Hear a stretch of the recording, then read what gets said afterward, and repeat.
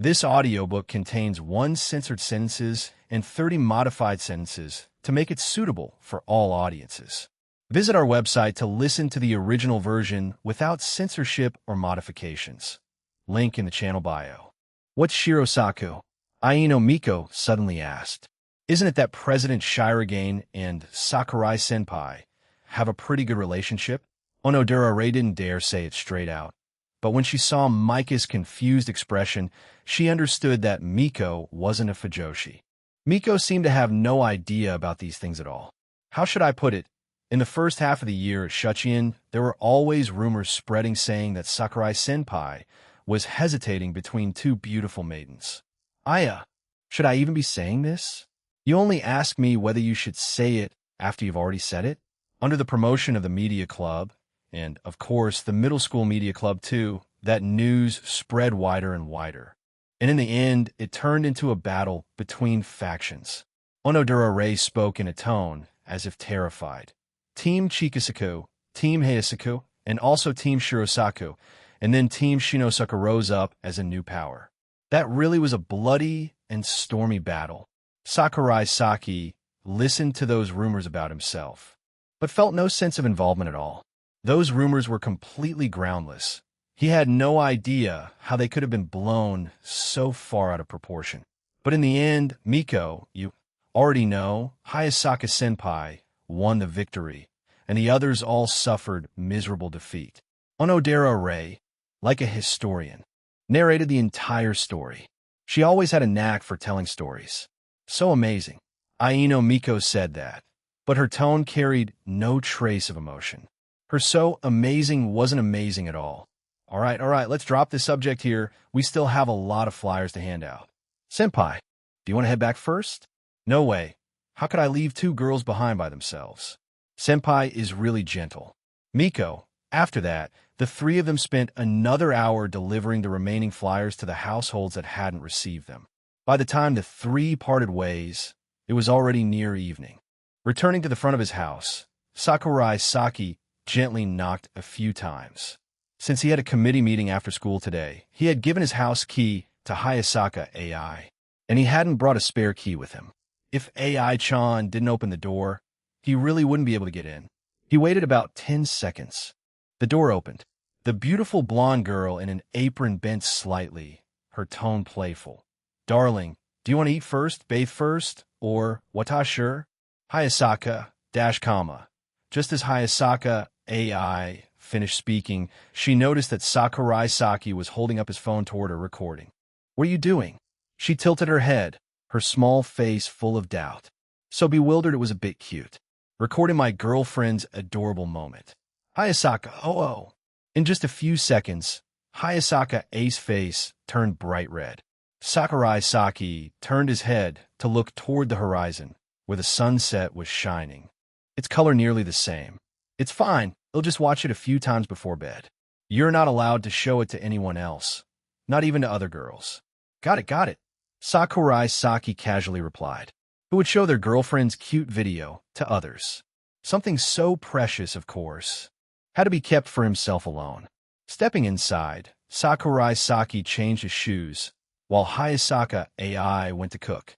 Her sukiyaki hot pot had already been simmering for a while, but not too long. It would probably take quite some more time. Preparing the ingredients was truly troublesome, and AI-chan had already spent a lot of time dealing with them. Hayasaka AI could cook, but only at a level of average tastiness. She had received formal training, but usually at the Shinomiya household, she rarely had the chance to cook. Only during cooking classes at school could she get hands-on practice making a few dishes. Half an hour later, at the dining table, how does it taste? Hayasaka AI looked towards Sakurai Saki with a bit of expectation in her eyes. It's delicious. I want to eat it for a lifetime. Sakurai, Hayasaka, that line is way too cheesy. Hayasaka AI complained with her mouth, but the faint smile tugging at her lips couldn't be hidden. I think something like, I want to drink your miso soup for a lifetime. That kind of confession is really romantic. Use that line next time, okay? Tomorrow morning's breakfast. Look forward to it. That's way too fast. Chapter 252, 254. Boyfriend is a crab. can walk sideways the next morning, Sakurai Saki used exactly the line he had promised while sitting at the dining table. AI-chan, I want to drink the miso soup you make for a lifetime. Sakurai. Hayasaka. But this morning you haven't even drunk miso soup yet. Hayasaka AI rested her right cheek on her hand, watching him with a smile. Wanting to drink it for a lifetime, the important part isn't the miso soup, but the lifetime. Sakurai Saki used his chopsticks to nudge a piece of grilled salmon, breaking it into a small bite. Cooked just right, when placed in his mouth, he could feel the slightly crisp and fragrant outside layer. Can you love only me? Love me for a lifetime? I can love only you for a lifetime. He'll try. Sakurai scumbag Saki didn't dare give a firm promise. Hearing that, Hayasaka AI didn't say anything more. She only shifted the subject. There's something I want to tell you. A few days ago, the Hayasaka family split off from the Shinomiya house. Though we're still working for the Shinomiya family, at least nominally we're no longer a part of them. That's good. It's all thanks to you. My mother told me that. What did she say? Sakurai Saki picked up a piece of pickled radish. On a Japanese-style breakfast table, pickles were indispensable. Only without miso soup, it somehow felt like something was missing. My mother said you're really amazing, that you can walk sideways in Japan. What kind of wording is that? It sounds like she's comparing me to a crab.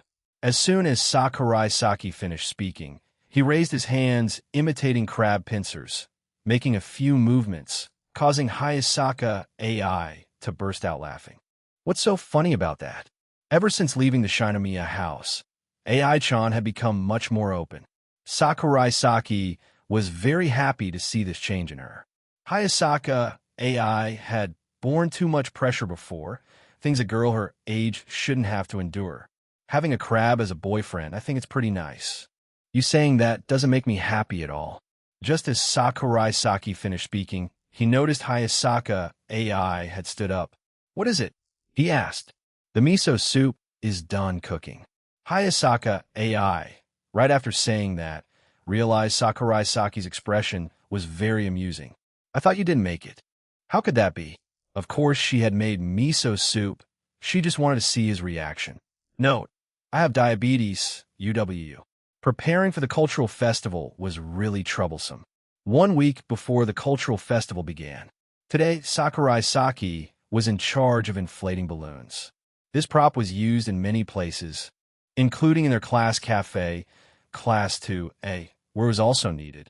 The number was large and annoying, and even with the help of a hand pump, inflating each balloon still took quite a bit of effort. Shirogane, why are you here too? Entering the designated location, Sakurai Saki asked. Our class is doing balloon art this year, like tying balloons together to make all kinds of shapes to sell. You've probably seen it at amusement parks before. Just as Shirogane Miyuki finished speaking, a loud pop burst out from his hands. I've never done this before, so I'm not very good at it yet. Shirogane Miyuki explained. Shirogane, if all your skills are part-time job related, I really should carve a wooden statue of you and put in my house to worship. Sakurai Saki teased. This part-time king title was becoming heavier and heavier, and along with it, the dark circles under Shirogane's eyes grew more obvious. Come teach me quickly. Taking advantage of the fact that no one else was around yet, Shirogane hurriedly begged for help. Why don't you try asking Chika if she'll teach you? I already did. Shirogane Miyuki sighed. She said, if I have to teach Miyuki-kun any more, he'll die. Sorry. Hey. Then she ran off. Chika, Sayanabai in his head. Sakurai Saki pictured Chika's expression and nearly laughed out loud, but thinking it might be a little rude, he only let out a half smile. Seeing him trying hard not to laugh, Shirogane Miyuki sighed. You might as well laugh out loud. That way I'd actually feel a bit better. Saw thee, mainly because the last few times we all suffered quite a lot, PTSD levels already. Forget it. I'll just try myself. Secretary Fujiwara gave me quite a lot of balloons last year. Said the quality wasn't good, perfect for me to practice with.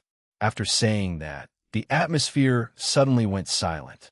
Apart from the occasional pop coming from Shirogane Miyuki's hands, it was very quiet. That's right, Sakurai. Do you want to go check out the junior high this Saturday? The cultural festival of the junior high is happening this week, a few days earlier than ours. Sure, what about the company? Just you and me? Sakurai Saki asked. On Saturdays, he was usually free. If you want to invite someone else too, that's fine. Shirogane Miyuki was actually invited by his younger sister. Recently, since Shirogane Papa was busy making YouTube content, the relationship between Shirogane Miyuki and Shirogane Kei had unexpectedly improved a lot. Indeed, the best way to resolve conflicts was to create a common enemy. That was truly a hatred redirection maneuver. Forget it, Arir, what are you two talking about? All of a sudden, a mysterious alien creature with a black ribbon on its head, Uma Fujiwara, appeared. Chika, the cultural festival of the junior high. So it's that, huh? Mei already told me about it. Fujiwara Chika gave a sly smile, staring at Shirogane Miyuki's hands. Her gaze was like a needle, instantly piercing and bursting the balloon in Shirogane's hands. Shirogane Miyuki didn't care.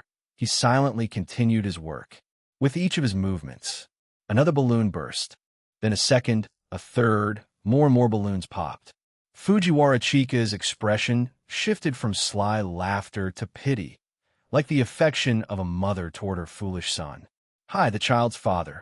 Fujiwara Chika sat down next to Sakurai Saki. Sakurai Saki suddenly found himself one generation above Shirogane Miyuki. Feeling a bit awkward, his balloon-pumping motion paused for a few seconds. Aren't you going to teach our son? Chika asked. Secretary Fujiwara, don't project your excessive motherly affection onto me. Okay, Shirogane Miyuki retorted sarcastically. In his hands, the last balloon was finally twisted into several loops, forming the shape of a flower. Done, Shirogane Miyuki said excitedly. Sakurai Saki and Fujiwara Chika clapped in unison, perfectly in sync. Congratulations, Miyuki-kun. Shirogane Miyuki had the feeling these two were playing some game he didn't understand. Note, Meme Evangelion, I think so. Anyway, this Saturday, let's go to the junior high's cultural festival to learn something. Our own cultural festival is coming soon. Let's see if there's anything we should adjust. Kei-chan's class seems to be running a takoyaki stall. Fujiwara Chika revealed the information she had just gotten. Shirogane Miyuki didn't know anything about it either. But thinking about how his sister often went over to Fujiwara's house, he didn't find it strange. After finishing this topic, Fujiwara Chika switched the subject to Sakurai Saki's class activities. For this cultural festival, Saki-kun's class is opening a cafe, right? And we have to cosplay too. The girls will wear maid outfits. The boys will wear butler outfits. At first, it was just supposed to be a maid cafe, but the girls in class disagreed, saying there had to be gender equality. In the end, it turned out like this. Half and half, no one could escape serving. Saki-kun, you'll be wearing it too, right? For now, I'm scheduled for a 2-hour shift, with the strong demands of the girls in class. Sakurai Saki had no chance to object. If you happen to drop by then, let me know in advance. I can give you a little extra discount. Il definite di come. In truth, the discount didn't matter. Chika simply wanted to see him in a butler outfit. Chapter ikuse luch, ikuse libesh, biri biri saturdai. The cultural festival of Shuchiin Academy's junior high school officially began. Since it only lasted one day, perhaps there would not be enough time to experience everything. Because the junior high and senior high divisions were not far apart, Shirogane Miyuki had arranged to meet at the senior high school gate, using it as the gathering point. On Saturday morning, after finishing his jog, Sakurai Saki went home to shower, then changed clothes and rode his bicycle toward school. For an Esper like him, training hardly improved his physical strength. But persevering in doing things he disliked was a way to prove the strength of his willpower.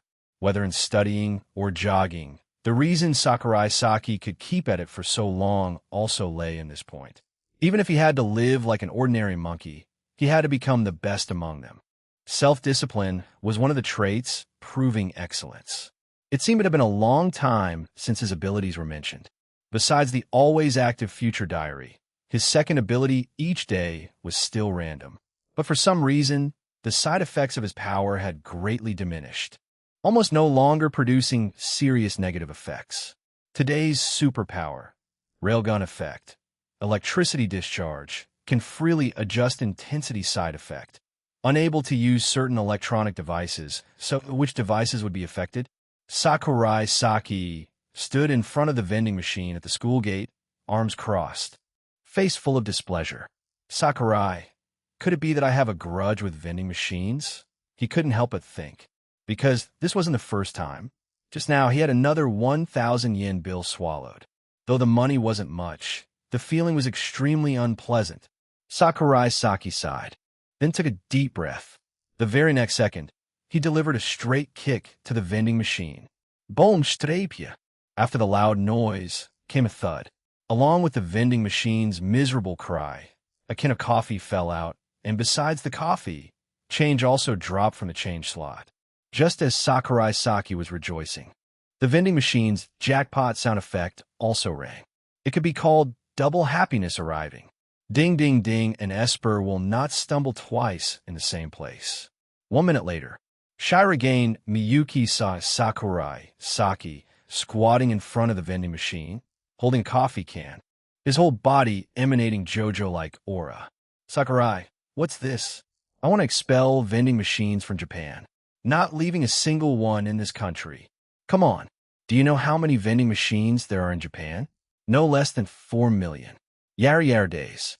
Sakurai Saki sighed. This jackpot button. Why don't you press it? Sakurai, you're really lucky. Sakurai Saki very much wanted to say he had already pressed it dozens of times, but it hadn't worked at all. Haven't decided what to drink yet. Consider it a gift to you. That was a lie. You're really generous. But I heard sharing luck with others will decrease your own fortune. Though Shirogane Miyuki said that, he still stepped in front of the vending machine, choosing a canned coffee, the same type as Sakurai Saki's. This black coffee, though the taste isn't very good, its awakening effect is quite strong. Shirogane Miyuki picked up the can that fell from the slot, looking puzzled at Sakurai Saki's displeased face. What's wrong? You look like you just got beaten up by the vending machine. Sometimes people just cannot help but believe in strange things. Sakurai Saki stood up.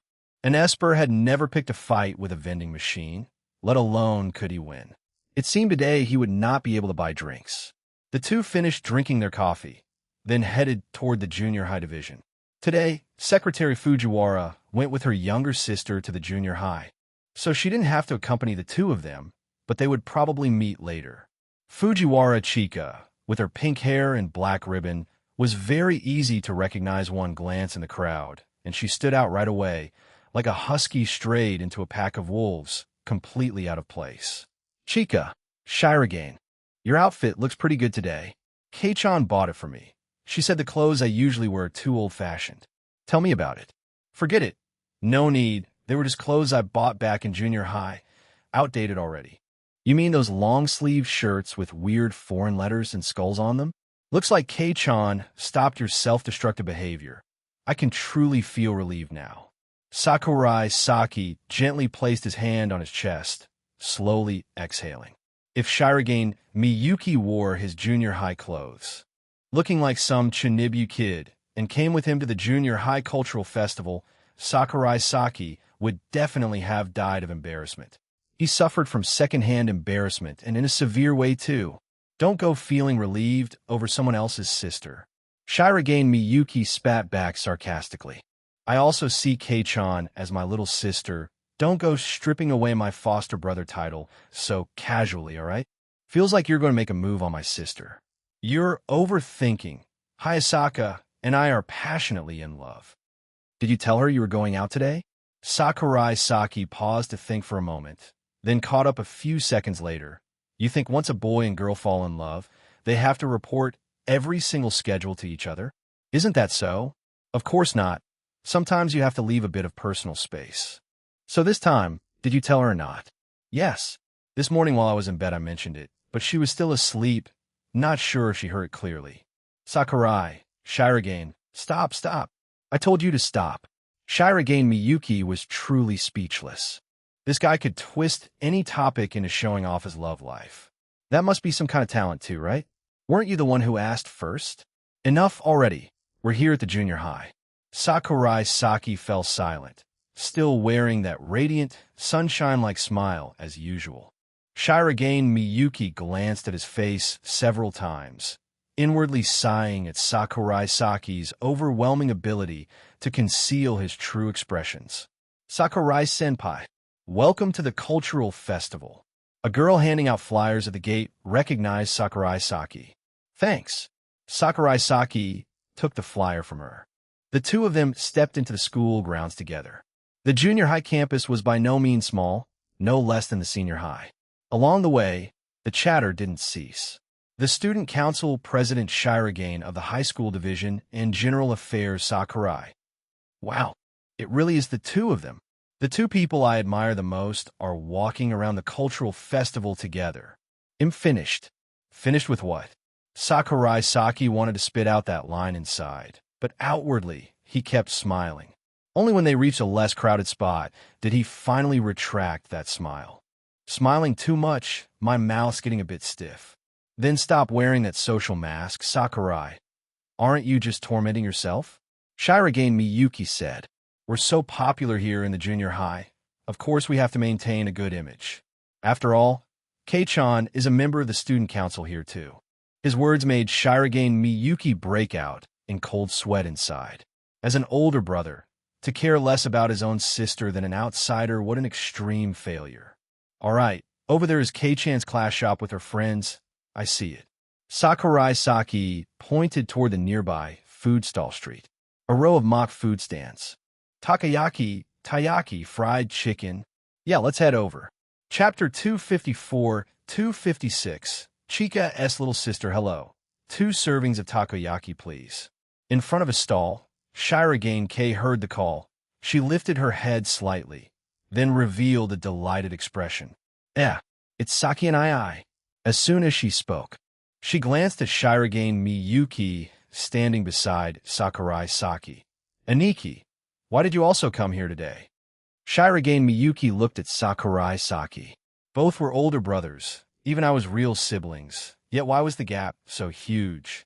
Shirogane, Sakurai Saki smiled and said, don't say that. I came here today because your brother invited me. Really, Shirogane Kei skillfully turned the takoyaki balls, then picked up the ones that were ready and placed them into a tray. After finishing, she handed the takoyaki to Shirogane Miyuki. Here, the money, this should be enough. Sakurai Saki glanced at the price list next to him. 400 yen per serving. He handed over a banknote. Sakurai and I. Do you still remember me? The one speaking was a girl standing behind Kei. Short pink hair down to her shoulders, tied into 2 bunches on each side, with a slightly round face. Looking very much like Fujiwara Chika, their whole faces quite similar. Meiha-chan? Sakurai Saki blurted out. He had met the girl before, when she came to the senior high division to visit Secretary Fujiwara. At that time, Shirogane Miyuki had also seen her. Fujiwara Meiha nodded. So handsome. No matter how many times she looked, he was still so handsome. Meiha, student council president Shirogane, was also very handsome. No wonder Kei always talked about her brother. Have you seen Chika? She's upstairs. Let me take you 2 up. Fujiwara Meiha energetically moved to Sakurai Saki's side. Kei, remember to call me when it's my turn later. Got it. Shirogane Kei replied. Shirogane Miyuki actually wanted to wander on his own, but Fujiwara Meiha was too enthusiastic and he was dragged along upstairs. Finally, the 3 of them stopped in front of classroom with a signed short love film. This is the film club's program for the cultural festival. Every 30 minutes there's a screening. Only 300 yen. Chikane just went in. She should be coming out soon. Fujiwara Meiha explained. She was overly enthusiastic, even holding on to Sakurai Saki's arm at this point. The Fujiwara family members were naturally a bit ditzy. Sakurai Saki guessed she didn't mean anything by it. Fujiwara-san, buying tickets, right? Sakurai-senpai. Random JK. Sakurai. Hey, isn't that reaction a little too much? Sakurai Saki silently sighed inside. Could it be these junior high Kohai saw him as some kind of rare creature? Like a nationally protected animal? This one is the student council president Shirogane. Hello. Shirogane Miyuki gave a slight nod. 3 tickets. Fujiwara Meha waved her hand, directly paying and buying the tickets. How much longer until it ends? She asked again. The girl in charge of ticketing lifted the black curtain, peeking inside. A few more minutes. Then let's wait here. There were quite a few people waiting for the film. The 3 of them stood at the end of the line. Sakurai, we came here to find Secretary Fujiwara, right? Chika is inside there. But by the time we go in, she'll already be coming out. Meha already bought the tickets. It wouldn't be polite to back out now. Before long, the film ended, and there was still some time before the next screening. It was so touching. Fujiwara Chika walked out of the classroom, lightly rubbing her slightly red eyes. Chika, she hadn't expected a film made by the junior high students to be so moving. As she walked past, she happened to go by the 3 of them, then quickly realized, like rewinding, she turned back and retraced her steps. Saki-kun, why are you here? And the president, too. A few seconds later, she finally remembered they had promised before to go together to the Junior High Cultural Festival. Sakurai Saki, came to find you. Shirogane Miyuki, I don't even know how I got dragged here. Fujiwara Meha, I brought Sakurai to watch the film. Fujiwara Chika looked at her younger sister, then caught sight of her clinging to Sakurai Saki's arm. Chika, why did it suddenly feel like she was being robbed? Wasn't today supposed to be the key turning point for her date with Saki-kun? Meha, what are you doing? Chika pointed at her younger sister's hand. Chika, Meha, just proof of friendship. Fujiwara Meha played dumb. This was the Fujiwara family's inherited skill of feigning ignorance. And since Chika and her little sister were trained in the same school, she didn't notice anything unusual. When did you 2 get to know each other? The chance was last summer in the student council room.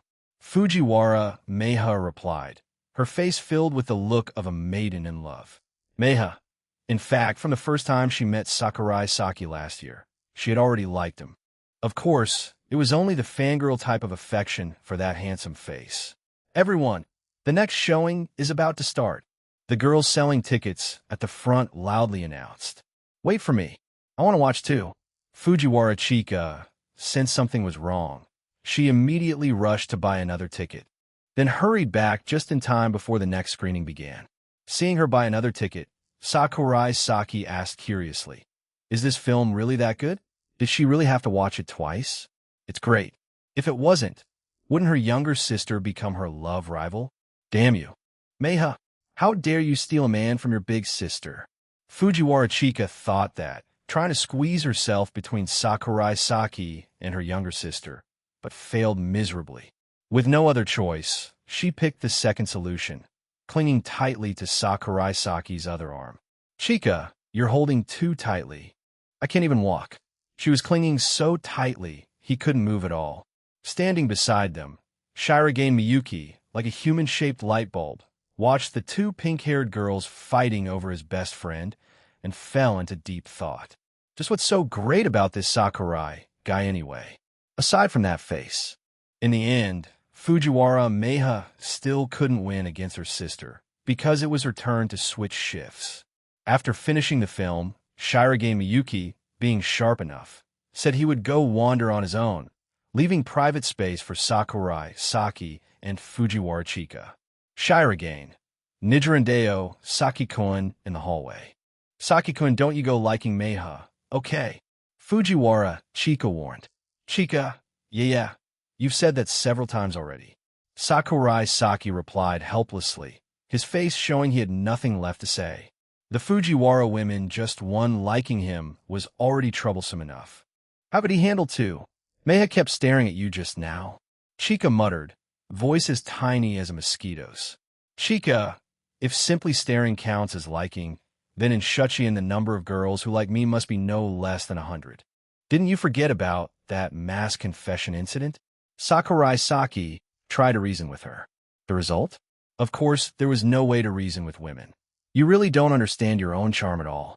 Chika huffed lightly, her tone full of reproach. Moreover, this was also a man who couldn't restrain himself otherwise. He wouldn't have ever let slip the words I wanted to time. Right now, we should just enjoy the cultural festival, shouldn't we? Sakurai Saki took the initiative to change the subject. Chika gave a slight nod. With the senior high cultural festival coming up, she might not be able to go with him then. So, she had to take this chance to enjoy herself to the fullest. Is it a haunted house? Chika pointed at a dark, slightly chilly entrance and asked.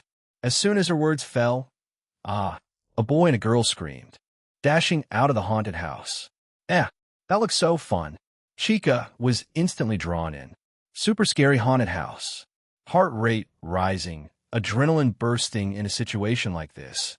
Anything that happened wouldn't be strange, right? Chapter 255, 257. Online question. What is the water temperature of Tokyo Bay, and how much is the price of cement?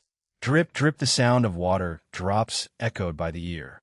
Sakurai Saki glanced at Chika, realizing she didn't have the slightest bit of fear. The women of the Fujiwara family, truly terrifying. At first, he had been expecting the scene of the girl being scared and clinging to his arm, but the result was Chika remained calm, as if nothing had happened. Inside the haunted house, waves of cold wind blew from nowhere. The surroundings were arranged like a graveyard, with dim lights combined with eerie background music, creating a truly chilling atmosphere. To be clear, Sakurai Saki was not afraid of ghosts. The two of them continued deeper inside. The space was only the size of a classroom, but the setting was arranged very cleverly. The classrooms of Shuchiin were quite large, so moving inside didn't feel suffocating. Reaching the center of the graveyard area, tombstones were erected everywhere.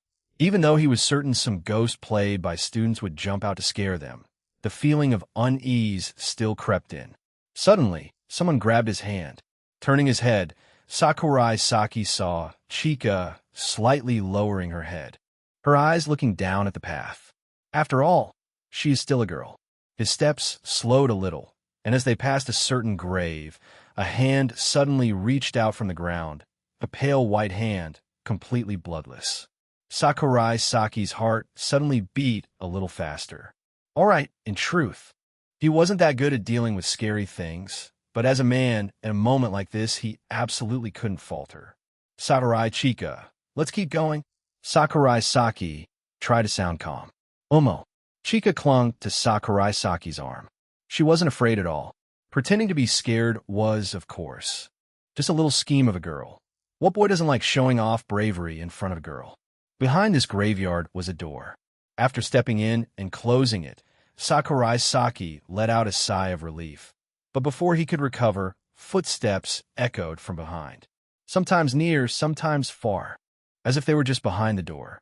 Knock, knock. The door was knocked a few times. Sakurai Saki froze in place. He looked ahead into the distance. The design of this haunted house was quite interesting. Behind the graveyard was a hallway, very empty, with a door at each end. Seems like someone's behind us. Chika reminded. Sakurai Saki, must be staff. Knock, knock. The knocking grew fiercer, and Sakurai Saki hurriedly pulled Chika toward the next door. Knock, knock. The door in front was also being knocked. Just as Sakurai Saki was wondering whether to open it, Chika reached out and pressed down on the doorknob. She pulled the door open. No one's here. Sakurai Saki's heart had nearly skipped half a beat just now. Above them was only faint light. The two stepped into the second door, and, as expected, there was yet another door ahead. Knock, knock. It seemed like they had fallen into a loop. Sakurai Saki turned back, intending to close the door behind them. His hand touched the doorknob. Suddenly, Sakurai Saki froze. Sakurai. In his line of sight, through the door crack no wider than a finger, a pair of blazing red eyes stared at him, and a wide, blood-smeared mouth torn to the ears gaped at him. Sakurai Saki snapped back, trying to close the door, only to realize the other side had already gripped the opposite end of the doorknob, tugging against him. Fuck! Playing dirty, huh? Just as he was straining with all his strength, pop. The light bulb above them went out. Sakurai Saki jolted in fright, quickly forcing the door shut. The staff member playing the ghost, seeing him so startled, let go of the doorknob. Saki-kun, what's wrong? Chika turned to look at him. Nothing. Sakurai Saki panted. Damn it. So they were waiting here, that's why no one had jumped out back at the graveyard. A few seconds later, the lights flickered back on. Sakurai Saki hurriedly pulled Chika away from there. How is it? At the door, the ticket staff asked. Not bad.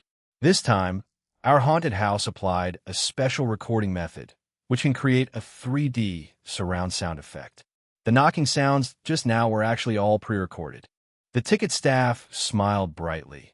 There were absolutely no staff members inside. Even the doors can automatically close. Sakurai. Wait, no staff? Just kidding. There is one person in charge of scaring people. Phew. Sakurai Saki let out a sigh of relief. He had thought he had actually encountered a ghost. Fujiwara Chika, however, hadn't found it scary at all and felt a little bored. But being able to cling to Sakurai Saki the whole way, she felt quite happy. Suddenly, a voice came from behind. Huh? Saki-chan, why are you here? Hearing that way of addressing him, Sakurai Saki immediately knew who it was. Maki? Why are you here? Sakurai Saki turned his head to look at the lossing heroine walking toward him. What? I can't come to the middle school division's cultural festival? Shijo Maki puffed out her flat chest, her twin ponytails swaying a little. No, you came alone. Ah, turns out not alone. Sakurai Saki looked at Kashiwagi Nagisa approaching from afar. Sakurai-san, good morning. Kashiwagi Nagisa slightly bowed, politely greeting Sakurai Saki. Good morning, Kashiwagi-san. Just call me Nagisa. Aren't we friends? Kashiwagi Nagisa's smile made Sakurai Saki a little scared. This person's chaos level was no less than Chika's. Chika, Nagisa. Chika-chan, why are you here too? Of course, because the middle school division's cultural festival is really fun. Fujiwara Chika tilted her head, her smile nearly expressionless. The rare time she could be alone with Saki-kun had been ruined like this. What should I do with these two sneaky cats? The water temperature of Tokyo, it didn't seem that bad either. Anyway, it was almost winter. The price of cement these days didn't seem too expensive. Each month, she still had quite a lot left over from her 150,000 yen allowance. Chikamaki, Saki-chan, will head off first. Shijo Maki sensed the situation was not good. Secretary Fujiwara was looking at her with an extremely terrifying gaze. Could it be these two were dating? Real or fake? If Hayasaka found out, would she beat Saki-chan to death? Shijo Maki felt she had discovered something she shouldn't have, and she was about to be silenced. Why leave? Won't you come play together? All right. The haunted house over there is really fun. Fujiwara Chika smiled radiantly. Shijo-san, don't want to try it once with Kashiwagi-san? Maybe let's not. Hearing this, Shijo Maki shuddered a few times, her twin ponytails trembling along, enough to show how frightened she was. She was really not good at dealing with scary things. Haunted house. Sounds really fun. Maki, let's go together. Kashiwagi Nagisa seized the chance to invite. Seeing Maki trembling like that, she truly wanted to watch some more. A few minutes later, Sakurai Saki saw the pleading eyes of Shijo Maki, but he could only helplessly avoid them. All right, now no one can bother us anymore. Fujiwara Chika nodded in satisfaction. The one who could walk around the cultural festival with Saki-kun could only be me. Fujiwara Chika? Chapter 256-258. Losing money feels worse than earning money. The whole day was spent hanging out with Fujiwara Chika. At noon, they stopped by a cafe to have some sweets, and in the afternoon, they went to the auditorium to watch performances. The light music club and the choir club were excellent, and the wind instrument club's performance was also extremely impressive, with constant applause echoing from the audience. Even though the spectators rotated one batch after another, the whole afternoon was always lively. Only 3 days remained until the Devoted Hearts Festival. The student council room welcomed an interview from the media club, said to be for releasing a special issue about the cultural festival. May I ask, do the two of you know the origin of the Devoted Hearts Festival? Yes. Shinomiya Kagaya revealed an extremely bored expression. A princess about to die, and a foolish man willing to offer his heart to save her. What's so good about such a story? To be precise, it was more grotesque than anything else. It's extremely romantic. Karen held her chest, pretending to be bashful. Karen, Kagaya. Romantic? That's right. Surely the princess would like that kind of man too. One willing to sacrifice his life to save her, just like a prince. But that man died. Shinomiya Kagaya was dumbfounded. In this era, shouldn't we be emphasizing gender equality? To gain love, and then have to sacrifice one's life, was that fair to men? Moreover, in that story, those in power forced the young man to give up his heart, threatening his parents' lives to compel him to die. That possibility wasn't impossible either. In the end, it was nothing but a myth used to consolidate the ruler's authority, utterly untrustworthy. But he received love. Shinomiya Kagaya turned to look beside her. Sakurai Saki hadn't said a single word all this time. Why aren't you saying anything? She asked. I decided today I'll only say 2 sentences per minute. What kind of idiot are you? Sakurai Saki smiled at her. For a student ranked 4th like Kagaya-san, how could you call me an idiot? Sakurai Kagaya. In the last midterm exams, Sakurai Saki was ranked 1st, Shijo Maki 2nd, Shirage Miyuki, because he was busy studying English and got distracted quite a lot, was ranked 3rd, while Shinomiya Kagaya was ranked 4th. It's all your fault. At that time, Shinomiya Kagaya was in her post-breakup phase with Hayasaka AI, spending her days thinking about Hayasaka AI, wondering if she was eating well, sleeping enough, so much that she couldn't focus on studying. Moreover, chatting with Hayasaka AI before bed every night had become a habit. Suddenly losing her maid made Kagaya feel utterly restless. Sakurai Saki stayed silent. Seeing that he didn't answer, Shinomiya Kagaya glanced at him. You really do what you say? Karen, the one in charge of this interview, asked again. May I ask, have the two of you prepared gifts for the Devoted Hearts Festival? Gifts? That question hit her blind spot. Karen took a bag of heart-shaped cookies from the pocket of her uniform. Kagaya-sama, this is it. Heart-shaped cookies? I remember last year there were also many similar goods. Shinomiya Kagaya recalled. In the Devoted Hearts Festival, giving a heart-shaped gift means offering your heart to the other person, which is exactly I like you. Karen spoke like a maiden in love. Giving a heart-shaped gift during the Devoted Hearts Festival is a confession. Isn't that very romantic? Is romantic. But compared to a confession during the sports festival, if the rating scale was 5 stars, I could only give it 1 star. Shinomiya Kagaya smiled. She glanced at Sakurai Saki, waiting for his answer. Kagaya. Sakurai. I think so too. Sakurai Saki nodded. Not the least bit embarrassed. Truly shameless, Shinomiya Kagaya muttered inwardly. How could there be someone so brazen in this world? Sakurai-san, aren't you planning something grand for this Devoted Hearts Festival? Karen asked. No, the teachers supervise very strictly. They don't give me any space for creativity. Sakurai Saki knew Hayasaka AI liked romantic settings. He had originally planned to prepare something elaborate, but unfortunately was caught by a teacher. The work of the festival executive committee was by no means light. Sakurai Saki simply didn't have the time to scheme anything.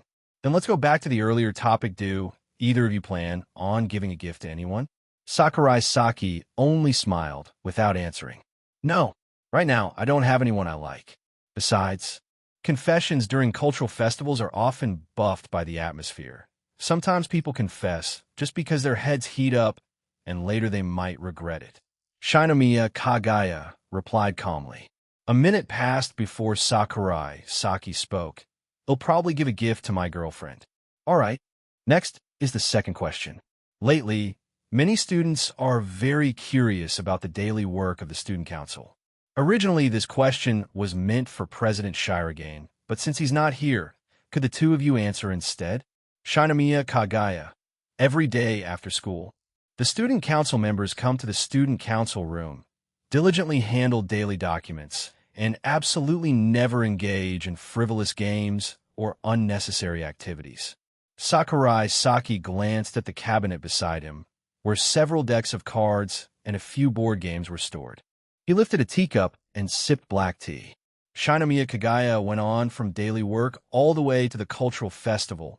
Of course, more than half of what she said was fabricated.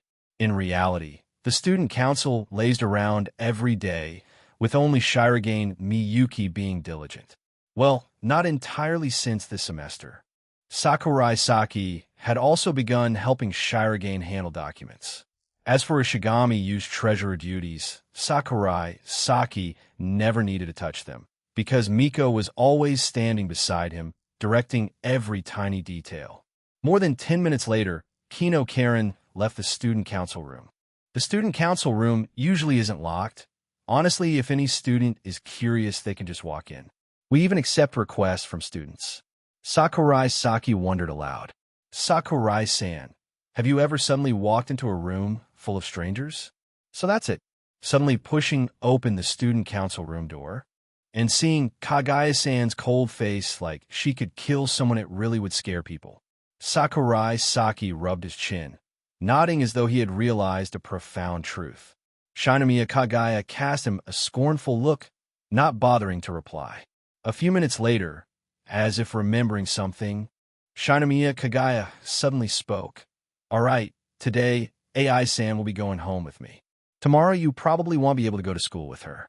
Her way of addressing Hayasaka AI had changed from Hayasaka to AI-san, more intimate than before after all, calling by given name instead of family name. Got it. Tomorrow he wouldn't get to eat his girlfriend's love breakfast. He would probably have to cook it himself.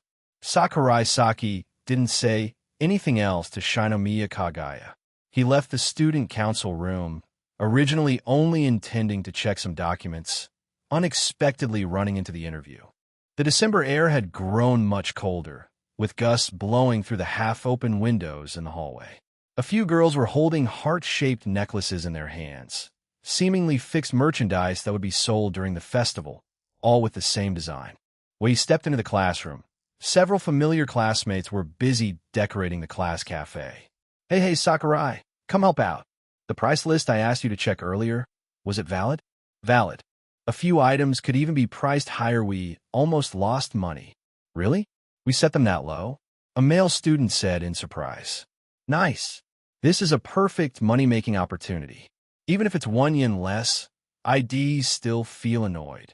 Toyosaki Saburo clenched his fist, cheering aloud. Those words made the whole class burst into laughter. The atmosphere in the classroom was filled with joy. Chapter 257-259, Opening Festival. The opening ceremony of the cultural festival took place in the auditorium. The one who stepped up to give a speech was the president of the Cultural Festival Executive Committee, none other than Koyasu Tsubame-senpai. Sakurai Saki stood under the stage, his mind wandering somewhere else. In a little while he would have to hand out flyers. Because Shuchiin's annual cultural festival allowed outside visitors to come, and today there would be a huge crowd. To help the class earn extra funds, Sakurai had to go to the gate and sell his handsome looks. Sakurai, yar on the first day of the cultural festival. Many of Shuchiin's clubs held their own events. The Rhythmic Gymnastics Club had a performance. The basketball club had an exhibition match. The marching band would perform in the schoolyard.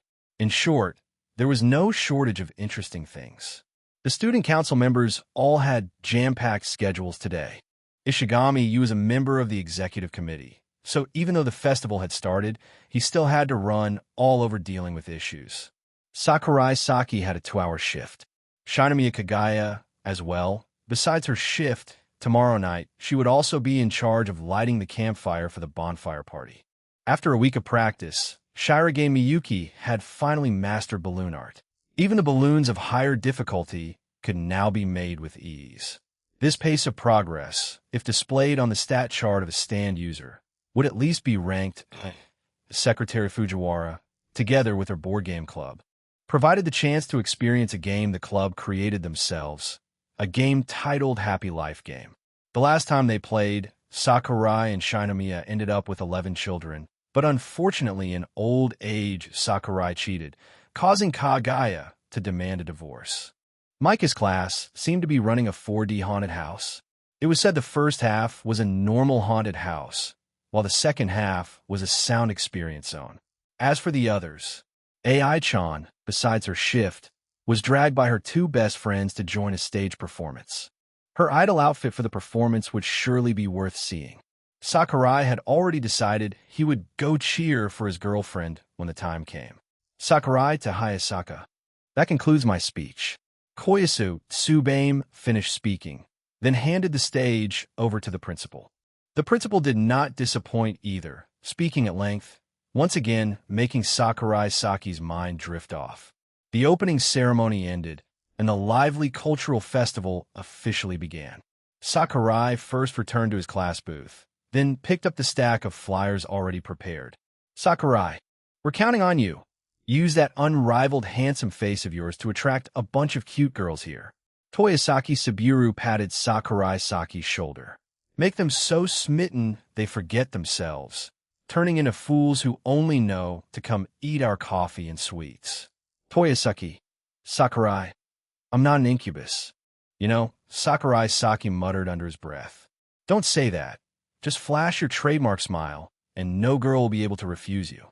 Next to him, Kazumitsu Surigo also came over, throwing an arm around Sakurai Saki's shoulder. He cast his gaze toward someone nearby. At first, we actually wanted Shinomiya-san to be the advertising girl, but you're pretty good too. Really a tough choice.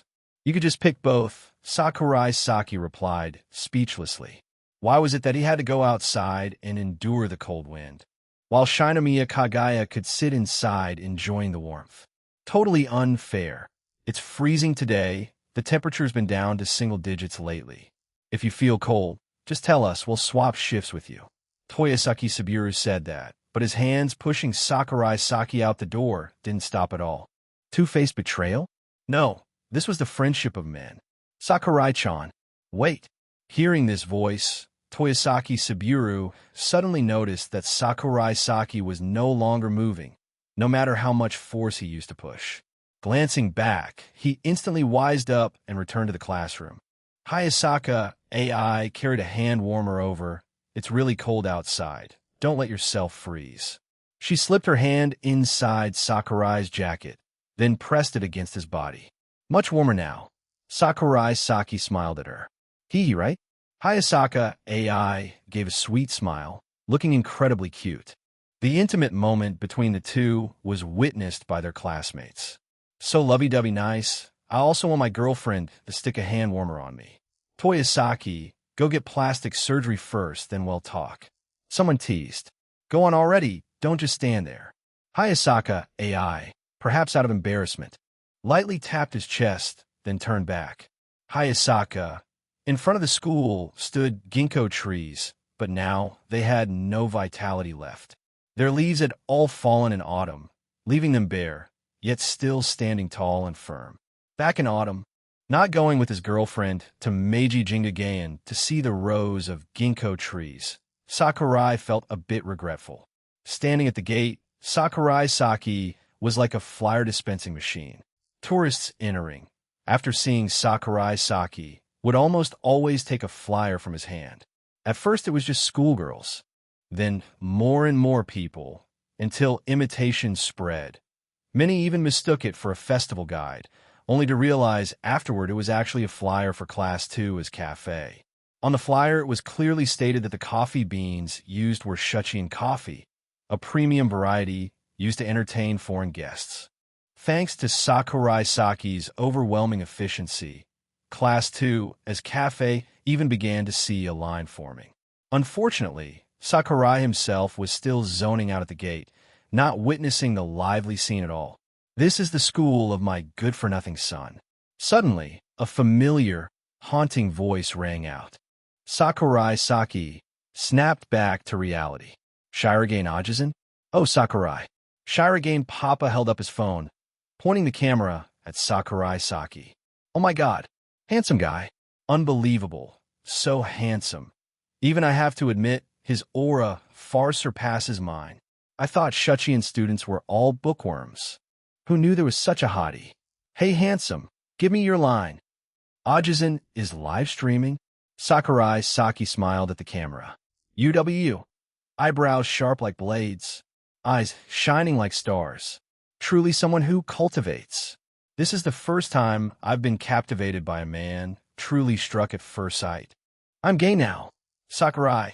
Don't mind them, everyone's just being a little excited. Shirogane Papa shifted the camera away. Miyuki's probably on shift right now. Shirogane Ajisen, would you like to go see him? Here, this is my class flyer. Sakurai Saki handed him one. Thanks, he'll stop by later. Shirogane Papa said a few words, then left with style. Thinking about Shirogane Miyuki's increasingly pained expression lately, it was surely connected to this. His father becoming an internet celebrity was truly hard to accept, especially when that man was a middle-aged guy over 40. Sakurai lowered his head, looking at the remaining flyers in his hand, just wishing to finish handing them out soon. When he reached the very last one, this is so annoying, I just want to disappear already. Once again, a familiar voice, brimming with a defeated aura. Maki? Saki-chan? The two stared at each other. Hey, help me hand out flyers a bit. Shijo Maki looked at him as though seeing a savior.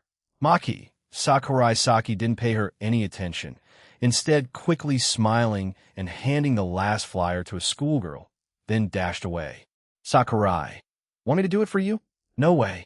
Chapter 258, 260. Surefield, when God closes one door for a person, surely he will open a window. Shijo Maki, hugging a huge stack of flyers, stood at the gate under the skin-piercing cold wind, feeling like today she might just freeze to death. Saki-chan, just you wait for me. She swore to herself. Next exam, she would definitely stab Sakurai Saki in the back. In the last exam, she had cut off all lingering feelings, no more entangled in romance. And during the entire school trip, she had studied like crazy.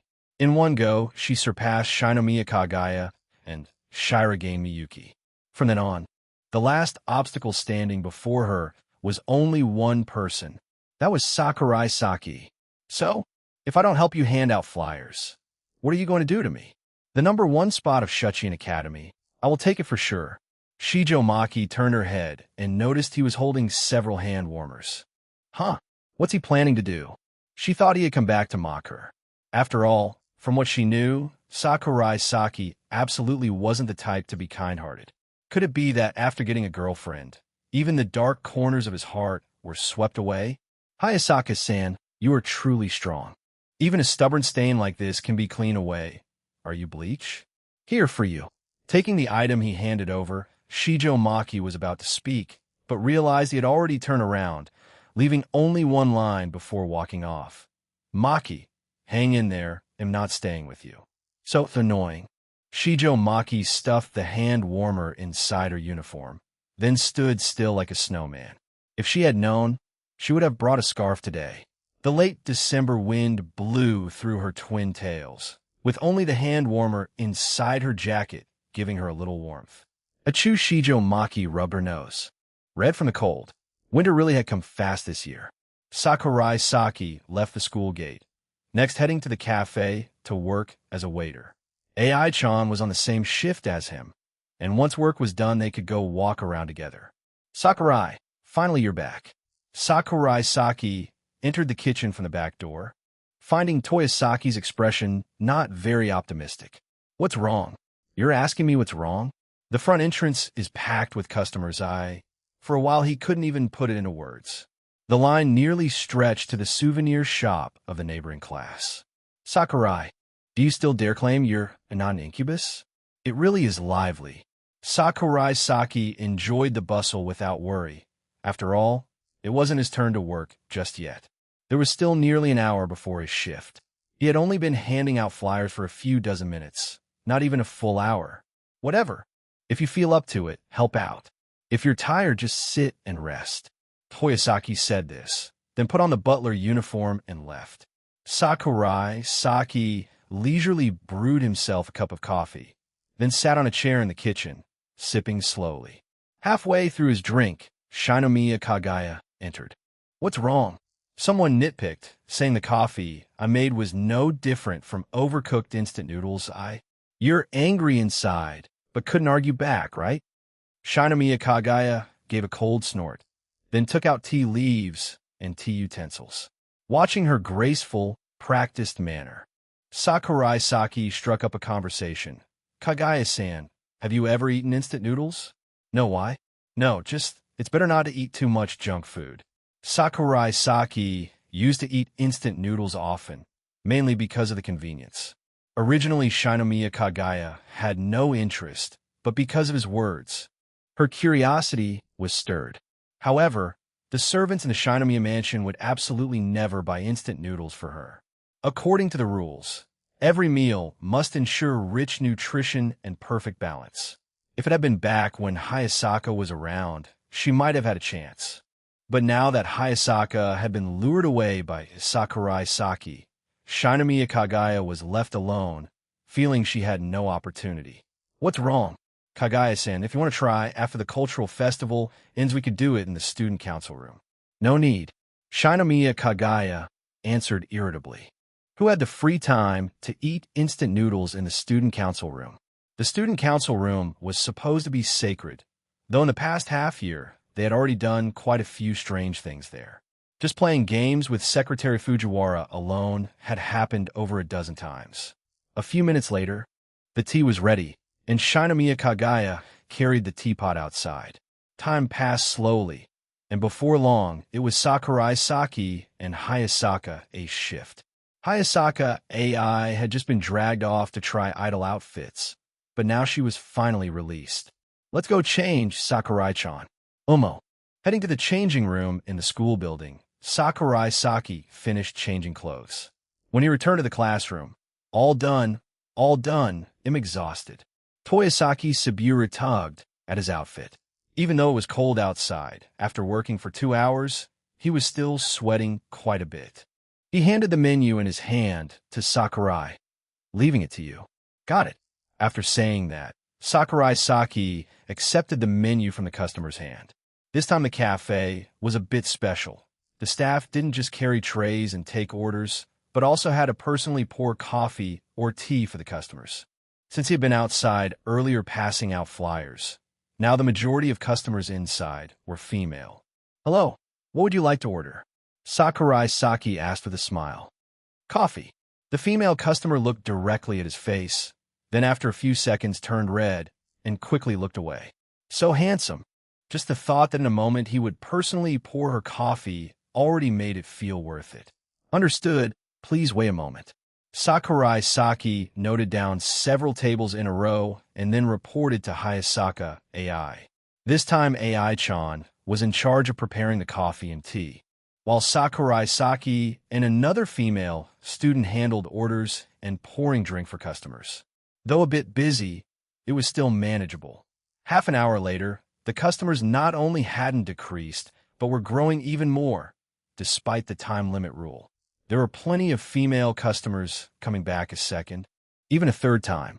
Taking advantage of a free moment, Sakurai peeked outside. What is it, Sakurai-san? Suruga Subaru, AI-chan's friend, was holding a sign to greet customers, and she asked. He read the words on the sign. Please wait 10 minutes. After saying that, he looked at the long line before him, then gave a smile to the girls staring at him, and turned back inside. Subaru quietly continued holding the sign. Sakurai-san is unleashing his deadly charm again. AI-chan, you'd better do something. Near the end of the shift, Sakurai finally spotted a familiar face walking in. Last time Chika had promised him she would come support the cafe, but after waiting for an hour, she never showed up. Turned out, she only came now. Secretary Fujiwara sat down at an empty seat, and Sakurai walked over. What would Chika like to order? Black tea. She looked at him while softly complaining. It was so crowded outside, I had to wait forever. If you had just sent me a message, I would have brought you in right away. Wouldn't that be cheating? Sakurai, fraud-san, if it's about cheating, aren't you the expert here? Right nearby, Hayasaka AI noticed Fujiwara Chika arrive, and immediately stopped what she was doing. She picked up a teapot and walked over. Chika-chan, what brings you here? AI-chan asked, as she poured tea for her. Just wanted to drop by and see. To see Sakurai-chan in a butler outfit? Handsome, isn't he? Fujiwara Chika nodded vigorously. My boyfriend was handsome to begin with. Hayasaka AI said with a smile. Hayasaka Chika Sakai. In that instant, the atmosphere froze. Fujiwara Chika silently stared straight at AI-chan's face without saying a word. A few seconds later, make sure to take good care of your treasure, AI-chan. Chika lifted her teacup, sipping in tiny gulps like a small puppy drinking water. After all, that's a treasure I helped you get. You absolutely must not lose it. Hayasaka Ace's expression subtly changed, but she gave no reply, only turned around and walked away.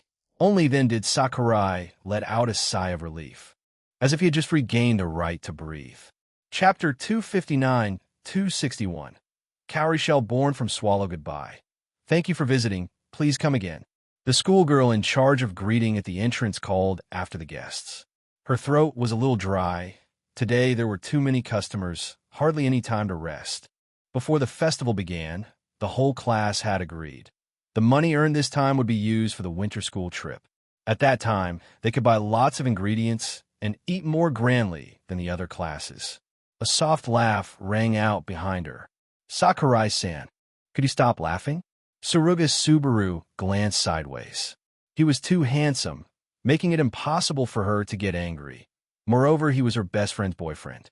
Sorry, but your frowning face just now was too cute. I couldn't help it. Sakurai tried to hold back his laughter. That expression, tired yet forcing a smile, was indeed amusing. All right then, I'm heading back. Subaru stuck out her tongue, making a funny face, then packed up and left. When she was gone, only 2 people remained in the classroom. At noon, there was an hour break. In the afternoon, the work no longer had anything to do with Sakurai and AI-chan. Cute, huh? Hayasaka AI suddenly hugged Sakurai from behind, her fingers lightly brushing across his stomach. Sorry, Hayasaka, that was just a polite way of speaking. If I had said straight to her face that her expression just now was funny, wouldn't that be too rude? Sakurai felt the flesh on his waist was in imminent danger. It seemed as if girls naturally all knew one move, called twisting their boyfriend's waist. Looking so slender and pale, seeming to have no strength at all, yet at this moment squeezing with formidable force. Could this really be the power of love? Sorry, but this kind of love, Sakurai thought he couldn't endure it. At least in front of me, don't praise other girls as cute. This is the most basic requirement for a boyfriend, right? Hayasaka AI released her hands from his waist. Just now, Fujiwara Chika had suddenly appeared, making AI-chan a little upset. Although in the past their confession success was thanks to Chika's encouragement, her words had sounded as if it weren't for her pushing, then the one chosen in the end would have been her instead. Indeed, the unpredictable F variable. What Kagaya said was not wrong at all. A parasitic creature that only wastes air. Cancer of the earth. For the sake of men, could do anything. Chika saw the Ai-chan. What's wrong? Sakurai noticed she seemed absent-minded. It's nothing. Hayasaka AI came back to her senses, deciding not to say it out loud. A little jealousy might make her boyfriend love her more, but too much jealousy only made people uncomfortable. She didn't have a princess syndrome, nor did she expect Sakurai to devote all his attention to her. Instead of trying to drag down rivals in the shadows, it was better to raise her own place in his heart. Stand upright, and you need not fear a crooked shadow. At this moment, AI-chan's thoughts were exactly like that. Come on, let's go. I heard the sweet shop next door is selling Keneal. AI-chan gently tugged on Sakurai's sleeve, leading him out of the classroom. On the classroom door, the sign temporarily closed was hung up. At the pastry shop next door, there was a special heart-shaped dessert for sale. During the Devoted Hearts Festival, these new-style gifts symbolized affection, a confession. Besides the students who wanted to seize this chance to bravely pursue true love, there were also many visitors who bought some as souvenirs. AI-chan and Sakurai chose a quiet corner to sit down. with a table full of sweets.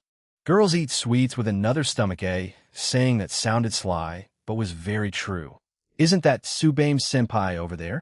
AI-chan suddenly saw Koyasu Tsubame step in from the entrance, accompanied by Ishigami-yu. Probably just patrolling. The executive committee has lots of work. And what about you? Sakurai-chan? You're also a member of the executive committee, so why did you exclude yourself? People are different. You can't lump everyone together. The two spoke softly, until Sakurai saw Ishigami buying a giant heart-shaped cookie originally meant for display in a shop. That was non-commercial stock. Judging from the staff's expression, they seemed a little troubled. But in the end, it was still sold at a reasonable price. When Ishigami lifted that cookie, facing Koyasu Tsubame, in that instant, the surroundings immediately fell silent. What's going to happen? Everyone carried the same anticipation. After all, the other party was a famous figure in the school, the noble flower of the third year, one of the four most difficult girls, Koyasu Tsubame.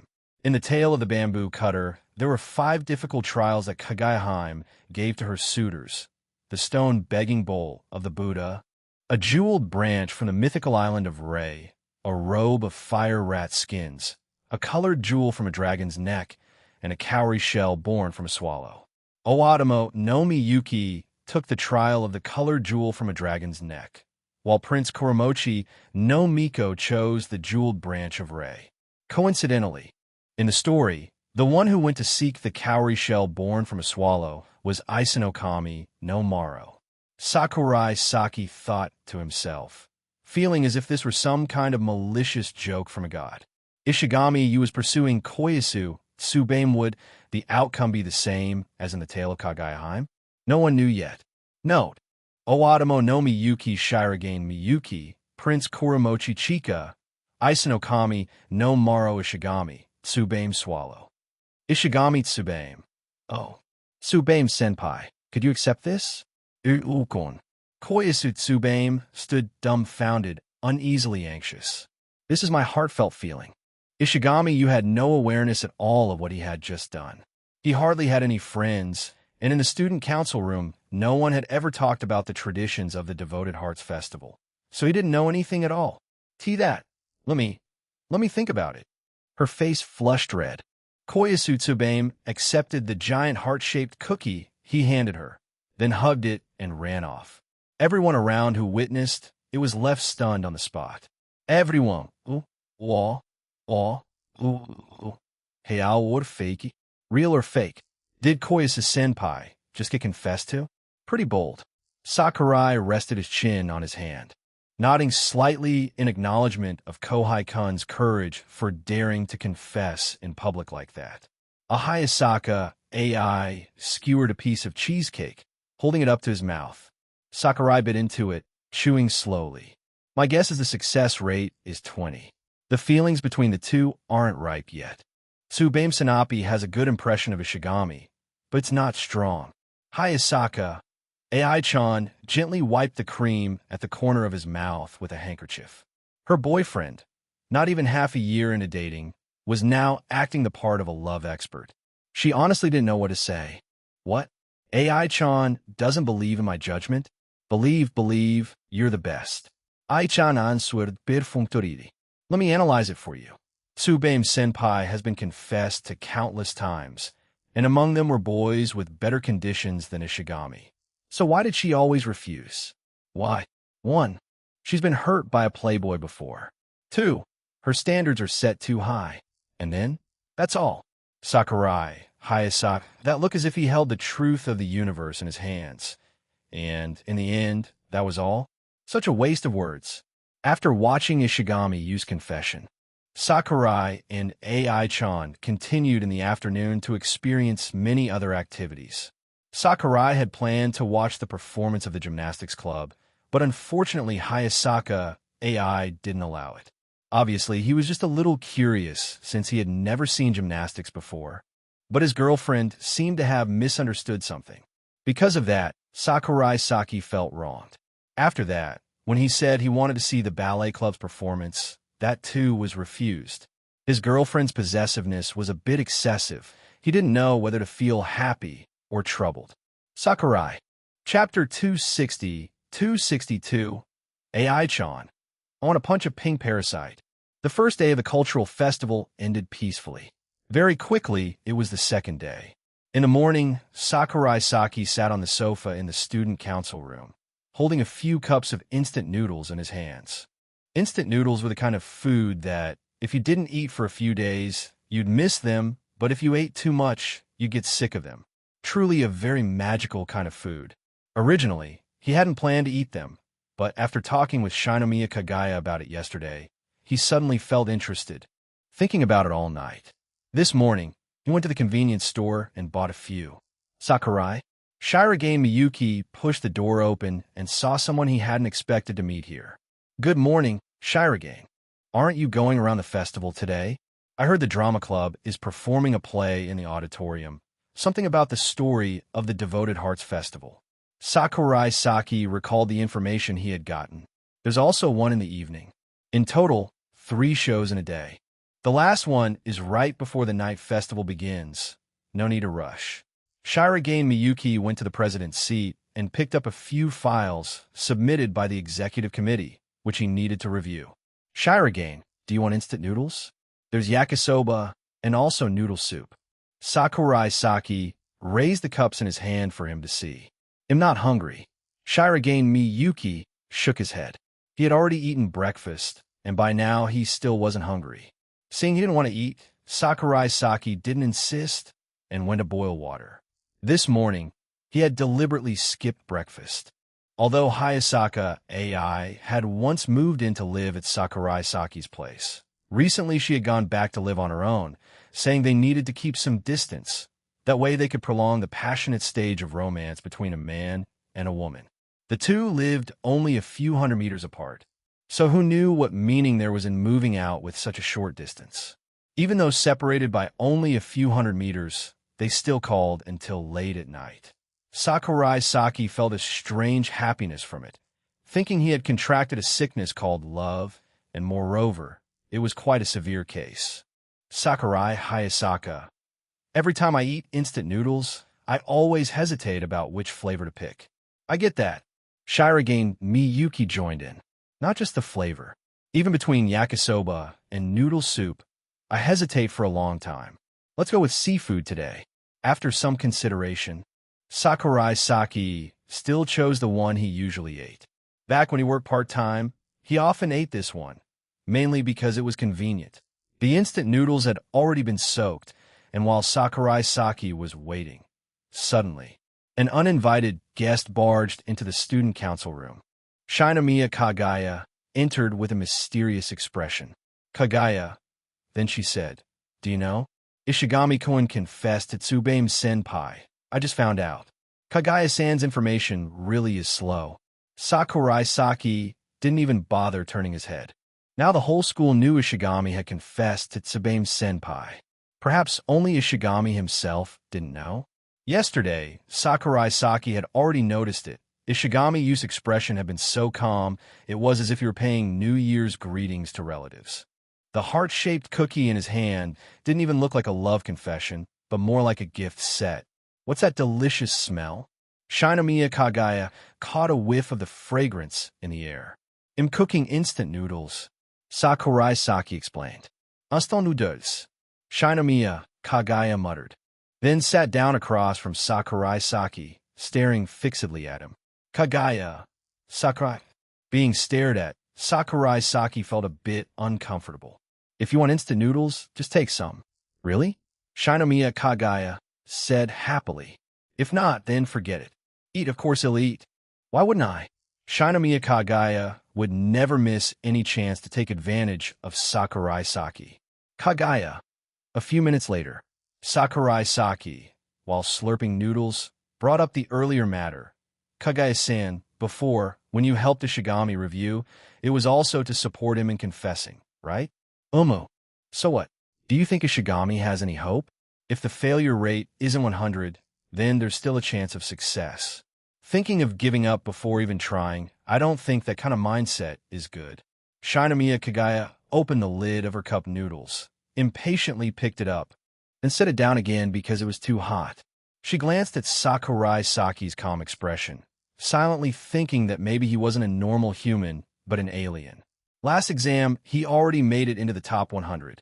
I think that's very impressive, much stronger compared to my 5 idiot students. Sakurai Saki recalled. At this moment, Shirage Miyuki also joined in. What do you guys plan to do next? Are you going to help him? No further plans. Shinomiya Kagaya rested her chin on her hand, thinking, Ishigami-kun isn't my son, he's just a junior. In this matter of love, I still hope he puts in the effort himself. Me too. From beginning to end, I didn't get involved. If I had to forcefully say, maybe cheering him on at the sports festival counts? Sakurai Saki slurped a sip of noodle broth. Shirage Miyuki hurriedly wrote documents. The fragrance in the student council room was strong, and he began to feel hungry. Ishigami now is like a mountain climber, with the goal being the flower on the mountaintop. Shirage Miyuki set his pen down. If he succeeds, then of course there's no problem, but if he fails, they'll try to act as the cushion for him, so when he rolls down, it won't hurt too much. Shirage, when you said that, in truth you already no longer believed in him. Sakurai Saki complained. Shirage Miyuki smiled, not refuting. What flavor do you want? Shoyu tonkatsu? I see your eyes keep glancing this way. All right, take that one. Oh, right, Shirage, the astronomy club room. It's on the rooftop of the classroom building. No one uses it at night, right? No one uses it, why? Shirage Miyuki sat down next to him. That was where the giant Dragon Ball he made still remained, and just the painting alone took quite a bit of effort. Nothing, just casually asking. Today's weather wasn't bad. It was a good day for stargazing. He was preparing to invite a girl to come along. Maybe he could ask if AI-chan was free. At night the wind is strong. Going up to the rooftop is just for idiots. Shinomiya Kagaya slurped noodles, occasionally blowing to cool them, speaking as she ate. Sakurai Saki ignored her. Anyway, tonight, the one acting like an idiot with him wasn't her. Tonight, during the night festival, Kagaya-sen, don't let your arrow miss, or ITLL be a huge embarrassment. No need for you to worry. As long as I have hands, I can shoot. This kind of fire-lighting ritual, it can't miss. Kagaya. She wasn't lying. Last year's national individual archery champion title of hers was indeed solid proof. After finishing his cup noodles, Sakurai Saki prepared to head to the stage next to the gymnasium, where AI-chan would perform. In just a moment, AI-chan would be on stage singing and dancing for half an hour straight. Huh? Sakurai Saki's back was suddenly slapped. Over there, Hayasaka AI and 2 teammates were preparing backstage. So nervous, there are way more people than I imagined. What should we do? What should we do? Even Hayasaka AI, being the center, was a little nervous at this moment. Her phone buzzed with a message. She opened it to see it was from her boyfriend, saying he was already in the audience. Only then did Hayasaka AI let out a sigh of relief. 10 minutes later, the performance officially began. Hayasaka AI stepped onto the stage, bowed slightly, then saw her boyfriend, and also Fujiwara Chika standing next to him.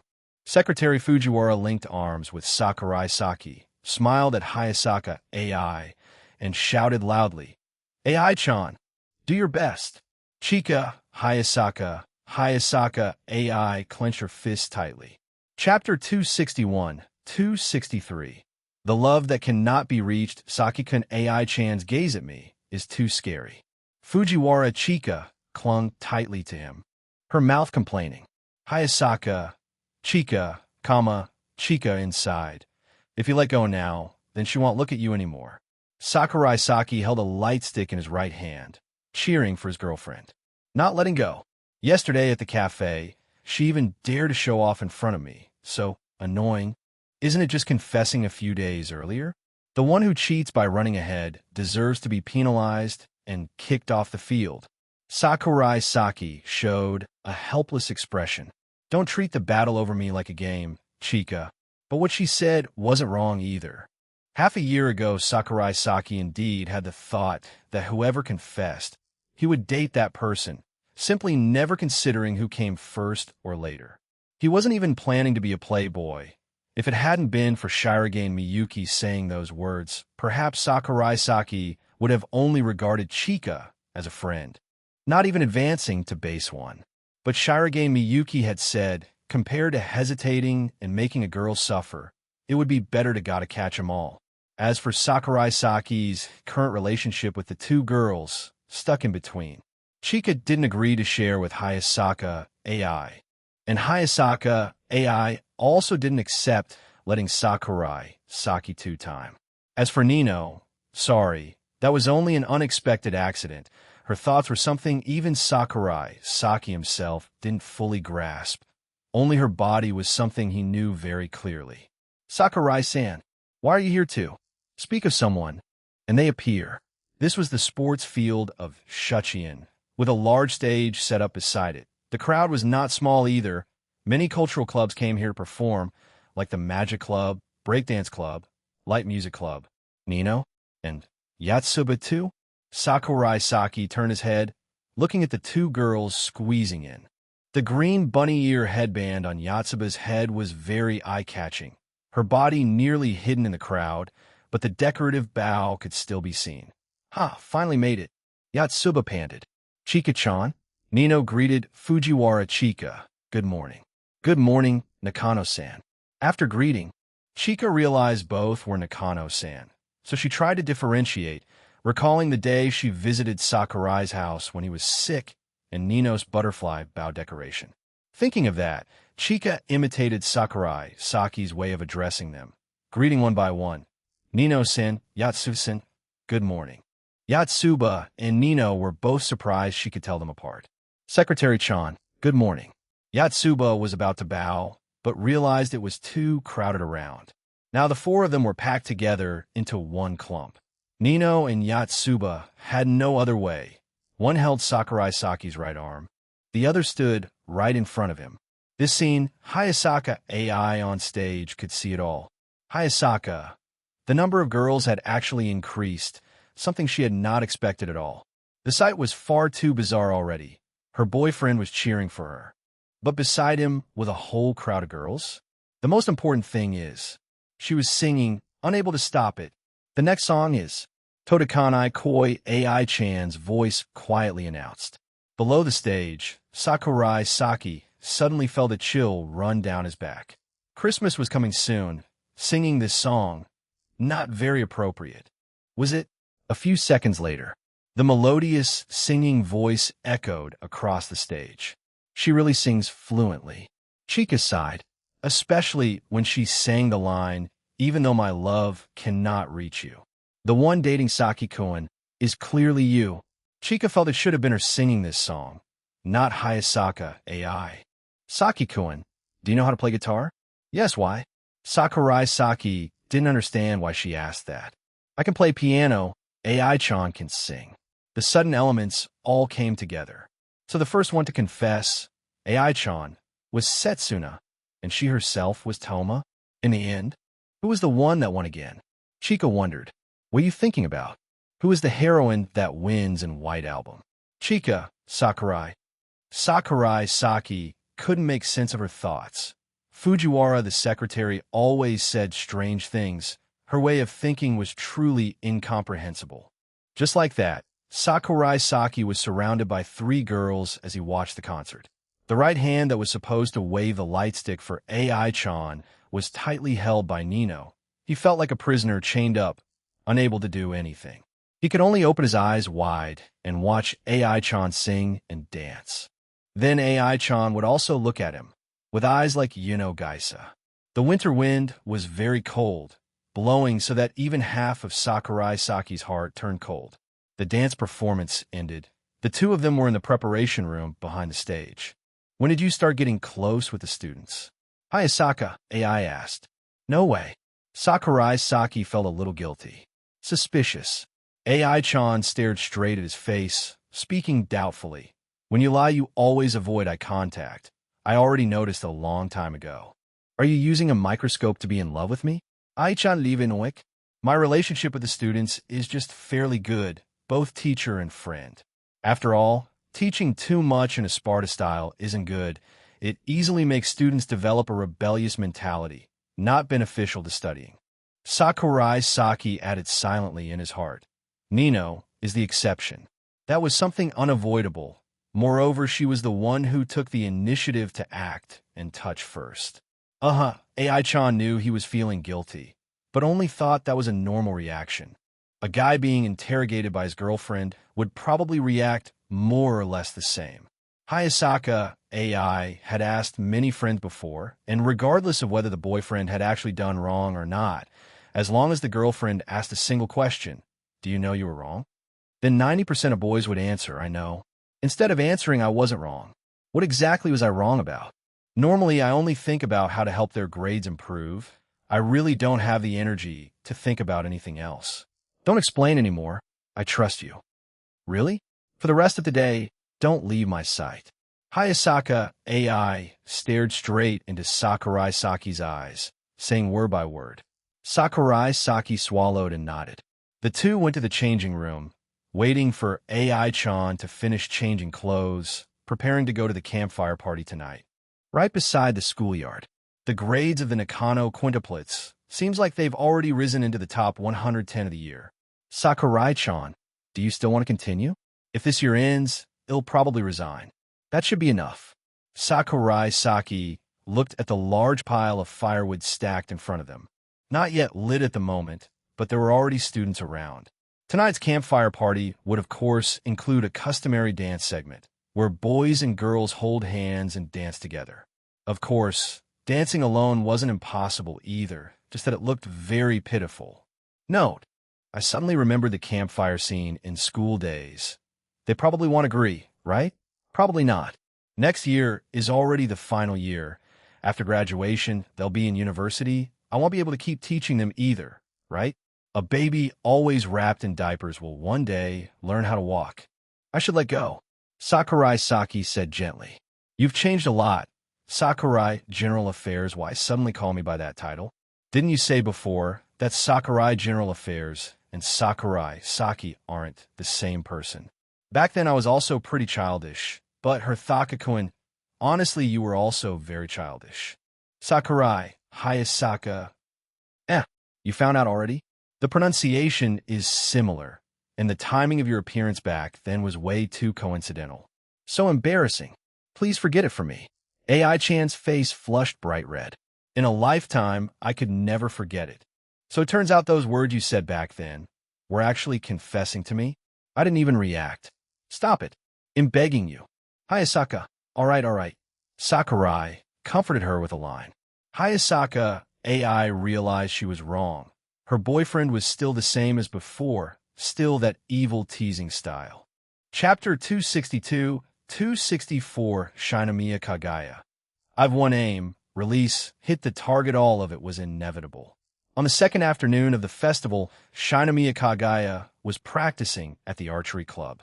That night, during the campfire ceremony, she needed to perform the firelighting like the Olympic torch, though saying it like that didn't sound quite appropriate. Whoosh, even while thinking about other things, the arrow in Shinomiya Kagaya's hand still struck the bullseye, almost piercing through the previous arrow. Sakurai Saki had once told her not to miss that night. Though Shinomiya Kagaya outwardly carried a confident look, in her heart she was still a little anxious. She didn't want to lose face before Sakurai Saki, nor before her former maid.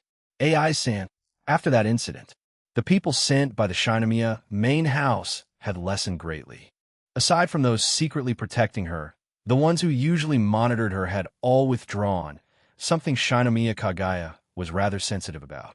After Hayasaka AI left, Shinomiya Kagaya didn't seek out a new bodyguard, but fortunately, she didn't feel lonely either. On weekends, Hayasaka AI would come to the Shinomiya mansion to stay over. Normally, if Shinomiya Kagaya missed her, she only had to call, and AI-chan would come. But that was absolutely not enough. So annoying, Sakurai Saki.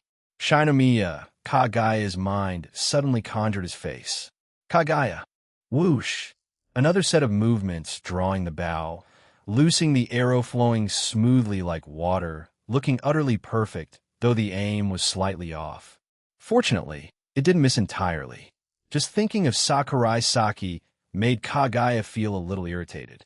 She put down her bow, then turned to drink some water. I wonder how things are going on at Shigami-kun side. Shinomiya Kagaya thought of her Kohai-kun, murmuring to herself, how nice it must be, having someone you like to walk around the festival with. Should I try falling in love once myself? But looking around, there didn't seem to be any suitable boys. Shirogane, the student council president, next year he would be heading to Stanford, and that was overseas long-distance love, forget it. Sakurai General Affairs? He already had a girlfriend, so no. Isrigami-kun. She had always regarded him as a junior, and besides, he already liked someone. What am I even thinking? Shinomiya Kagaya suddenly realized. I basically don't even know that many boys. She began to doubt her own ability to socialize. And true enough, thinking back before last year when she was still a first year, Kagaya always carried the demeanor of the Ice Princess. She wasn't even kind toward girls, let alone boys, whom she practically treated as weeds. Still weeds even now. Shinomiya Kagaya shook her head. Forget it. They'll just wait until university to find someone outstanding. Or should I wait for the Shinomiya main house to arrange a marriage match? Shinomiya Kagaya always felt some aversion to arranged marriages, so she didn't want to think about that possibility. What about Christmas this year? There was only half a month left until the archery tournament. If she wanted to spend Christmas, she would have to give up the competition. Shinomiya Kagaya thought for a few seconds, deciding that if she had the time, she would ask the others in the student council. If possible, she too wanted to spend a Christmas like an ordinary girl. And so, she practiced archery for over an hour. The sky darkened, winter night arriving swiftly. Without changing clothes, Shinomiya Kagaya headed straight for the schoolyard. Night fell. Beside the schoolyard, the evening festival, the campfire ceremony was about to begin. I want to go check on Kagaya-san. Hayasaka AI said to Sakurai Saki. She always felt uneasy. Previously, she had said she wouldn't leave until Shinomiya Kagaya had someone new to rely on, but events often developed full of surprises. Go ahead. Sakurai Saki didn't refuse at all. The bond between Hayasaka AI and Shinomiya Kagaya had long since surpassed what could be contained in the word friends. After all, they had been together for more than 10 years. How many spans of 10 years does a lifetime have?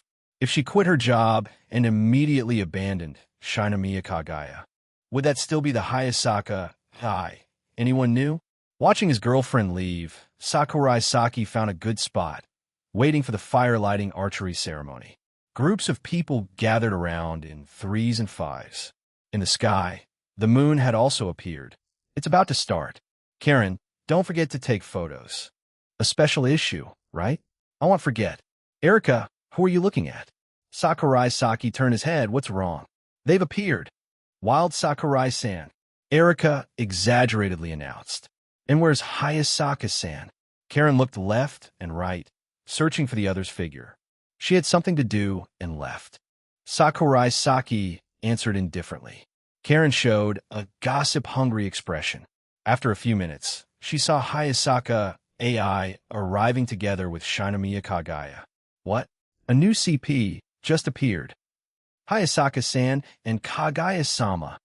Seeing her excited face, Sakurai Saki reminded, as a journalist, the authenticity of the news is very important, right? Sakurai, Karen. Karen averted her gaze, feeling a bit guilty. I won't make fake news. Sakurai Saki didn't believe her words at all. If the other wasn't an irresponsible journalist, then all those silly rumors about him wouldn't have sold so well. That Sakurai Saki could become famous in Shuchiin. Her contribution was indeed not small. I really don't want to become more famous, Karen. I just did a small thing. I wasn't praising you. You. Karen cried out, full of grievance. She was an all-around fan of Sakurai. As long as it was a CP with Sakurai Saki, she liked it. I already told you, AI-san, you don't need to come over. Shinomiya Kagaya, though complaining outwardly, inside her heart was blooming with joy. Hayasaka AI abandoned Sakurai Saki to choose her. It seemed her position in AI-chan's heart was much higher than that of some random, all-purpose Sakurai guy. Victory. Overwhelming victory. Kagaya. Kagaya-san, they'll be going? I won't let you go. Shinomiya Kagaya, rarely acting spoiled, said a line. Kagaya. Hayasaka AI covered her face. For a moment, not knowing what to say. From time to time, Shinomiya Kagaya would blur out things like that, and the destructive power was truly frightening. Normally, she never acted spoiled. At most, when she had a cold, she would say a few strange things. Omo? Why is there a member of the media club next to Sakurai-san? Shinomiya Kagaya remembered very clearly. Those two had previously made up stories between her and Sakurai Saki. Ojusama and the puppy seemed to be that theme. Their relationship has always been pretty good. Hayasaka AI, on the other hand, found this quite normal. She could distinguish the attitude Sakurai Saki showed towards certain girls. He was indeed amorous, but not frivolous. AI-san, you really are generous. Could this be the demeanor of the legitimate wife? Hayasaka AI blinked, suspiciously asking, Kagaya-san, what have you been reading lately? Hair manga, why? I bought it secretly. Kagaya. Hayasaka. Nothing. Already evolved from shoujo manga into harem manga? Could it be that in half a year, Kagaya-sama would turn into an otaku? That would be too scary. Chapter 263, 265. Dancing in the moonlight next to the bonfire, Sakurai Saki noticed Shinomiya Kagaya raising her bow, her gaze fixed in his direction. Within it carried a trace of arrogance. Unclear whom she was provoking. Kagaya. Humph. Hayasaka, Ace, super handsome boyfriend. Have you ever seen him? Sakurai. Forget it. Competing in intimacy with my girlfriend against another girl, that would be utterly disgraceful as a man. HM. Sakurai Saki tilted his head. Who exactly is that bow of hers aimed at? Who is her sights set on? Am I the bonfire? Kagaya-san? Being glanced at several times by Sakurai Saki with that kind of ahobaka look, Shinomiya Kagaya obediently settled down, adjusting her bow to aim properly at the target. Whoosh! 20 meters away, the flaming arrow shot straight into the pile of wood.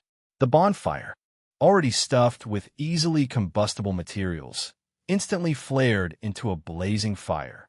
The flames in the midst of winter warmed the surroundings. After shooting, Shinomiya Kagaya carried her bow and walked over to Hayasaka AI. Out of habit, she extended the bow to her, but halfway through suddenly realized Hayasaka AI was no longer her maid. It's fine. AI-chan took the bow. I'll go put the bow away first. Omo, thank you. Shinomiya Kagaya expressed her thanks. Watching Hayasaka AI leave, Shinomiya Kagaya shifted her gaze around. Many students had already started chatting. Several classes were holding celebratory feasts, gathering in groups here and there.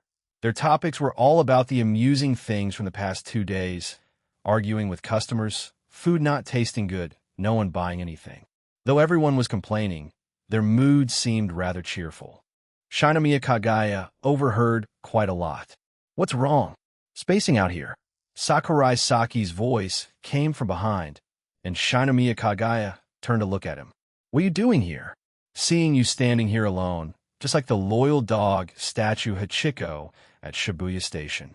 That's really too much, such a comparison. Shinomiya Kagaya looked at him with annoyance. Kagaya, not going? Everyone from Class A is over there. The two of them stood at the edge of the bonfire, unnoticed by others. Am not very close with everyone in class. The relationships aren't very good. Shinomiya Kagaya spoke in a somewhat lonely tone. Why suddenly so gloomy? That's not like you at all. Shinomiya Kagaya, invincible under the heavens. Now that's the kind of line you should be saying. Shinomiya Kagaya was amused, letting out a few laughs before speaking. So you didn't know how to joke? Wait, in your heart. What kind of person do you think I am? Sharp-tongued, inflexible, always looking down on people with disdainful eyes, quick to throw punches, flaws as numerous as stars in the sky, impossible to count. Shinomiya Kagaya lifted her gaze to the winter sky. The most prominent constellation was the Winter Triangle, visible all over the world. Don't those stars over there form the shape of a heart? How strange. But there are also good points. For example, at this very moment, seeing a girl standing alone, he would come over to console her. So you do know how to say nice things. Kagaya-san, I've discovered a rare good trait of yours. Sakurai Saki slightly raised his chin to look at her. Thank me. Idiot. Shinomiya Kagaya softly said. Around them, students were humming songs. People began dancing. Last exam, I think I lost to you. Why suddenly bring that up? Taking failure as a wager. This lady dancing one dance with you isn't out of the question. Shinomiya Kagaya extended her right hand, her face lit up by the flames, her eyes betraying no clear thought. I don't recall us ever making a bet. Read the mood a little, idiot. Shinomiya Kagaya forcefully grabbed Sakurai Saki's right hand. Everyone's dancing. Do you want me to dance alone? That would be so embarrassing. There's also the option of not dancing at all. Sakurai Saki muttered inwardly. But with the atmosphere already at this point, refusing to dance would indeed seem rather heartless. The two of them held hands, beginning to dance simple steps. Sakurai-san, you don't know how to dance? Shinomiya Kagaya looked straight into his eyes, while he was staring at her feet. Never danced before. Let me teach you a little. Otherwise, if you step on AI-san's foot later while dancing with her, that won't be good. Shinomiya Kagaya said. She slowed her steps, guiding his movements. Not even knowing how to dance, you really are strange. Don't worry, I've already learned a bit online and from anime. Sakurai Saki was very confident in his learning ability. No sooner had he spoken than Shinomiya Kagaya felt a sharp pain in her foot. As expected, he had stepped on her. But surely he didn't do it on purpose. His dancing skill was simply too terrible. To pretend to be that bad would probably be harder than actually dancing well. Ouch, let go. Shinomiya Kagaya glared at him. Sorry. Okay, continue. Put your arm on my shoulder. As soon as Kagaya finished speaking, she felt a warmth coming from behind her shoulder. This was the first time she had danced with a man. Though she had attended many banquets, Shinomiya Kagaya had never interacted much with the opposite sex before. Don't grip my hand too tightly. Got it. Looking at her expression, Sakurai Saki suddenly understood Shirogane Miyuki's feelings. Embarrassing. Being taught something you're not good at. So this is how embarrassing it feels? Shirogane Miyuki, you're strong. Sasuga my besto friendo. All right, follow my steps. Don't be so tense. Omo a little slower. This is a waltz. Shinomiya Kagaya realized he hadn't been lying. His learning ability truly was fast. After dancing like that for a few minutes, Sakurai Saki's movements became much more fluent. Learning so quickly. Not bad at all. Shinomiya Kagaya was in quite a good mood.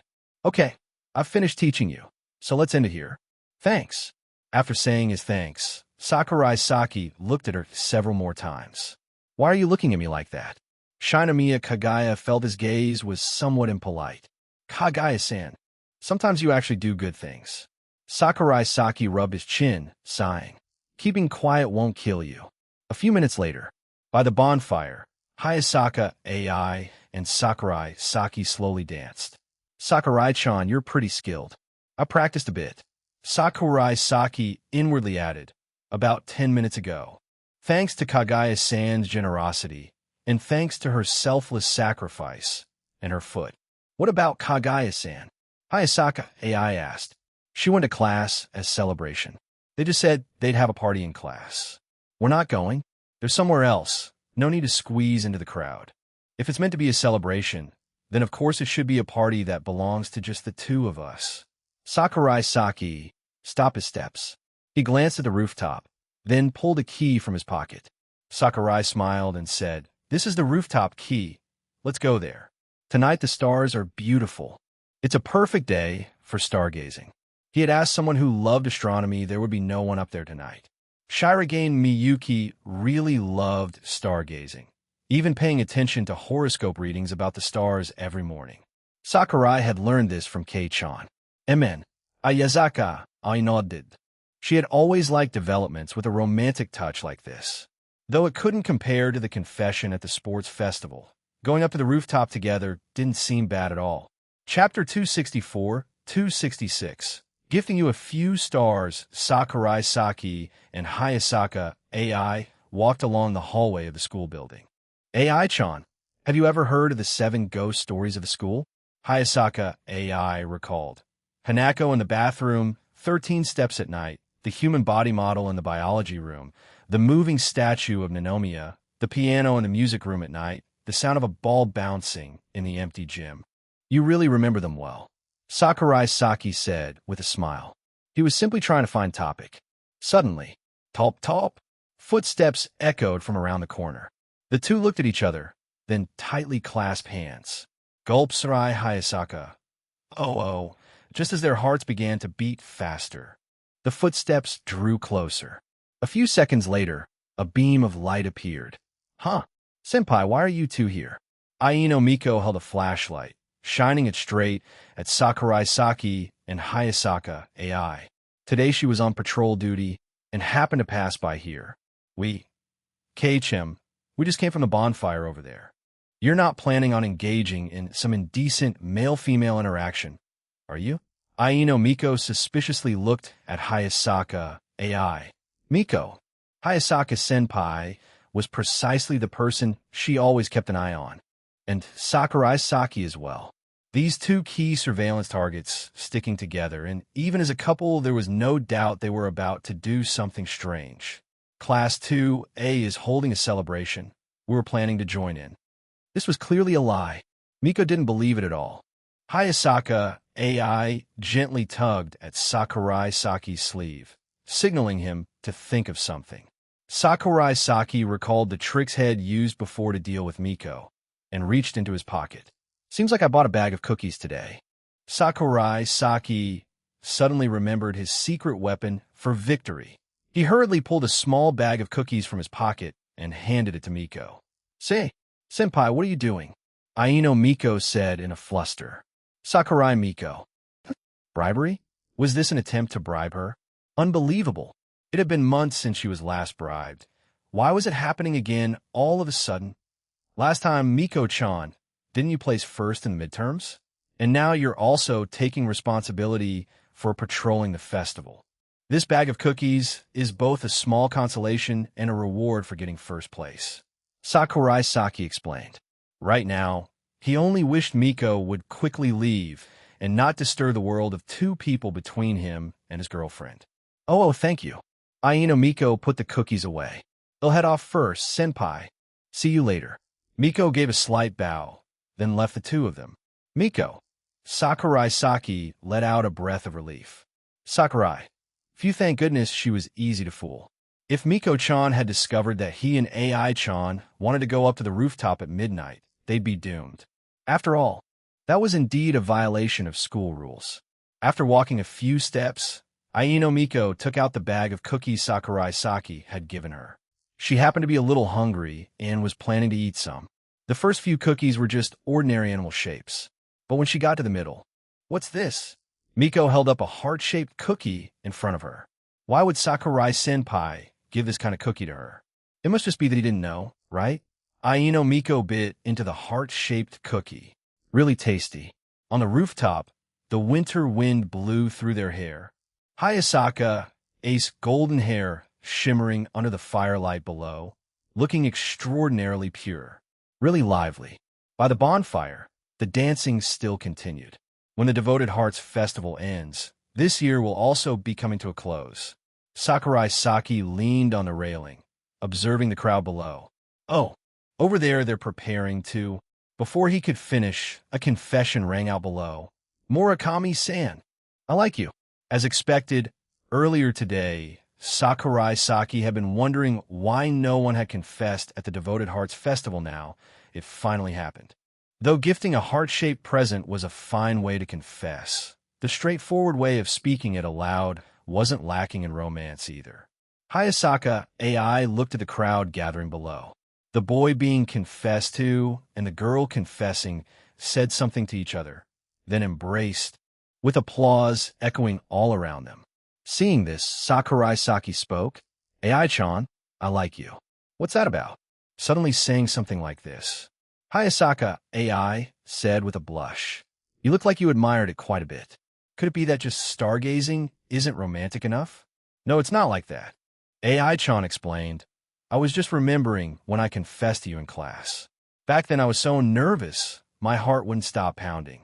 No sooner had she said this than she noticed the corners of Sakurai Saki's mouth curve into a mischievous smile. So that line earlier was just to tease her. What is it? Sakurai Saki looked at her, and suddenly a pair of slender arms wrapped around his neck, pulling him toward their owner. Naturally, the two began to kiss, doing exactly what Miko-chan would call an act of violating proper conduct. After a gentle kiss ended, Sakurai Saki rested his forehead against hers and softly said, There's something I want to give you. A gift? Umo. At first I thought of giving you a star, but stars, when seen up close, aren't beautiful at all, so I changed to something else. Sakurai Saki released her, then pulled out a telescope he had prepared in advance. It had been borrowed from Ryuji Momo. He adjusted its position, then beckoned Hayasaka AI over. AI-chan looked up at the sky, but didn't notice anything unusual. Then, when she put her eye to the telescope, look, her vision, through the eyepiece and lens, stretched up into the heavens. A heart shape? Umo. Doesn't the Devoted Hearts Festival have a legend that if you offer your true heart, you'll gain eternal love?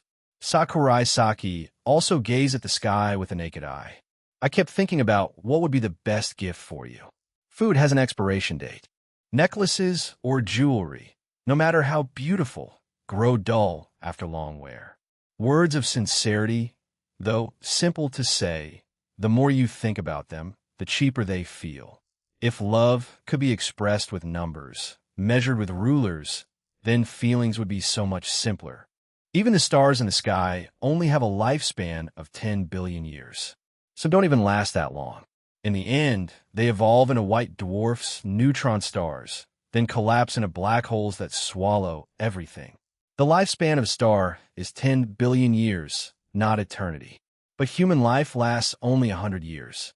For me, that's enough. That's the best gift I can think of. Sakurai Saki lowered his gaze from the heavens. The blonde girl at some point had been looking at him. At the instant their eyes met, Hayasaka, AI, covered her face and squatted to the ground. Damn it, her heart was pounding uncontrollably. So embarrassing. What's wrong? You don't like it? To connect the stars into a heart shape, Sakurai Saki had put in no small effort. If even this wasn't good enough, then he truly couldn't think of a better gift. No, I really like it. I like it so much. As long as you like it, that's good. Amen. AI-chan had thought they were only coming to stargaze. She hadn't expected him to suddenly spring this on her. After calming down for a bit, Hayasaka, AI, stood up, face red, and shyly pulled out a heart-shaped cookie from her bag. A gift for you. Sorry, it's just a cookie with an expiration date. Sakurai Saki smiled as he accepted it. You'll treasure it. Eat it. Umo. I'll keep it for a few days before eating. Whatever you want, humph. AI-chan shot him a glance. Teasing her again, such a bad guy. Chapter 265-267. Kagaya. My house is also quite big after the culture festival ended. It immediately entered the final week before the final exams. Shuchiin students were forced to immerse themselves in studying. Everywhere you could see them hugging books to read. The library was an area under heavy attack. The self-study room was as crowded as a ball of yarn being clawed apart by kittens. The average standard deviation value of Shuchiin was very high, said to be around 77. Sakurai Saki was skeptical. After all, the 5 Nakano sisters also got in. Perhaps Mr. Nakano relied on his status as hospital director to stuff them in. That kind of backdoor entry made the 5 sisters give up the whole year. Anyway, without grasping the methods, no matter how they studied, they couldn't keep up, and when they saw no hope, naturally they would give up. Sakurai Saki thought so. Today was Tuesday. There was a PE class. Just after finishing the high jump test, Sakurai stood chill on the lawn. Hey, Sakurai, do you have any ideas for Christmas yet? Hearing that, Sakurai turned his head. He found it was his classmate Toyosaki. Still a few days left. What's the rush? True. You have a girlfriend. You really don't need a rush. Toyosaki, Saburo sighed. Christmas doesn't only have one option of being with your girlfriend. Sakurai Saki felt this guy was hopeless. Even during the previous school trip, it was the same. This guy always talked about girls. The young male students of today perhaps had nothing but lewd stuff in their heads. Truly sad for a generation of Gen Z. Hayasaka-san is amazing, Toyosaki Saburo said with admiration. In his sight, Hayasaka AI jumped very high. The high jump bar was at least 10 centimeters lower than her. She's my girlfriend. Amazing, right? Sakurai, your face right now really deserves a punch. I know, but I just want to show off. Hateful. Damn Ryaju should explode. Toyosaki Saburo muttered a curse. After PE class ended, Sakurai Saki finished changing clothes, preparing to go to the student council room. The finals were coming. Compared to the fiery study atmosphere of the students, the weather was cold to the point of being frightening. Even when walking in the corridor with the windows shut, the cold air could still slip through the gaps of clothes and touch the skin, making Sakurai Saki shrink his neck. He looked out the window. Even the crows that usually squawked on the utility poles had disappeared. The temperature recently dropping into single digits made people want to crawl into the kotatsu and sleep all day like hikikomori. Entering the student council room, inside the heater was on, Sakurai Saki let out a comfortable sigh. How cute. Kagaya. Greeting him right away was the mocking laugh of Shinomiya Kagaya. My flaws are not many. Being afraid of the cold counts as one. Sakurai Saki put his bag on the sofa. Afraid of the cold is fine, but you don't even admit it. Being afraid of the cold. This way of describing was like the cry of a cat when its scruff was grabbed. It was its final stubbornness. Very unfortunately, admitting my flaws is one of my strengths. I really am afraid of the cold. After dealing with Shinomiya Kagaya, Sakurai Saki then asked Shirogane Miyuki, Shirogane, what are you planning to do for Christmas? This year we're still together, right? I haven't decided yet. Kei-chan seems to be going to Secretary Fujiwara's house to spend Christmas. Shirogane Miyuki moved his eyes away from the review materials. Right now, he didn't demand too high grades, but also wouldn't abandon his previous way of studying. The habit had already formed, not easy to change, and also no need to change. Maybe he'll go work part-time? The pay for part-time during Christmas is quite good, he said uncertainly. Shinomiya Kagaya carried tea, gave Shirogane Miyuki a cup. She then went to the sofa.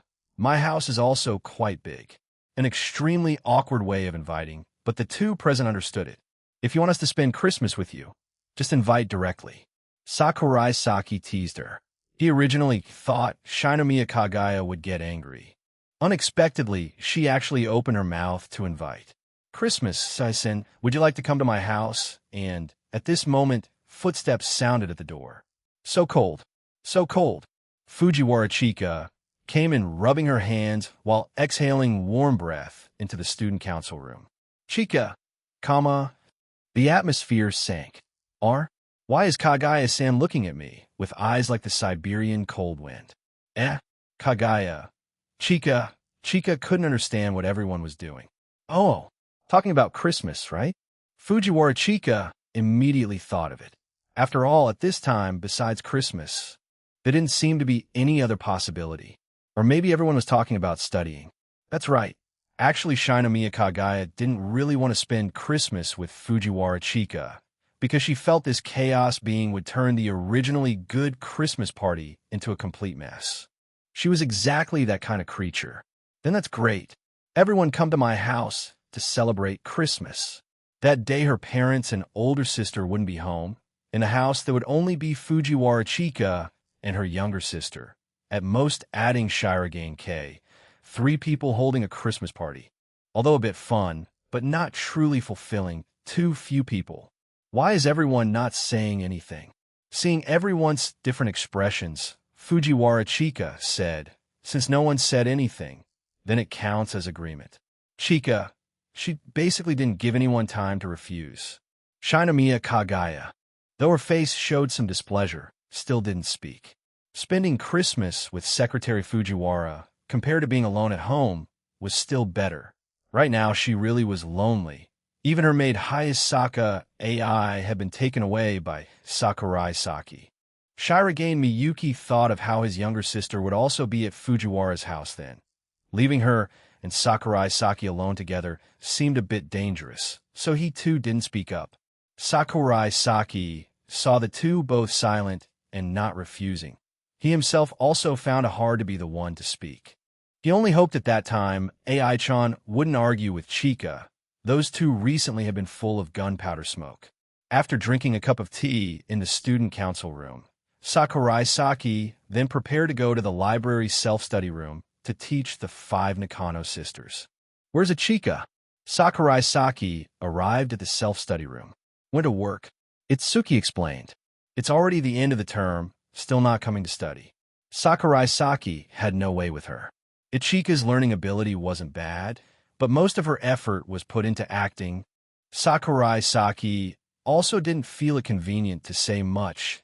Everyone had their own aspirations. With her current grades going up to the next class shouldn't be a problem. She's already a big star. Completely different from us. Nino's tone was full of bitterness. Nino. Now the 4 remaining Nakano sisters all knew what their eldest sister Ichika's part-time job really was. Mainly because the movie Sakurai Saki and she had acted in before had been released. It was a movie about students and teachers, called This Year Class 2F. The reviews weren't bad. The two of them acted as a quarrelsome couple, with quite a lot of screen time. Shuchiin students might not recognize, but the 4 sisters, being family, immediately knew. "Nino, you want to be famous too?" Sakurai Saki put down his bag, looking at her.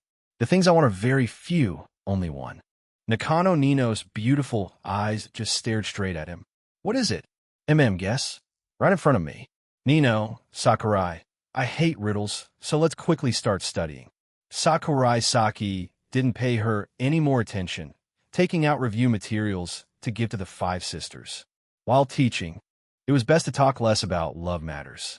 Chapter 266-268. Doing that with a ghost, probably not illegal, right?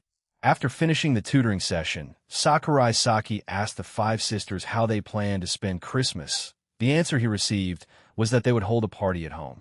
Walking out of the library, Sakurai Saki, together with Hayasaka AI, who had been waiting here for a while, went home together. Even though there was still some time until Christmas, the street decorations were already filled with a festive atmosphere. Shops, wanting to make money, had exhausted all tricks. Christmas limited products, so many it made people dizzy. On the street, the sound of jingle bells played. Arriving at the train station, the two sat together on the train. In this bone-chilling cold weather, staying outside for even one more second was torture, both physically and mentally. Chika said everyone would gather at her house for the Christmas party. She even invited you too. In the train car, the heater was on, so it wasn't cold, but the two still leaned closely against each other. "You agreed already?" Umu, under enthusiastic invitation, he basically couldn't refuse. Is that so? Hayasaka AI felt his reason wasn't convincing at all. However, she wasn't someone prone to jealousy. It was only a Christmas party after all, nothing unusual. Moreover, the other party had also invited her. Hayasaka AI also wasn't afraid of having to face Fujiwara Chika. At present, her status was naturally one level higher than Chika's. Best friend and girlfriend were worlds apart. Secretary Chan still didn't seem to fully understand that. Obviously, she had already become the loser, yet still refused to let go. Truly stubborn. Hayasaka to Chika. This time at the party, there will also be everyone from the student council. Among them, Ishigami and Miko-chan won't come. They have to attend the Christmas party organized by the Cultural Festival Committee. In addition, Shiragane's little sister will also come. Sakurai Saki was just about to continue speaking when he realized his girlfriend had already fallen asleep leaning on his shoulder. How cute. Sakurai. A few minutes later, the train arrived at the station. Sakurai Saki gently shook her shoulder a few times. Hayasaka AI slowly opened her eyes. "We've arrived." Umo. The two staggered out of the train station. "Don't want to walk." AI-chan tugged at his coat hem, acting spoiled. Sakurai Saki glanced at her, not knowing what else to do. Yare yare. He slowly crouched down, get on. Hayasaka AI wrapped her arms around his neck, then put her weight down. The view gradually rose higher. AI-chan was experiencing the world of someone 1m80 tall. Winter nights darkened very quickly. On the street, festive lights began to glow. Everywhere, Christmas trees were hung with sparkling bells and colorful lights. Couples together enjoyed the approaching Christmas atmosphere. So warm, AI-chan hugged him, resting her head on Sakurai's shoulder. A bit ticklish, Sakurai Saki clearly felt the sensation from behind his back. The photos AI-chan once sent had been photoshopped quite a bit, at least 2 sizes bigger. Back then, he didn't even notice. The feeling of disparity was far too great. Especially when there was comparison, this feeling became even stronger. Chika didn't even need to be mentioned. Even Nino herself was much larger than AI-chan. You're thinking about some weird stuff, aren't you? With a woman's intuition, Hayasaka AI sharply noticed her boyfriend's unusual expression. Hayasaka, I was thinking whether I should go mountain climbing. Sakurai smoothly changed the topic. Mountain climbing? During the winter break, want to go travel to Hakone? It's the hot spring capital. We could go relax. Sakurai Saki asked. Why do you suddenly want to go there? On the last school trip in Kyoto, you didn't get to experience a hot spring, right? On the 3rd day, we went to a natural hot spring. Feels like you're changing the subject. Hayasaka, Sakurai, exactly, but of course Sakurai Saki wouldn't admit it. Comparing his girlfriend's chest size with other women. That was absolutely not something a boyfriend should do. If he didn't want to die, he should only think it inside his head, never say it out loud. After walking for a few minutes, AI-chan suddenly yawned. So, sleepy, let's go to bed early today, okay? Whatever you say. You said the exact same thing yesterday, too. Hayasaka AI, of course, wouldn't believe him. Recently, AI-chan has been trying to study hard, so she hasn't been sleeping early, and before she went to bed, she was suddenly attacked by Sakurai Saki, making it even harder for her to sleep well. When she was still serving as Shinomiya Kagaya's maid, she had to deliberately control her grades so that her image would better fit the Gyru's setting. But now that she has resigned, she can let loose freely. In a last midterm exam, Hayasaka ACE grades suddenly shot up from near the bottom to over the top 50. Of course, this was not the full extent of Hayasaka ACE ability. She was originally a master who could precisely control her scores. As long as she tried, getting into the top 10 would be simple.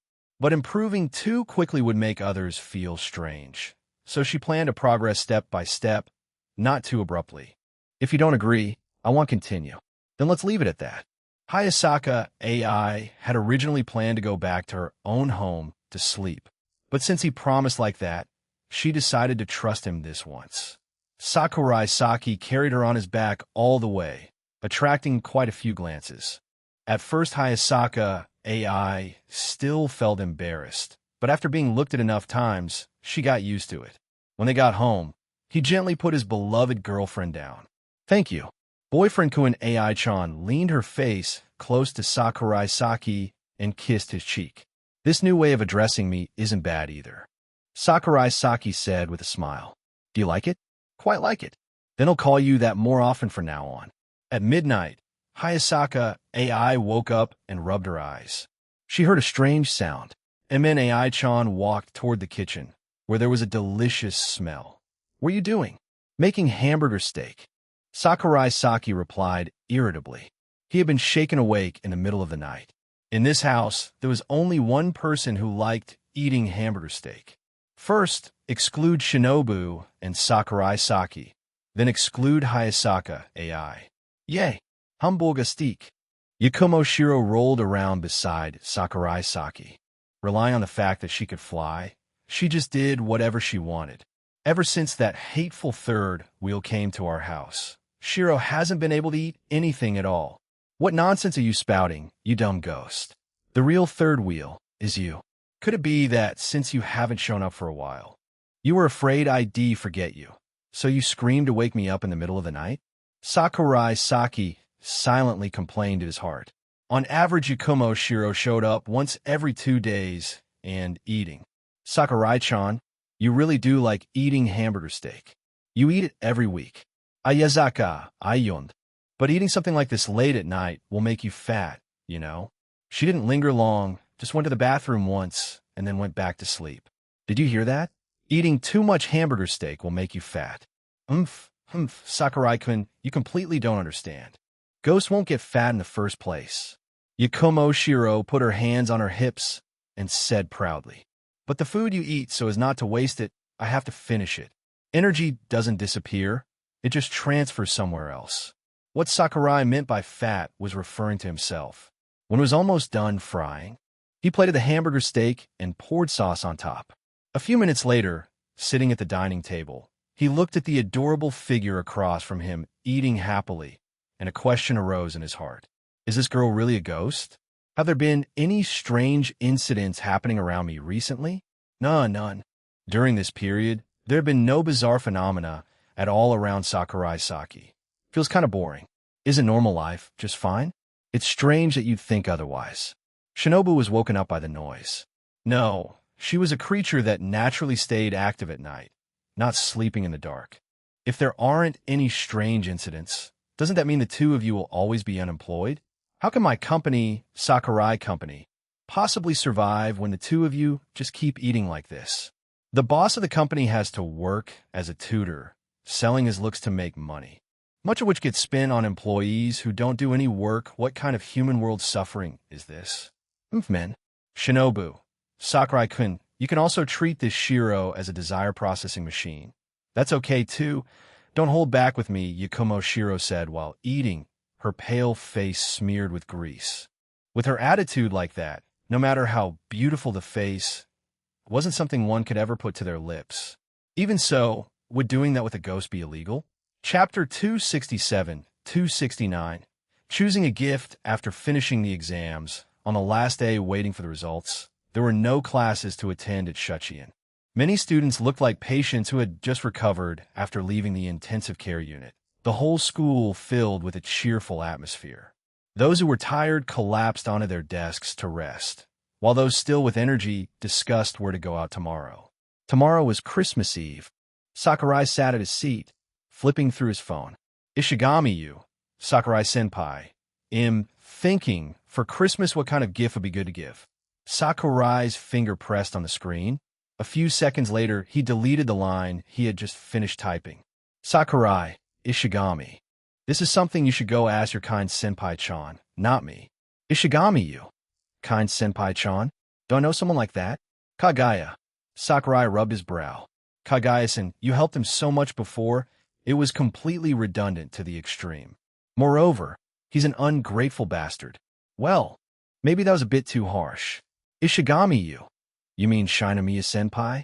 I already asked. Shinomiya-senpai said she would go shopping with the other girls for gifts. So, the one left out is me? Sakurai typed. Sakurai. Why not go ask Shirogane? Ishigami-you. Miyu-senpai has never even been in love. He doesn't seem reliable. Shirogane. Sakurai continued typing. Sakurai. Choosing a gift is actually very simple.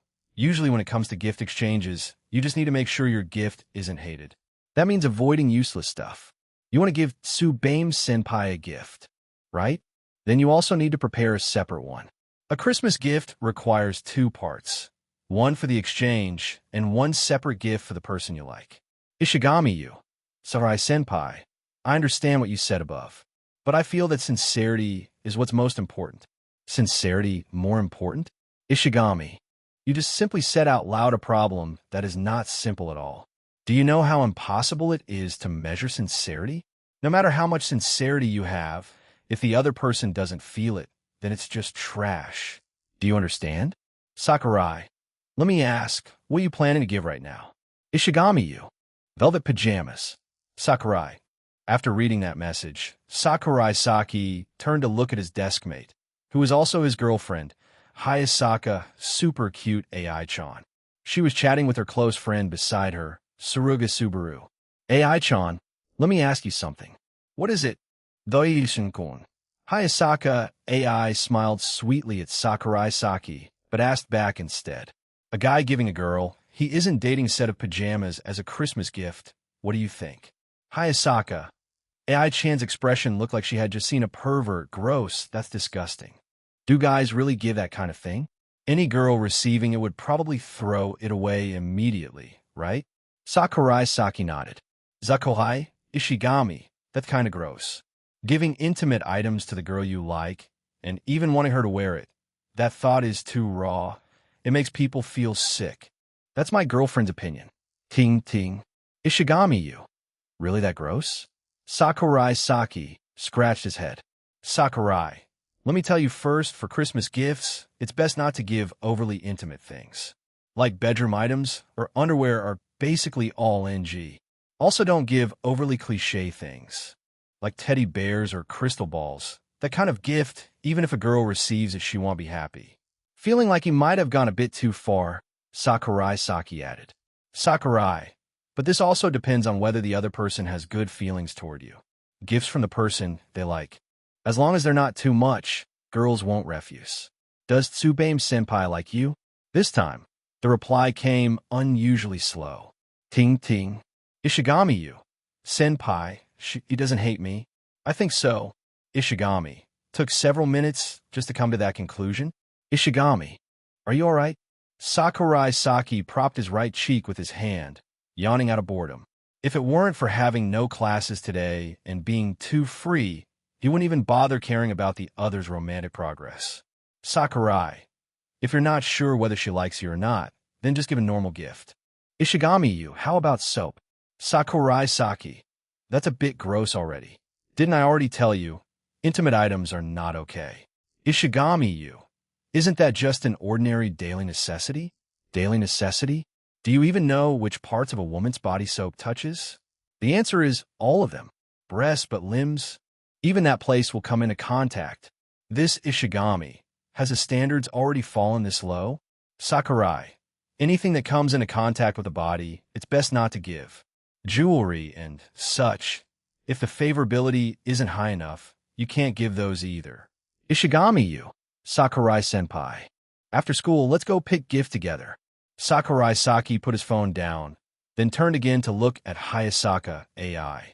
Honey, after school you're going out shopping with Kagaya-san and the others, right? You already knew? Come home early, it's really cold outside. Conversation ended. Sakurai Saki typed. Alright, loft at Ginzaikun, we'll go there then. At noon, Hayasaka AI and some friend from class pushed tables together to eat lunch, while Sakurai Saki brought his bento to the student council room.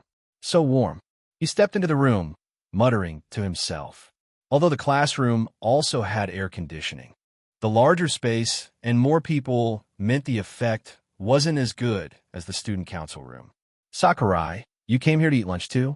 Why not eat with Hayasaka-san? Got abandoned. Sakurai Saki said as he sat down by the sofa. Shirogane Miyuki didn't believe him. Sakurai Saki opened his bento. What he had been eating recently was no longer the same as before. Now his bentos were all made by AI-chan. His girlfriend's bento. On top of the rice, besides sesame seeds, there were also seaweed cut into the shape of a heart. Hayasaka, cough scary. Shirogane Miyuki glanced over, sucking in a breath of cold air. This kind of bento, just one look made his whole body get goosebumps. The love overflowing inside, it was already so sweet, it was sickening. For single people, the damage was immeasurable. Sakurai, do you eat this kind of bento every day now? Being called out like that. Sakurai Saki also felt a bit embarrassed, so he picked up the heart-shaped seaweed to eat first. She insists on making it like this. I don't have a choice. Perhaps this is the downside of having a girlfriend. Sakurai, Shirogane. Sakurai, lately you're really asking for a beating. The old you is better. Shirogane Miyuki said irritably. Ever since the school trip, Sakurai Saki had fully entered romance mode, constantly mentioning his girlfriend at every turn. He wasn't like this before. The old me was like, what? Shirogane Miyuki was countered by the question, left speechless. He set his chopsticks down, finished chewing the vegetables in his mouth, then uncertainly said, you weren't interested in anything, especially not the opposite sex. At the end of last July, when you had just entered the student council, The way you looked back then was really fierce. Do you know what nickname the rumors out there gave you? What? Shuchiin Duji. A type of yukai that seduces women with its appearance, then eats them. This is the first I've heard of it, and it doesn't fit me at all. You see, the old you, when hearing this kind of topic, would definitely show an expression like you wanted to kill someone. But now you just joke about it. Shirogane Miyuki said with emotion. You've really changed quite a lot. Perhaps. Sakurai Saki didn't refute. People all change. Chapter 268, 270. Flat Princess Kagaya lunch break inside the student council room. What's everyone eating? Fujiwara Chika carried her bento, plus a cup of bubble milk tea, and walked in. That's right. I bought it from the vending machine. It's still piping hot. Secretary Fujiwara showed the cup of tea to Shinomiya Kagaya. This noon, aside from Ishigami-yu, all the other members were present. Aino Miko looked at the cup of milk tea, swallowing her saliva. He'll go buy a cup later. Kagaya-san, you've never had it before? I have. Shinomiya Kagaya picked vegetables from her bento. Glancing a few times, I remember Secretary Fujiwara. You always call yourself a low-calorie girl, don't you? Every week, I go cycling for exercise, and on weekends, I even take PES for a walk in Yoyogi Park. Fujiwara Chika boasted proudly, only lacking putting her hands on her hips. Chika, she had already mentioned this many times. PES was the dog she raised. Secretary Fujiwara, do you know? The pearls in bubble milk tea are starch mixed with caramel. It's liquid calories. One cup has more calories than a bowl of ramen. Shinomiya Kagaya swallowed down her vegetables. If you really want low calories, this kind of thing definitely can't be drunk. It should be fine. Fujiwara Chika's eyes dodged, her voice uncertain. Look, the tea is so hot. The calories must have all evaporated. Besides, it doesn't have a nutrition label. No label means 0 calories, right? Omu, definitely. She was already beginning to deceive herself. Chika, you could start spinning in circles right now. A drink that comes with a round feature will definitely make you slim to death.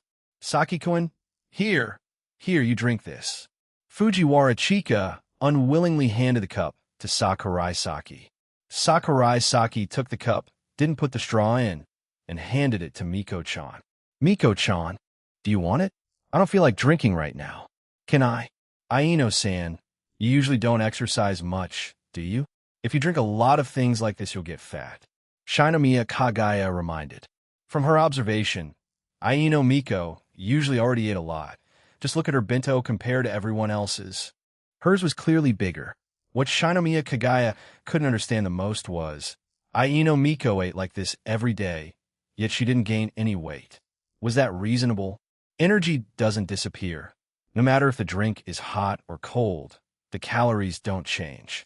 Aino Miko was like a black hole, crazily sucking in piles of energy, yet her body never changed one bit. Truly terrifying.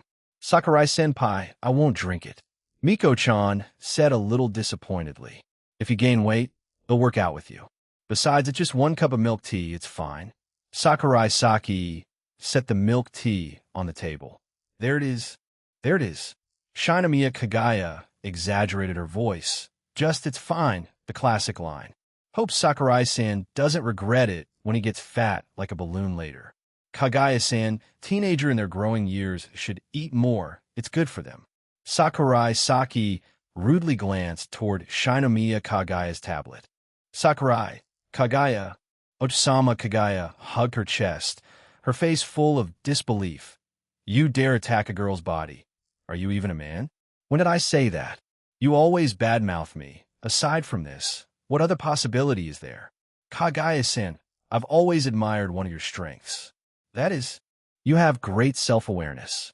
The corner of Sakurai Saki's mouth curved, revealing a mocking smile. He emphasized each word, calmly saying, Flat Princess. Who are you calling Flat Princess? Shinomiya Kagaya shouted angrily. Kagaya. The two started arguing once again. Aino Miko glanced at Shinomiya Kagaya, then at Sakurai Saki. A few seconds later, she picked up the cup of bubble milk tea and took a small sip. So tasty. Miko, Secretary Fujiwara, the one who started this quarrel, only sat watching the two arguing. Then she quietly moved to the side and began eating lunch. She opened her bento, then looked at Miko-chan. Miko-chan, want to eat? No need. But I can't finish it. I cooked a bit too much today. Fujiwara Chika explained. That was a lie. Chika suddenly realized if she kept eating like this, she would get fat into Chika. Absolutely not. Such an ending she could not accept. A person who eats ramen 3 times a week, drinks 3 cups of bubble tea, 3 meals a day without a single one being light. Now she started to worry. Huh, no way. Arguing with you is completely useless. Shinomiya Kagaya realized. Arguing with this kind of thick-skinned man was no different from playing music to a cow, utterly pointless. I found a way to stay happy for a long time. That is to argue less with people who are not intelligent. Just answering "you're right" can solve most problems. Oomph. Then how do you determine whether the person you're arguing with is truly intelligent or not? You're right, Sakurai Saki said with a smile. Sakurai, Kagaya. Kagaya 1 second later. A second later, Shinomiya Kagaya reacted. This was clearly calling her stupid. You're right. She turned into a mimic machine. Shinomiya Kagaya silently made up her mind. For tomorrow's Christmas gift, she must choose something that Sakurai Saki absolutely wouldn't like to give him. If she remembered correctly, Sakurai Saki hated sweets. Tonight after school, when going shopping, she could ask everyone which kind of sweet was the most cloying. Miko-chan, a Fujiwara Chika, picked up a piece of beef. The glossy fat on the meat was shining. Aino Miko opened her mouth and bit the piece of meat, though she was a little worried about her weight. This was something Fujiwara Senpai couldn't finish. Not eating it would be wasteful. Well then, he'll reluctantly eat it for her. Miko reluctantly thought so. Miko. After school, Sakurai Saki arrived at the entrance of the Loft shopping mall in Ginza. He had arranged to meet Ishigami here. On the last day before Christmas Eve, under the huge Christmas tree at the square in front of the shopping mall, quite a few couples were taking photos. Why did he have to stroll around with some guy at a time like this? Really incomprehensible. Sakurai Senpai, good evening. Winter nights fell very quickly. Clearly it wasn't even 7 yet, but the sky was already completely dark. Good evening. The two didn't exchange polite courtesies, but went straight to the subject, entering the shopping mall. This was a department store. Basically anything could be found. Sakurai Senpai agreed so quickly. It's also to buy gifts? Planning to buy a gift for Chika. Fujiwara Senpai, huh? Totally can't guess what she'd want. Ishigami, you thought for a while. Had no clue.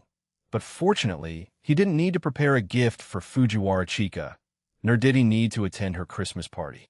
A Moai statue from Easter Island. What do you think? Ishigami, you was just about to object, but after seriously thinking for a few seconds, he found this answer very reasonable. Fujiwara Senpai will definitely like it. I think so too. Chapter 269-271. Sakurai Saki holds firm to the limits. Shopping done. Beside the elevator. Sakurai Senpai. Bye-bye. Ishigami, you carried the gift, bidding farewell to Sakurai Saki. In the end, he still chose a gift that absolutely would not go wrong, pushing the defensive strategy to the very end. This was a very good choice. Better to be safe than to take risks and make mistakes. Even though there were only 4 months left before Koyasu Tsubaim graduated, Ishigami, you still wanted to advance step by step slowly. Sakurai Saki and Ishigami separated, walking in 2 different directions. He prepared to go check out the book section. Recently, Sakurai suddenly became fond of reading, but only traditional literature here, not counting those light novels he used to read before. Books came in many kinds. Sakurai Saki slowly searched, for the moment not seeing any book of interest, but instead spotting an interesting person. A simple hint, broken-hearted, twin-tails Tsundere. Answer revealed, Shijo Maki. Yo, isn't this Maki? Haven't seen you in a few days. Why do you look so miserable? Sakurai Saki spotted the familiar figure. Wandering alone in shopping mall before Christmas Eve, pitiful, truly too pitiful. Maki. Saki-chan, aren't you also alone? Sakurai Saki smiled, stepping closer to her. Me being here alone is because I want to be alone, not because I can only be alone. This reasoning, do you understand? Does anyone have a date with you on Christmas? Oof. I've already given up on this kind of love stuff. Sure enough, human progress requires reading books. Shijo Maki folded her arms in front of her chest. She nodded. Maki, Sakurai Saki raised his eyebrows. Shijo Maki successfully switched from brokenhearted to study maniac. This change could only be described as terrifying. Without being brokenhearted, could she still be called Shijo Maki? Like a tsundere character that loses its tsundere traits. There's completely nothing interesting left. You seem to be thinking strange things. Maki looked at him expressionlessly. Maki, she was just about to say something more when she noticed a familiar figure. Over there, aren't those Nakano sisters, Ichika and Miku, and also Yatsuba? Oma, that's right. Should we go say hi? Forget it, they'll head back first. Sakurai Saki said goodbye to Shijo Maki, picking up a Paradise Lost by Watanabe Junichi.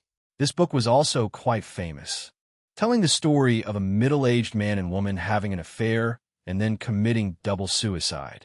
Walking a while, he saw a clothing store in which Christmas outfits were being sold, red and white color schemes, with both male and female models. He stared at them for a while. Top, top. Behind him, suddenly came the sound of footsteps. Saki-kun. A somewhat calm voice, Sakurai Saki turned his head and saw that it was Miku, wearing those blue headphones she almost never took off. What is it? Suddenly coming to find me. I just saw you earlier.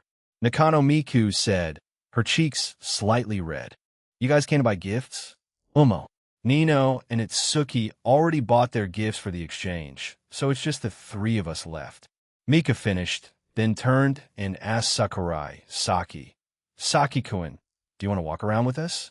She saw that the other party seemed to be alone.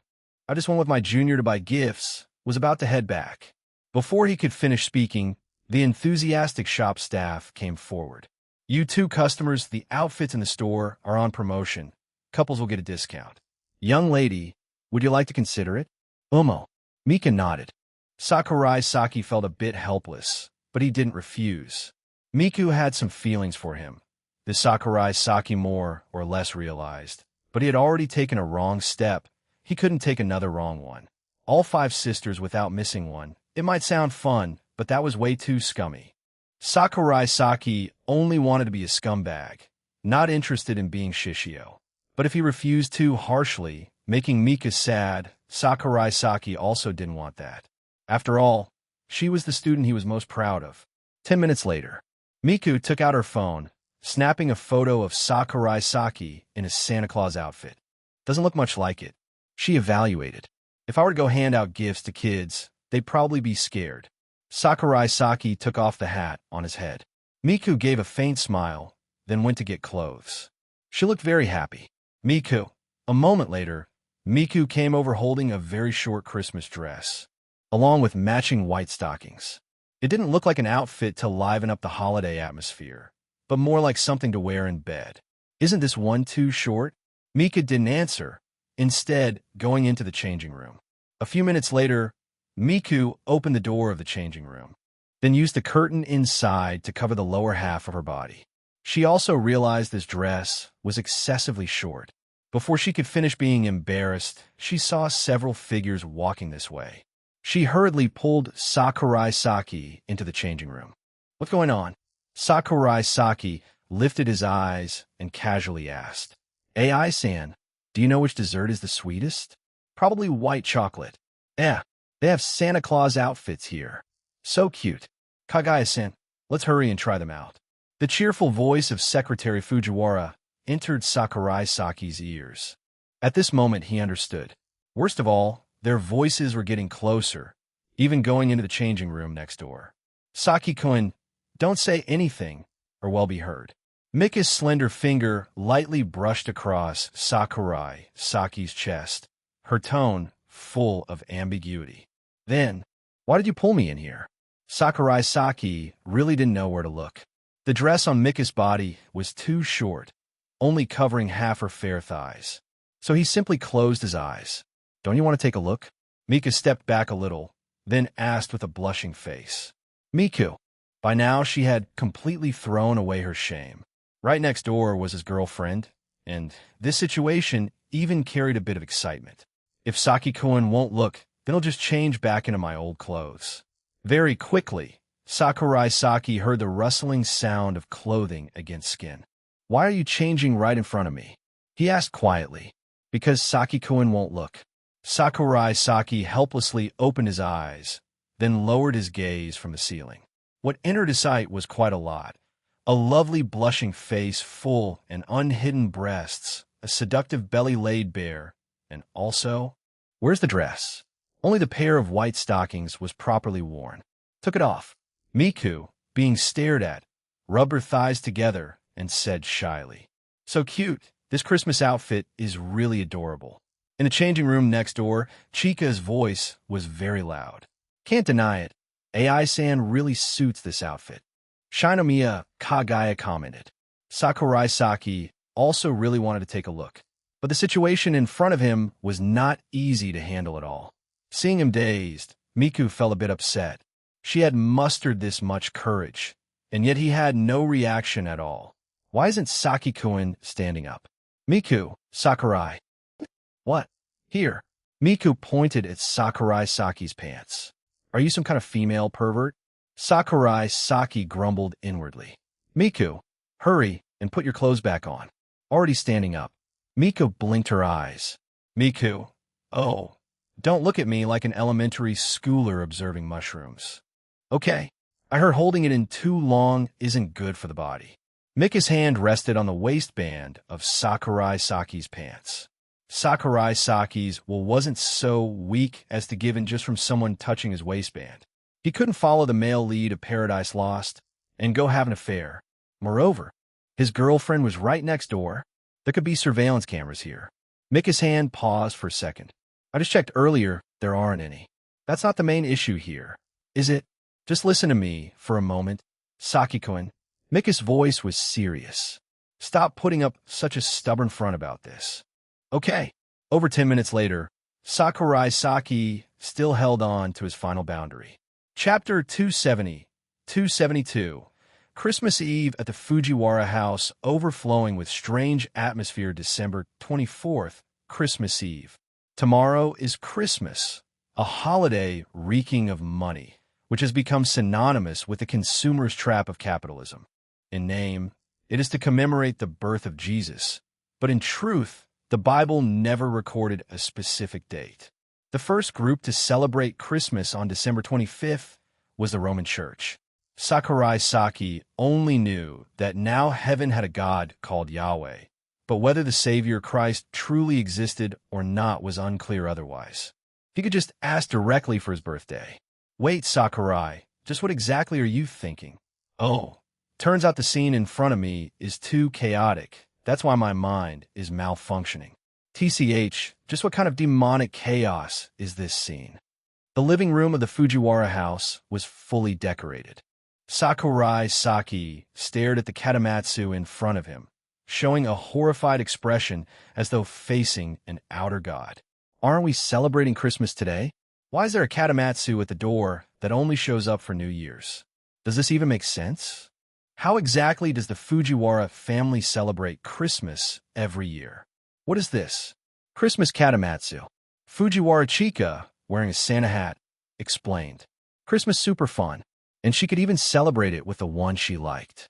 Only, the current girlfriend and future ex-girlfriend of Saki-kun, Hayasaka AI, was a bit of an eyesore." Chika thought so.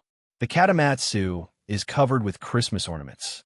Shirogane Miyuki stared at the Christmas katamatsu in front of him, the corner of his mouth twitching. "And what about that one?" Shirogane Miyuki pointed at the outfit Fujiwara Meha was wearing. "Lion dance reindeer head." Ju Fujiwara Meha let out a cute cry. She was wearing a red lion dance costume, and on her head were a pair of reindeer antlers. "Lion dance, you only see that during New Year's, right?"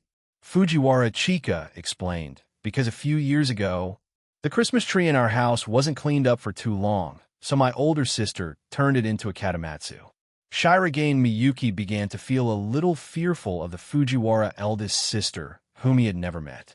Just what kind of person could mix up New Year's traditions and Christmas like this? Secretary Fujiwara, that mask you're wearing right now is Christmas Oni. There are beans on the table. Chika touched the Oni mask on her face, smiling as she spoke. Chika, you only throw beans to drive out Oni during New Year's. Shirogane Miyuki collapsed to his knees, clutching his head. Come on now, don't make that face. At first, we also found it strange, but after a few years. After a few years, then what? Sakurai Saki asked. Then it felt like Christmas had to be celebrated this way.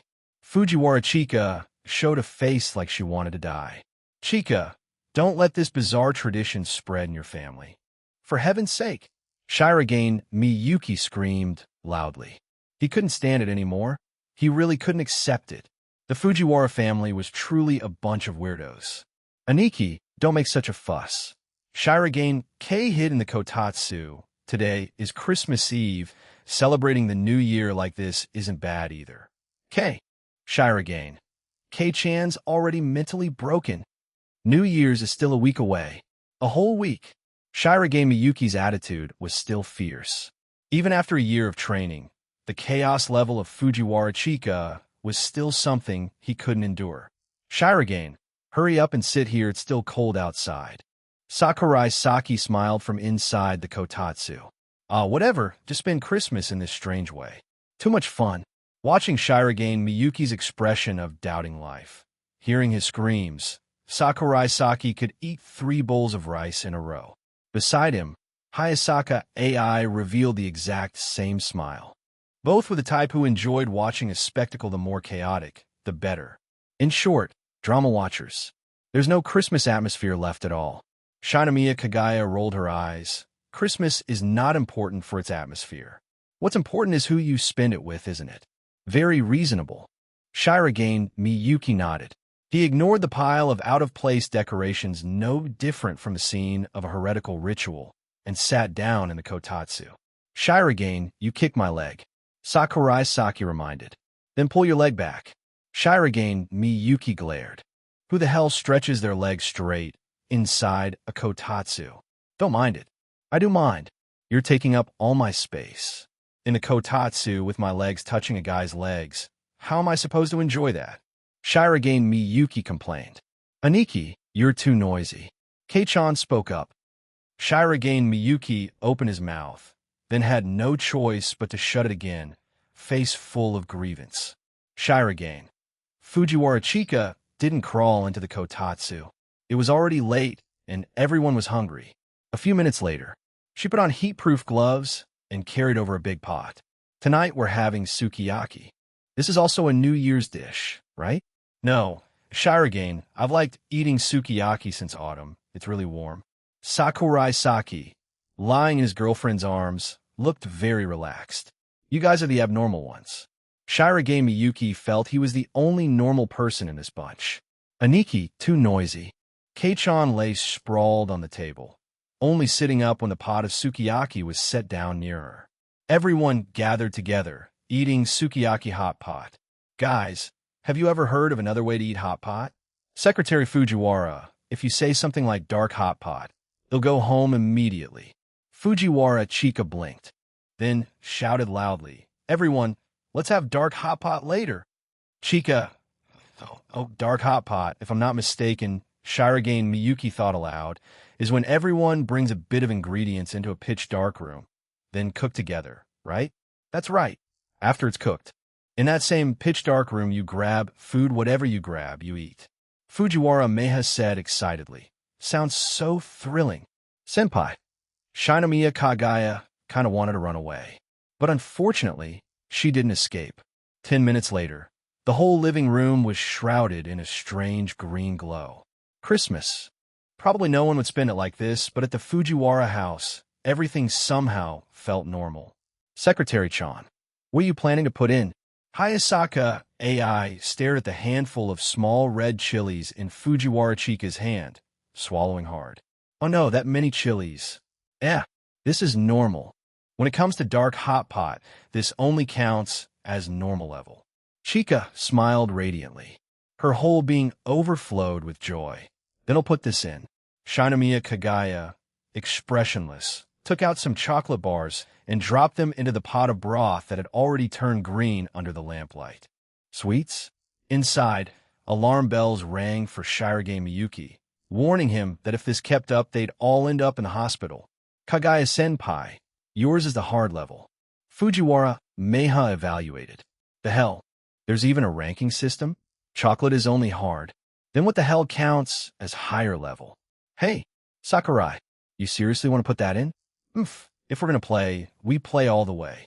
Sakurai Saki calmly opened a can of pickled herring. Why the hell does the Fujiwara household even have this kind of biochemical weapon? Shirage Miyuki pinched his nose. Didn't expect it to be fatal level. Even Chika pinched her nose. Hayasaka AI watched everyone enthusiastically toss more ingredients into the pot, and for a while she didn't know what to do. Today, is it really Christmas Eve? Chapter 271, 273. These handcuffs will be put to proper use. Sorry, I had a power outage yesterday. Fujiwara living room. In the eerie green light, everyone's eyes focused on Shirage Miyuki. Shirage, pick it up. Sakurai. Shirage. Sakurai gulp. I'm a little scared. Shirage Miyuki stared at the hot pot, where thick liquid kept bursting with bubbles, having no desire to eat at all. Moreover, until now, no one had managed to pick up the herring and brine meat that had just been thrown in. Had it completely dissolved? Sakurai Saki's face was pale as he gritted his teeth and said, "Today someone's bound to end up in the hospital. Give up resisting. That's not right. We're not playing a murder game here. Stop it, everyone. Please?" Shirage Miyuki flailed his arms and legs, desperate to escape the current hell. He'd rather jump into a pot of oil than keep eating this bizarre stuff. Actually, it's not that bad, President Shirage. Shinomiya Kagaya's face was full of madness as she wiped the corner of her mouth and retched lightly. Kagaya, damn it. She had just bitten into the piece of chocolate she herself had thrown in. The feeling was as if a mochi ball was blocking her entire esophagus. The taste at once spicy, sweet, salty, and mixed with a fishy stench. Hey, Shinomiya, your expression says otherwise. Shirage Miyuki shouted in mockery. That face looked like she was about to die. Something was obviously wrong. It's fine. The Shinomiya family has a private hospital. The doctors there are excellent. Shinomiya Kagaya looked towards Shirage Miyuki, her eyes carrying only one meaning. Tonight you must eat it all. Aniki, let's descend to hell together. Shirage K covered her face with both hands and spoke in a strange tone. I can already see the river Styx. The red spider lilies are so beautiful. K-chan, you don't look well. Hee, because just now K-chan ate chili along with mochi. Fujiwara Chika was currently the most stable survivor, having eaten only 2 pieces of tofuad tasting, but still edible. You guys are too weak. Fujiwara Chika covered her mouth, letting out a mocking laugh. Chika. Fujiwara Meha lay sprawled on the floor, eyes vacant, ignoring the chaos around him. Shirage Miyuki stuck his chopsticks into the pot. He stirred a few times. He lifted out a strange lump of unidentifiable food. He secretly swallowed hard. His body screamed a warning, don't eat it. Shirage, as a man you have to follow the rules of the game. Sakurai Saki looked awkward. He was next in line. It was only the 3rd round. Dark hot pot. The longer it cooked, the worse it got. Back in round 1, the flavors hadn't blended yet, just ordinarily nasty. But now, it had reached a lethal level. This will kill us. If not death tonight, then crippling stomach pain tomorrow. Elite. Shirage Miyuki shoved the thing on his chopsticks into his mouth. He didn't even bother chewing, swallowing it straight. A few seconds later, "Gah, water. Give me water." Fujiwara Chika grinned wickedly and handed him a cup of water. Shirage Miyuki took a gulp, then collapsed on the floor, gasping. He had just seen heaven for a moment. Too dangerous. Why are we even playing Dark Hot Pot on Christmas Eve anyway? Hayasaka AI, who had been silent all along, finally spoke. Everyone, grouse. Yeah, why indeed? Dark Hot Pot is over. Next up is the event everyone's been waiting for, the gift exchange. Fujiwara Chika entered from the living room doorway. In her hand, she held lots drawing sticks. Here are bamboo sticks with everyone's names written on them. Well, draw in turn. No cheating. As soon as she finished, the entire room simultaneously turned to look at Fujiwara Chika. Cheating? There is really only one person here likely to cheat, right? Why is everyone looking at me like that? Sukotari-chan, don't cheat, okay? Hayasaka, AI, tilted her head at her. Ayaya, AI-chan, you really know how to joke. Fujiwara Chika placed the bamboo drawing tube on the table. After some discussion, everyone finally drew their lots. Indeed, Fujiwara Chika didn't cheat, yet she still drew Sakurai Saki's gift. A Moai statue? Seriously, would anyone actually like a gift like this? Shinomiya Kagaya's eyelid twitched. Fortunately, she hadn't drawn Sakurai Saki's gift, or this perfect Christmas would have been ruined. Wait a second. Eating dark hot pot on Christmas Eve wasn't exactly normal either. I love it. Fujiwara Chika hugged the Moai statue tightly to her chest. Chika, Kagaya, Shinomiya Kagaya felt the student council's chaotic nature growing stronger and stronger. At first, only Fujiwara Chika was abnormal, but now no one seemed normal anymore. Is this Chika's gift? Sakurai Saki glanced at the item in his hand. It's bath powder, handmade bath bombs. Fujiwara Chika explained. He'll use it carefully. Saki-kun no Eki Chika said, her face flushing red. Chika, so do you want me to use it or not? I completely can't understand what girls are thinking. Shinomiya Kagaya looked down at her own gift. Noise-canceling headphones? Kagaya-san, do you like them? Hayasaka, AI asked. Very nice. AI-san, you'll treasure them. Shinomiya Kagaya smiled. But this handkerchief is President Shiragene's gift? That's so ordinary. Fujiwara Meha glanced at the handkerchief in her hand. Exactly. Rather than ordinary, it's downright boring. Fujiwara Chika sighed. That such a boring gift could exist in this world was truly eye-opening. That's because you guys are the weird ones. Shiragane Miyuki ground his teeth, suppressing the urge to spit out a sarcastic retort. Among everyone here, he was the only normal one. Mine is a gift from Kagaya-senpai. A scented spray. I even bought essential oil to help relieve stress. Kei-chan, thank you. Senpai, no need to thank me. Shiragane Miyuki glanced at the gift in his own hand. It turned out to be from Kei-chan. Truly unexpected. An animal picture book? TSKK. Hey, Kei-chan, did you just click your tongue? Is it that unpleasant to have your big brother draw your gift? By now, only one person hadn't received a gift. HM, looks like it's just me. Hayasaka AI opened the last gift box. Hayasaka-senpai. Fujiwara Meha started to speak to stop her. Unfortunately, Hayasaka Ace movements were too fast. A few seconds later, the item inside was taken out. Everyone, did someone really give handcuffs as a Christmas gift? They even look like pure silver. Hey, Meha, what the heck are you giving, huh? The one who said this was none other than Fujiwara Chika. She quickly turned to Hayasaka AI to apologize. Sorry, AI-chan. In my family, everyone besides me is a little weird. No, you're plenty weird yourself. I'm even afraid you might be the weirdest of all. Shinomiya Kagaya thought so, but couldn't bring herself to say it. It's fine. Hayasaka AI stroked the handcuffs. We'll put them to good use. If that's the case, then it's fine. Fujiwara Chika had just finished speaking when she suddenly reacted. Put them to good use? Well, Fujiwara Chika's mind was instantly filled with a pinkish-purple scene. Hello, use them how? Like tying Saki-kun up? I'm so jealous. Chika, Chapter 272, 274. White Christmas signifies auspiciousness. According to the encyclopedia, it's snowing outside. Shinomiya Kagaya stood by the floor-to-ceiling window, watching the snow fall in the courtyard. Snow is a solid form of precipitation formed when water vapor in the air sublimates. Its structure changes with temperature, and it's usually hexagonal, resembling flowers, which is why it's called snowflakes. Sakurai Saki held his phone, reading from an encyclopedia. You really don't get the mood at all, Sakurai-san. Shinomiya Kagaya cast him a glance. Kagaya, this was a true white Christmas. Last year there hadn't even been one. White Christmas symbolizes good fortune and fulfillment, the highest realm of Western Christmas. That's what it says on Google. That's why. I already told you. Stop Googling on your phone, Sakurai-san. Shinomiya Kagaya covered her face, utterly hopeless before someone so devoid of romance.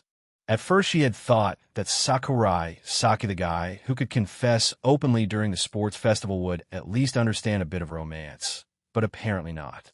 Poor AI-san, having a boyfriend like this. Kagaya-san, this must be your first time spending Christmas with everyone, right? Happy? Sakurai Saki's voice suddenly softened. Caring for lonely children without a place to belong, that was a grown-up's responsibility. After all, you're always like this. Shinomiya Kagaya murmured a mild complaint.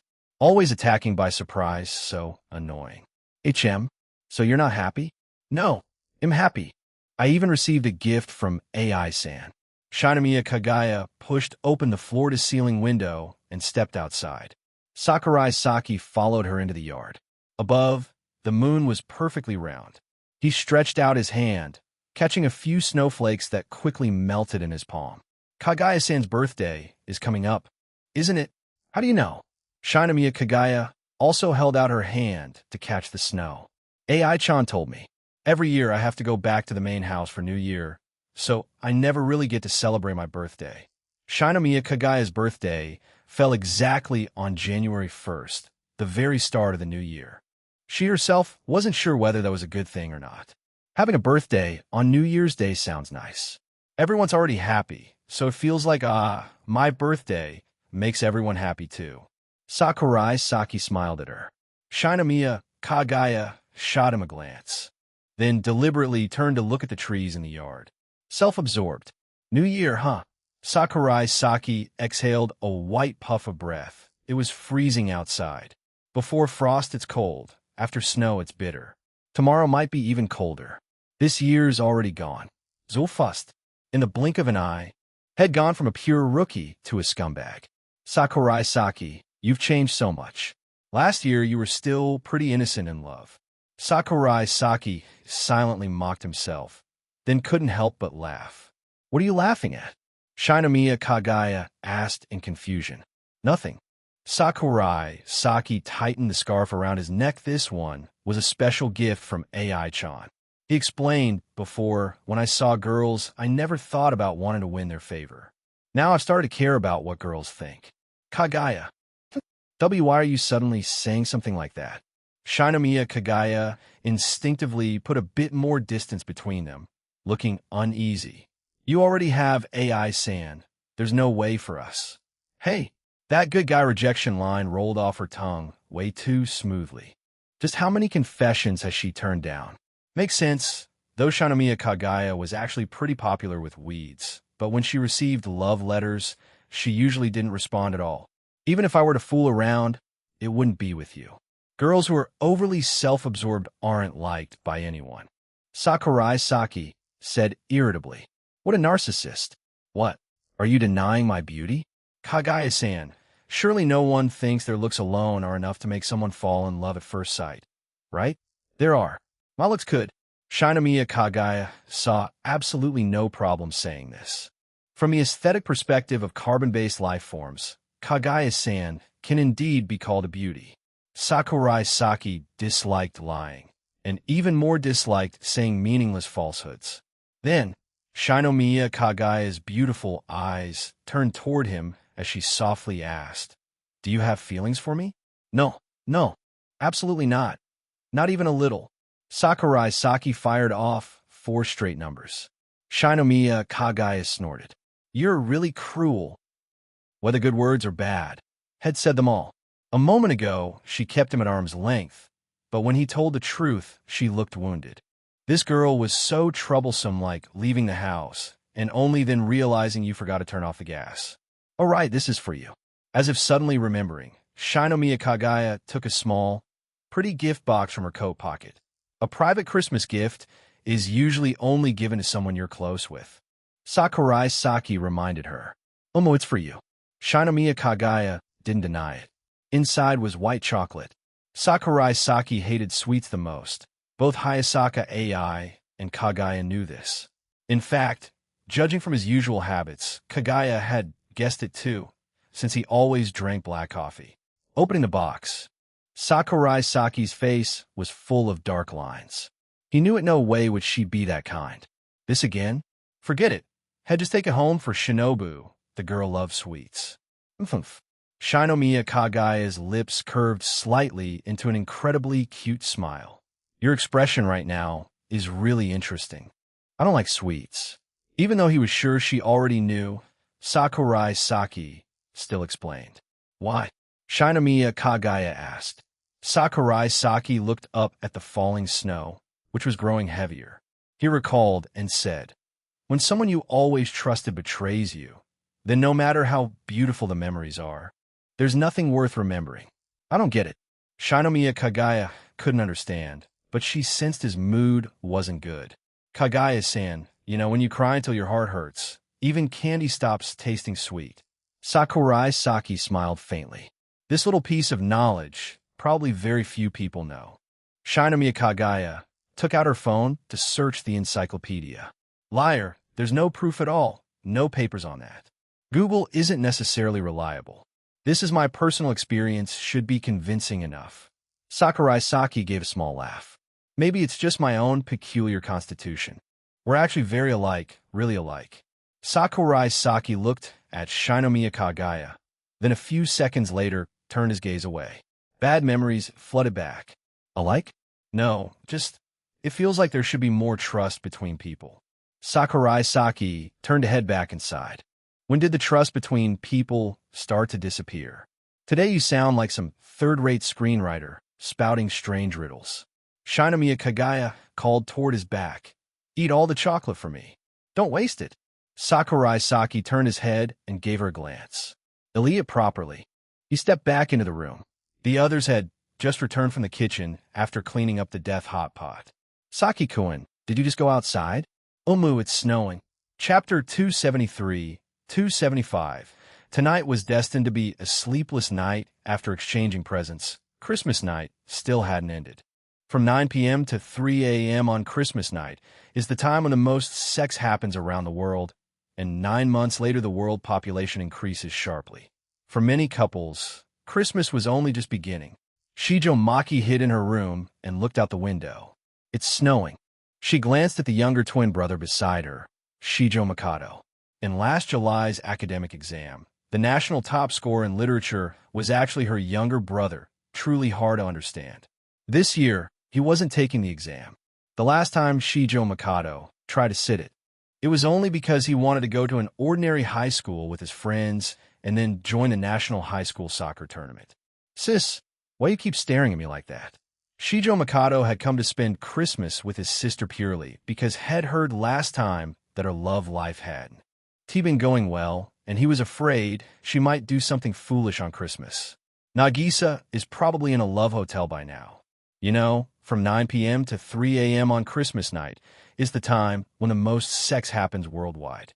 What are you saying to your little brother? Shijo Mikado put down his handheld game. Ara, you're so innocent. Shijo Maki snickered. Well, it's good that you don't do stupid things. Stupid things? Aren't there plots like that in so many novels? A heartbroken girl on Christmas night runs to a bar to drown her sorrows, has a one-night stand, ends up pregnant, and doesn't remember who the father is. Maki, little brother, your sister is only 16 this year. How could she do those stupid things? Shijo Mikado glanced at the Buddhist Sutra book placed nearby. Then he looked at the notebook beside it and could be sure his sister had once copied sutras by hand. Do people really copy sutras when they're heartbroken? Sorry, they do. There are idiots like that. What are you staring at? I stopped copying sutras long ago. Is that something to be proud of? In the last midterm, I got second place. In this final exam, I got first. Shijo Maki puffed her chest out, the two short ponytails at the sides of her head twitching a little. All right, father said he wants you to transfer to Shuchiin next year. Is that true? Umo, Shijo Mikado explained. Originally, I went to an ordinary high school, just to play soccer with friends. Now that I've won the national championship twice, there's no need to continue. Mikado, when are you going to get a girlfriend? You're 16 and still a high schooler who's a virgin. That's embarrassing. Wait until sister has a boyfriend. They'll probably find a girlfriend too. Mikado, Maki. As soon as Shijo Mikado finished speaking, he noticed his sister's expression turned terrifying. In the next instant, "Gah! It hurts, it hurts, it hurts. Cease. Don't step on my waist, it really hurts. I'm really in pain. I'm about to die. I'm seriously about to die." Today the Shijo household remained peaceful as usual. No lives were lost. Except for Shijo Mikado's waist. Phew, that's better. Shijo Maki brushed her hands off and lifted her foot from her brother. It was a bad habit, but she had gotten used to hitting her younger brother since childhood and couldn't give it up now. After all, that's probably how sister-brother relationships are, right? In manga, it's the lovey-dovey sister-brother type. Sorry, not here. Actually, my relationship with Mikado isn't that bad. Shijo Maki nodded quietly. Shijo Mikado, face contorted in pain, crawled up. Why did he have to come celebrate Christmas with his sister? At first, I planned to go to India to grasp Buddhist truth, but thinking about it now, never mind. Shijo Maki mentioned the plan from a month ago. It's really great that you can give that up. Shijo Mikado breathed a sigh of relief. Maki. The next instant. It hurts, it hurts, it hurts. Don't. How dare you badmouth me? I didn't say anything. You said it in your heart. Shijo Mikado lowered his head, taking a Dejiza posture to apologize. Sis, please forgive me. I was wrong. Anyway, not everyone's love life goes smoothly, right? You and Koyasu Tsubaime might not be so smooth either.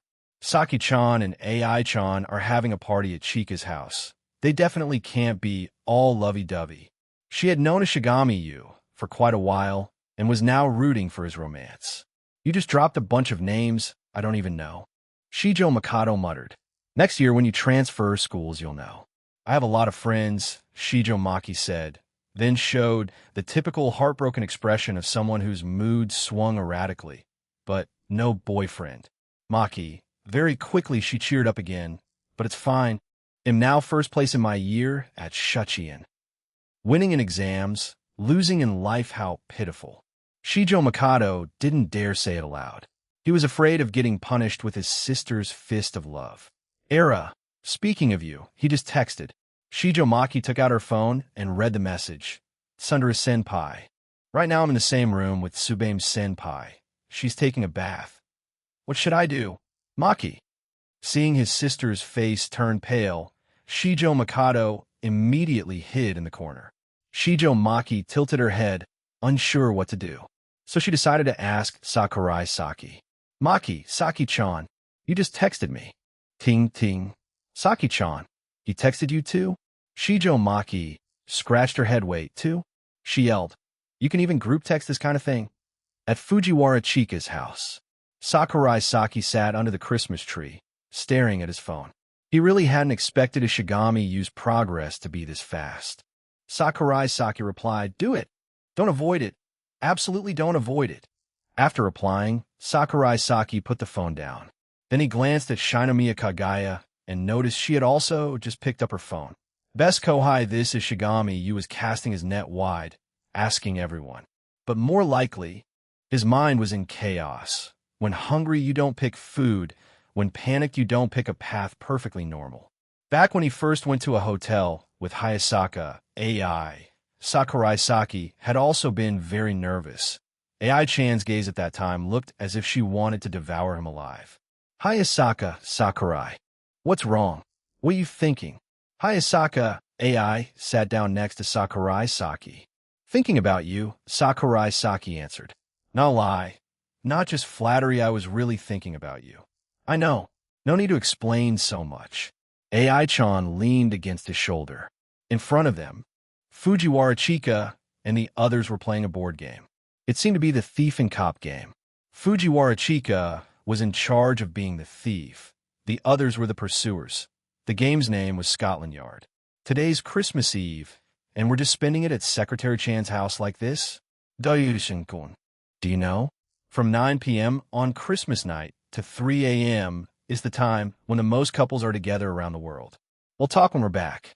Tonight, can we try something different? Who's going first? Me. Hayasaka Sakurai again. Can I say no?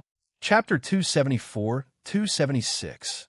Have a refreshing outing bye-bye. Sakikun kuiwara tika reluctantly vavit torstai Sakurai Saki. Tonight Kagaya would stay over here, but Sakurai Saki and Hayasaka AI said they wanted to head home. Kagaya-san, are you really not coming back with us? Hayasaka AI looked at the Fujiwara sisters, a worry for Shinomiya Kagaya's safety rising inside her. At night, she might get dragged into some weird games again. Kagaya-sama, please stay alert. I'm not going back. Shinomiya Kagaya shook her head. Compared to going home to sleep alone, staying with the Fujiwara sisters was better. At least she had company. That annoying Sakurai. The one who should be sleeping next to Hayasaka is me. After saying goodbye to everyone, Sakurai Saki and Hayasaka AI boarded the train. It was past 9 o'clock and the train hadn't stopped yet. As they entered the station, a sudden message came to his phone. Sakurai Saki, open line. He found it was a message from Miko-chan. Miko-chan, Sakurai-senpai, I miss you already. And also, I feel dizzy. The sun in the sky is too bright. AI-chan, Miko-chan says she misses me. Sakurai Saki showed the phone to his girlfriend. Probably drunk, right? I think so too. Sakurai Saki typed on his phone. What did you reply? I told her to sleep early and not to eat too much. The party at Koyasu Tsubame's house was probably already over. By now, Miko-chan was likely at her own home or maybe staying at Koyasu Tsubame's place. Ting ting. Miko-chan. Selfie. Rosy-cheeked and adorable. The corner of her lips raised in a sly smile, making a peace sign. Behind her is a sofa with plenty of unfinished food and a box of whiskey-flavored chocolate. Totally drunk.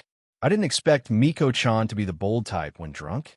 Sakurai Saki again handed the phone to Hayasaka AI. Getting drunk from chocolate. What a noob. So cute. I just want to hug her and pamper her. Ai-chan's face radiated pure maternal light. Hayasaka. I also. Ahem, she really is cute. Dangerous almost slipped up. New Year's is coming soon. Boyfriend Koen. Are you planning to go back to Kyoto?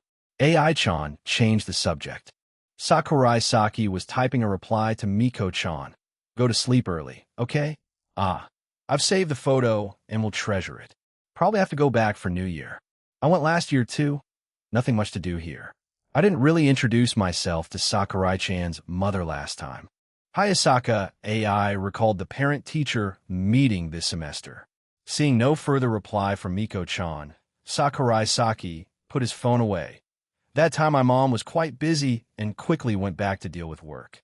This time I have to greet her properly. Hayasaka, Ace's face grew serious. Sakurai Saki froze for a few seconds, then suddenly asked in doubt. You want to go back with me? Why not? I have to return to Kyoto for New Year's too. No, I just wasn't expecting it. AI-chan's mother was probably working at a Shinomiya main house in Kyoto. Last time, when Jinguji Tamaki seized the divine seat. It was Hayasaka, now, who gave Sakurai Saki the warning. This year, the Shinomiya family is visiting Inari Shrine. I heard the deity there is very responsive. For a moment, Sakurai Saki didn't know what to say.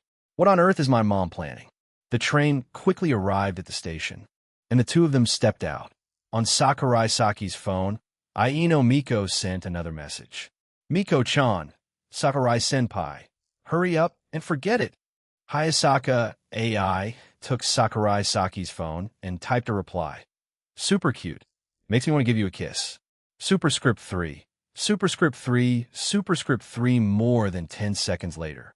Miko-chan. 00. Sakurai-senpai, what are you saying? Seeing this reply, Hayasaka AI immediately snapped a selfie and sent it over. AI-chan, your personality is really wicked. Sakurai Saki grabbed her left hand and tucked it into his coat pocket. AI-chan held the phone, her face blooming with a bright smile. While typing with her right hand, she said, Miko-chan probably likes you. Sakurai Saki shook his head. No, I think it's more like admiration than liking. Pretty much the same. Relationships between people aren't limited to lovers or strangers. There's also the option of friends. Miko-chan lacked friends before, so I simply approached her. Sakurai Saki spoke without blushing or a single skip of his heartbeat. At first you just treated her like a toy, didn't you? How did you know? AI-chan slipped the phone into her coat pocket and said, because I'm the same as you. AI-chan, your personality is really awful. Sakurai Saki teased. If I were really awful, I wouldn't let you be in contact with so many girls. Hayasaka AI tucked her hands into her sleeves. Sakurai Saki glanced a few times. Is this Mosodi? Not really? I'm just cold.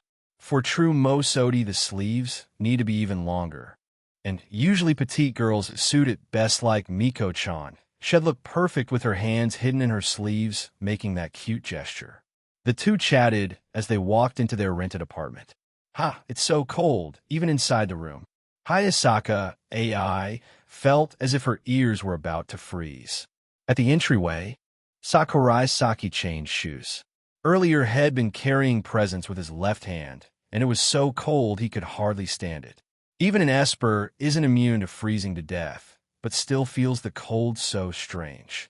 He turned on the heater in the living room. After a few minutes, it was much warmer. I'm going to take a bath. Indeed, in winter you have to soak in a hot tub. Don't be long. Hayasaka AI wrapped herself in a fluffy blanket on the sofa. After both of them had bathed, they went into the bedroom. They spent the rest of the Christmas evening together, unwrapping the gift that Fujiwara Meha had given them. Cool, chef. The next morning, Sakurai Saki got up on time to go jogging. Outside, he found that although the snow had stopped, a thick layer about 5 centimeters deep still covered the ground. The temperature was also noticeably colder than yesterday. After finishing his run in the park while resting, Sakurai Saki saw a message from Gabriel. Not a request for money. Gabriel, Aki, do you want to come to heaven with me for New Year's? If you go with me, I can bring my computer back. TSK.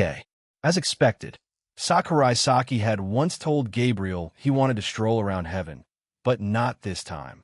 He had already promised Hayasaka AI he would go back to Kyoto for New Year. He typed out a refusal. Right after, she sent a flood of crying stickers really annoying. He switched his phone to silent mode. Sakurai Saki slowly headed back home. On the way, he passed a taiyaki shop and decided to buy a few. It was pretty crowded here with a long line. Here you go, blonde Oju-chan.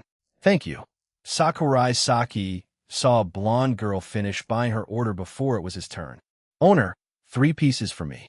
Thanks for your support. After buying the snacks and returning home, Sakurai Saki found his girlfriend still fast asleep. Chapter 275-277. New Year is coming. New Year in Japan is on January 1st. On the 31st, Sakurai Saki went home, bringing a bit of luggage along with his girlfriend. There were many girls in the station. They wore down jackets on top. Pleated skirts with thin tights below. This kind of outfit only girls unafraid of the cold would dare to wear. Truly admirable.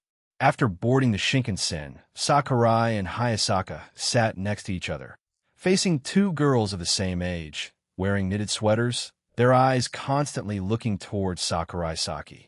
Even knowing the beautiful girl sitting next to Sakurai Saki was his girlfriend, they still couldn't help but look. Sakurai Saki's charm had nearly reached that level. Getting off the train, from a station where they had returned from the last school trip, the two switched to the electric train. Why can girls wear thin tights in weather like this? Aren't they cold? There's fleece lining inside. And there's also a type called bare legs tights. You don't know? Hayasaka AI looked at him as if she had discovered an alien. This behavior is completely a scam. Sakurai Saki said in a voice full of disappointment. Bare legs tights are the kind of thin tights whose color is close to real skin, making it hard for others to tell if it's real or fake. Just thinking that the girls were all wearing that kind of tights. The admiration in his heart for them dropped by more than half. Only those girls who still wear nothing in winter are truly warriors. Want to touch and see? AI-chan lightly lifted her leg. Today the train wasn't too crowded. She could even raise her leg. Hayasaka. Sakurai. No, not necessary. Sakurai Saki shook his head. Compared to touching right now, he preferred to wait until night. Darling, I'm a little nervous. Just thinking about officially meeting her boyfriend's mother made Hayasaka AI inevitably tense. My mom is a very nice person. She won't make things hard for you. Sakurai Saki reassured her. When we get home, maybe mom will even personally make sweets for you to eat. Near New Year's, the wagashi shop that his mom ran had already closed. Now she was just a lazy fox. Yesterday when he called, her voice was so lazy it sounded like she might fall asleep the next second. Clearly she had already become a deity, yet still had to open a shop and do business. The level of dedication of his mother made others admire her. Really? Really? They got off the electric train, then switched to the bus, swaying until they got off at Kamogawa stop. Because they had set out early in the morning, they arrived still early, almost just in time for afternoon tea. Following the street with an old-fashioned style forward. Beside them, the Kamogawa River sparkled with ripples. They entered Pontocho, continued along the stone-paved road. There were also quite a few pedestrians around. Sakurai Saki even greeted a regular customer. Arriving at the entrance of the Kitsune Tamiya shop, Sakurai Saki lifted the fox-pattern curtain, then stepped inside. A sign saying temporarily closed was placed at the door, so there were no customers inside. But some regulars would order in advance, and Jinguji Tamaki would consider and accept a few orders. Ibukine, it's already New Year, and you're still here? Boss won't let me go home. The woman wearing glasses and an elegant kimono gave a wry smile. Young master finally came back. And the one behind is? Ibuki-san. Hello, I'm Sakurai Saki's girlfriend, Hayasaka Igai. I-chan's lightly bored. I've already heard boss mention you. Ibuki Yuki gently laughed twice. Just like the young master, just call me Ibukine. Where's my mom? Sakurai Saki set down the luggage. Sleeping upstairs. This house has 2 floors. The first floor is the wagashi shop. The second floor is the living space. Every time New Year comes, mom falls into this state. Sakurai Saki sighed. Since moving into this house, every New Year he would see his mother curled up under the blanket on the bed, refusing to come out. She says she wants to hibernate. I think, back when she hadn't finished her plan, it could still be explained. Now she's already become a higher-level existence. Yet the result is the same. Calling a hibernation, she's simply just lazy. Ibuki Yuki took a bite of the dorayaki beside her. This was the one she had just made for afternoon tea. Back when she was still a fox yukai, hibernation made sense, but now that she had become the Inari deity, how could she be even lazier than before? Sakurai Saki roughly understood her meaning. Let's go. Let's put away our things first. Sakurai Saki said to Hayasaka AI. Ai-chan nodded abita un quardi. The two of them went upstairs together. Ibukine is a long-time employee here, helping my mom with work for more than 10 years. I've always treated her like an older sister. Last time he took Hayasaka AI and Shinomiya Kagaya to watch fireworks. The driver's license was still the one Ibuki Yuki had handed over. There are still many empty rooms in the house. Ibukine often cleans them. See which one you want to sleep in? Even if she was his girlfriend, during New Year, they had to sleep separately. Otherwise, it wouldn't be good for a girl's image. That room is mine. Sakurai Saki pointed to the one at the end of the hallway. Ah, right. All the rooms here have tatama floors. Are you used to sleeping on that? Used to it. Ayazaka, I nodded. In the end, AI-chan chose the room next to Sakurai Saki's, the distance very close. After tidying up, Sakurai Saki got ready to wake his mom. Mother-in-law meeting daughter-in-law. And yet the daughter-in-law had arrived while the mother-in-law was still sleeping, really speechless. In Hayasaka A's eyes, his mother's image was surely terrible. He slid open his mother's bedroom door. Sakurai Saki looked at the quilt rolled up in front of him and couldn't help but sigh. Then he closed the door again. Sakurai Saki sat down on the tatama floor, using his hand to poke at his mother's quilt. Mom, I'm home. No response. No, actually there was a slight response. Sakurai, pretending to sleep is useless, Mom. Aren't you going to meet my girlfriend, even a little? Sakurai Saki said in dissatisfaction. It's already too late. A mournful voice of Jinguji came from under the quilt. Mom has turned into the useless mother who just stays at home all winter. Surely AI-chan won't like Mom anymore. Tamaki. So she had already investigated the girl's name thoroughly? Mom, your ability to take action is really strong. And moreover, when we came in earlier, you were secretly eavesdropping? Then why not change clothes and come out? So Mom plans to just lie here forever? Even if you delay, it's useless. Sooner or later, you'll have to meet. Jinguji Tamaki poked her head out from the quilt, acting spoiled. My treasure baby. Can Mom wait until dinner time to come out? Tamaki, we haven't even had lunch yet. Just now we only bought one rice ball at the convenience store. Hearing that, Jinguji Tamaki's expression immediately changed. Baby, you haven't eaten? She quickly crawled out of the quilt. Sakurai Saki a few seconds later shifted his eyes away. Mom, this habit of yours, can't you fix it?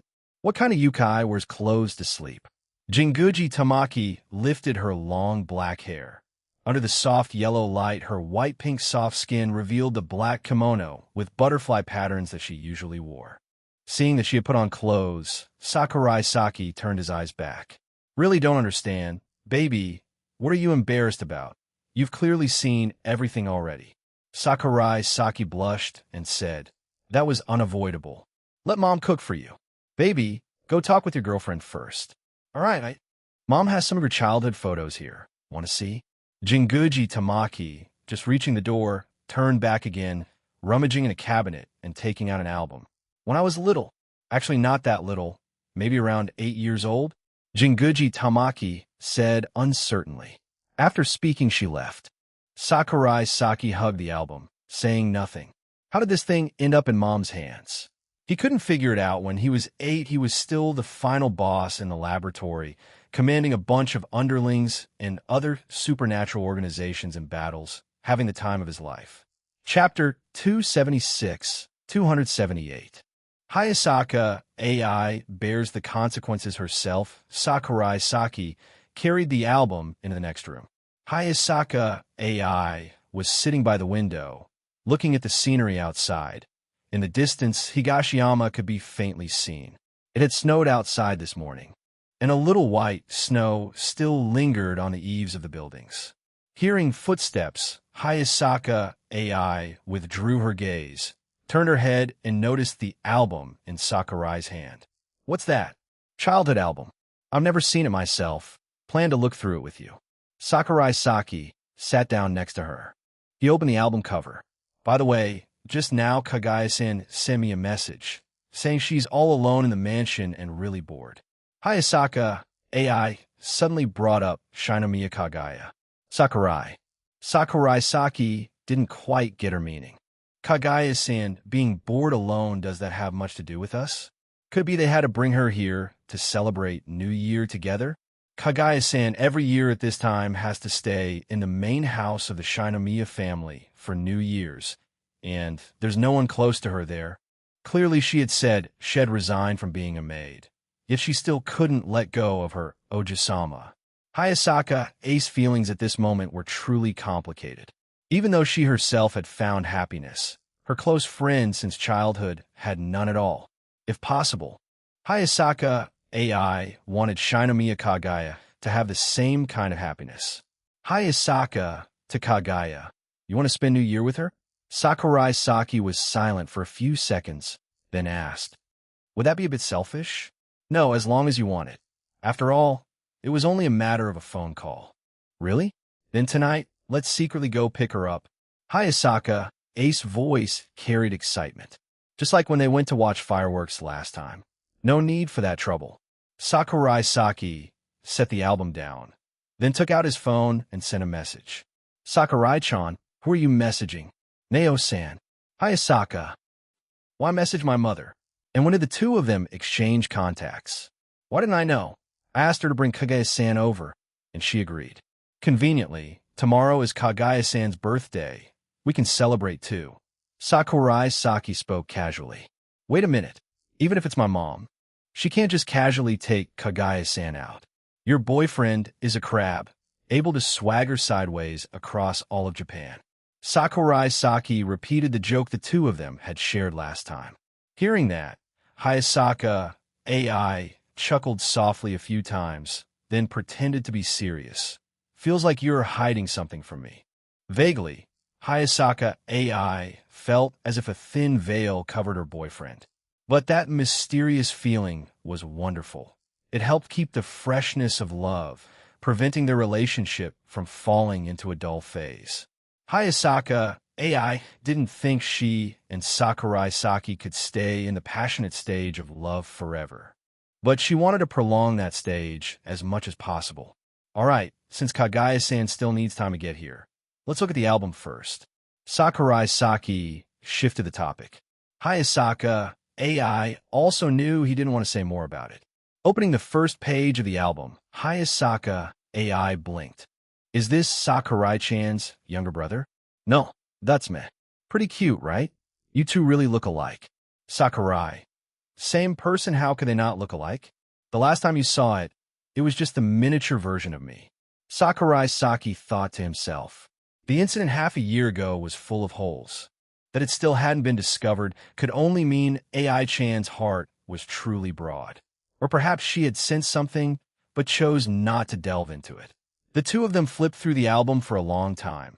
Most of the photos were solo shots of Sakurai Saki. Near the end, there was finally a photo of two people. Doesn't look gentle at all. Boyfriend Kuin was really fierce when he was little. Hayasaka AI traced the photo in the album with her finger. In the picture, on the left was Sakurai Saki wearing a small cat mask. On the right was a woman with a bright, cheerful smile, short golden blonde hair, wearing a white blouse and black-rimmed glasses. Is this Sakurai-chan's sister? Her name is Sakurai Toru. She and I have a very good relationship. After saying that, Sakurai Saki immediately closed the album. What's wrong? Hayasaka AI was a little surprised. Weren't they going to keep looking at the album? We've seen almost all of it. Let's go eat first. Sakurai Saki said with a smile. Mom went to cook just now. It should be almost ready by now. Jinguji Tamaki's cooking was excellent after all. She was a yukai who had lived for who knows how many years. Here, AI-chan, have some of this. Jinguji-san used chopsticks to place food into Hayasaka Ace bowl. Tamaki. Sakurai Saki glanced at his girlfriend's bowl. The food was nearly overflowing. Hayasaka AI awkwardly turned her eyes towards Sakurai Saki. Right, AI-chan. How did you meet my baby? Last year when we entered school, we were placed in the same class. My treasure really has charm, to even find such a beautiful girlfriend. Jinguji Tamaki gave a compliment that praised both of them at once. Hayasaka AI recalled the first time she met Sakurai Saki. She bit hard into the broccoli that had just been placed in her bowl, as if gnawing on Sakurai Saki's bones. Hayasaka, a year and a half ago, she thought Sakurai Saki was an idiot, sharp-tongued and arrogant. A year ago, she still thought he was an idiot, yet didn't realize she liked him. Now, she felt that she herself was the idiot for liking him so deeply, loving him so much that even when he was ambiguous with other girls, she couldn't let go. Hayasaka AI, being a girlfriend like this is really too aggrieved. But since I've already fallen for him, there's nothing I can do, just accept it for now. Hayasaka AI chewed the vegetable in her mouth.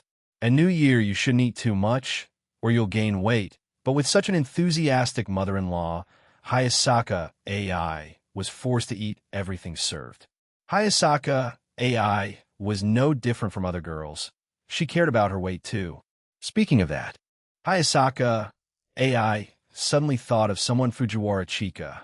Not long ago, Fujiwara Chika had posted on Instagram, sharing a photo of herself riding a bicycle with a caption saying it was to lose weight. Hope Secretary Chan gains 10 kilos in the new year. Hayasaka AI silently prayed in her heart. If I can't get slimmer, then let the rival get fatter. Chika. Only Secretary Chan's nutrition all seemed to concentrate in a strange place that made people jealous. AI-chan, what's wrong? Doesn't taste good? Jinguji Tamaki saw her future daughter-in-law holding chopsticks, but not moving, and asked in concern. No, it's delicious. Hayasaka AI came back to herself and quickly denied it. Being able to spend New Year with Sakurai-chan and receiving his mother's affection, could Fujiwara Chika do that? Oof. Hayasaka. Afternoon, after lunch. In a main hall downstairs.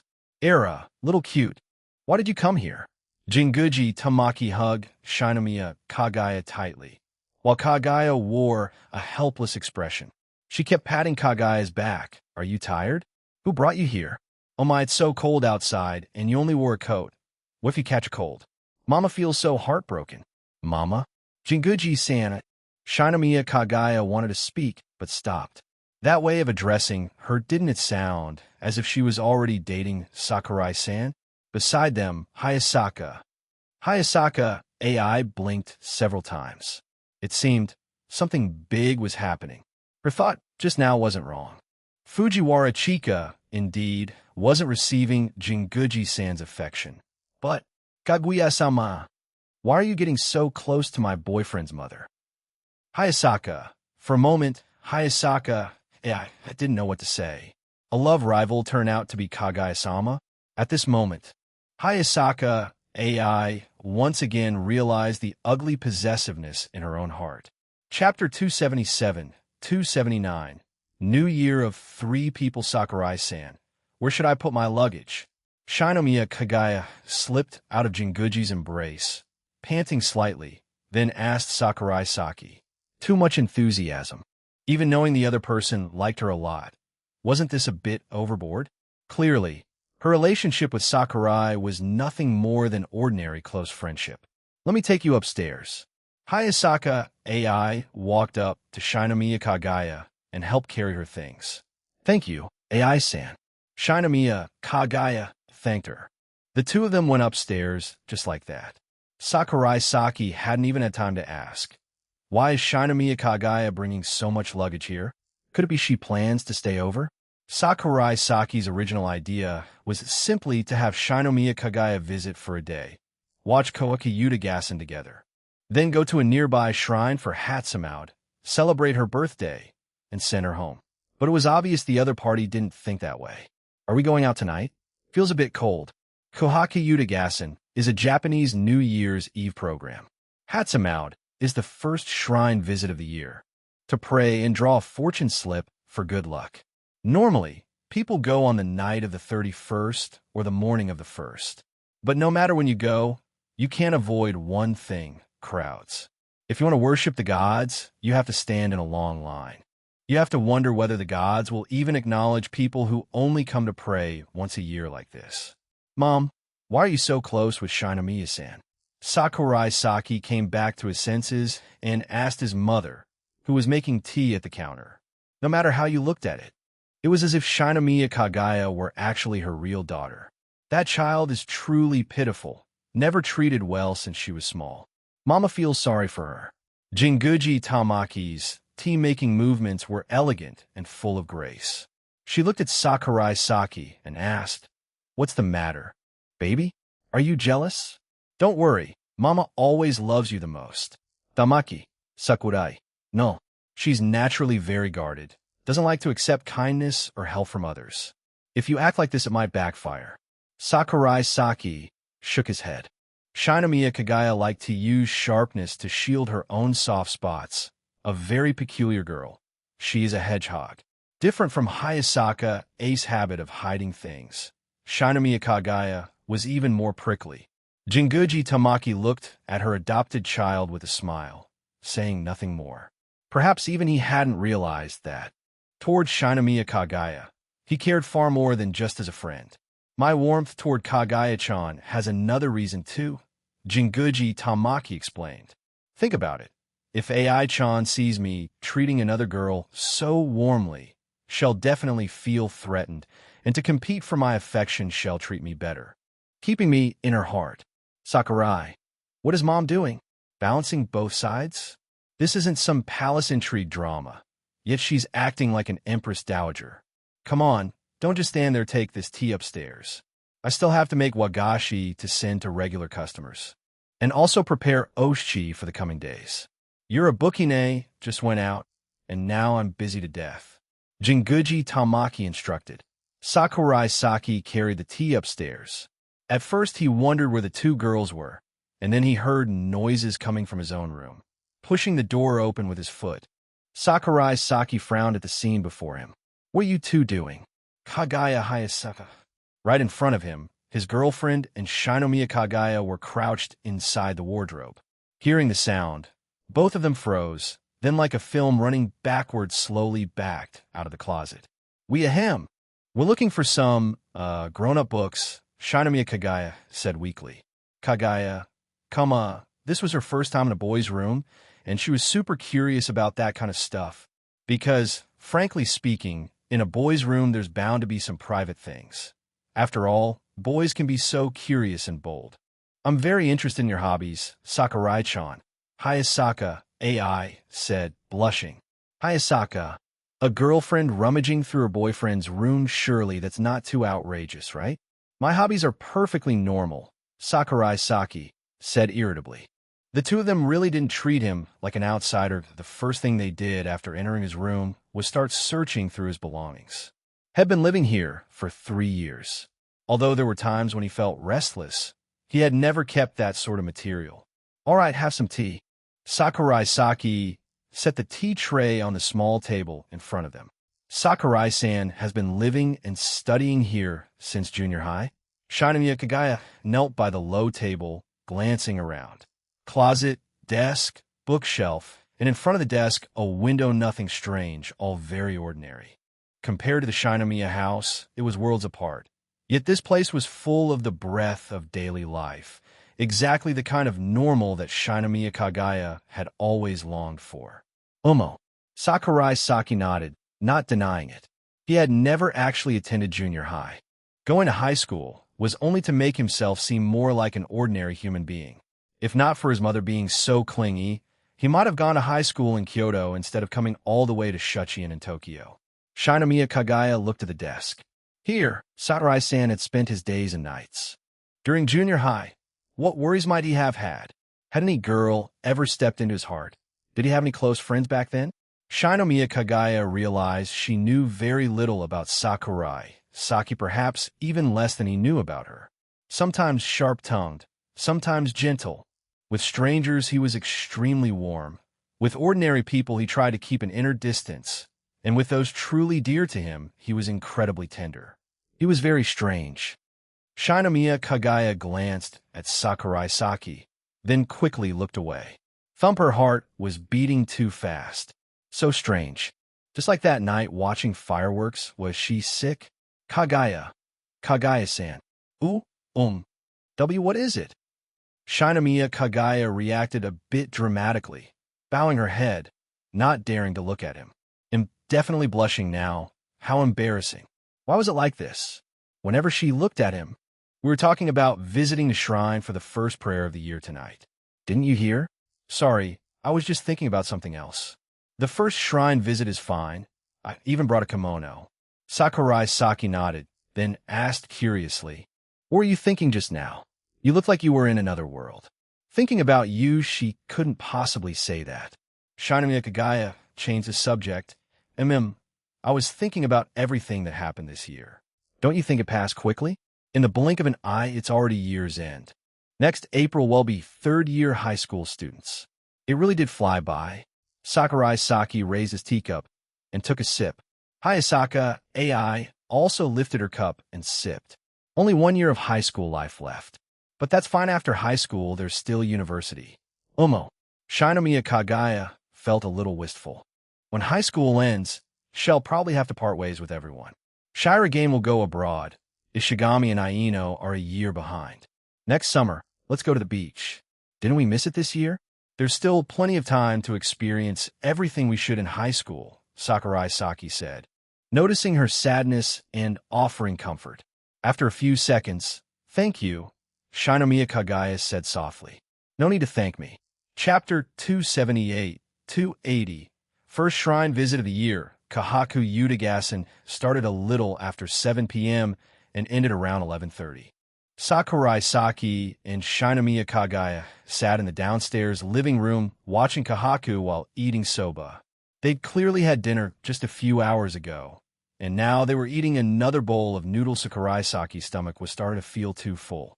There's an unspoken rule with soba. You must finish it before midnight, or your luck will turn bad. Sakurai Saki ate rather slowly and was stiffly scolded a few times by Shinomiya Kagaya.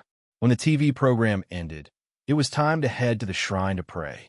Let's get ready to go, Shinomiya Kagaya said as she started toward the stairs. Kagaya-san, you're going up? I want to change clothes. Shinomiya Kagaya planned to dress more properly. Ordinary people going for the first shrine visit of the year don't care about clothes. Just wear that outfit.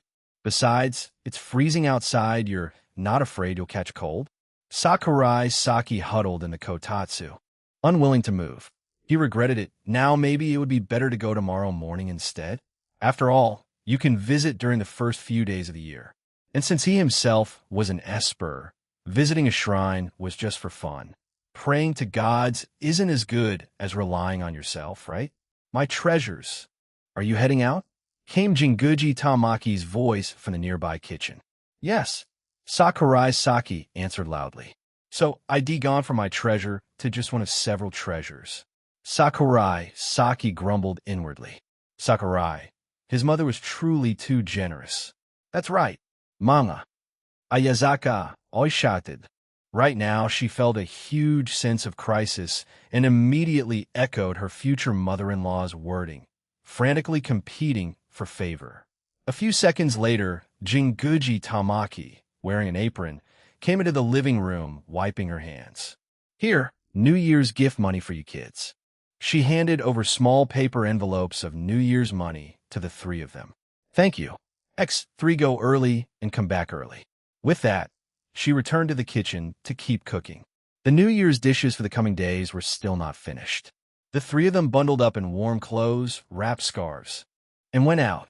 At the entrance stood two Katamatsu decorations, one male and one female. Sakurai Saki couldn't help remembering the Christmas Katamatsu at the Fujiwara house. Didn't expect to get New Year's money from Jinguji-san, Shinomiya Kagaya's side. Things were getting stranger and stranger. At the previous three-party meeting, Shed even stood in for her mother. And now she was handing out New Year's envelopes. It felt like Shinomiya Kagaya was becoming part of the Sakurai family. My mom hands out New Year's money to the neighborhood girls during the holidays too, so don't think too much about it. Sakurai Saki told her not to mind. Why only girls? Hayasaka AI asked in puzzlement. Because mom hates, men really hates them. Sakurai Saki stuffed both hands into his pockets. The nearest shrine was Yisaka Jinja, about 2 kilometers away. The nearest temple was Kayamizadora, about the same distance. Nearby, there was also a small shrine where the local residents all went to pray, so that would be their destination this time. It was almost the new year. 10 or so minutes walk should be fine. Whatever, just go first. Sakurai-san, what do you do after receiving New Year's money? Shinomiya Kagaya followed close behind him. Hayasaka AI was curious about this too. The amount isn't much. I used to spend it on games and in-game purchases. A year ago, Sakurai Saki's fun was tormenting others in online games. Gabriel had been a victim of that. He bore half the responsibility for her turning into an otaku. But now, I'm not sure what to do with it. I don't spend much day to day. Living with Hayasaka AI for the past month, all the grocery expenses have been paid by her. Sakurai Saki had planned to split the cost, but she stubbornly refused. Maybe this is what it feels like to have a sugar mama? Hayasamama. Era when they went out on dates, it didn't cost much either. Hayasaka AI wasn't interested in luxury items. Only electronics caught her eye. She was a Sony fan, a hardcore one. She was also very into computers and could even build them herself. Last time the home computer had a problem, it was Hayasaka AI who took it apart and fixed it. Sakurai Saki was completely clueless. Money really is useless, Shinomiya Kagaya murmured. Sakurai Saki and Hayasaka AI both stayed silent. Kagaya-san, your view of money is seriously off. Sakurai Saki teased. Shinomiya Kagaya's wallet usually only held 10,000 yen bills. She probably didn't truly understand the meaning of money. Are all rich young ladies like this? Perhaps so. Shinomiya Kagaya spoke while glancing to the side.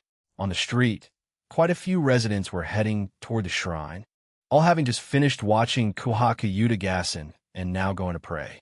Everyone's plans were surprisingly alike. Money can't buy real friends, and it can't buy the person you truly like, she said. Sakurai Saki countered, what you're talking about are spiritual needs. In reality, many people can't even meet their material needs. They chase money for that and live like walking corpses. It felt like they were in some meaningless debate. Money is almighty versus money isn't almighty?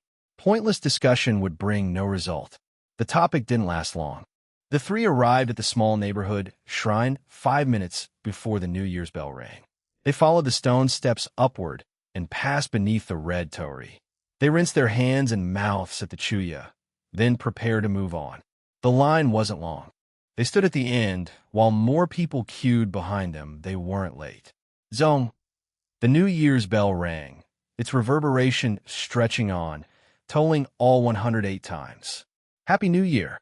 Voices of greetings echoed all around. Not far away, the soft sound of a small bell shook someone had begun their prayer. A few minutes later, it was Sakurai Saki's turn. He dropped the 10-yen coin into the sezembako and rang the bell. After praying, the three prepared to draw Omikuji fortune slips. AI-san, what did you wish for just now? Shinomiya Kagaya asked. Secret. Hayasaka, AI wasn't about to tell. A wish spoken aloud wouldn't come true. I wish that in the new year I can have fewer troubles about romance, Sakurai Saki replied. I wasn't asking you. Shinomiya Kagaya showed no mercy. Then consider me talking to myself. Sakurai Saki really had prayed for that. The more girls he interacted with these days, the less he knew how to handle it. Be too firm, and you get a Yandra like Nino. Be too soft, and someone like Miku clings to you. Spend too much time together, and it turns into a Hayasaka AI or Fujiwara Chika situation. Talk too much, and it becomes Shinomiya Kagaya. Women really are such a hassle. What's that over there? Sweet sake. Sakurai Saki looked at the shrine maidens handing out small cups. The alcohol content is very low. Even minors can drink it. The Miko outfits were beautiful. Sakurai Saki suddenly remembered that summer night when Shinomiya Kagaya danced in Miko attire. She had looked truly stunning. Chapter 279-281. Sleeping with Kagaya for one night inside the shrine. Shinomiya Kagaya lifted the paper cup and took a sip of sweet sake. Delicious. A little sweet. Kagaya-san has never drunk this before? Sakurai Saki also held a cup. The Shinomiya family's New Year's ceremony is always held in the morning with tedious rituals, and we have to stand for a long time, so there's basically no chance to drink. Shinomiya Kagaya quickly finished a cup. This year I was supposed to visit Inari Taisha Shrine, but you rescued me. I don't know what my older brother and father were thinking to actually agree to your request. Inari, that deity is at home cooking right now really makes one wonder who the Shinomiya family is actually worshipping. Sakurai Saki silently complained at his heart. The Shinomiya family has a bit of cooperation with my mother. He didn't explain further. Sakurai Saki finished his cup and tossed it into the trash. Shinomiya Kagaya, on the other hand, went to get another cup. This can actually be refilled for free? She looked surprised. Like the unlimited drink refills in a family restaurant. A strange comparison, but when Shinomiya Kagaya said it, it didn't sound awkward at all.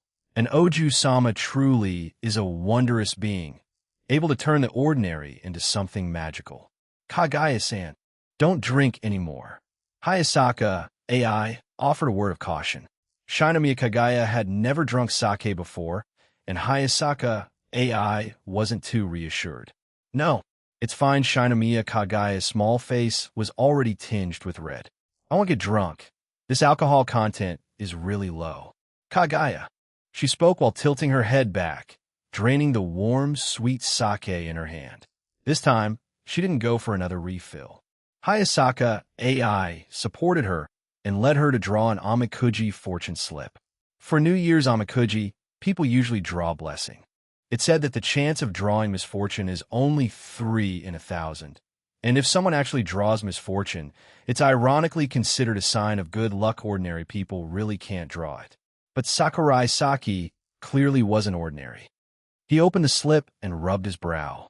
Sakurai, Kagaya, Hayasaka. Someone actually drew misfortune? Shinomiya Kagaya held a great blessing slip in her hand and let out a soft laugh. Even Hayasaka AI couldn't help but smile. She drew a small blessing slip. Though not great blessing, it was still a good fortune. 3 women should not meet. Any alliance has yet to be announced. Do not give birth to unreasonable desires. Do not make empty promises you won't fulfill. Sakurai Saki glanced at the interpretation. Truly unlucky. To become wealthy, you must look up to the mountains. Prosperity comes from oneself. It says that after overcoming hardships, you will receive heaven's blessings, and your status will rise accordingly. Shinomiya Kagaya tilted her head, speaking slowly after drinking sake.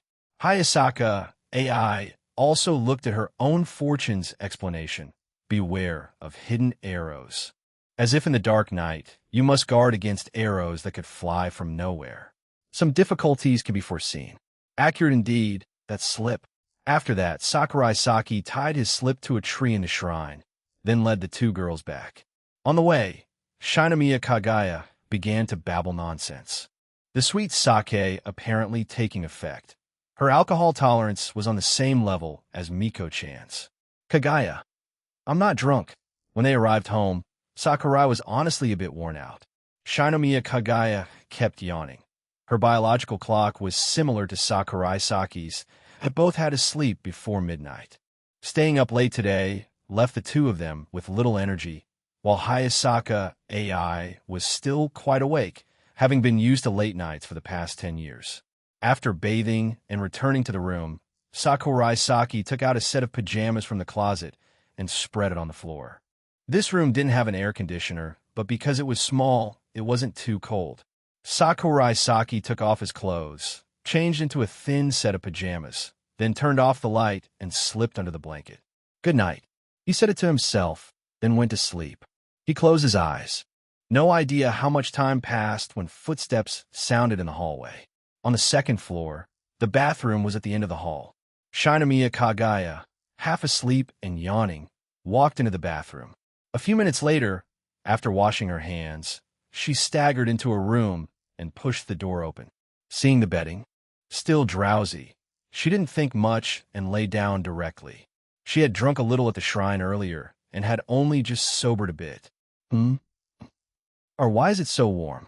Shinomiya Kagaya knew her own constitution well. She was the type who felt cold in summer and even colder in winter. A futon couldn't possibly be this warm. She instantly became more alert, but not fully awake. Still half asleep, her mind lagging behind her reactions, Shinomiya Kagaya wrapped her arms around Sakurai Saki and closed her eyes. Sakurai Saki, thinking it was his girlfriend entering the room, reached out and drew the person into his arms. New Year's Day. Shinomiya Kagaya woke very early, opening her eyes before 6 o'clock, earlier than Sakurai Saki usually got up. She quickly noticed something unusual. Shinomiya Kagaya stared at the masculine face right in front of her, her mind blank for a few seconds. Then a few more. She pinched her own cheek to confirm she wasn't dreaming. After another 10 seconds, she looked up at the ceiling, gradually accepting the fact that she and Sakurai Saki had slept together for one night. Saw the Ai-san, but it's fine. I didn't do anything to him, and he didn't do anything to me. Then there's no problem, Omo. Shinomiya Kagaya secretly nodded to herself. Then she carefully prepared to leave the bedding. Just as she was about to get up, a pair of strong arms wrapped around her waist, slowly moving upward. Wait, what on earth are you doing? No, wait. Ayazakai. What do you two usually do in the mornings? Why are his movements so practiced? Shinomiya Kagaya's face turned crimson. She stayed very still, afraid of waking Sakurai Saki. But his posture was unusually close. AI-chan, you're smaller, Sakurai Saki mumbled in his sleep. Kagaya. Shinomiya Kagaya gritted her teeth. Who are you calling small? Your AI-chan isn't that much bigger than me anyway. Getting as small as... Kagaya-san, Sakurai Saki continued to talk in his sleep. Kagaya. A few minutes later, when Shinomiya Kagaya's breathing had grown quick and shallow, he finally let her go. Her face flushed bright red with embarrassment. She finally escaped the claws of the beast. Yet why did she feel a strange sense of defeat? Kagaya placed a hand on her own chest. Actually, it's quite big, almost too much for one hand to hold. Shinomiya Kagaya hurried out from under the blanket. The room was cold, and she shivered as soon as she stood. She slowly opened the door. Suddenly, footsteps sounded outside. So cold it was Hayasaka Ace's voice. Her former maid woke very early. Shinomiya Kagaya knew this well. She's not coming this way, right? Please, Hayasaka, I'm begging you, spare me, okay? Shinomiya Kagaya prayed silently. But unfortunately, Hayasaka AI was heading straight towards Sakurai Saki's room. A dozen seconds later, the door to Sakurai Saki's room opened, and Hayasaka AI quietly slipped under his blanket. So warm. AI-chan didn't think much. What's wrong? Sakurai Saki rubbed his eyes and turned to find his girlfriend staring at him. Sorry for waking you. It's fine. He usually woke at 6 a.m. Judging from the light outside, it was almost that time. Hayasaka AI softly kissed his face. Want to go for a jog? It's still early morning.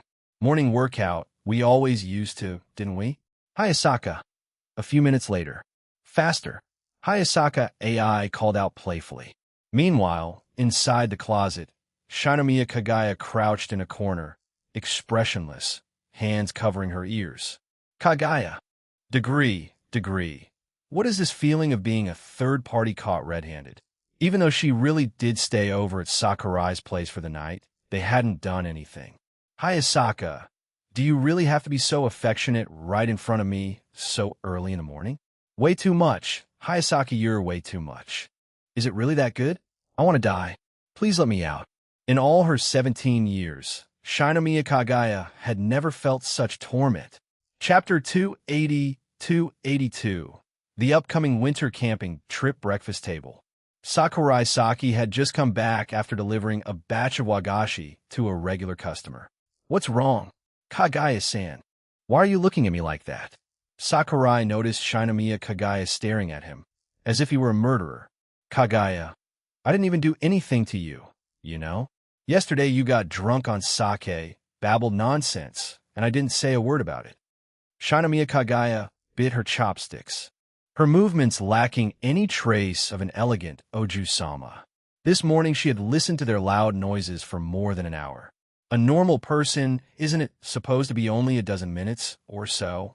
She knew this from her biology books. She'd heard that was the most harmonious length of time. Too long isn't good for the body. Whatever, it's not the first time you've glared at me. Sakurai Saki spoke while sitting down at the table. Where's Ai-chan? He asked. On the table, Sakurai's breakfast was already prepared. All New Year dishes made by his mother yesterday, considered one of Japan's customs. Most were cold dishes that could keep for a long time. She went with Jinguji-san to the Inari shrine, said she wanted to discuss cooperation with the Shinomiya family. Shinomiya Kagaya lifted a bowl and sipped the still warm miso soup. Hearing that, Sakurai remembered that his mother also held the status as Inari god, though she really didn't have any majestic air about her. When she faced outsiders, she could be quite imposing. As for the so-called cooperation Kagaya mentioned, Sakurai Saki felt it wasn't cooperation at all, just a way to collect offering tributes. Among human high society, many were aware of the existence of the supernatural world. Behind the four great conglomerates loomed supernatural powers. The backing the Shinomiya family sought was Jinguji Tamaki, a newly ascended deity they supported. You're not going? I just got my freedom yesterday. How could I go back so soon? Shinomiya Kagaya said with annoyance. Staying at Sakurai's home was truly carefree. Compared to the strict Shinomiya household, this place was paradise. Only, Sakurai Saki's mother was overly friendly toward her, which made Kagaya feel uneasy. Just now when she went out, her tone had been quite suggestive. Era, Kagaya-chan, later you and my treasure will have some time alone together. Make sure you seize the chance. We'll be back late today. Tamaki, Kagaya. Shinomiya Kagaya felt a little sense of danger. It was rare for her to be alone with Sakurai Saki, especially now that their relationship had softened and was no longer openly hostile. Besides, every time I meet him, my heart beats faster. So strange. Could Sakurai-san have some odd illness? One that makes the hearts of the girls around him beat faster? Sakurai-san, it's the end of the year. Shouldn't you go to the hospital for a full checkup? Maybe there's some serious illness that hasn't been found yet. Shinomiya Kagaya snapped out of her thoughts and turned to ask Sakurai Saki, "Are you stupid?" Sakurai Saki replied bluntly, "An Esper doesn't get sick. Except for hay fever, and hay fever doesn't count as a serious illness. There was no way he could have a major disease." But Sakurai Saki felt it was actually Shinomiya Kagaya who seemed like she had something wrong with her. When interacting with him, she never treated him as an outsider. Words just slipped out unconsciously. Maybe that was how she expressed friendliness? Like a small hedgehog showing its belly to a friend. Honestly, it was kind of cute. I'm just concerned about your health, that's all. Shinomiya Kagaya wasn't the least bit bothered by his insult. She was already used to it. Ordinary guys wouldn't casually curse at girls, but Sakurai Saki wasn't like that. He never cared about gender and truly supported equality. If a girl hit him, he would hit back. Kazuma, Toma, and Seiya. Sakurai Saki finished breakfast and began scrolling through the New Year's greetings his friends had sent. There were so many, practically everyone he knew had sent one. Shirogane Miyuki, Happy New Year. I hope to rely on your help even more this year. It was so standardized, he didn't know how to reply. Sakurai Saki only felt that guy was too stiff. He simply replied with the exact same message. A few seconds later, the message was read right away. Looks like even Shirogane Miyuki was just lazily staying home, enjoying the holiday. Shirogane Miyuki, what you doing? My family's eating zoni. Eating zoni first thing in the morning? Sounds way too heavy. Sakurai Saki replied, watching the house at home. I already went Hatsumaued last night, so I don't need to go again today. We also celebrated New Year's at the shrine last night. Hearing the New Year's bell really gives you that feeling of indeed. It has to be like this every year to feel like New Year. After chatting with Shirogane Miyuki for a few more minutes, Sakurai Saki switched targets. Who are you texting? Shinomiya Kagaya asked curiously. She spoke while standing up, picking up both her own bowl and chopsticks and Sakurai Saki's, heading toward the kitchen. Was texting Shirogane just now it's Maki. You're really close with Maki-san. She's way cuter than you, Sakurai Saki typed. Even if she's cute, she won't help you wash the dishes. Shinomiya Kagaya started washing. Thanks. I was going to wash them myself, but since Kagaya-san is willing, they'll let you do it. How can someone who's receiving someone else's help shamelessly say something like that? Shinomiya Kagaya finished washing, put the bowls in the cupboard, wiped her hands, and returned to the dining room. Because I have no shame, Sakurai Saki answered with a grin. Sakurai, a thick-skinned person is invincible. You win. Shinomiya Kagaya spoke with admiration. Sakurai Saki stopped chatting with her and continued sending New Year's greetings on his phone, which also took up quite a bit of his time. They had red bean soup for lunch, and it was afternoon by the time Jinguji Tamaki brought Hayasaka AI back.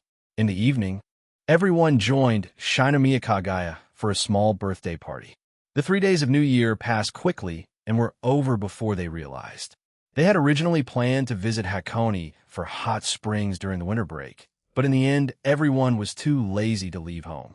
The holiday was only 2 weeks long, from Christmas until January 8th. Spending days on a distant trip? That really was too leisurely. Besides, Kyoto itself had plenty of hot springs, no need to go far. AI-chan had first planned to travel alone with Sakurai Saki, but she didn't feel at ease leaving Shinomiya Kagaya alone here with Jinguji Tamaki for the rest of the break. To win favor with her future mother-in-law, Hayasaka AI had racked her brains It really was a bit like the palace intrigue dramas of emperors in old dynasties. Hayasaka Ai was the official wife in the inner court, while Shinomiya Kagaya resembled a concubine aiming to become the main wife. When only one day of winter vacation remained, the three of them returned together to Tokyo. Opening day of the new term. In class, during the morning homeroom, their homeroom teacher Masaki Sensei was speaking. Everyone, the second week after the start of the term, we will have the monthly test, and after it's over, Shuchiin will hold a winter camp. Even though you've just had a pleasant winter vacation, please do not slack off or be lazy.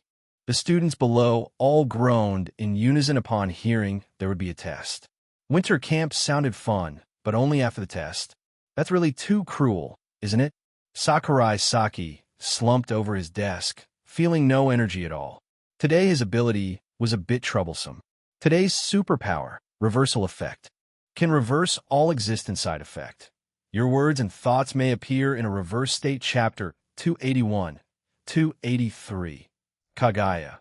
I might be pregnant. In the student council room, there were only two people at the moment. Shinomiya-san, why did you suddenly call me here? Kashiwagi Nagisa sat on the sofa, looking at Shinomiya Kagaya opposite her. Calling me here on the very first day of a new term, there must be something very important to discuss, right? Could it be that Shinomiya-san already has someone she likes? After all, what else would two girls talk about if not this? Who is the person? President Shirogane? Kashiwagi-san, tell me. Shinomiya Kagaya chose her words carefully. Do you think there's some kind of illness that makes your heart beat faster? Lately my heart's been beating really fast. Maybe I've caught some strange disease. Even without meeting that person, just thinking about him made her heart race. How odd. Heart beating fast. Let me think. Kashiwagi Nagisa recalled. Heart disease, maybe? Being overly anxious or under heavy pressure can also cause a fast heartbeat. And there's also pregnancy. A pregnant woman needs to supply blood to the uterus, so her heart beats faster. Kaguya, grouse. Shinomiya Kagaya blinked. Pregnant? She whispered. This time, it was Kashiwagi Nagisa's turn to be shocked. Nagisa, what does that mean? Has Shinomiya-san already done something that could lead to serious consequences? We're still just high school students. Is it really okay if they weren't careful? Or does Shinomiya-san not even know? Was she taken advantage of by some scumbag? I spent the night with him. Shinomiya Kagaya recalled what happened during the New Year holiday. Could it be that Sakurai-san pranked me while I was asleep? That would be a terrible thing to do. Kashiwagi Nagisa tilted her head, as if a whirlwind swept through her mind and blew away every thought. What did Shinomiya-san just say? She slept with a man? Maybe it was like with some little nephew or something. He even held my hand before and even rubbed my chest. A worried expression appeared on Shinomiya Kagaya's face. Kagaya. Nagisa. The order is reversed there, Shinomiya-san. Shinomiya-san. Do you know the ABCs of love? A. Holding hands. B. Kissing. C. Ika paradise. Shinomiya Kagaya shook her head. She had never heard of such a saying. Kashiwagi Nagisa explained, holding hands won't get you pregnant, only step C will. Is there really no other way to get pregnant? Aren't there legends about storks delivering babies? Shinomiya Kagaya began to avoid reality. At this moment, Kashiwagi Nagisa felt the purity of Shinomiya Kagaya. A sudden urge to sully her innocence arose in her heart. Nagisa inside. No, there isn't. Kashiwagi Nagisa said, her face turning red. Talking so bluntly about such topics made her a bit embarrassed. Shinomiya-san, how can you say things like that so casually? Aren't you a girl? You should be more ladylike. Ladylike?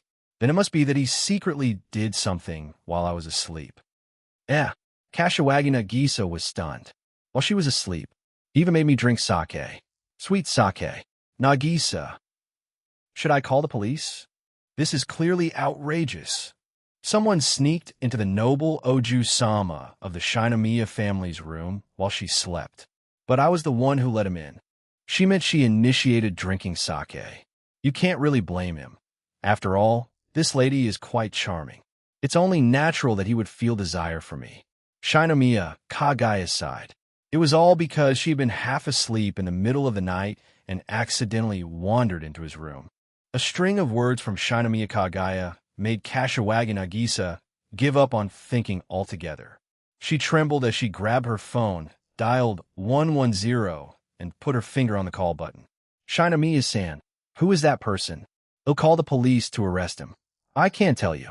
He already has a girlfriend. Shinomiya Kagaya hurriedly stopped her. This is chaos. These aristocrats are way too chaotic. What on earth is happening here? Nagisa, Shinomiya-san, you might even be pregnant already. And you're still thinking about that scumbag? Have you been mind-breaked?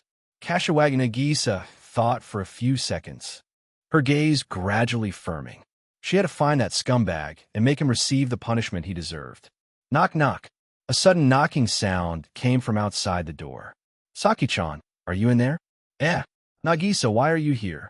Shijo Maki stepped inside. Originally, she came to show off her score to Sakurai Saki. In the last final exam, she had taken first place, but just as the results came out, the vacation began and she never got a chance to mock Sakurai Saki. Before, Sakurai always used his grades to make remarks in front of her, even teasing her with them, which made Shijo Maki unbearably annoyed. Finally, seizing an opportunity, Shijo Maki wanted to get her revenge. Vengeance will be mine. Maki, Obasama hello. That form of address, could you change it a bit? Shinomiya Kagaya said unhappily. Kagaya, considering her status, she technically was in the grandmother generation to Maki, but being called that was truly uncomfortable. Then shall I switch to English and call you grandma instead? Shijo Maki showed no hesitation in her teasing. Actually, I do like to get along well with Maki-san, Kagaya said in a wistful tone. That was clearly a lie. If Shinomiya-san wants to be friends with me. I guess it's not impossible. Shijo Maki replied shyly. Maki, Kashiwagi Nagisa watched their interaction and smiled knowingly. How nice friendship between girls really is wonderful. What is it, Nagisa? Why are you looking at me like that? Shijo Maki glanced at her close friend. It's nothing. I just feel it's really great that Shinomiya-san can become friend with Maki. Shijo Maki turned her head away with a huff. Classic tsundere, almost excessively so. By the way, Maki, Shinomiya-san just happened to have something troubling she wanted to discuss. Nagisa shifted the topic back to a few minutes earlier. Something troubling? Love advice? Shijo Maki loved giving love advice. Seeing someone else's happy romance felt like she could experience the beauty of love herself. Just kidding. All these Ryaju can go die. She had learned from Ishigami Yu the Shine Beam, a special move for breaking up couples, which she picked up during the cultural festival. Maki. Superscript 3. No, it's better if Shinomiya-san explains it herself. Shinomiya Kagaya recounted everything from earlier. Heart racing? Isn't that just liking someone? What does that have to do with pregnancy? Shijo Maki didn't know much about that kind of knowledge. But she did know that after liking someone, your heart beats much faster. Like, Shinomiya Kagaya shouted, blushing. No way. Absolutely no way. Me liking someone. Kagaya. Such a strong reaction. The other two girls thought the same thing at once. Isn't that basically admitting I like some boy? Shinomiya Kagaya really couldn't hide a secret at all. I am the eldest daughter of the Shinomiya family, the clan known as the very heart of cold indifference. How could I possibly like anyone? And moreover, it's my best friend's boyfriend. If you want to admit it, then try this. There's a very simple trick, Shijo Maki said in a dark tone. What is it? The method of looking straight into the eyes. Shijo Maki spoke mysteriously. Eyes can convey love. There's research showing that if a man and a woman have feelings for each other, just looking into each other's eyes for 10 seconds will create the desire to kiss. Shinomiya Kagaya looked as if she had been enlightened. Meanwhile, Kashiwagi Nagisa sat silently beside them. The target is that pervert who once groped Shinomiya-san's chest and forced her to drink sake. Is this really okay? Chapter 282-284. I like you. When Sakurai Saki entered the student council room, he found two more girls inside. He and Shijo Maki were very close and always had great conversations. But recently Maki had given up on romance and focused on studying, which took away a lot of Saki's fun. As for Kashiwagi Nagisa, she was like a Yandere who clung to Shijo Maki pretty scary. Not only that, even knowing that Maki once liked Tanuma Tsubasa, she still crazily bragged about her own love life right in front of her best friend. A woman like that is truly terrifying. Sakurai-san, good afternoon. Kashiwagi Nagisa greeted him. Sakurai Saki and Tanuma Tsubasa were on very good terms, and more importantly, he was also very close to Shijo Maki. That was a key reason why Kashiwagi Nagisa wanted to close the distance with him. Saki-chan, long time no see.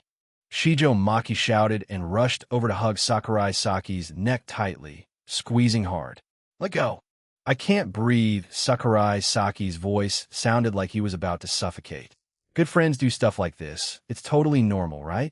Shijo Maki went even further, using the same strength she normally used when bullying her younger brother. Maki. The corner of Sakurai Saki's mouth twitched. Normal my ass. How is this normal? But then again, what she said wasn't exactly wrong. Sakurai Saki had never really treated Shijo Maki as a girl anyway. A good bro headlock was perfectly normal, wasn't it? Shinomiya Kagaya watched the two of them being so close and blinked. Kagaya. She quietly asked Kashiwagi Nagisa, is it normal for friends to hug that intimately? Not really. Kashiwagi Nagisa also didn't quite understand how those two interacted. In her view, pure friendship between a boy and a girl simply couldn't exist. Unless both were ugly, but Sakurai Saki and Shijo Maki were anything but ugly. That left only one possibility. Not enough time had passed. Given time, someone would refuse to stay just friends. Kashiwagi Nagisa had read plenty of psychology books. As soon as someone breaks the window, there will be someone who wants to open the door, throw trash inside, or scribble all over it. This is the broken window effect. No, what? Oh, Shinomiya Kagaya let out a slightly disappointed sound. Kagaya, Nagisa, Shinomiya-san, what are you disappointed about? Don't tell me you also want to hug Sakurai-san? Wait, could the pervert you mentioned actually be Sakurai-san? But that doesn't make sense. Sakurai's overall behavior at school was always gentle and kind. How could he possibly have done those things? Sakurai Saki hit it well, still maintaining the image of a sunny boy. At most, during the sports festival, he left an impression of being a little impulsive. But to many girls, that wasn't a flaw. If anything, it was a plus for being romantic.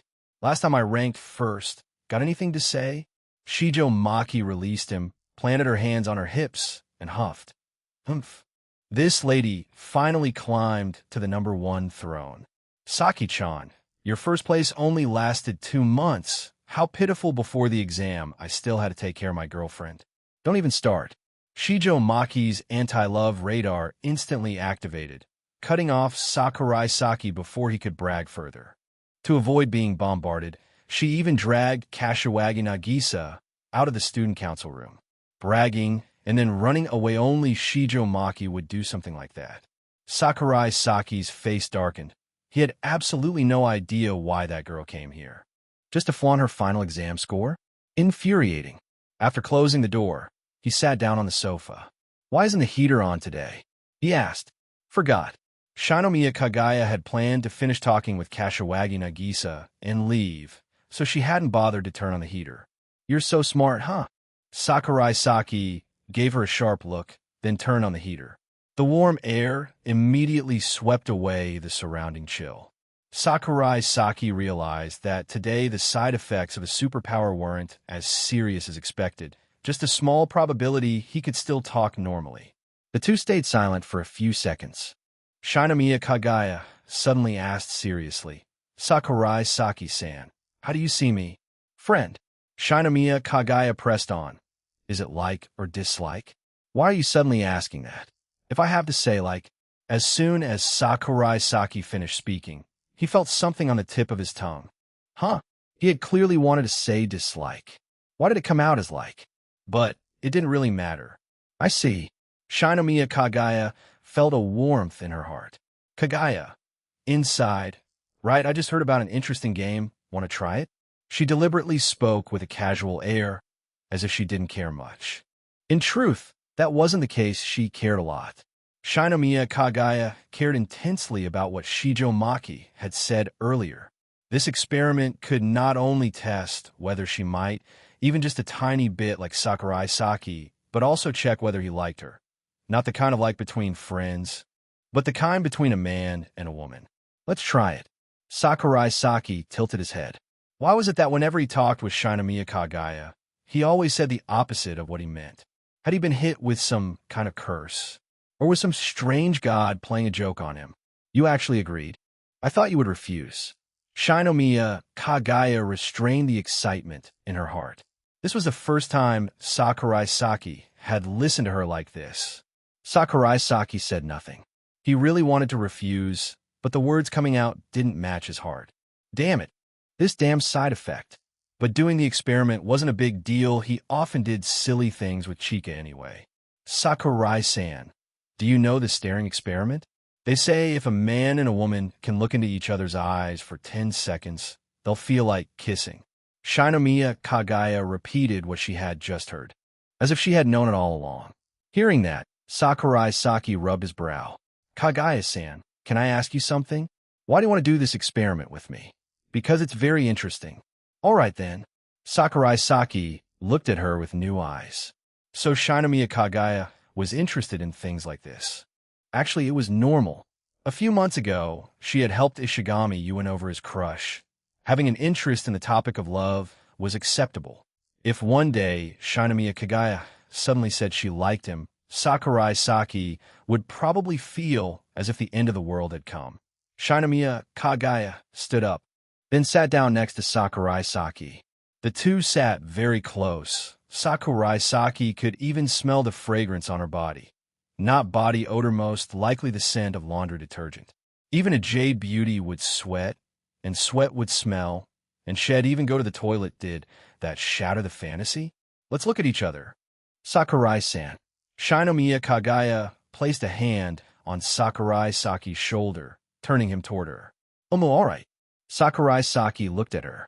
Shinomiya Kagaya instinctively looked away, then a few seconds later met his eyes again. Very soon, the two began staring at each other. First second, no feeling at all. Second, heartbeat steady but gradually rising. 6th second, Shinomiya Kagaya's breath brushed his face. She could also feel his breath. At some point, the distance between them gradually shrank. Sakurai Saki could see her long eyelashes and those red, captivating eyes. A few more seconds passed, and Kagaya gently closed her eyes, taking on the posture of someone waiting for a kiss. Sakurai Saki also noticed his heartbeat speeding up much more. Kagaya-san, 10 seconds are up. He shifted his gaze to the sports field outside the student council room window. Why didn't you kiss me? Shinomiya Kagaya didn't voice the question. Just now, she noticed he had wavered a little. Looks like my charm hasn't faded. Shinomiya Kagaya felt her mood lift. Did you feel a flutter just now? Shinomiya Kagaya asked with a smile. Yeah. Kagaya blinked, a bit startled. The air suddenly turned chilly. After speaking, Sakurai Saki realized what he had just blurted out. He hurried to explain. I mean, even if I like you, I still wouldn't deny your looks. Said the opposite again. As soon as the words left his mouth, Sakurai Saki slammed his forehead hard onto the tea table in front of him, producing a crisp thunk. Are you okay? She heard his words loud and clear, but chose to pretend she hadn't. I'm fine. Seeing she hadn't reacted, Sakurai Saki rubbed his reddened forehead, secretly letting out a breath of relief. That almost caused a misunderstanding. Chapter 283, 285. The illness called love. Shinomiya Kagaya didn't stay long in the student council room. She quickly left. Today Shirogane had to work a part-time job. Since the new term had just started and there wasn't much to handle, he didn't come. Miko was busy with the disciplinary committee's tasks. It was rather cold today. Hopefully, she wouldn't catch a cold. At noon, Sakurai saw Ishigami in the hallway, a bright smile on his face, seemingly in a good mood. Was it because things with Koyasu Tsubaime were progressing quickly? Sakurai Saki could only make that guess, but he was too lazy to ask for details. Sakurai Saki and Koyasu Tsubaime weren't close and had barely ever spoken to each other. The exams of the second week after the start of the term had ended, and this Friday there would be a winter camping trip. They said it was to strengthen students' practical skills and outdoor activities, so they wouldn't stay in school all the time. Very few schools specifically organize a camping trip in winter. This was a leftover from the previous school trip, which was originally planned for winter but took place earlier, so they forcibly crammed in this activity, giving it an air of awkwardness. The students were cheering, but Sakurai Saki felt uncomfortable. He disliked both summer and winter, though had mentioned it once before. Even as an Esper, he could still feel heat and cold. Moreover, just thinking about this kind of camping wasn't fun at all, right? A whole class of students gathering together, picking up firewood to cook, spending the night together one could tell how boring it would be without even imagining. The planned activities were also quite ordinary. Apparently, there would be a courage test. Each class would select 2 representatives to carry out the courage test. Coincidentally, Sakurai Saki was chosen. Homeroom teacher Masaki Sensei, wanting Sakurai Saki not to cause trouble in such large-scale activities, had clearly put in quite a bit of thought. Today was Tuesday, and the last class was PE held indoors. The boys were playing basketball, while the girls stood on the side watching. Sakurai Saki sat in a corner, watching the fun. Sakurai, what are you looking at? The girls' butts? Toyosaki Saburo plopped down beside him, asking in a lewd tone. Sakurai Saki turned his head to look at him. With the winter gym clothes wrapped so tightly, what's there to look at? You don't get it, that curve, that slight lift. Toyosaki Saburo rubbed his chin halfway through his words. Wait, actually there really isn't anything to look at. Wasn't Shuchiin's sports uniform protecting the girls a bit too well? This winter camp, I heard there's even skiing, Toyosaki said, sharing the news head picked up. Skiing? Don't tell me we're going to Hokkaido. To Sakurai, only Hokkaido in Japan had snow. Could be Nagano, Toyosaki said uncertainly. Ski resorts in Japan existed in only a few places. Moreover, compared to those abroad, they were smaller. Slope lengths about 30 to 50 kilometers, altitude differences around 1,000 m, with difficulty levels ranging from beginner to advanced. Don't you think there might be a scene where we ski too late, then a sudden blizzard hits, the sky goes dark, and we get lost in the snowstorm? Toyosaki Saburo asked expectantly. I can be sure you're hoping to get stuck in that kind of disaster with a girl. Sakurai Saki shot him a glance. You're right. One person trapped in a snowstorm would be a disaster, but a boy and a girl? Hard to say. I'd call that a benefit. Sakurai Saki patted his shoulder and advised sincerely. Toyosaki, let me tell you, when people are extremely tired and starving, they can't feel that kind of desire. Haven't you heard the saying, only when full and warm do you think about sex? I'm not that desperate.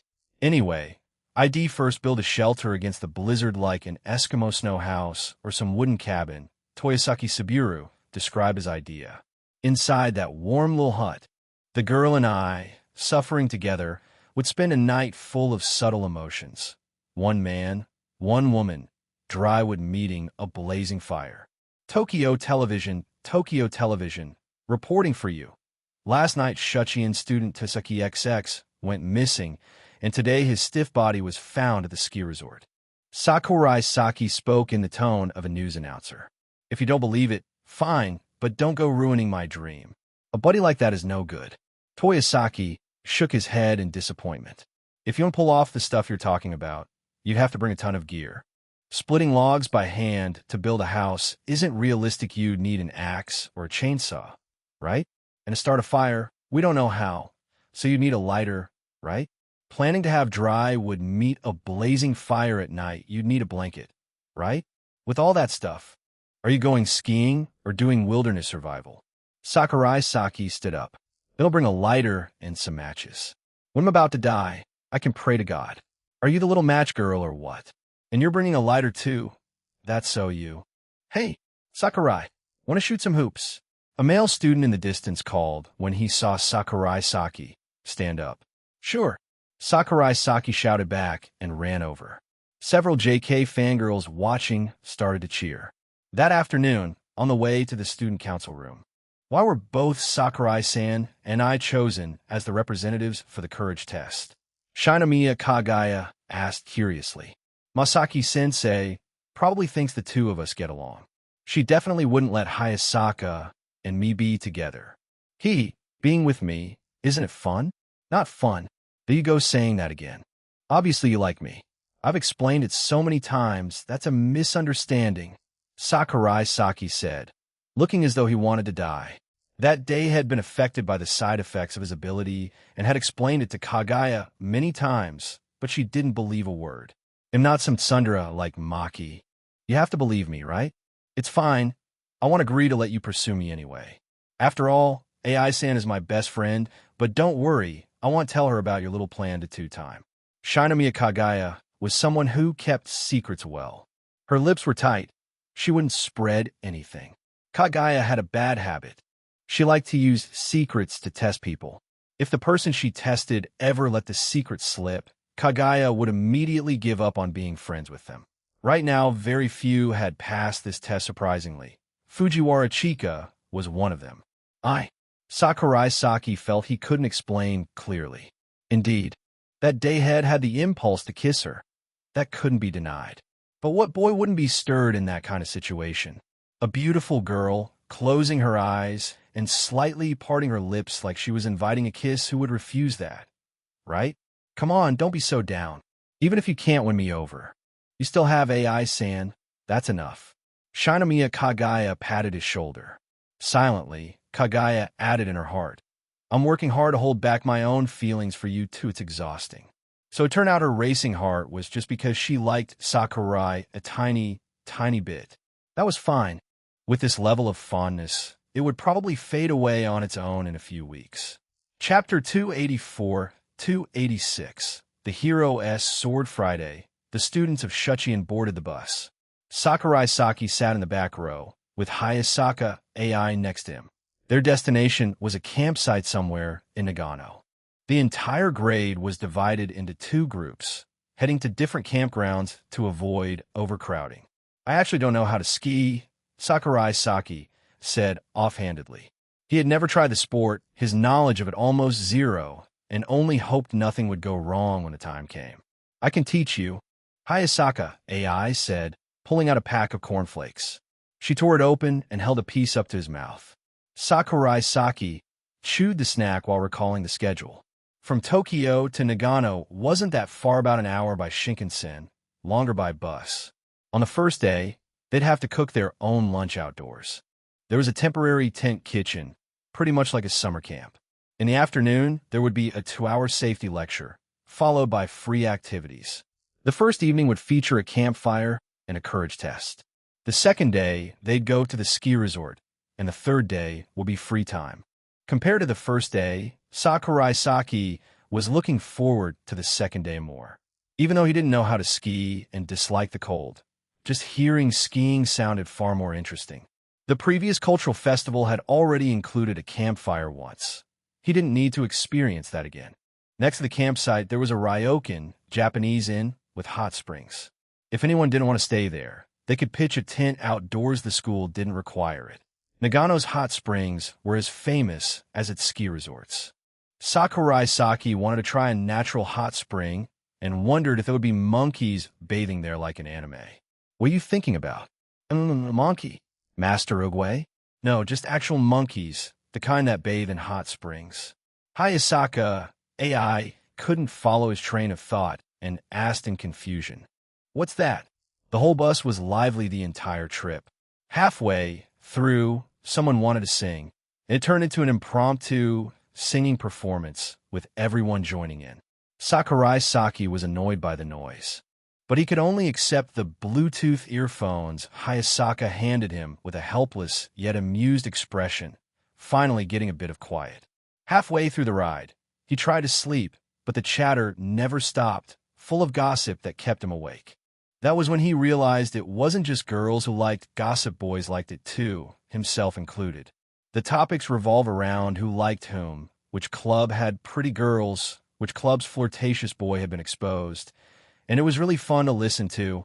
By late morning, everyone got off the bus.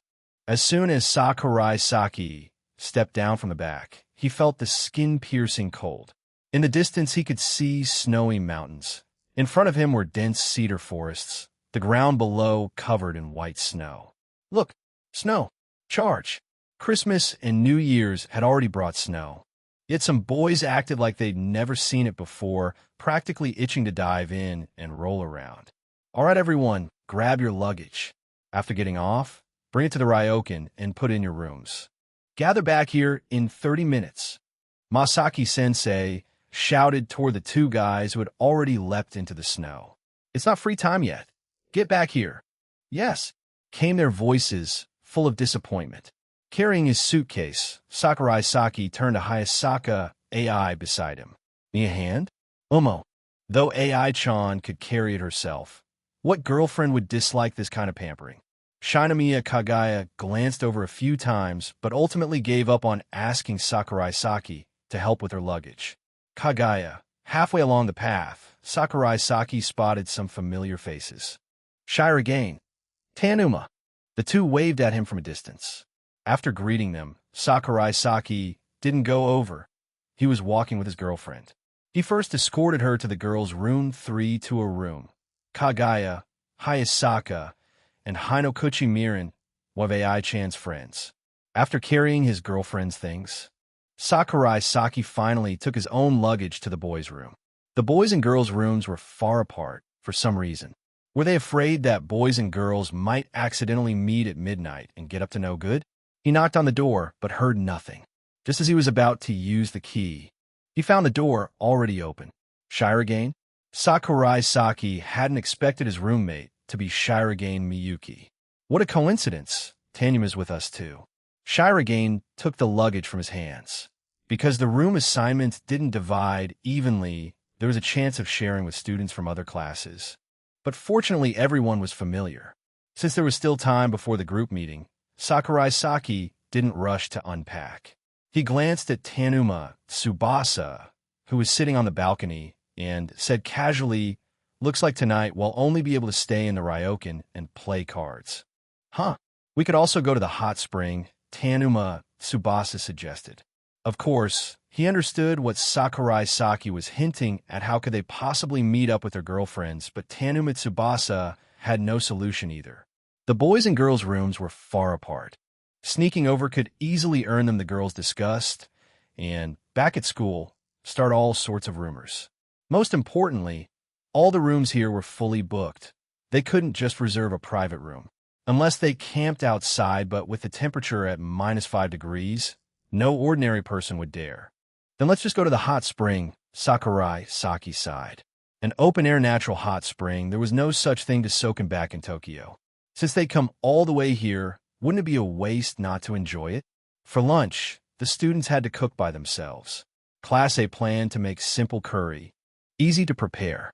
The girls were in charge of cooking, while the boys were in charge of gathering firewood. I think, society today really ought to pay attention to gender equality, Kazumitsu said, patting Sakurai Saki's shoulder with a sigh. Carrying several dry branches, Sakurai Saki replied calmly, "If you got time to complain, why not help me gather more? Why do the boys have to trek deep into the forest to gather firewood, while the girls can sit in the shelter chopping vegetables?" Kazumitsu took the firewood from Sakurai Saki's arms and walked off. Dusting off his hands, Sakurai Saki said, "No matter how much you strive for equality, girls will always have natural advantages. Even if equality in status is possible, morally it isn't. A woman's body is without doubt at a disadvantage compared to a man's." That sounds way too deep. I'm too lazy to listen. It wasn't that he didn't understand. He just couldn't be bothered. You started the topic and then denied it yourself. Sakurai Saki bent down and picked up a perfectly straight branch. What an excellent sword. This sword is really straight. Kazumitsu eyes lit up. This is the finest treasure sword in the village. Sakurai Saki swung the branch and then thrust it into the ground. Legend says only the one who can draw it out can be called hero. Ha ha ha. Let me try. Kazumi Go set down his firewood and stood before the treasure sword. He placed his right hand on the hilt, using more and more strength. His face growing serious, but no matter how hard he pulled, it wouldn't budge. He gave up. Haze. Kazumi Go sighed, bending down to pick up the firewood again. Sakurai, I can't do it. What? Even you, the 69th descendant of Hero Himmel, can't pull out. Could it be you're a fake? Sakurai Saki exclaimed dramatically. What's wrong with being a fake hero? Kazumi Go shook his head hard, his bangs flying. Like my ancestor, I'll defeat the Demon King and restore peace to the world. Kazumi Go, 69th descendant of Hero Himmel, laughed heartily and shouted, then whether I'm real or fake won't matter anymore. Not far away, Shinomiya Kagai, the girl's representative, sent to urge the boys to hurry with the firewood witness the scene. She shouted, Sakurai-san, hurry up. Immediately after, she caught sight of the utterly embarrassed faces of Sakurai Saki and Kiss Friend Weeb. Seeing this, the corners of Kagaya's lips curled slightly. Interesting. So he had such a childish side, too. How cute. Chapter 285-287. Sakurai General Affairs is the type of man who commits domestic violence at noon. Everyone ate curry together. In the afternoon, there were 2 hours of safety lectures. Besides the usual first aid methods, they specifically added instructions on what to do if you encounter an accident in the snow. But none of the students there listened seriously because even if they did, they would never need it. When the lecture ended, it was supposed to be free time, but because Sakurai Saki was the representative in charge of preparing the courage test for the evening, he needed to go to the nearby forest to set up decorations for the challenge. Sakurai Saki and Shinomiya Kagaya carried several direction signs as they walked through the snow-covered forest. The route for the courage test had already been designated, and the two of them had to plant the signs to keep others from getting lost. There were a total of 3 paths, with 3 classes, each responsible for one. 2 people might not sound like a lot, but it was barely enough. In a snowy forest like this, no one even needed to pretend to be a ghost. Just a small animal passing by was enough to scare students half to death.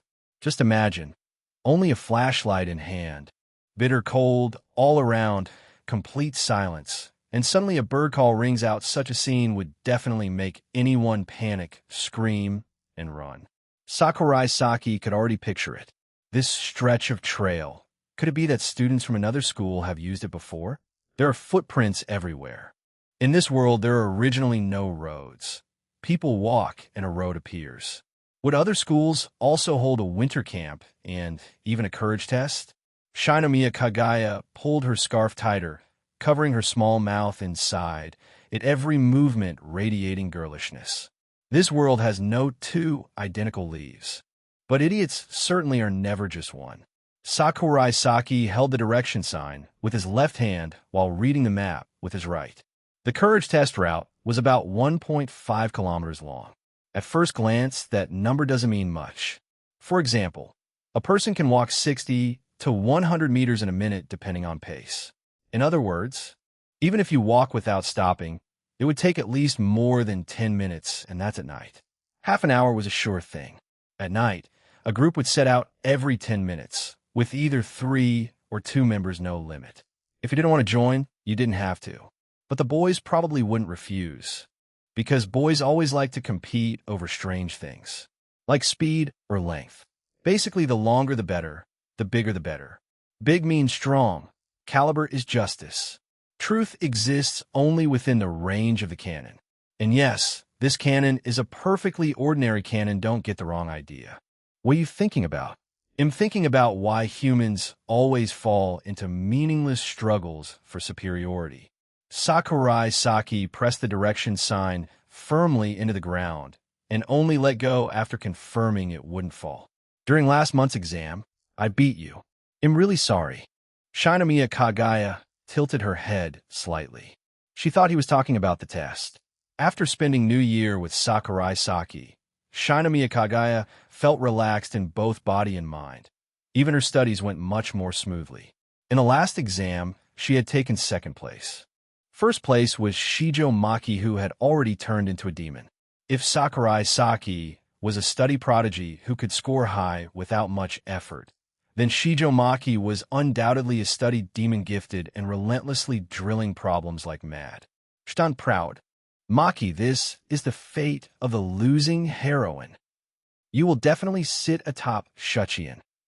But what price must be paid? She probably will never find a boyfriend in this lifetime. Maki, we didn't bet anything on last month's test. So why are you so happy? Sakurai Saki thought this girl was making a big deal out of nothing. Besides, he himself didn't care about exams at all. Youth only lasts a few years. Spending all day on practice problems is boring as hell. Wouldn't cuddling with a cute girlfriend be better? Beating you makes me happy. Of course. Kagaya pushed the direction sign with her hand, confirming it wasn't loose. Having sacrificed her own maid, Shinomiya Kagaya was now very strong, too strong. Next year, Shirogane will be going abroad, so now I don't really care about rankings anymore. If Kagaya-san wants to, maybe you can beat Maki and take back first place, Sakurai Saki thought.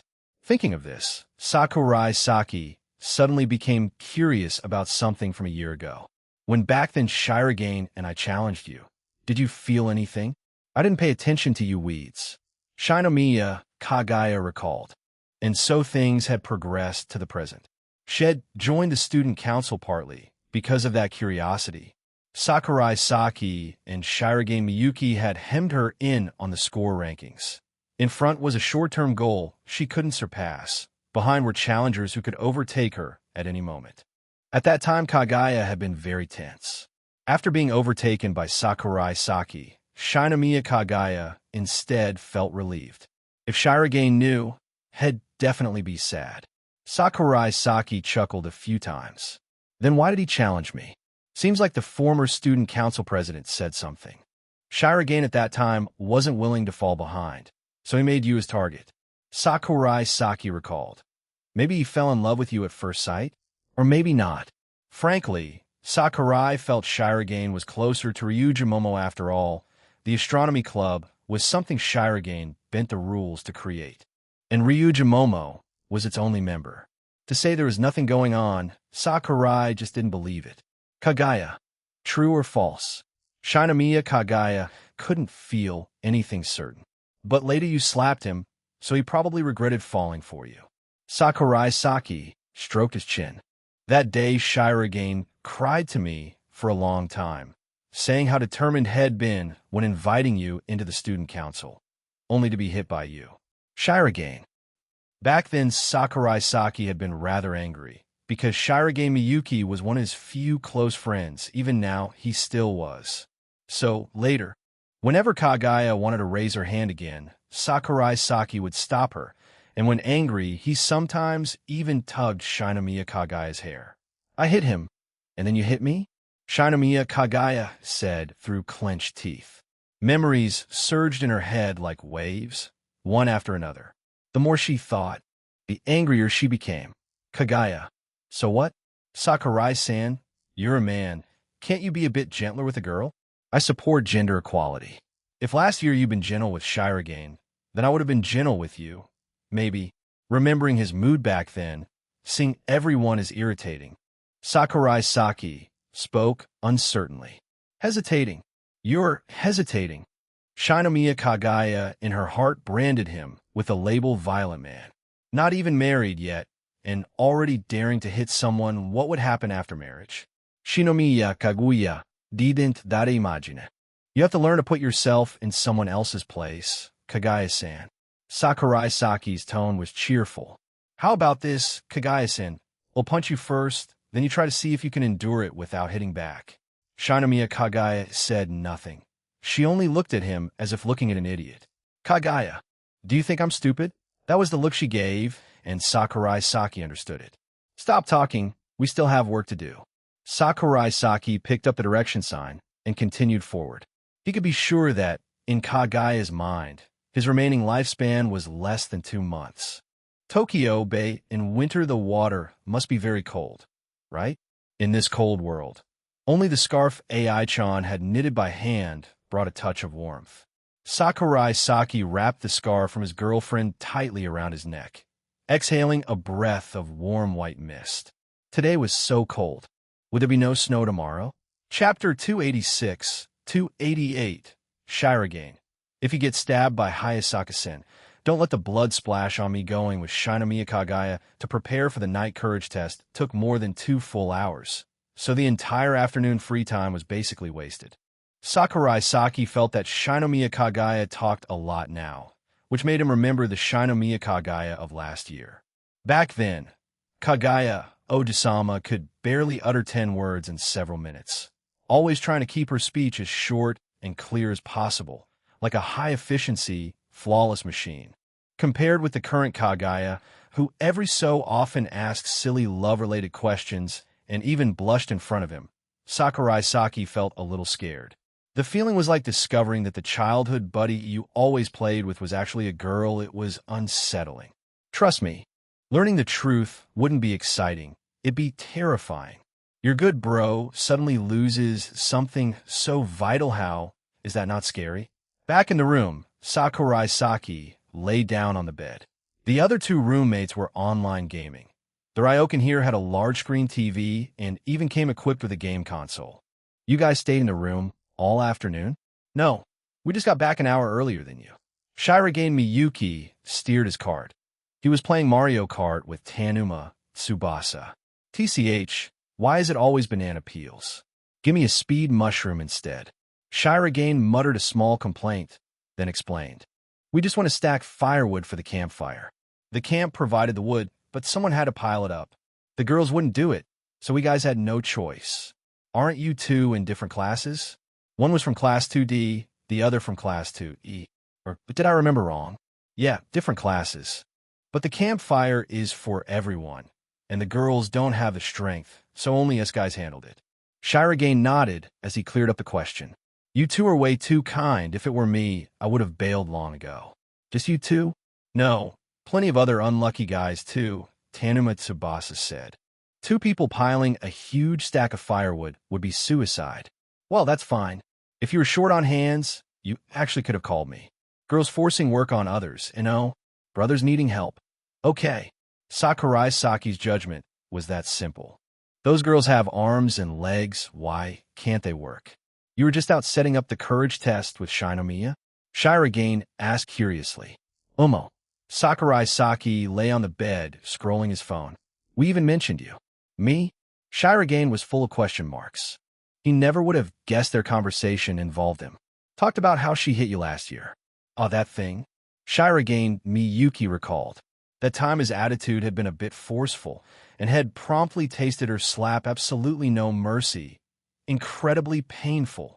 At that moment, Shirogane even wondered, should I really keep trying to help Shinomiya Kagaya become a normal person? Even though he couldn't stand people who had lost their way and wanted to help them, dealing with a hedgehog like Shinomiya Kagaya, her stabs really hurt. Fortunately, afterward, Sakurai Saki used violence to counter violence, which made Shinomiya Kagaya rein in her temper a bit. When you helped me scold her, I felt really good inside, Shirogane said, pressing the controller hard. Right. Back then I was annoyed by that type too. Even if your method later had its issues. That attitude of hers, how could any normal person stand it? Sakurai Saki said excitedly. Shirogane Miyuki blinked and tilted his head.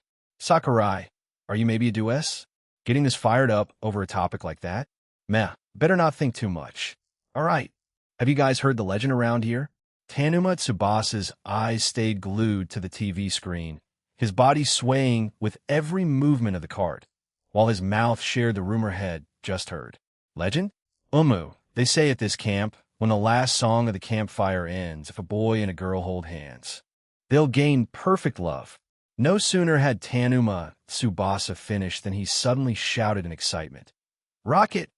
The rocket is an item in Mario Kart that turns you into a bullet speeding forward in an invincible state, and you can only get it when you're in a low rank. Ignoring their game, Sakurai Saki rolled over on the bed. The hotel room's warm air conditioning made him almost drowsy. Just hearing that you can tell it's some love rumor spread by girls. You guys actually believe it? How could we?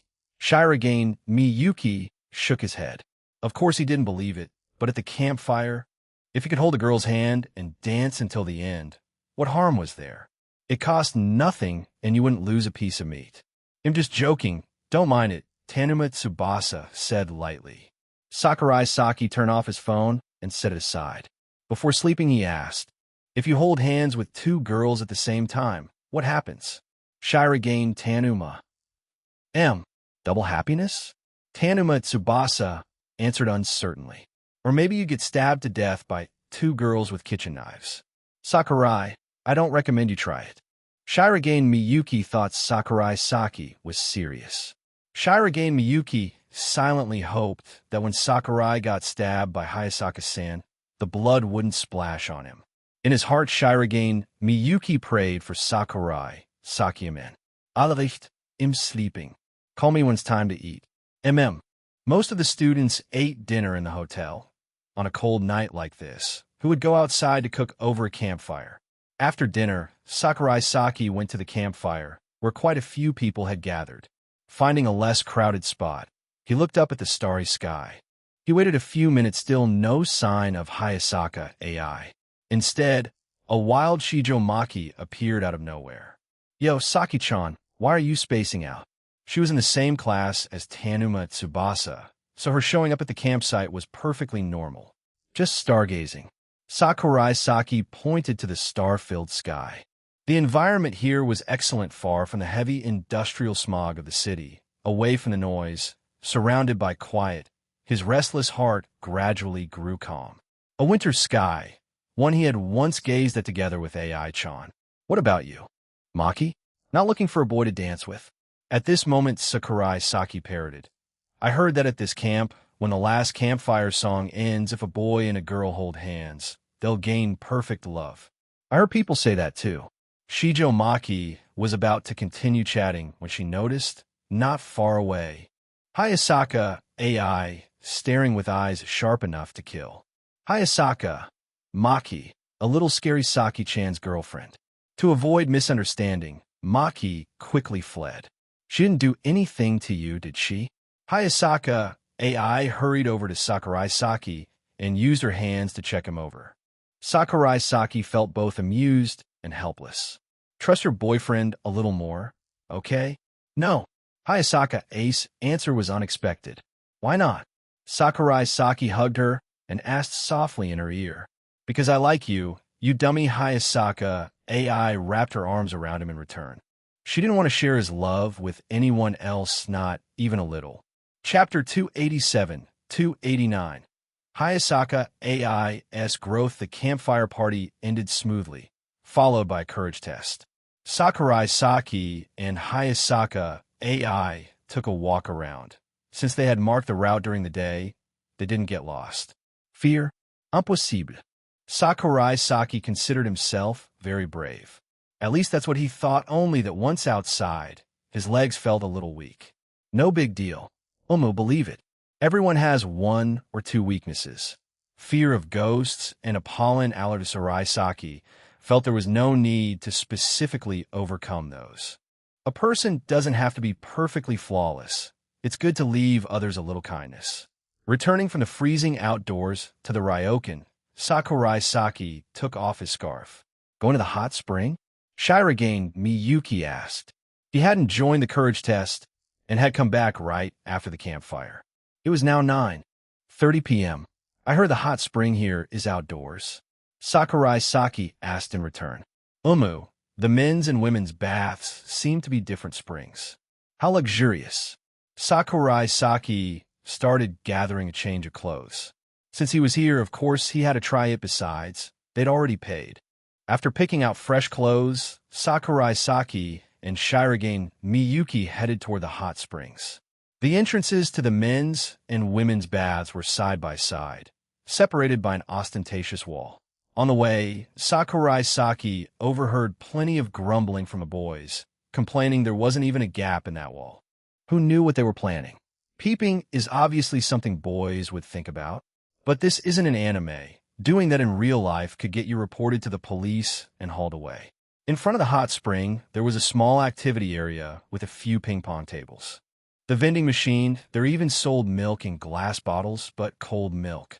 Sakurai Saki had no intention of drinking cold milk in winter. Right at the entrance, Shijo Maki and Kashiwagi Nagisa stepped out wearing yukata. That felt so good. With her hair down, Maki looked almost unrecognizable, so different from the usual tsundere. Her looks leveled up a lot. Sakurai murmured sideways to Shirogane. Shirogane glanced a few times and nodded.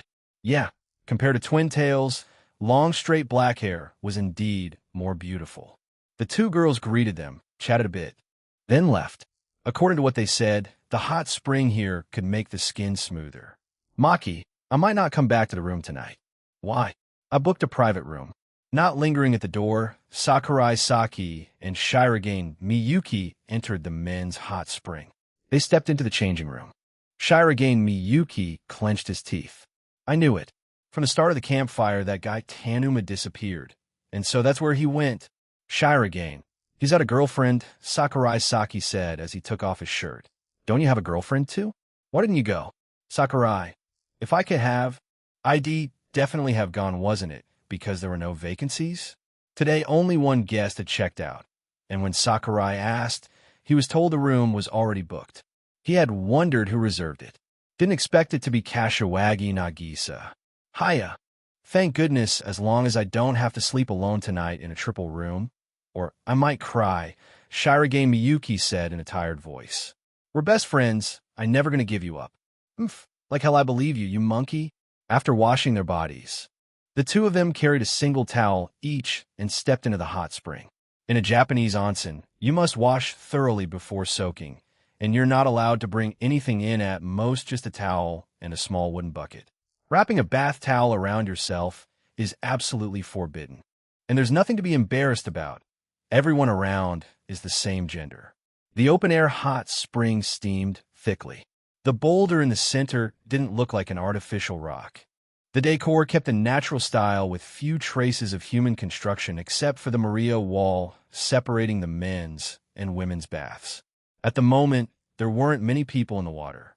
Lowering his legs in, Sakurai Saki adjusted to the temperature and sat down. Who? Shirogane Miyuki sank in beside him. The day's fatigue melted away, his mind relaxing as though floating among the clouds. From the women's side came the playful voices of the girls, like teasing fairies that stirred wandering thoughts. On the other side of the wall is freedom. Several boys pressed themselves against the wall. Even trying to climb the two-story Maria wall naturally, they failed. This thing is way too high. I've seen in manga. Those dividing walls are wooden with lots of gaps. That's just manga for fan service. Idiot. Look at reality.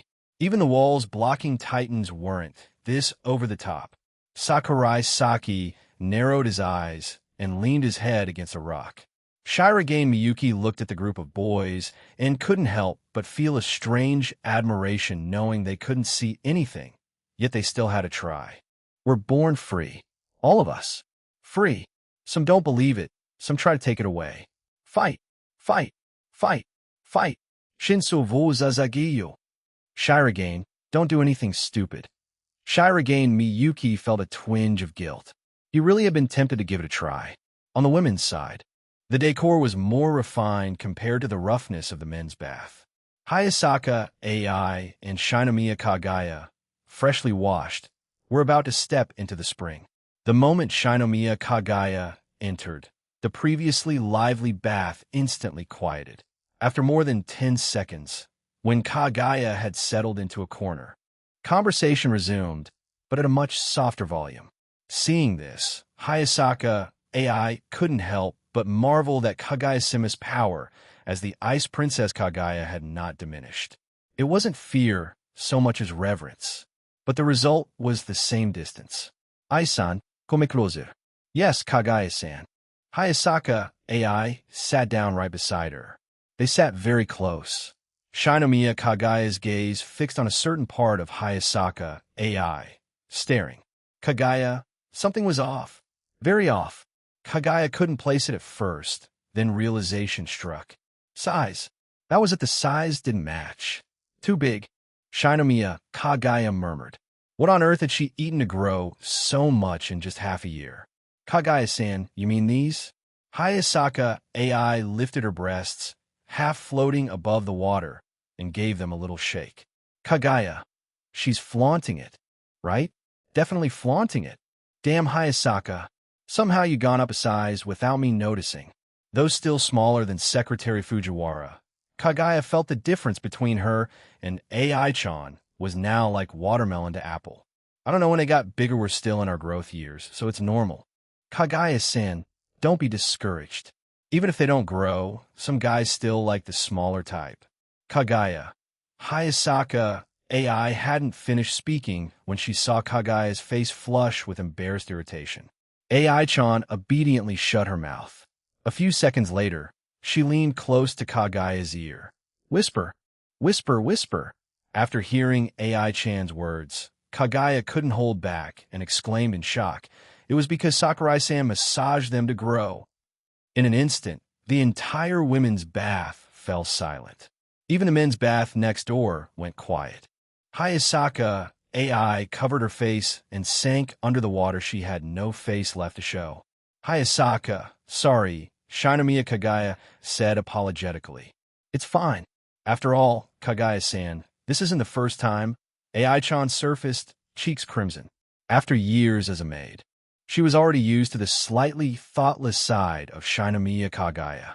Chapter 288, 290. Braggarts reap what they sow. After soaking in the hot spring for a while, Sakurai Saki noticed a few boys leaning against the wall wearing dazed, hollow expressions before they left the bath, leaving only a few silhouettes behind. What kind of shock had they suffered? He didn't pay much attention. After another half hour, he headed back to sleep. That night, Sakurai Saki did not let Shirogane Miyuki down. He stayed in the same room, so Shirogane wouldn't be lonely. The next morning, Sakurai Saki woke right at 6. Today's activity was skiing. The ski resort was nearby, but they still had to take a bus. Breakfast prepared by the hotel was delicious. After finishing, Sakurai joined the group on the bus. On the way, he pondered how to avoid wiping out too badly while skiing. Today's superpower was rather useless for that. It wouldn't help him quickly pick up ski skills. Today's superpower, pathfinding effect. There's nothing you can't locate side effect. None in a place with full signal coverage. Was this power really necessary? It felt even less useful than word spirit. At the resort, the teachers led everyone to rent ski gear, then gave a half-hour lecture, warning the students not to attempt the advanced slopes. The slopes were graded by steepness. The advanced runs had more than a 40 incline, and her difficult serious accidents were possible.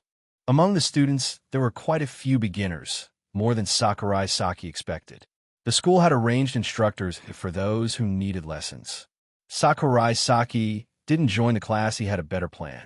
When free activity began, Sakurai and Hayasaka AI chose a gentle beginner slope, barely slanted and very friendly for newcomers. Bundled in thick ski where even falling wouldn't hurt much. For a beginner, the most important thing is not to fear falling, Hayasaka AI said, steadying him. Though she said not to fear it, Hayasaka AI clearly didn't want her boyfriend to get hurt. Avoiding falls was obviously preferable. So Sakurai-san doesn't know how to ski? Kagaya. A teasing voice came from behind. Sakurai turned, and sure enough, it was Shinomiya Kagaya.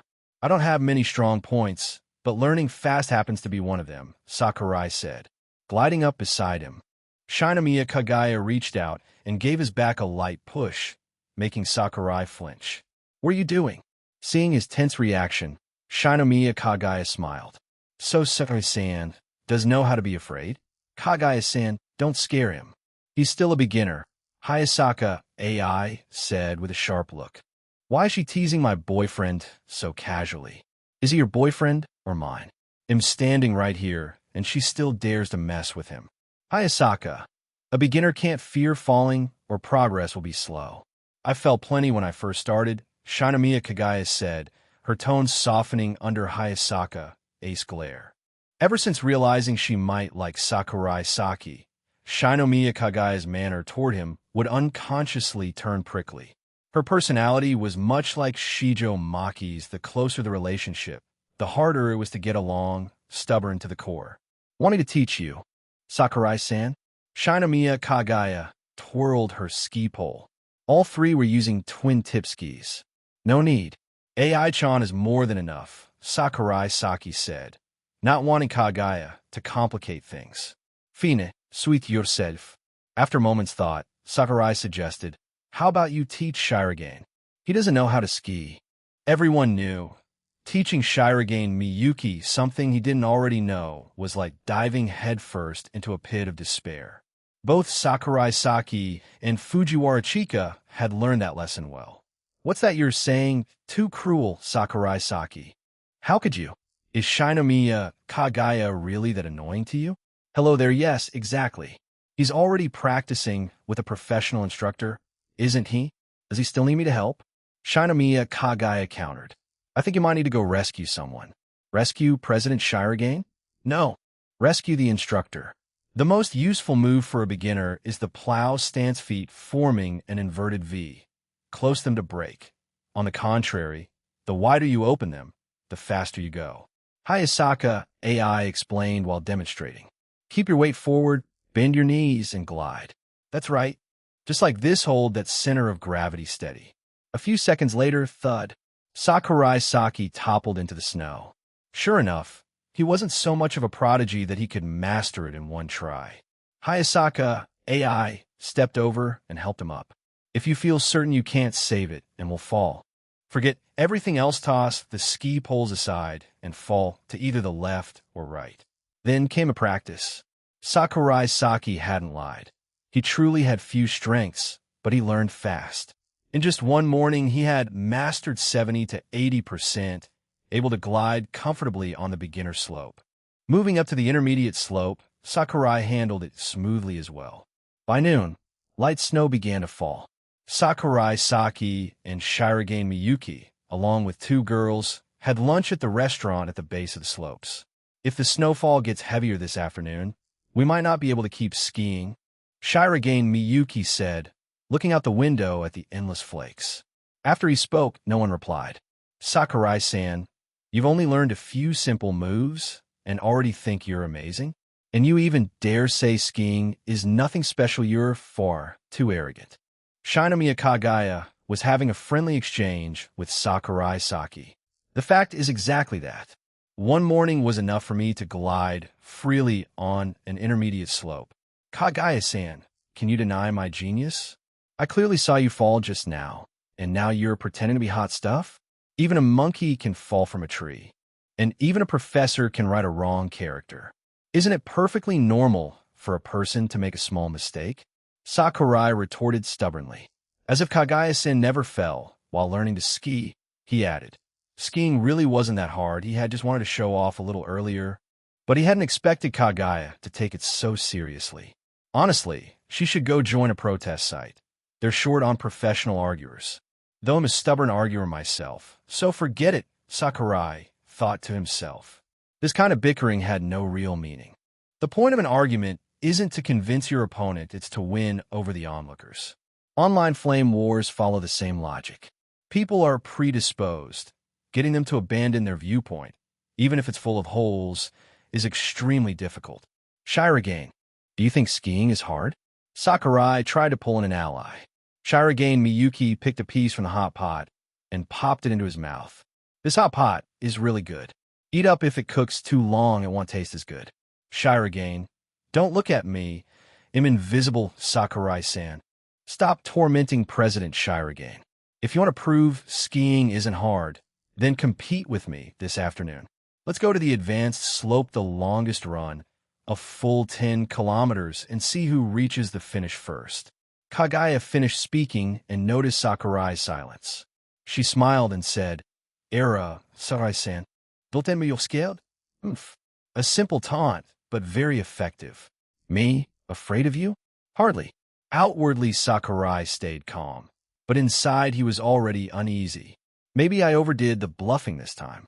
Chapter 289, 291. Ryokan in the snowstorm afternoon. The two of them sat on the cable car. Kagaya-san, are you sure we still have to ski? Sakurai Saki glanced around the cable car. Aside from them, there were no other tourists. The snow was getting heavier, from light snow to medium, and many tourists had already given up on going up the mountain, heading down to the Ryokan at the foot of the mountain to prepare to leave. It was getting late. If the snow grew heavier, serious problems might occur. Are you scared? Shinomiya Kagaya said only 2 words. No, it's not like I've never lost to you before. What's there to be scared of? Competing over something like this? I think that kind of person is really childish. Sakurai Saki retorted. You're calling me childish? Shinomiya Kagaya immediately caught the point. Kagaya-san, are you comparing yourself? Coward. Shinomiya Kagaya revealed a mocking expression and said, just because there's snow falling you don't dare to ski. How cute. Me scared? You're overthinking. Sakurai Saki said seriously. Heavy snow will affect visibility. If a torpedo crashes into us from behind and we can't brake in time, it could cause an accident. Kagaya-san, I'm worried about you. He couldn't let Shinomiya Kagaya get hurt in front of him after all. The two of them were friends. With snow only like this, we still have plenty of time for one race. Shinomiya Kagaya glanced at the distant cable car station, then continued. In a moment, it'll keep the fastest speed, leave you and the others far behind. So there's basically no need to worry about a torpedo. On the slopes, reckless fools who charged down from behind and crashed into others were called torpedoes. Normally, without skilled technique, you couldn't enter the intermediate advanced slopes. It would be very dangerous, especially for someone who had only practiced for one day, like Sakurai Saki. But in just the morning, he had mastered the plow style and even conveniently learned the parallel style. So as long as he didn't act recklessly, it was still safe. Even if someone bumped into him, Sakurai Saki was the type who wasn't afraid after all. He couldn't die from it. More than 10 minutes later. All right, we're almost at the cable car exit. Be careful not to fall. Shinomiya Kagaya put away her expression. The cable car exit was a small slope. The two braked steadily as they slid off. Really steep, truly worthy of a black diamond run. Looking at the 40-degree slope, Sakurai Saki felt a bit uneasy. 10 kilometers long, just right to reach the foot of the mountain. After skiing down, we can go to the restaurant below to celebrate my victory. Shinomiya Kagaya had no thought of losing. Nah, ID win. Sakurai Saki put on his snow goggles. Just you wait and see. Shinomiya Kagaya slid forward a bit. The two found a relatively flat spot. It'll count 3, 2, 1, and then we go together.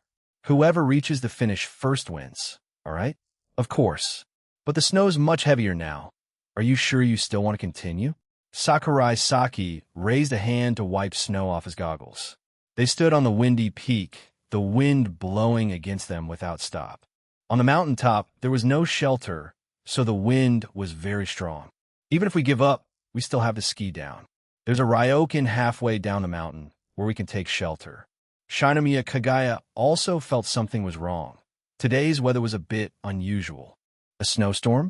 This place was near the Japanese Alps, so snowfall was expected, but for the wind to suddenly grow this strong was indeed strange. Race paused. Let's get down the mountain first. Staying alive was more important than winning or losing. Kagaya nodded. On the advanced slope, there were only the two of them. They began quickly skiing downward. The snow howled, accompanied by raging wind. Within their sight, it was all white, and the sky grew gloomy. Only a few minutes later, the snowstorm had almost made it impossible for them to move. Sakurai Saki was fine, but in such poor visibility, Shinomiya Kagaya might run into trouble. Kagaya-san, he shouted loudly towards Shinomiya Kagaya, who for some reason had stopped and wasn't moving ahead. Seeing that she didn't respond, Sakurai Saki hurriedly slowed down, then came to her side. What's wrong? The ski pole has a problem. Shinomiya Kagaya held out her pole. Just now, when turning, she had used the wrong force, and the ski pole snapped halfway through. It wasn't completely broken, but it definitely couldn't be used anymore. Want to use mine? Sakurai Saki asked. No need. We'll try to see if I can make up for it with technique. Are you kidding? Sakurai Saki was a little angry. This person didn't value her own life. If you fall and accidentally get injured, in this situation, there's only one option: wait for death. Then what should we do? Being cared for warmed Shinomiya Kagaya's heart, but she still couldn't borrow the other's pole. Use the phone to call someone. Sakurai Saki pulled his phone out of his pocket. Poor signal, or rather, no signal at all. Did this area really not have a transmission tower? Or maybe it was the harsh weather of the snowstorm. From your face, it doesn't look good. Pretty much.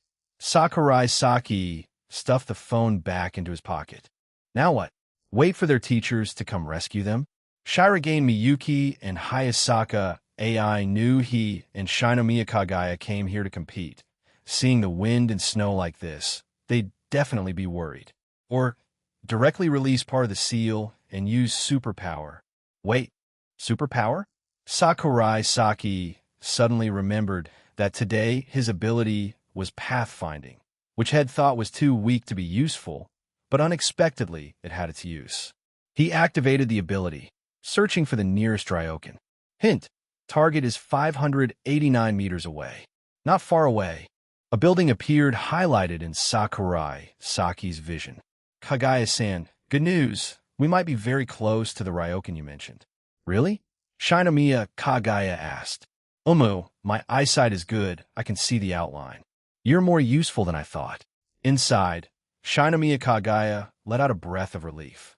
The two didn't talk further, slowly heading toward the destination. Along the way, they left the slope, walked a stretch through the snowy pine forest beside it, and then the path gradually leveled out. 10 minutes later, a fairly luxurious Ryokan appeared before them. Knock, knock. Very quickly, the main door of the Ryokan was opened. The person who opened it was a young girl in a white kimono, her long hair as white as snow. Welcome, guests. The receptionist girl's voice held surprise. The snow outside is heavy. Please come in quickly. The girl swiftly regained her composure. Looking at Sakurai Saki's face a few times, she showed a look of delight. Thank you. Shinomiya Kagaya slightly bowed. Thanks, Sakurai Saki said with a smile. The receptionist of this Ryokan was quite cute. Does this place rarely have visitors? Sakurai Saki and Shinomiya Kagaya walked inside. Then he asked the long, white-haired girl a question. After all, the location isn't very convenient. The receptionist introduced herself. Guests, my name is Shirley. Shirley didn't let the two stand at the entrance for long. Very quickly, she led them toward the guest rooms. This Ryokan provides free meals and hot springs, and there are clothes to change into. Sakurai Saki narrowed his eyes, looking at the white-haired girl ahead whose face was full of joy. Shinomiya Kagaya didn't notice anything unusual, but he felt something was off. This Ryokan had no other guests. Even in a snowstorm, for a Ryokan halfway up the mountain, how could there be no lodgers? Is this Ryokan managed by only you, Shirley-san? Shinomiya Kagaya asked curiously. No, my mother is here too. Chapter 292. Yuki-Anna, this is the room for you two. Shirley stopped, then inclined her body slightly to introduce it to them. Shinomiya Kagaya removed the snow goggles from her face and asked, Is there only this one room? Aren't you two lovers? Shirley tilted her head, her delicate face full of doubt. No. Sakurai Saki shook his head. That's great then. Ahem, they'll prepare 2 rooms for you. Sakurai Saki disagreed. No need to bother. We can stay in 1 room. Shinomiya Kagaya was about to say something, but when she saw Sakurai Saki's eyes, she let it go. This is the room key. They'll bring dinner up in a moment. Please wait a bit. Payment can be settled when you leave tomorrow. After speaking, Shirley bowed slightly and very politely left the hallway. Sakurai Saki held the key, opened the door in front of them, and stepped inside. The place was very clean. 1 bed, a private bathroom, plus a wide table and a sofa. He closed the door.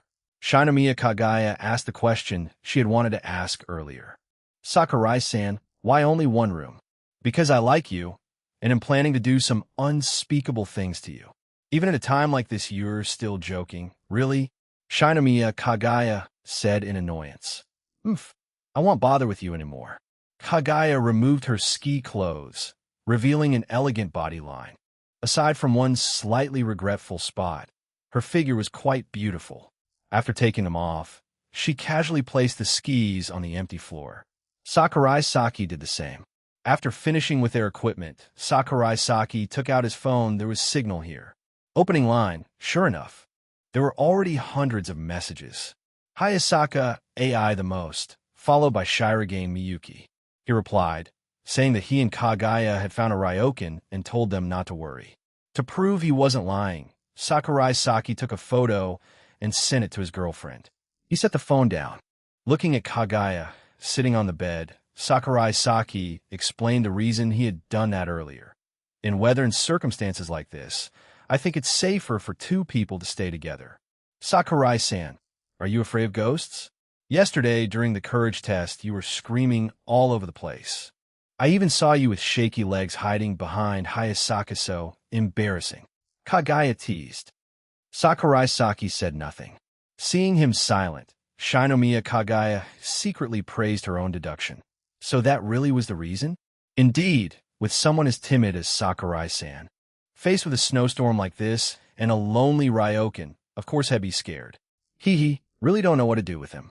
If you don't want to, we can ask that receptionist girl to open another room.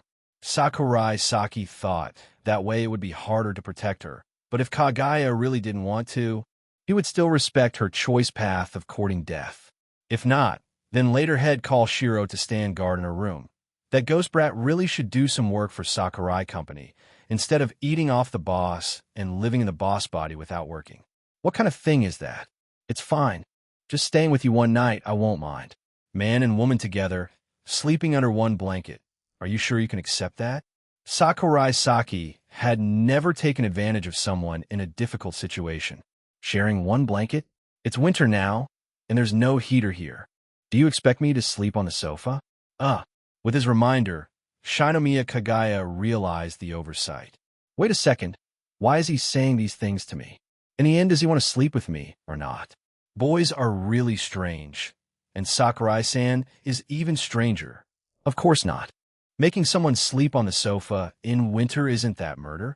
Outside, the temperature was probably near -20 degrees, and even inside the room, it wasn't much warmer. But for a Ryokan, not to have heating was indeed strange. Clearly, there were many electrical appliances, yet only the heating was missing. It's good that you agree. Sakurai-san, could it be that what you said earlier wasn't a lie? Shinomiya Kagaya suddenly seemed to realize. If I really intended to do something to you, would you resist? Of course, you idiot. Shinomiya Kagaya said irritably. Even if she liked the other party a little, they had barely even held hands a few times, and already moving on to the letter C in the ABC of love that was way too fast. Moreover, Kagaya basically didn't understand those things at all. The sexual knowledge she knew was mainly from words, while images and films were almost non-existent. The textbook that Hayasaka AI had once given her was also quite simple, only a bit more daring than the classical literature Kagaya had read. In short, Shinomiya Kagaya was still not mentally prepared. Then that's fine. This kind of thing, if one side doesn't agree, then won't be a good experience anyway. Sakurai Saki sat down on the sofa. Around them was warm amber light. The atmosphere wasn't bad, carrying a strange tranquility. Outside, the wind and snow continued with no sign of stopping. Listening to the sound of the snowstorm, the night would probably be very peaceful for sleeping. Sakurai Saki felt this sound was very similar to rain, and he liked sleeping when it rained. After hearing his words, Shinomiya Kagaya let out a breath of relief. Sakurai Saki said he wouldn't touch her, and Kagaya felt much more at ease. A few minutes later, "Dear guest, the meal is ready." Outside the door, Shirley knocked. Sakurai Saki went to the door and opened it, then saw the girl in a kimono with hair as white as snow. "Thank you." He took the food tray and placed it on the small table. "Dear guest, please enjoy your meal. I will come to collect the dishes in half an hour." Shirley bowed and left. After that, the two finished their meal. At 8 in the evening, Sakurai Saki prepared to go to the hot spring bath. Although there was a private bathroom in the room, bathing in front of Kagaya was honestly a bit embarrassing. After leaving Shiro to protect her, Sakurai Saki left the room and walked into the hallway. Coincidentally, on the way he met Shirley. "Dear guest, are you going to the hot spring?" "Umo." Sakurai Saki nodded. Shirley said happily, "Let me guide you, please." "Thank you." Sakurai Saki felt that if this Ryokan had any problems, the greatest danger was exactly this girl in front of him. Taking her along should make Kagaya a bit safer. The two walked toward the entrance of the Ryokan. At the door they turned and entered a lounge. From behind the curtain marked male and female, steam from the hot spring continuously wafted out. "These are clothes to change into, all clean. Later you can change into them." Shirley took out a set of warm clothes from the nearby cabinet. Sakurai Saki nodded. Accepting the clothes, she handed over. The service here was really very good. The hot spring of this Ryokan was not outdoors, but the water source surely came from a natural underground spring. Sitting on a wooden stool, Sakurai Saki scooped a basin of hot water and poured it over himself. The pleasant temperature made him slowly close his eyes. Until footsteps sounded behind him, he opened his eyes. Turning his head, Shirley, who earlier was dressed, was now wrapped only in a thin bath towel. Her fair pink skin, faintly visible through the rising hot spring mist, made it hard to see clearly. "Dear guest, let me help you scrub your back." Shirley slowly approached, her delicate face full of shy charm. "Umo."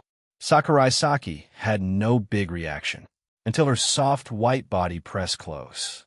Sakurai finally felt something, but his willpower was strong and he didn't show any abnormality. Halfway through scrubbing, Sakurai Saki turned to look at her and asked, "Shirley-san, you're not human, right?" "Dear guest, you discovered it?" Shirley covered her chest. Sure enough, she still wasn't good at seducing men. Living on the snowy mountain. "Are you a Yukiana?" Dear guest, could you not look there?" Shirley lowered her head, her snow-white skin and flushed face clearly seen by Sakurai Saki. "Why are you doing this to me?" "A Yukiana cannot bear children herself. She needs help from the men here." Sakurai Saki turned his head away, not looking at her anymore, then picked up the wooden basin beside him and poured the hot water over himself. Then he stood up and stepped toward the hot spring. Even if you have such a reason, don't casually entrust your whole life to just any man, or you'll regret it. Shirley looked at his back, slightly dazed. As expected of the son of Lady Duckweed, truly gentle. Chapter 291, 293. Kagaya. He was the one who took the initiative first, returning from the hot spring to the room. Sakurai Saki saw that Kagaya had already bathed but hadn't changed clothes, still wearing Shuchiin's winter uniform. She was sitting on the sofa, playing with her phone. "How was the hot spring?" Shinomiya Kagaya was chatting with Hayasaka AI. Hayasaka kept asking for updates online, saying that everyone from school had rented rooms at the foot of the mountain near the ski resort. During that time, the homeroom teacher also sent an email. Kagaya reported the situation one by one, confirming that she and Sakurai Saki were fine. Only then did the teacher feel at ease. The hot spring was pretty good. After knowing that the Yukiana here was a subordinate of his mother, Sakurai Saki relaxed quite a bit. It can only be said that Jinguji Tamaki's influence was very wide. Whether Shikoku or Kyoto, even in this Nagano area, she still had people. Sakurai Saki sat down on the bed, then took off his shoes and lay down. He took out his phone and scrolled through some videos. "Kagaya-san, you're not resting yet?" It was already near 11 o'clock. Outside the window, the wind and snow still continued. Shinomiya Kagaya faltered, unable to speak. During the past hour, she had thought about many things. Sure enough, the idea of sharing a bed with a boy was something she could not accept.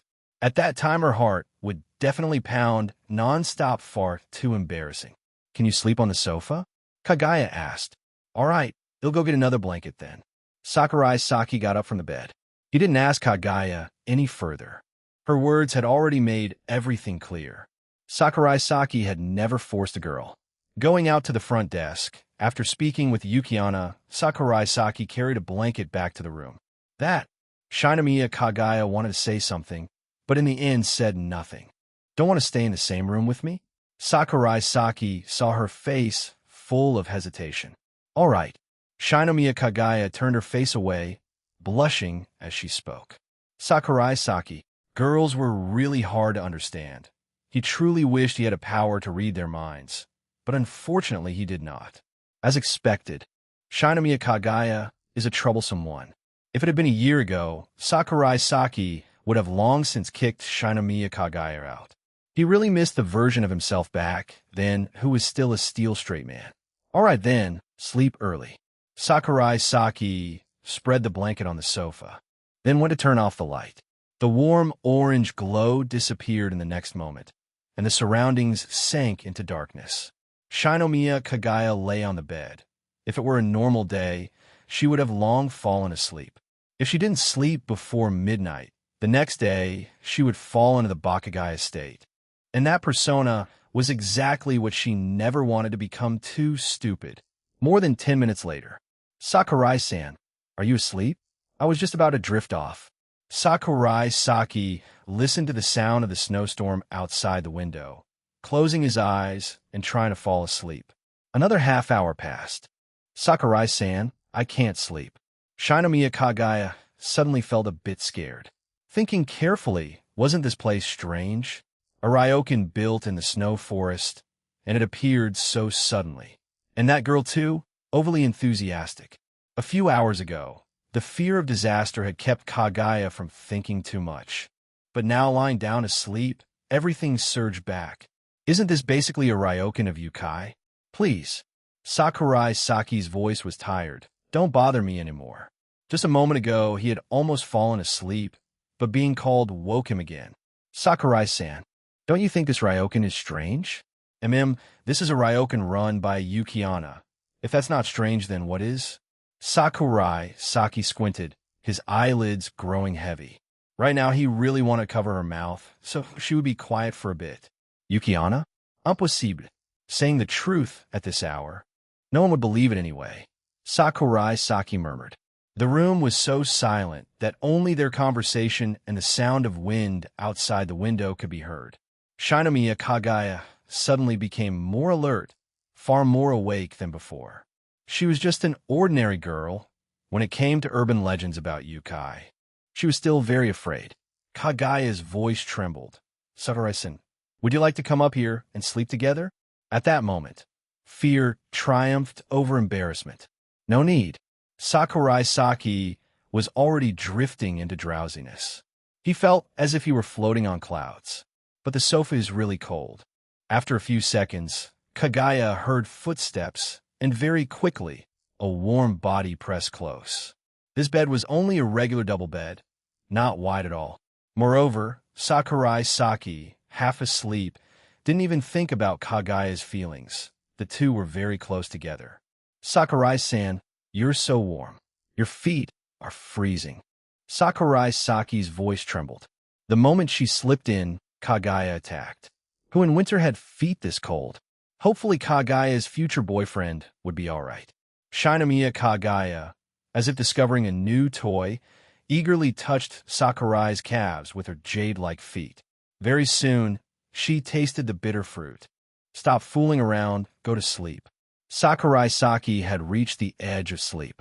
Kagaya felt a broad arm pull her firmly into his chest. In that instant, she remembered New Year's, when she had accidentally spent a night sleeping next to Sakurai Saki, and that whole morning's commotion. Recalling Hayasaka, Ace's expression and voice back then, Kagaya swallowed. What should I do? Kagaya tried to struggle, but it was useless. A few minutes later, she gave up. So sleepy after all. She had already slept like this once. The second time wasn't so hard to accept. Sleepiness swept in, slowing Kagaya's thoughts. After all, it was already the early hours. Sakurai Saki, half dreaming, thought he was holding his girlfriend, and his hand naturally slid around Kagaya's back. Shinomiya Kagaya woke again in shock. What was he doing? Why was his hand on her back? Clothes. Sakurai Saki mumbled in his sleep. So that's what he's saying. Shinomiya Kagaya pressed her face to his chest, listening to his heartbeat. And for some reason, she thought of her close friend Hayasaka, AI. Sorry, AI-san, he's the one who took the initiative first, so it's not my fault. Right? Searching for an excuse in her heart, Shinomiya Kagaya wrapped her arms around Sakurai Saki's waist, pressing her face closer again. A feeling of happiness welled up, and the corners of Kagaya's mouth curved into a silly smile. Does Hayasaka sleep next to him like this every day? For some reason, Shinomiya Kagaya felt a little jealous. Her heart, already pounding, beat even faster. She wanted to stay like this forever. Kagaya had just closed her eyes. Before she could sleep, she felt Sakurai shift restlessly, turning over. Do boys all like to roll around in their sleep? The next second, something slid along the graceful curve of her back. Kagaya forced herself to endure the strange sensation, silently praying that he would stop. What exactly was he planning to do? Kagaya held back until it was almost unbearable. But unfortunately, Sakurai Saki had no intention of stopping. Now, he was acting entirely on muscle memory. His massage technique wasn't bad. Hayasaka, AI, often asked him to help relieve her tension whenever she was tired. Over 10 minutes later, Kagaya panted softly, gently rubbing her chest, her back pressed against him. Right now, she felt as though she had just escaped the gates of death, like she had returned from the underworld to reality. She had nearly been swept away by that rhythm. She didn't want to wake him. That would be far too embarrassing. But his massage technique was truly excellent. It nearly overwhelmed her. Chapter 292-294. A thief in the house is hard to guard against early morning. The snow had stopped. Sakurai Saki opened his eyes at 6 o'clock. After realizing the power inside his body wasn't dangerous, he closed his eyes again. Yesterday, he had gone to bed far too late. Mainly because Shinomiya Kagaya called his name every 10 or so minutes, making it impossible for him to sleep soundly. When he opened his eyes again, it was already 8 in the morning. Normally at Shuchiin, classes began at 8:30. If it were a regular day, he would definitely have no time for breakfast. But now it was winter camping, so it didn't matter. Sakurai Saki turned over, ready to get up, but as soon as he moved, he discovered his arm was being tightly held by someone.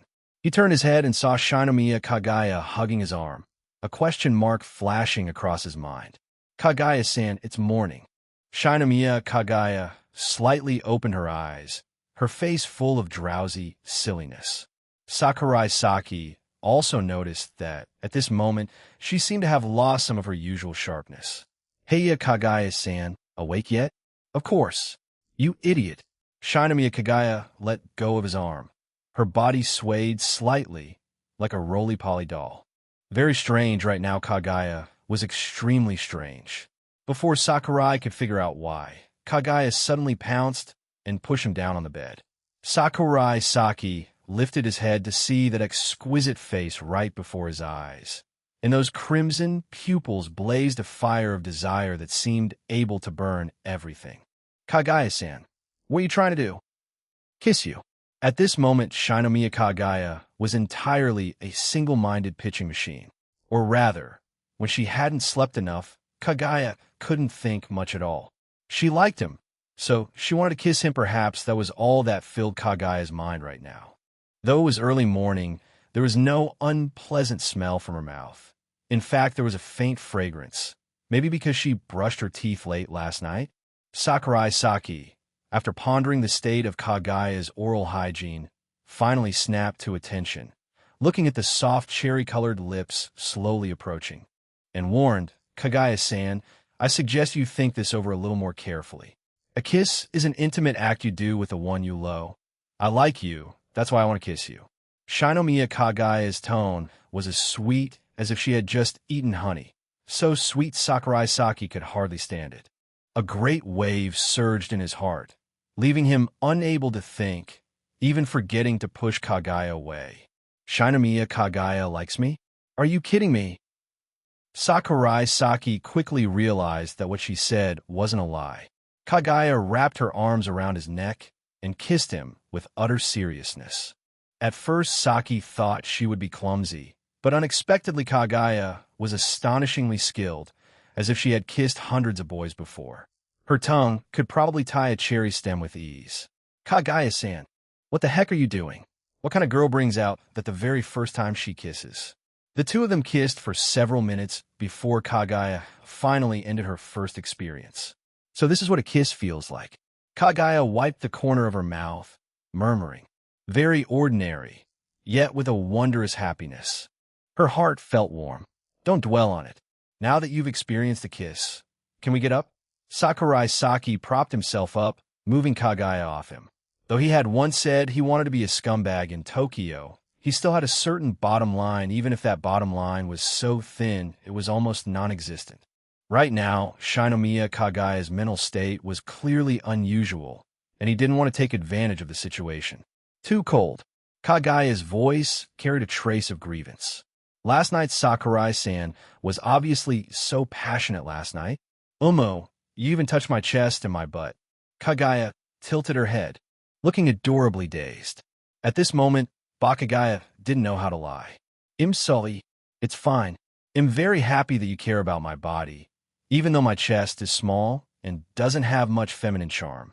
As she spoke, Shinomiya Kagaya started to take off her shirt, and Sakurai Saki hurriedly grabbed the hem. Kagaya-san, can you stop testing my heart's endurance? A woman's attractiveness has nothing to do with bust size. You don't need to show me. You are very feminine and attractive. I admit that. Sakurai Saki emphasized each word. Most importantly, I already have a girlfriend. I hope Kagaya-san understands that. Last time you even said you liked me. Sakurai Saki wanted to explain that it was a misunderstanding, but the other party obviously wouldn't believe it. Aho Baka couldn't understand human words. You're often so close with Chika-chan, so why can't I? Could you not make remarks like Nino? Kagaya-san? Sakurai Saki felt that one Nino was enough, and besides, Nino's bust was much bigger than hers. Do you want to be a mistress? Not exactly impossible. Shinomiya Kagaya gave a self-mocking smile. After all, I'm just the daughter of a concubine. Don't say that. Your mother definitely wouldn't want to hear such words. I have basically never met my mother, only seen her in photos. Kagaya slipped out of Baka mode. Since childhood, no one has loved or cared for me. Even if I had died in the snow yesterday, no one would be sad for me. Disappointment appeared on Kagaya's face. No, I would, Shirogane would, Miko too, Chika Ishigami, Ai-chan, so many people. Don't belittle yourself, Kaguya-san. Sakurai Saki stood up, preparing to wash his face. The characteristic sentimentality of girls, he didn't have that kind of trouble. Do you know? I've never watched fireworks, never danced with anyone at a cultural festival, let alone Christmas. When you invited me to spend New Year's together, I was truly happy. When I heard the news passed on by Neo-san, I was so overjoyed I almost jumped up.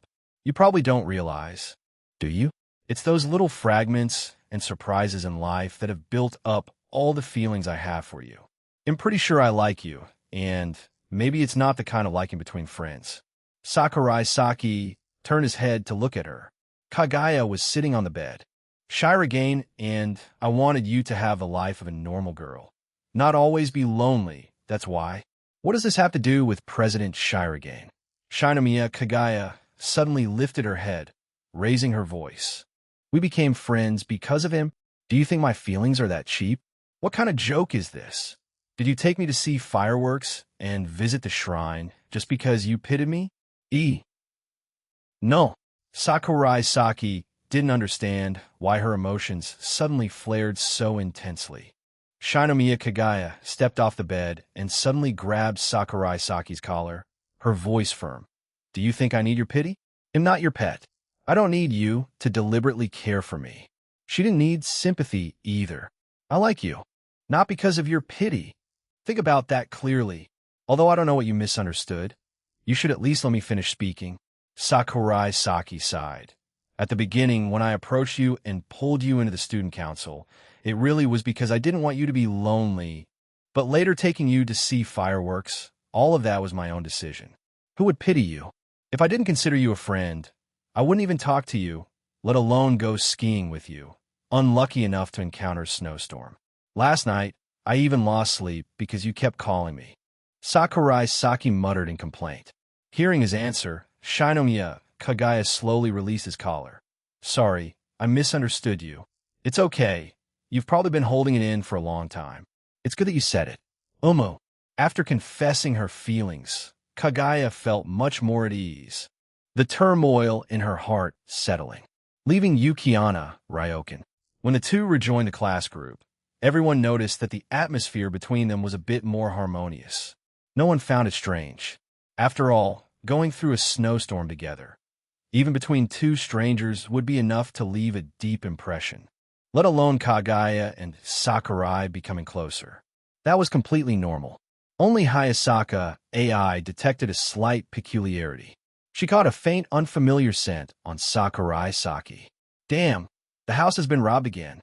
No matter how many layers of defense you have outside the house, it's hard to guard against someone who comes from within. Chapter 293, 295. Turbulent Valentine's Day, the winter camping trip ended, and Shuchiin students returned to their boring days of study. Shirage Miyuki had recently immersed himself in studying English, and his grades could be said to have dropped miserably. Last month's test fell to 8th place. Luckily, he didn't care much about it. Having left the top spot in the year, Shirage Miyuki actually felt much more relaxed, and the dark circles under his eyes had faded quite a bit lately. At noon, in the student council room, Sakurai, there's a day coming soon, Shirage Miyuki said absent-mindedly. It was already February.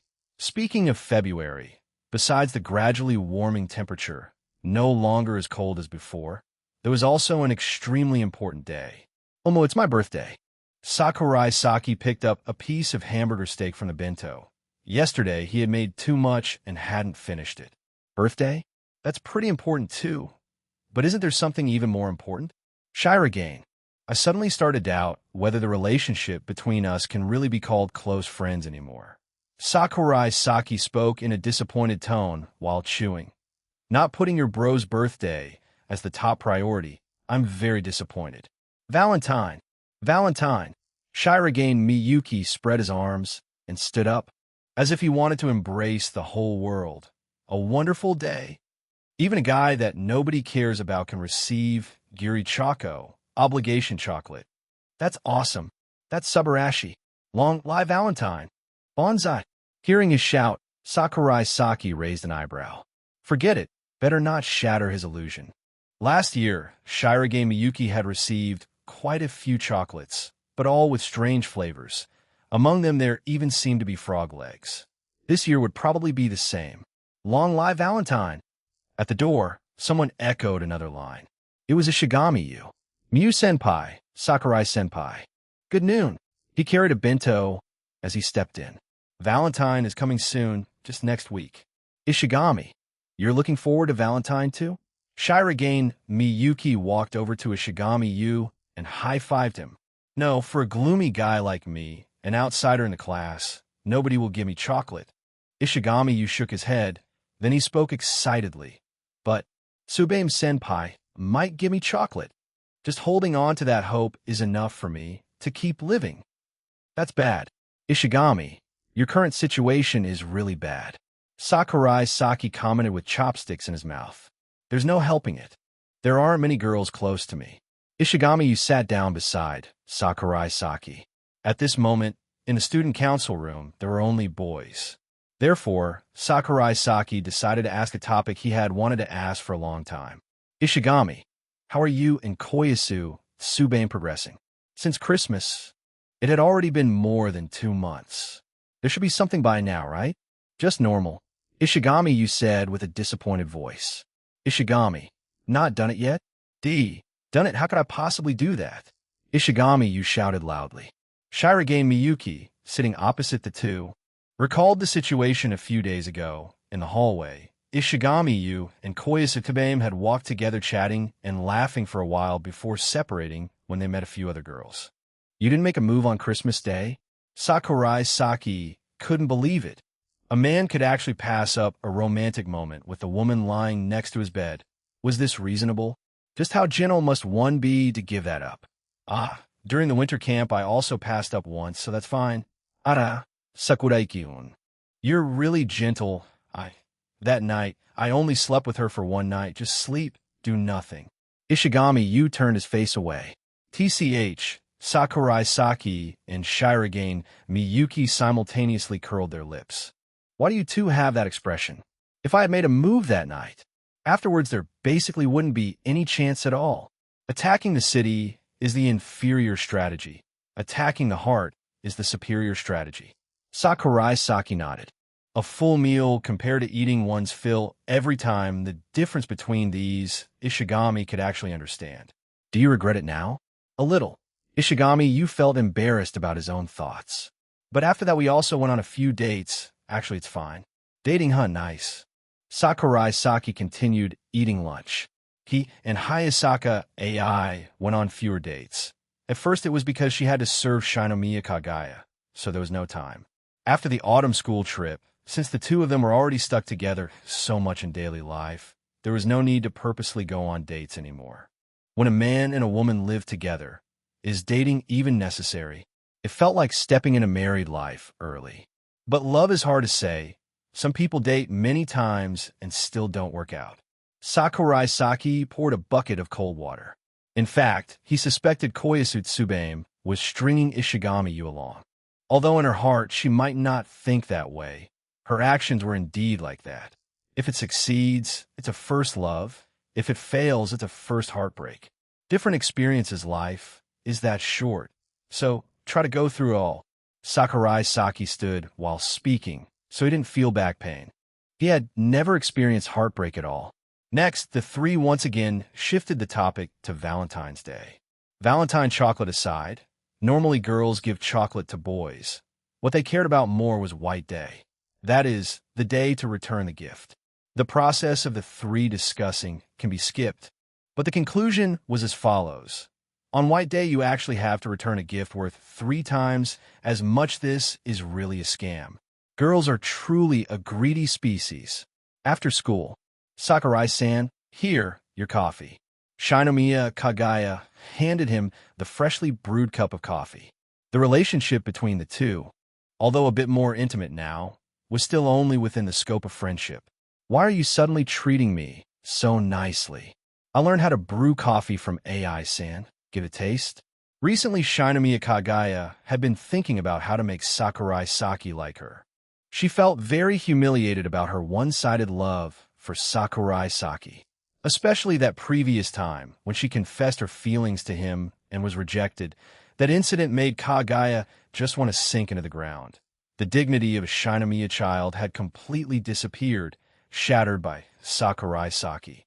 Although she had decided that in the future she would remain friends with Sakurai Saki, she still had to make the other party like her once. Only then would it be fair. Kagaya. The taste is very good. Sakurai Saki, of course, had no idea of the thoughts in her heart. Does true friendship between a man and a woman exist? Perhaps it does. Right now, he absolutely could not see Kagaya as a romantic partner.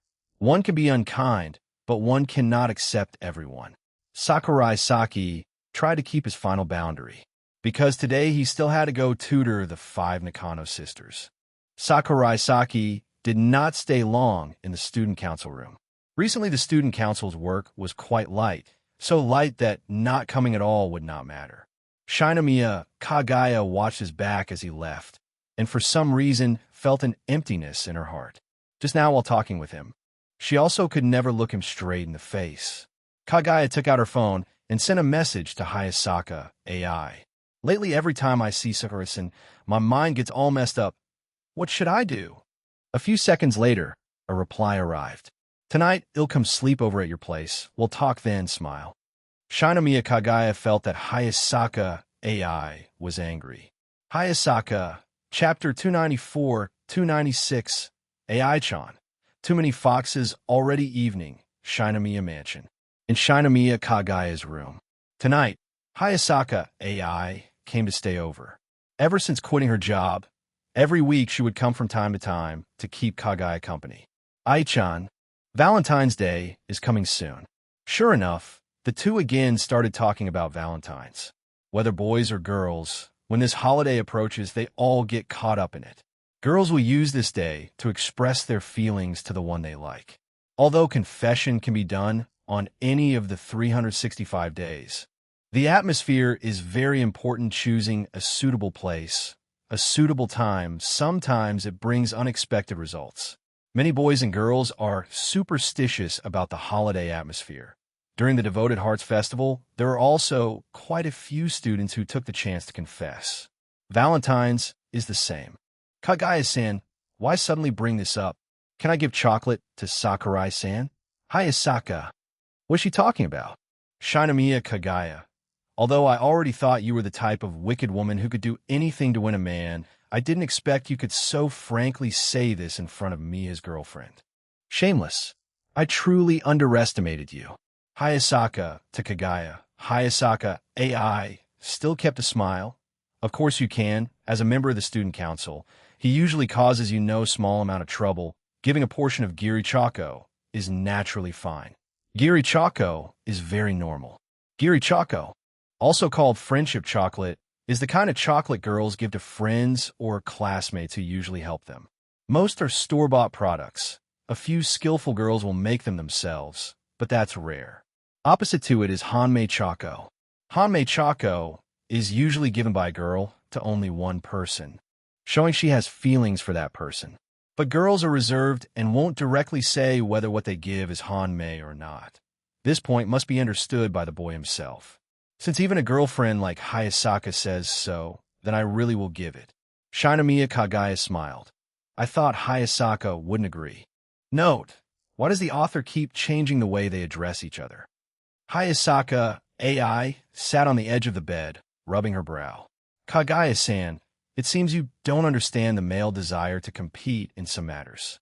Desire to compete? Height and weight, size and length, academic grades boys are really strange. Even Valentine's chocolate, they secretly compare the number with each other. Hayasaka AI said seriously. Those who don't receive chocolate will be mocked by everyone, unable to lift their heads for a whole year. Even bullied. That won't happen. Boys are really scary. Shinomiya Kagaya's face showed shock. Not scary at all. That's why I won't stop you from giving him Giri Choco.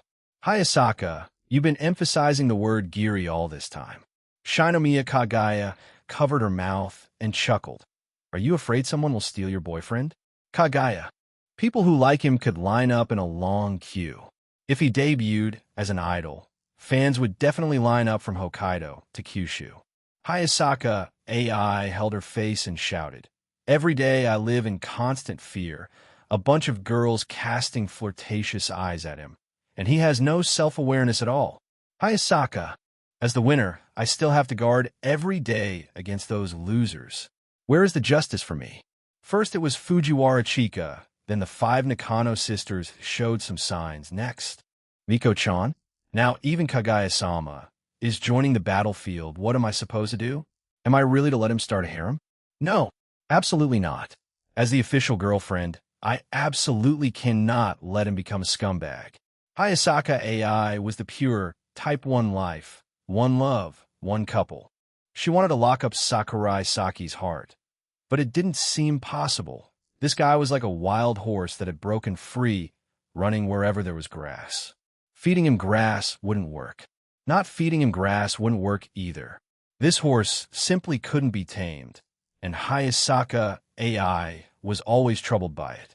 Later on, he might secretly look for a mistress behind your back, Kagaya-sama said in a vague tone. Of course, that mistress definitely wasn't me, Shinomiya Kagaya.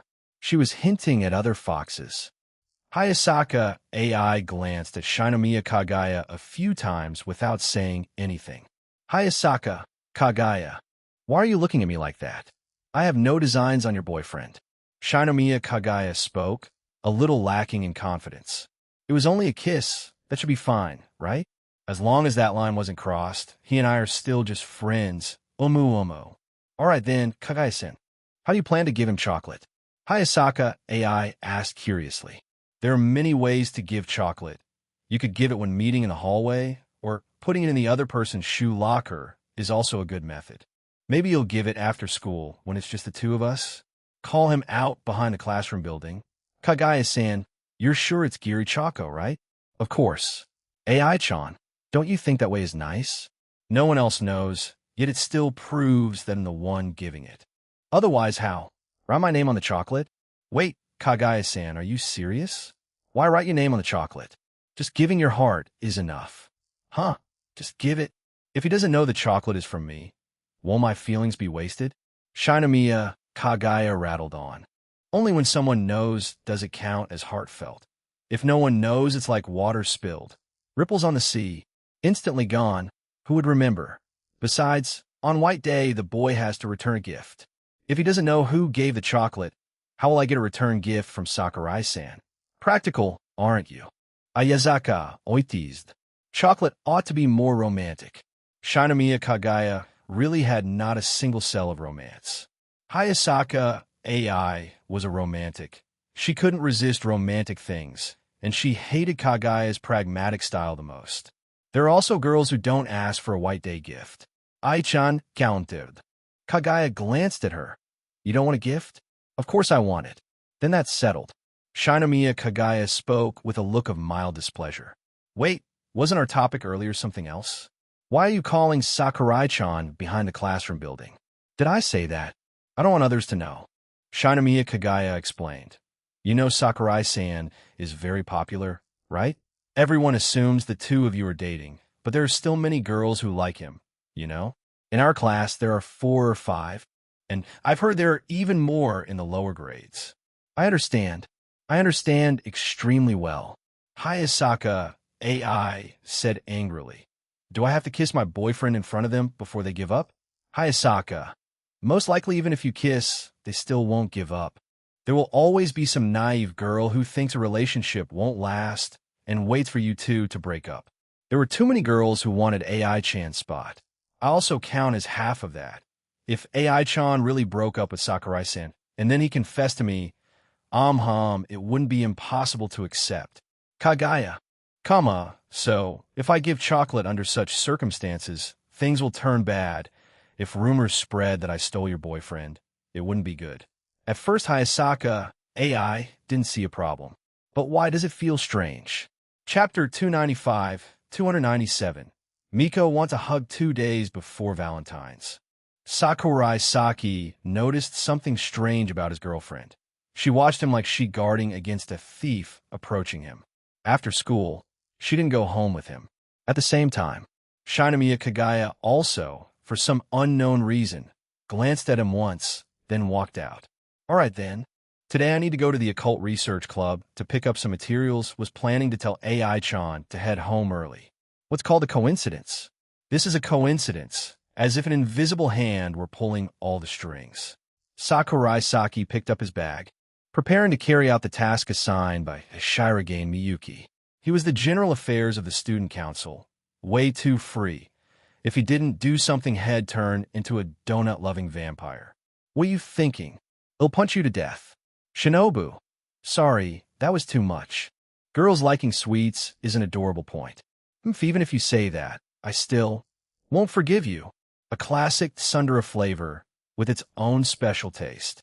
Out in the hallway, Sakurai Saki noticed quite a few girls glancing his way. He returned their looks with a dazzling sunshine smile.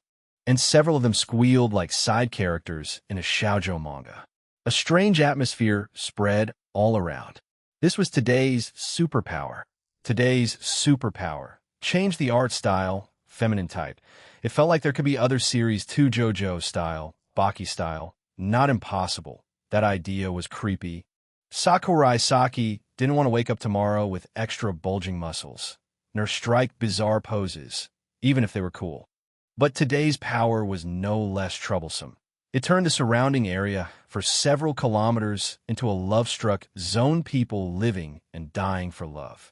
Suddenly, I want to confess to Akame-senpai in 3rd year. A girl's shout echoed from the rooftop. I've liked you for so long. I can't stand it anymore. If you don't accept me, I'll jump. Ayo girl, don't jump just for love. A beautiful romance will turn into a detective horror story. This won't do. Seriously. Today, how many times has this happened already? Sakurai Saki originally thought his own confession during the sports festival was impressive, but he didn't expect so many warriors to appear today. Aren't they afraid of suspension? Oh, because I caused it, then it's fine. Sakurai Saki had made a huge contribution to the nation's declining birth rate. Today, Shuchiin might gain a few dozen new couples. As for whether those students would be expelled, expulsion was impossible. Other than himself and Shirogane, everyone here was the child of the wealthy. Even the principal had to cater the menu according to the guests. I love you. Emilia in the hallway. A couple gazed at each other affectionately. I love you too, Subaru. Sakurai Saki covered his forehead and went downstairs. He really wished time would jump straight to tomorrow. This kind of ability was the most annoying. No harm to the body, but the mental damage to Sakurai Saki was immeasurable. He suddenly understood how Shirogane Miyuki felt seeing a horde of couples flaunting affection every day. So, this is how it feels? Hey, you two, let go. Separate now. On the second floor, a petite discipline committee member was trying to break couples apart. I told you all. You separate already. Miko was on the verge of tears. Miko, she had seen so many couples today. Normally there weren't nearly this many. Why wasn't everyone sneaking around a date anymore? They were all flaunting it out in the open. What was discipline supposed to do? The discipline committee was short-staffed. Who's going to fill in for us? Sakurai-senpai. Look at them. Miko spotted Sakurai Saki and pointed at a couple in the hallway. Making a little report. Tell him he does what? I'm not a teacher. Sakurai Saki looked at her with a helpless expression. Miko-chan, if you stay this serious, you'll probably make a mountain of enemies tomorrow. The girl clearly didn't understand the law of majority rule. Right now, the whole school was in shoujo manga mode, while she seemed to have walked in from a detective film. Huh? Senpai Miko wrapped her arms around Sakurai Saki's waist, burying her face in his chest. Hold me tight, Miko. Everyone knows, hug is a code word for physical intimacy. Her words were equivalent to pin me down and XXX. Note, Miko-chan, what's wrong with you? Did you also catch the shoujo virus? Sakurai Saki felt a bit frightened. I like hugging, probably about 5 times more than a normal person. That kind of information doesn't need to be said out loud. Hold me, Aino. Miko was like an addict, breathing in the scent of Sakurai Saki. He discovered she was hugging very tightly. Helpless, he could only comply, putting his arms around her in return, hoping to satisfy her. This was just a hug for a cute Kohai-chan. Nothing like romantic feelings. At least, that was how Sakurai Saki saw it. Sakurai-senpai Miko panted softly, a blush spreading across her face. Miko, Sakurai Saki shuddered in surprise, quickly trying to inject her with a virus antidote. We're breaking school rules right now, Miko-chan. You're a discipline committee member. Are you really okay with this? It has to work. Use her sense of duty as a committee member to awaken the justice inside Miko. No problem. Huh? I already have a girlfriend, Sakurai Saki said, though even he wasn't sure of himself. Because he noticed that every time he said this, it was always right when a girl was about to push him down. Isn't that strange? As if some invisible hand was controlling everything. If senpai likes me, then let's fall into the abyss together. This moment Miko carried a trace of Yandere aura. Sakurai. Miko-chan is acting so weird, way too weird. Has she evolved from Aino Miko into Gasai already? Sakurai Saki suddenly remembered a novel he had just finished reading. In the ending, the male and female leads cheated during marriage, and right at the pivotal moment on the bed they swallowed poison. That poison's name he still recalled clearly. It was potassium cyanide. This is bad. Pinned tightly by Miko, Sakurai Saki didn't know what to do for a moment, when suddenly he spotted someone at the corner of the hallway. Ishigami. Sakurai-senpai. What's going on? Why is Aino hugging you like that? Ishigami, you had just pushed open the classroom door, still clueless. She's infected with the shoujo virus right now. She's in a love brain state. Our world is doomed. Sakurai Saki shouted. Senpai, what are you even talking about? Ishigami, you walked up to him. He observed for a moment, then asked suspiciously, Hey, Aino, Could it be that you just felt the atmosphere was so good and took the chance to hug Sakurai-senpai? No, it's not like that. Miko still clung tightly to Sakurai-saki's waist, refusing to let go. Miko-chan only wanted senpai to hug her. What's wrong with that? But today, for some reason, she especially wanted to be hugged by Senpai. Strange, isn't it? A few minutes later, Sakurai-saki finally slipped free of her arms, changed his shoes, and walked toward the club building. Indeed, Miko smelled lovely, and she was soft. Holding that small body in his arms felt genuinely pleasant. What on earth did I just do? Suddenly hugging Sakurai-senpai like that's so embarrassing. Miko squatted in the hallway, covering her blushing face. Today's victory. Mika's victory. Successfully hugged Hayasaka, ace boyfriend. Chapter 296, 298. My grandfather is the principal occult research club.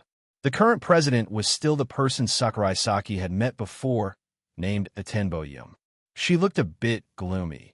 During the culture festival, she had run a fortune-telling booth. And when Sakurai-saki and Hayasaka AI visited, they tried it once. The result was pretty good. Senpai had said the two of them would have a happy ending. Sakurai-saki hadn't doubted it, because in that future diary it was written, wait a second, the diary had said that later he would marry Chika. While his relationship with AI-chan wasn't clearly stated. Probably meant marriage too, right? Back then the diary had also told him to treat Nino better. Reality proved that diary was frighteningly accurate, holding him tight. It hadn't mentioned anything about something happening with the other four Nakano sisters. So maybe nothing in between would be a problem? Sakurai-saki was thinking nonsense as he walked up the club building stairs. Because think about it. If you add in all five sisters, then he really would be a complete scumbag. How could AI-chan ever accept that? Just with Chika alone, she had already said she wouldn't agree to date him until 5 years later. Wait. 5 years later. The diary said it came from himself 5 years in the future, didn't it? So accurate. Everything was a circle, the world line tightening. All the foreshadowing from the future diary was now perfectly clear. I really am amazing, Sakurai-saki murmured to himself. No one could predict 5 years ahead except him.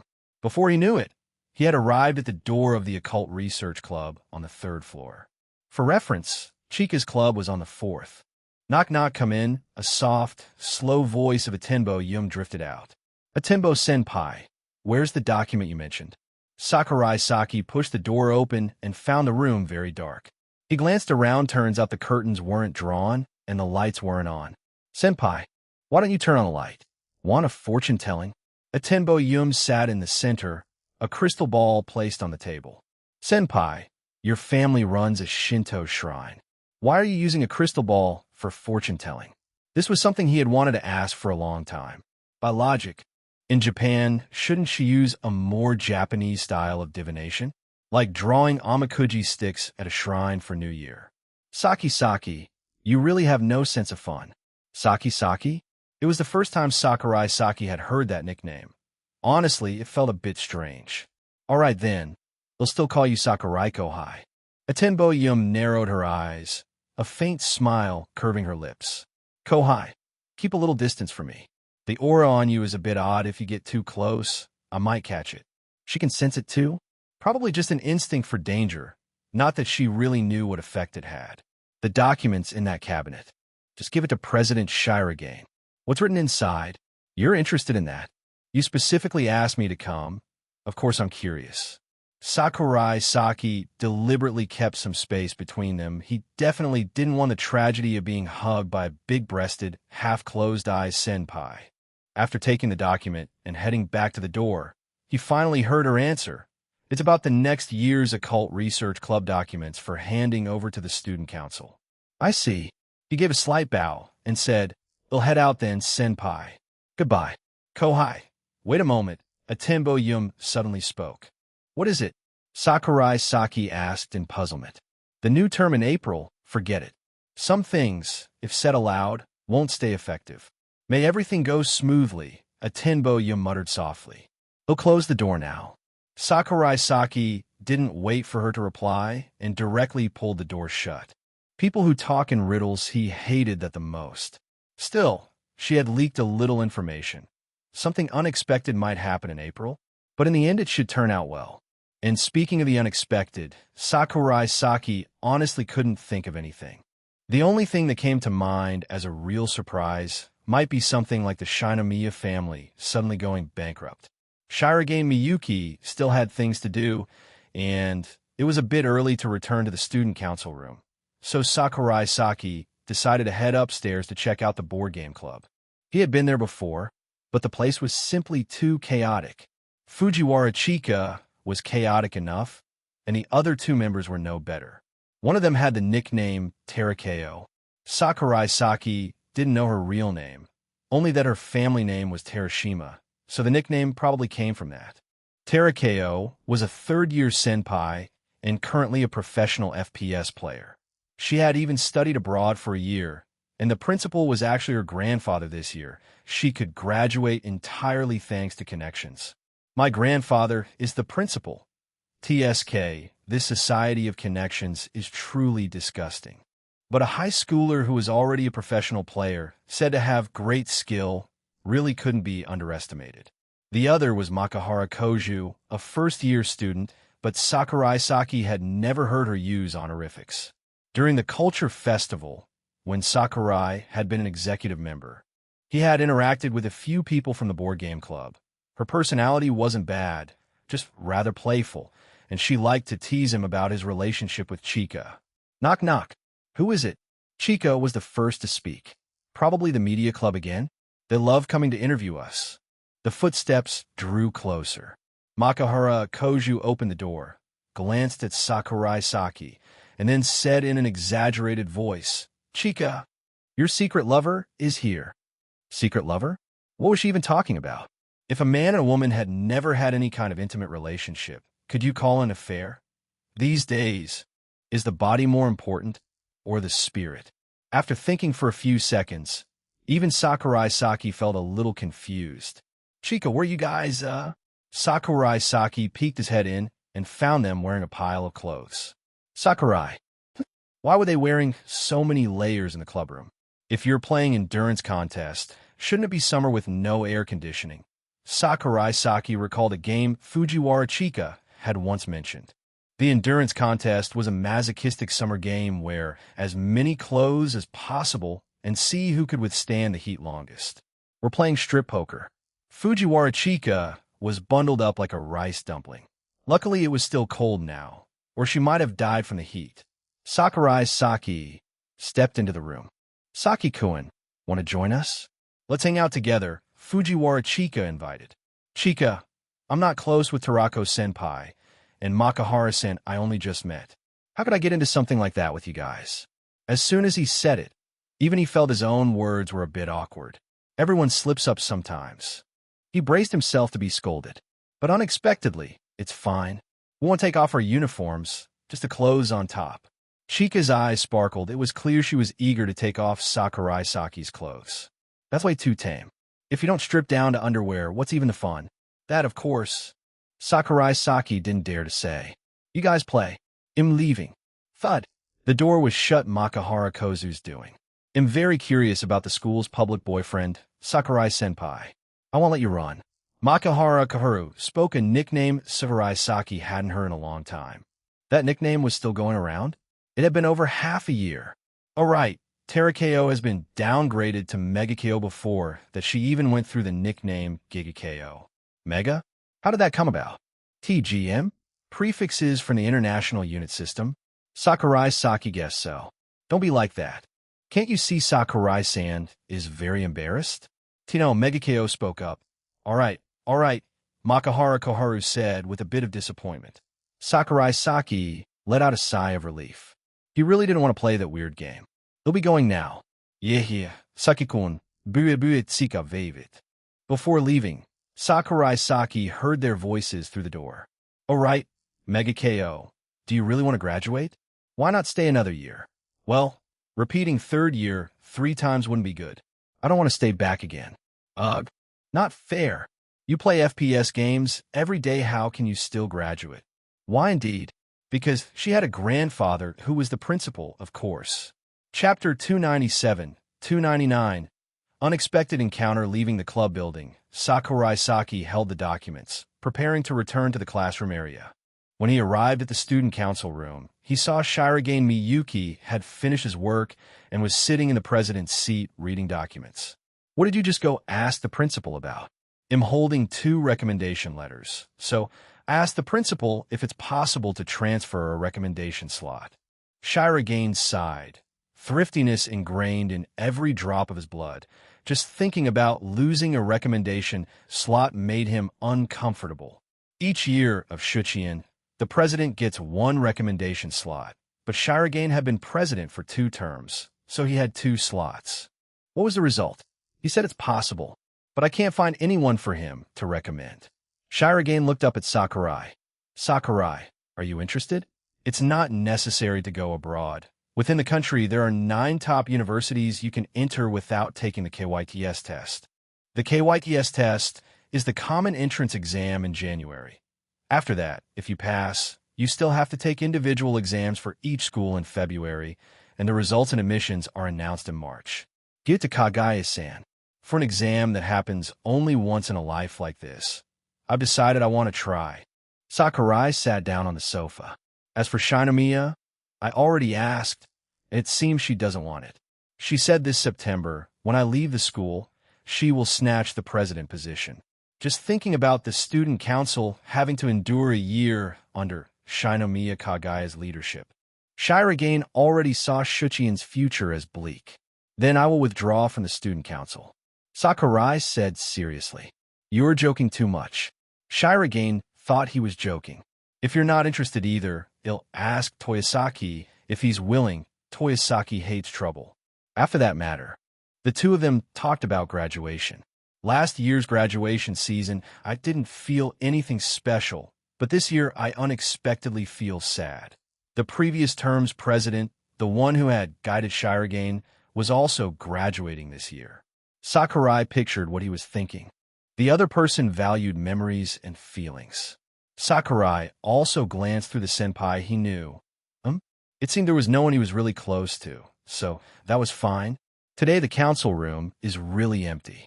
Sakurai looked toward the door. Miko-chan was fixing order after the chaos of the virus shoujo.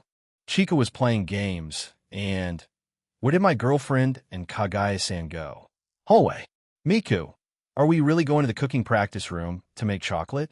Nakano Nino and Nakano Miku headed toward the cooking room downstairs. Today Nakano Itsuki went to the girls' basketball club.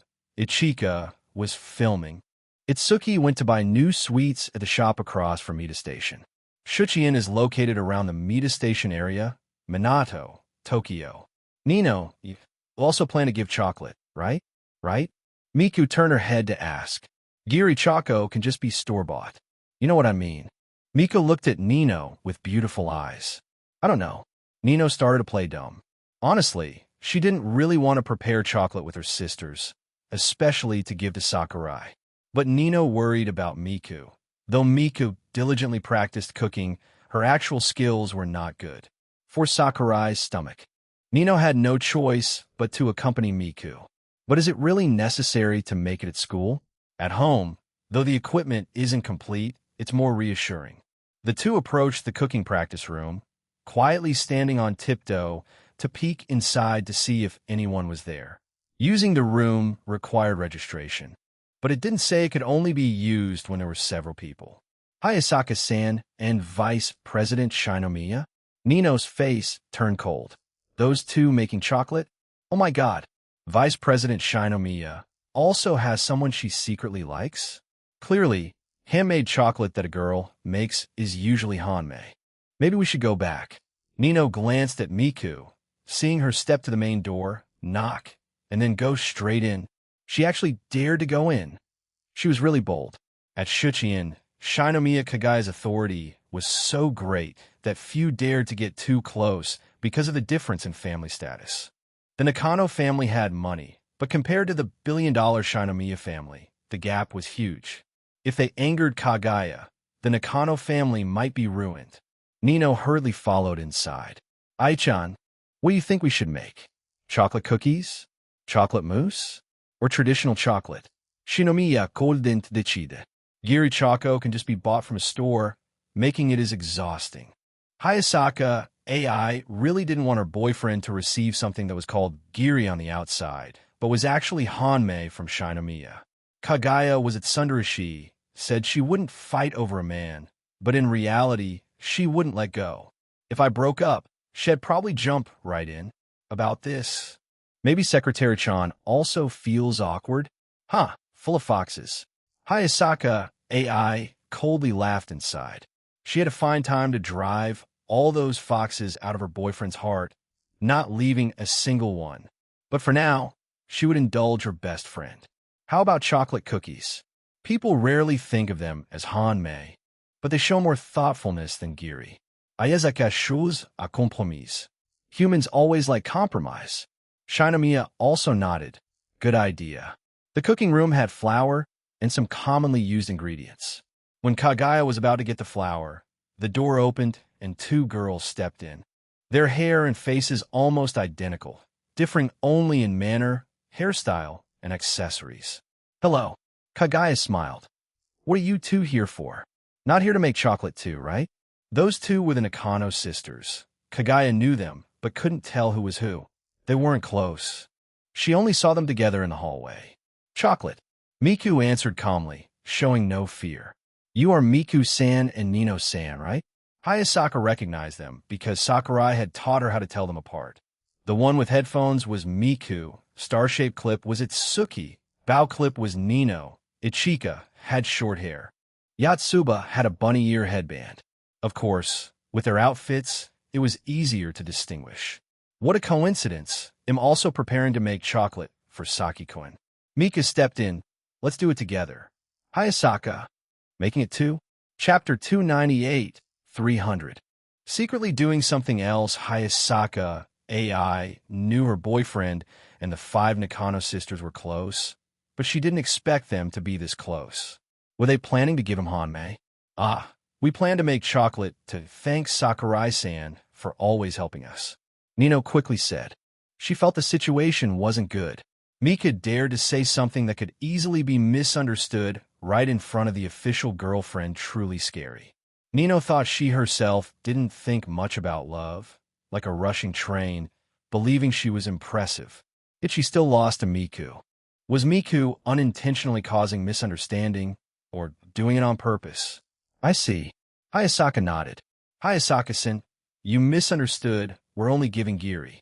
Nino spoke and then glanced at Kagaya, who returned with flour and eggs. Vice President Shinomiya, good afternoon. Hello. Nino-san. Kagaya remembered how Hayasaka called them. And Miku-san as well. Hello, Shinomiya-san. Mika bowed. The four stood silent for a few minutes, arranging their places to start making chocolate. Do you all want to taste each other's later? Nino broke the atmosphere. Sure. Kagaya nodded. She rarely cooked and wasn't confident in her skills, so tasting each other's was a good idea. Hayasaka didn't refuse. Let's make several portions and choose the best to give. Although called handmade, the techniques weren't advanced. Usually schoolgirls chose easy recipes. Often they bought chocolate bars to melt, mixed in milk and sugar, and used molds to shape. Half an hour later, the first batch was done. Kagaya looked at the big heart-shaped cookie in the oven, satisfied. Mika used a mold to press matcha green chocolate into hearts. Nino made chocolate balls, intending to redo them at home later. Not want to go too far in front of the official girlfriend Hayasaka. She didn't dare challenge Hayasaka, even though she had once stolen her boyfriend more than once. Hayasaka made dark chocolate mousse, adding very little sugar. Hayasaka, you're using dark chocolate too? Kagaya carried the big cookie over to ask. He doesn't like sweets, so I chose dark chocolate with little sugar, just to lightly balance the bitterness. Hayasaka explained, then glanced at the Nakano sisters. As Sakurai's students, they probably didn't know this point. Looking at the chocolate boxes they set on the table, Hayasaka discovered they were also using dark chocolate. Making giri choco, you can't be giving it to just one person, right? Let's put Kagaya-sama aside. But what's going on with these two? Sakurai-san also told us that he doesn't like sweets. Nino quickly explained. I've known that for 2 years. Miku spoke in a calm voice, but Hayasaka caught a hint of provocation. Is there anyone who doesn't know that? Hayasaka countered. Kagaya shifted her gaze, right? How can anyone not know? Just now she hadn't thought of that. Using dark chocolate because she liked it. How embarrassing. Of course Kagaya knew Sakurai loved black coffee and didn't like sweets. And isn't chocolate the kind of thing that makes people feel sweetness immediately? She felt a bit foolish for not thinking of it. Well, consider it done out of affection. Miku-san, do you want to give heart-shaped chocolate? If it's giri, it can easily cause misunderstanding. Hayasaka said with concern. The heart-shaped cookie from Kagaya left Hayasaka speechless. Never mind that Kagaya was at Tsundere. She had done silly things many times already. Ai-chan was used to it. But why was Nakano Miku like this? I only have this mold. Miku explained. She really had only bought that mold. All right. Hayasaka gave up. They had said giri, wanting to show thanks for the help. And she, Ai-chan, couldn't forbid it. If she forbade it, she would be a petty girlfriend. Not giving her boyfriend a bit of freedom, how could that be called dating?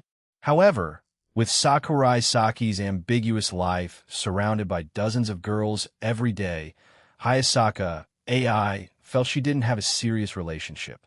But luckily, he was better than those indecisive guys. At least he didn't hide his own desires. When the first batch was done, the 4 girls tasted each other's chocolate. The flavor was decent.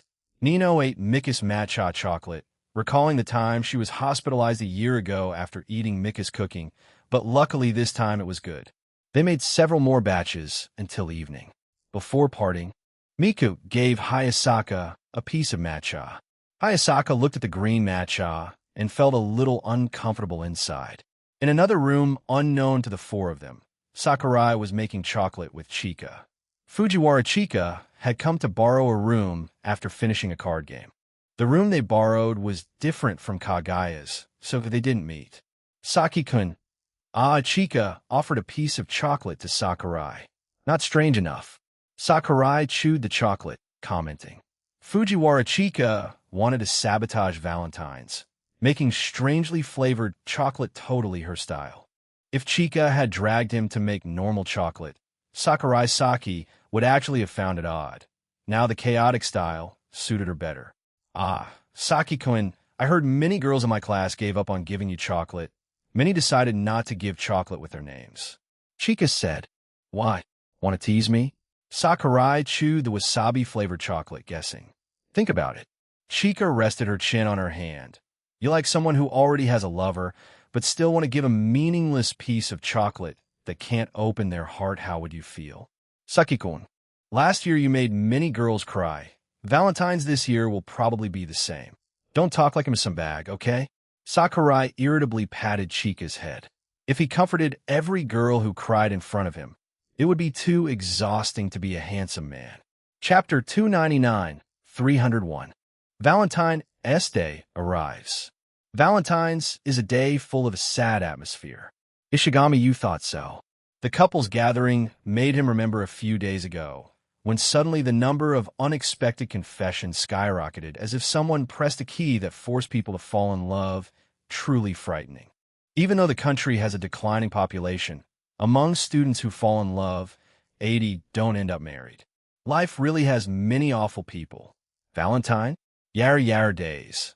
Why must I endure this pain today? Ishigami, you quotes. Downstairs in the classroom area, Ishigami opened his shoe locker. As expected, there was no chocolate, of course, for an otaku like him, with a bad reputation from middle school. Who would give him anything? The morning passed, and Ishigami hadn't received anything, not even giri. Lunchtime. Hey, Ishigami, I'll give you this. Onodera Rei carried a whole pile of chocolate, handing him a piece. Ishigami wiped his tears. You're really disgusting. I didn't even want to give you anything. Stop crying, just take it. Onodera lightly scolded. The first chocolate of the day. Ishigami, you suddenly want to cry. Ishigami held the chocolate Onodera gave him, planning to eat it in the student council room. On the way, Ishigami, this is for you. Ishigami-kun, will you take this? After receiving several chocolates in a row, among them Chika, who was trying hard not to laugh at Ishigami's delighted face. Ishigami began to wonder, could it be I'm entering a popular phase? I have to brag to Senpai. At the student council door. Senpai, I got.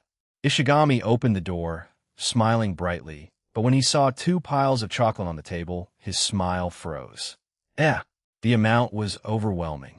Sakurai-senpai and Miu-senpai had mountains. What is this? Ishigami's face darkened. Sakurai and Shirogane turned. Ishigami, perfect timing. We were just about to deal with all this chocolate. Ishigami's smile vanished. But the smile didn't disappear completely. It shifted to Shinomiya Kagaya's face. Isthigami-kun, surtriset. Kagaya, brewing tea, covered her mouth, laughing. She knew had planned to boast. Too funny, the expression of Ishigami-kun falling from heaven to hell. Shocked, Ishigami gaped. A chocolate pile like a mountain. Are Sakurai-senpai and Miu-senpai that popular? Do girls only like handsome guys? Woman. Ishigami muttered a stupid joke. Just happen to meet more students, that's all. This year's busier. Shirogane scratched his head. All geary. Could there be frog meat or bugs inside? Fujiwara, when she giving him, had that suspiciously bright smile. She must be plotting something, Shirogane thought. Sakurai picked up a piece. I got a lot last year, and even more this year. They probably don't know he hates sweets. If they knew, maybe they wouldn't give them. So jealous. Someone said definitely not Ishigami. Don't treat the girl's kindness as something to brag about. Ishigami-kun. Kagaya brought over the tea and lectured him. After a year together, their senpai-kohai relationship now felt like mother and child. Clear progress. Yes, ma'am. Ishigami automatically sat up straight. Recently forced to study in the dark room by Kagaya, had developed a reflex whenever she scolded. He straightened up like Pavlov's dog. Though that pet-like habit might not be good, whatever his grades were clearly improving. Ishigami consoled himself. What do we do now? All these chocolates, without names, how do we return them on White Day? Shirogane looked troubled. No name means no need to return, Sakurai nodded. Many who gave me chocolates didn't leave names either. Kagaya handed over the tea, sitting to Sakurai's right. As for President Shirogane's situation, I'm not sure. Maybe they're teasing you.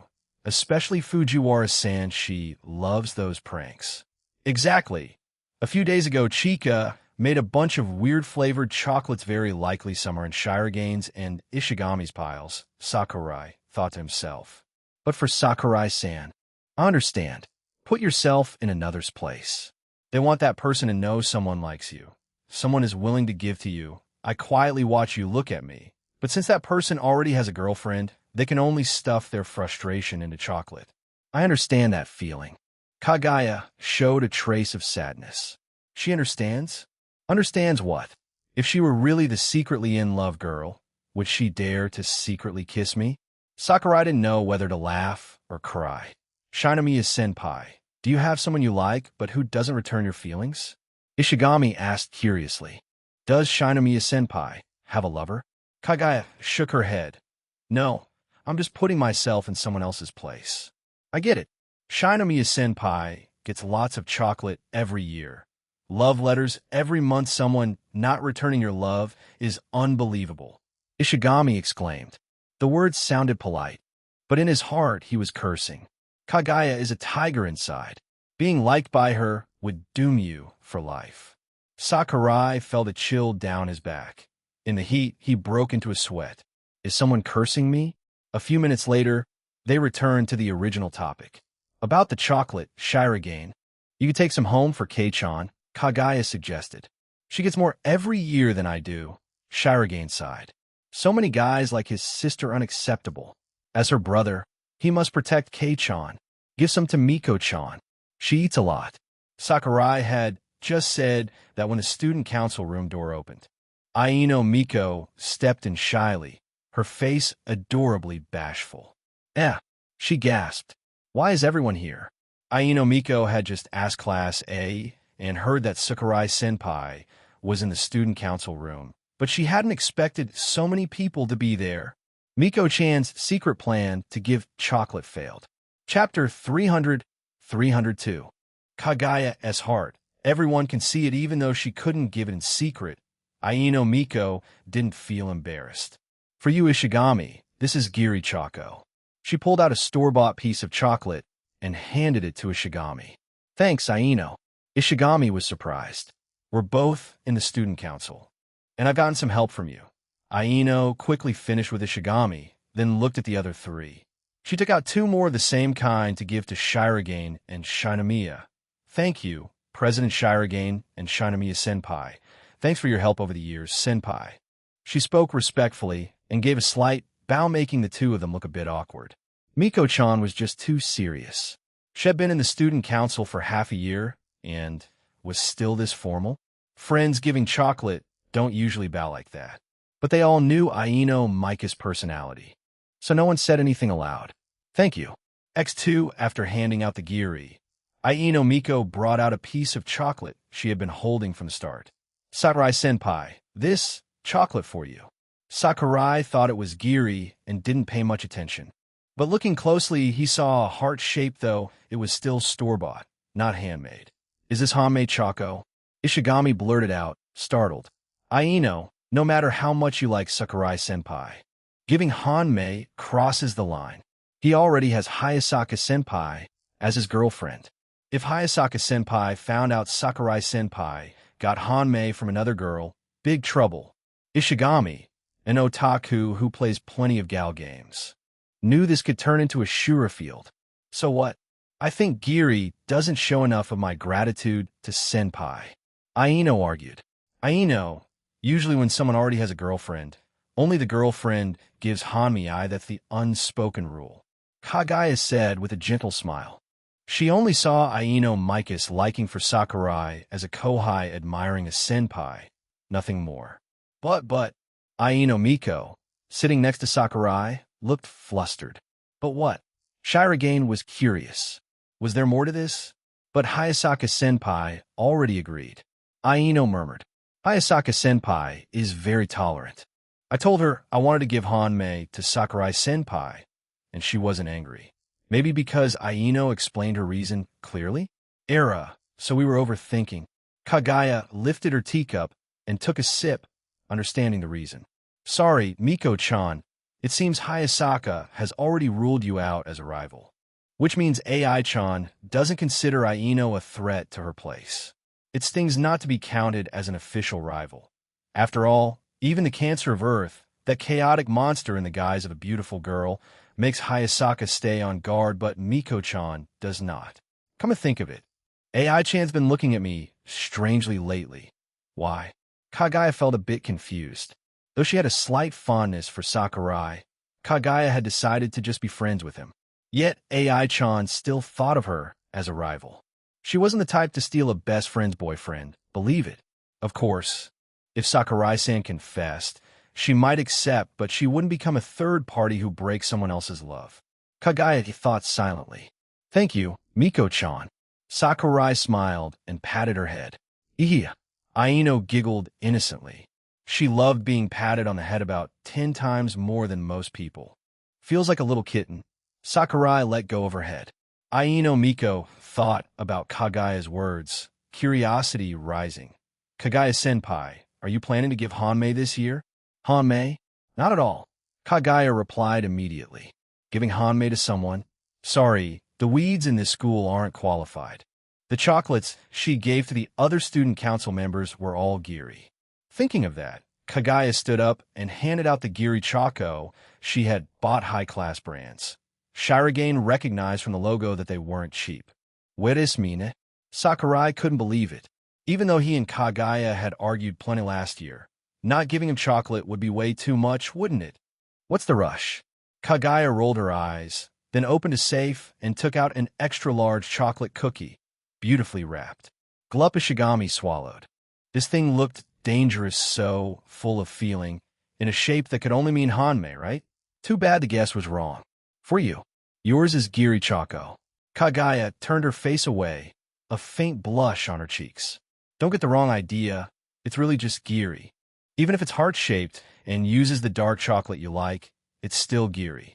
I spent a lot of time making it. so you have to eat it all. Don't give it to anyone else. Sakurai. Pure Tsundra remarks like that are rare these days. That shy attitude could easily cause misunderstandings. Shinomiya. Shirogane wanted to remind her that handmade chocolate that takes time is usually called hanmei, but he remembered Kagaya's lack of basic knowledge. Maybe she truly didn't know and just made it that way? But the giri she gave the rest of them was store-bought, though very expensive. What? Kagaya looked at Shirogane. You're about to say I'm giving hanmei? Shirogane lowered his head in silence. Her intentions were as obvious as daylight. The student council risked turning into a harem for a certain scumbag. Shirogane worried that once he left, who knew what would happen here? And Kei-chan, his adorable little sister, what would become of her? Maybe he shouldn't go to Stanford after all? Ishigami sensed something and quietly unwrapped a piece of chocolate, taking a bite. Bitter? Yeah. Oh, from Fujiwara-senpai, then fine. Why is everyone so quiet? Kagaya noticed the boys saying nothing. Even Aino Miko was blushing, as if embarrassed. Kagaya-san, thank you. Sakurai accepted the chocolate, breaking the silence. Thank me for what? Remember, on White Day you have to return it threefold. Sakurai? What a humiliating demand. She expects me to repay triple. Just you wait. Chapter 301, 303. This time I really want to quit. The third semester is very short. It starts in January and is already on break by March. Although it's Valentine's now, for the students of Shuchiin, it's still not a time to relax. Sakurai Saki didn't expect the library to be unexpectedly full on Valentine's Day, which forced him today to go to the Nakano quintuplets house to tutor. It had been a while since he last came. The previous time was just after summer vacation ended, when Yatsuba was rushing through her review. Spring was approaching, and rain was becoming more frequent. By the time school ended, the sky already overcast had begun to drizzle. Luckily, he had brought a raincoat today. Otherwise, he would have been soaked miserably. Speaking of which, in Japan, it's not allowed to ride a bicycle while holding an umbrella. Sakurai Saki really couldn't understand this. He could ride one-handed, yet the rules here robbed him of the chance to display such an important skill. Leaving the library, Sakurai Saki headed toward the bicycle parking area. Come to think of it, the 5 sisters still haven't given me chocolate yet. Sakurai didn't particularly like sweets, but he couldn't go without them. It's like a skin effect in a game. It might not boost any stats, but it looks good. To give an imperfect example, in some mobile games character poll, suppose there are 5 SSRs in one banner. If he collected one, Head definitely won the second, then the third, until he had them all before feeling satisfied. Getting only one, though rare and joyful enough, still leaves a strange sense of emptiness, right? Let me in. I still have 4 waifu in the pool. The above was some complaint from Ishigami, you all playing a mobile game. Sakurai Saki stood nearby watching him gacha, worrying about the guy's wallet. At the bike rack, Sakurai Saki led his bike out. Riding inside the school grounds wasn't allowed. He pushed it out to the Shuchiin gate. Sensei-chan, this is for you. Nakano Ichika, holding an umbrella and wearing sunglasses, stealthily handed the box of chocolate in her hand to Sakurai Saki. Ichika, why do you look like a big star, even wearing sunglasses? Sakurai Saki accepted the chocolate she offered and put it into his bag. It looked like giri chocolate. Lately I'm a bit more famous. Everyone in school recognizes me. Don't you already have a girlfriend? I don't want to cause you trouble. Nakano Ichika explained. She naturally leaned closer to Sakurai Saki. What's wrong? Sensei-chan, I'm sorry. I probably can't join the tutoring today. If possible, could you come with me on Saturday for a private lesson? They'll pay extra. Ichika still felt rather guilty about her habit of skipping lessons. From time to time, Sakurai Saki also took the chance to call her on the phone, tutoring her outside of official lessons. It's fine. Having the heart to study is enough. Money doesn't matter. Recently, Sakurai Saki didn't care much about money anyway, and after a year of tutoring, he had already earned quite a bit. Nearly 400,000 yen a month. You have to know, the average part-time wage in Japan is only about 2,000 yen an hour. Compared to that, you can see how generous Nakano Meruo's pay is. Moreover, the job wasn't hard and required very little. At first, Nakano Maruo had given a few requirements. But after all 5 sisters passed their courses, he rarely discussed anything with Sakurai Saki anymore. It's just that Nakano Maruo didn't know his daughters had already been harmed by Sakurai Saki. Otherwise, he would definitely not let his precious girls near this pest. And might even consider calling the police. I see. Nakano Ichika felt a bit more at ease. She didn't want to be disliked by Sakurai Saki. Beyond the fact that she liked him, there was also the matter that, thanks to Sakurai Saki's connections, she had been able to change her management company. There's no such thing as a free lunch. Her being chosen could not be separated from him. You also don't need to feel any psychological pressure. Anyway, once the semester ends, next year you'll quit this tutoring job. In this last period, I'll do my best to help raise your scores a bit more. Sakurai Saki thought for a moment and finally said it. He had already been planning to resign for quite a long time. What? This was the first time Nakano Ichika had heard of it. Her beautiful face was full of surprise. Last summer, I already talked about this with Nino, and he'll also explain the situation to Nakano-san. Sakurai Saki didn't elaborate. He didn't need to explain anything to Ichika. The two of them hadn't even reached first base. They were just ordinary friends.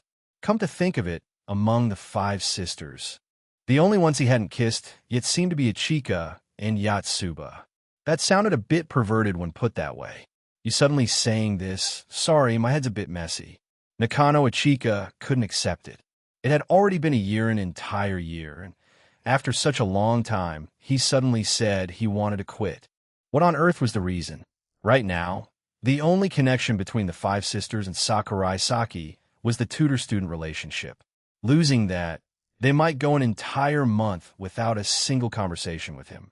Next year, they would be split into different classes. But what if they weren't assigned to the same one? Nino hadn't even confessed yet. She was still secretly in love with Sakurai. Was it really okay to just end things like this? Ichika asked herself, unaware that the rice was already cooked. People always like to maintain the status quo. I understand that. Sakurai Saki knew her thoughts very well. Change has 2 outcomes. 1, it gets better. 2, it gets worse.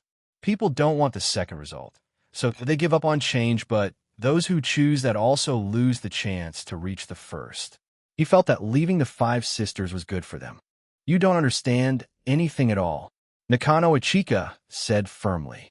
Did he think the 5 of them only had ordinary student-teacher feelings for him? Nino, Miku, even herself, the affection they felt for him. Could he really not see it? Ichika had no idea her 2 younger sisters had secretly done quite a few things. Some had even crossed the finish line already, while she still believed Nino loved him unrequitedly. Nino, I'm actually curious. Why do you think I don't understand? Sakurai Saki tilted his head and looked at her. This was the first time Head seen Ichika angry. As the eldest of the 5 sisters, she was always so calm. Among the 5 of us, someone likes you. She didn't dare to say it outright. After speaking, Ichika added, not just one person. There are dozens of girls at Shuchiin who like me. It's not only one. Sakurai Saki didn't think this was a reason that could make him give up the idea of quitting. Come to think of it, a year ago they had already tried to persuade him not to quit. Now a year had passed, and they were still persuading him. It was kind of funny when he thought about it. Ichika pressed her lips together, thought for a few seconds, then asked, what would it take for you to drop the idea of quitting? Even if I quit, we can still be friends, classmates, wouldn't that be fine too? And even if I continue tutoring, do you expect me to keep teaching you after you're in college? Ichika couldn't find any reason to refute. Tonight, after finishing her filming, she would have to discuss this with her younger sisters. Chapter 302-304. Not initiating. Not refusing after parting with Ichika, who had suddenly blocked his way, Sakurai Saki headed to the luxury apartment building where the Nakano quintuplets lived. He pressed the doorbell. Hi, who is it? This is the Nakano residence. Yatsuba, it's me. Hurry and open the door, it's pouring outside. Sakurai Saki, wearing a raincoat, had just parked his bicycle. Taking the elevator up, Sakurai Saki checked his bag to see if anything had gotten wet. Luckily, This backpack was nicely waterproof. The review exercises had prepared for them weren't wet at all. Yatsuba would definitely jump for joy when she heard this. She loved doing homework so much that every time she worked on it, she'd be moved to tears. Yosuba, TT.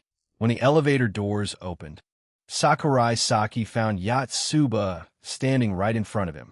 What's this? Did you come out on purpose to greet me? Today is Valentine's Day. Valentine's. Nakano Yatsuba said as she pulled a few chocolate candies from her pocket. I didn't prepare anything special, so I can only give you these. By giving them now, she wouldn't have to face Nino later. If Nino saw her give chocolate to Sakurai, she would definitely be angry. The fact that Nino liked Sakurai Saki was basically known by all 5 sisters, but only Miku clearly understood how fast things had progressed between them after all. She had personally witnessed Sakurai Saki and Nino kissing at the festival. Thanks. Sakurai Saki accepted them without refusing. He followed Yatsuba into the living room. Sakurai-san, good afternoon.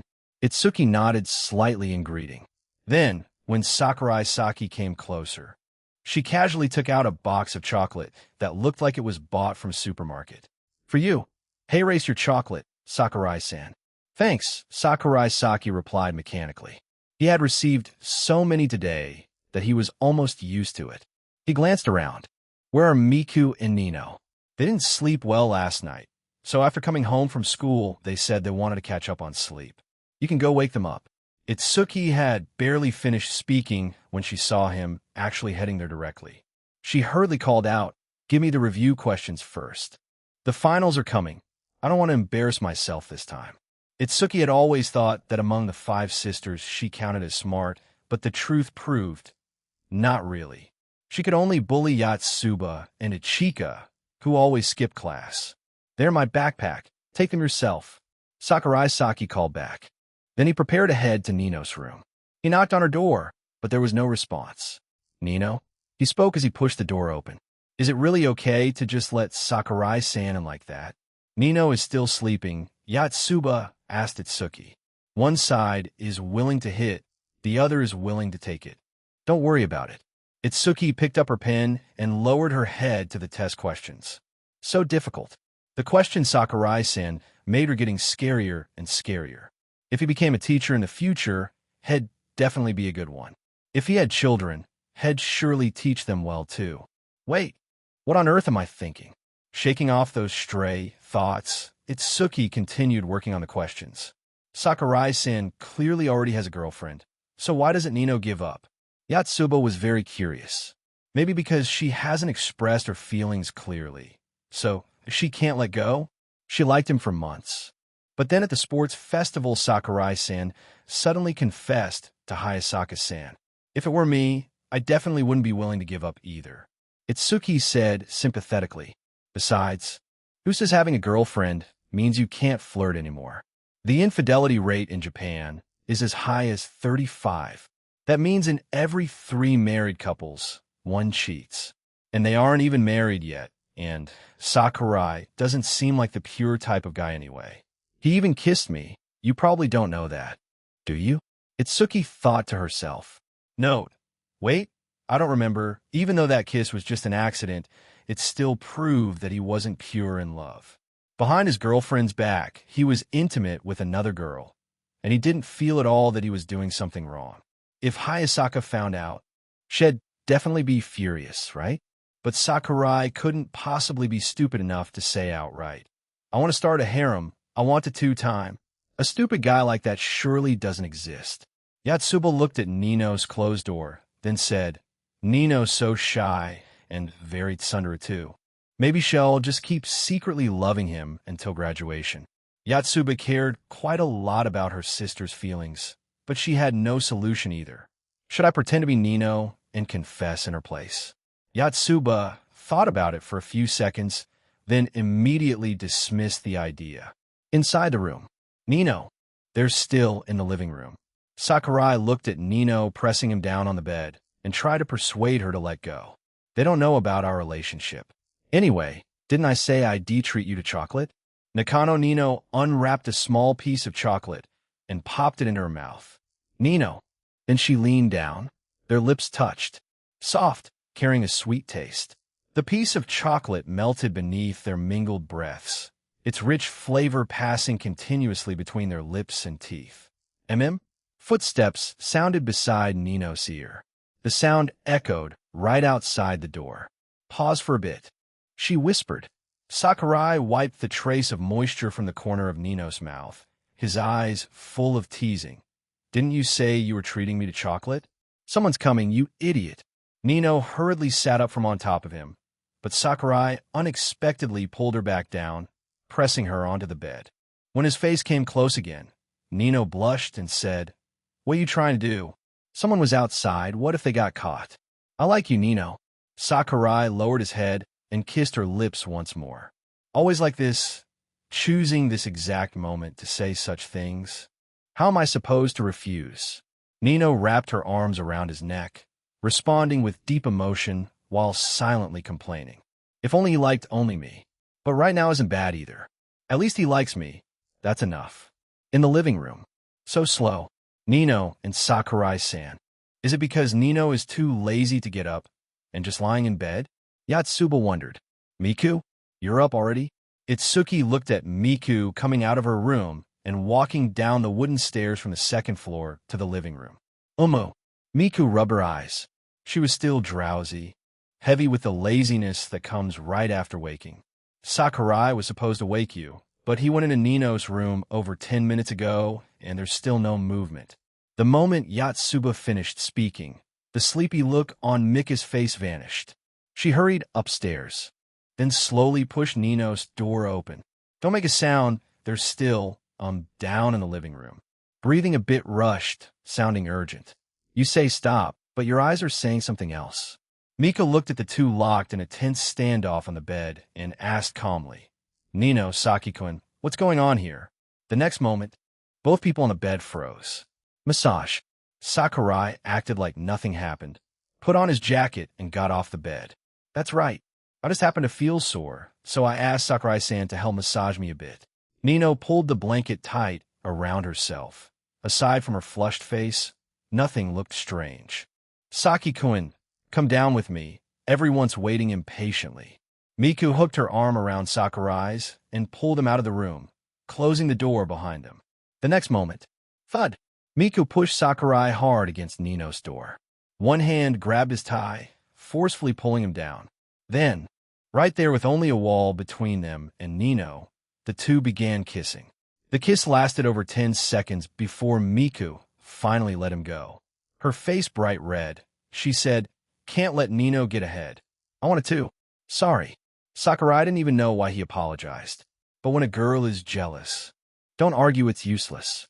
As a scumbag, he had to learn not to refuse, not to take the initiative.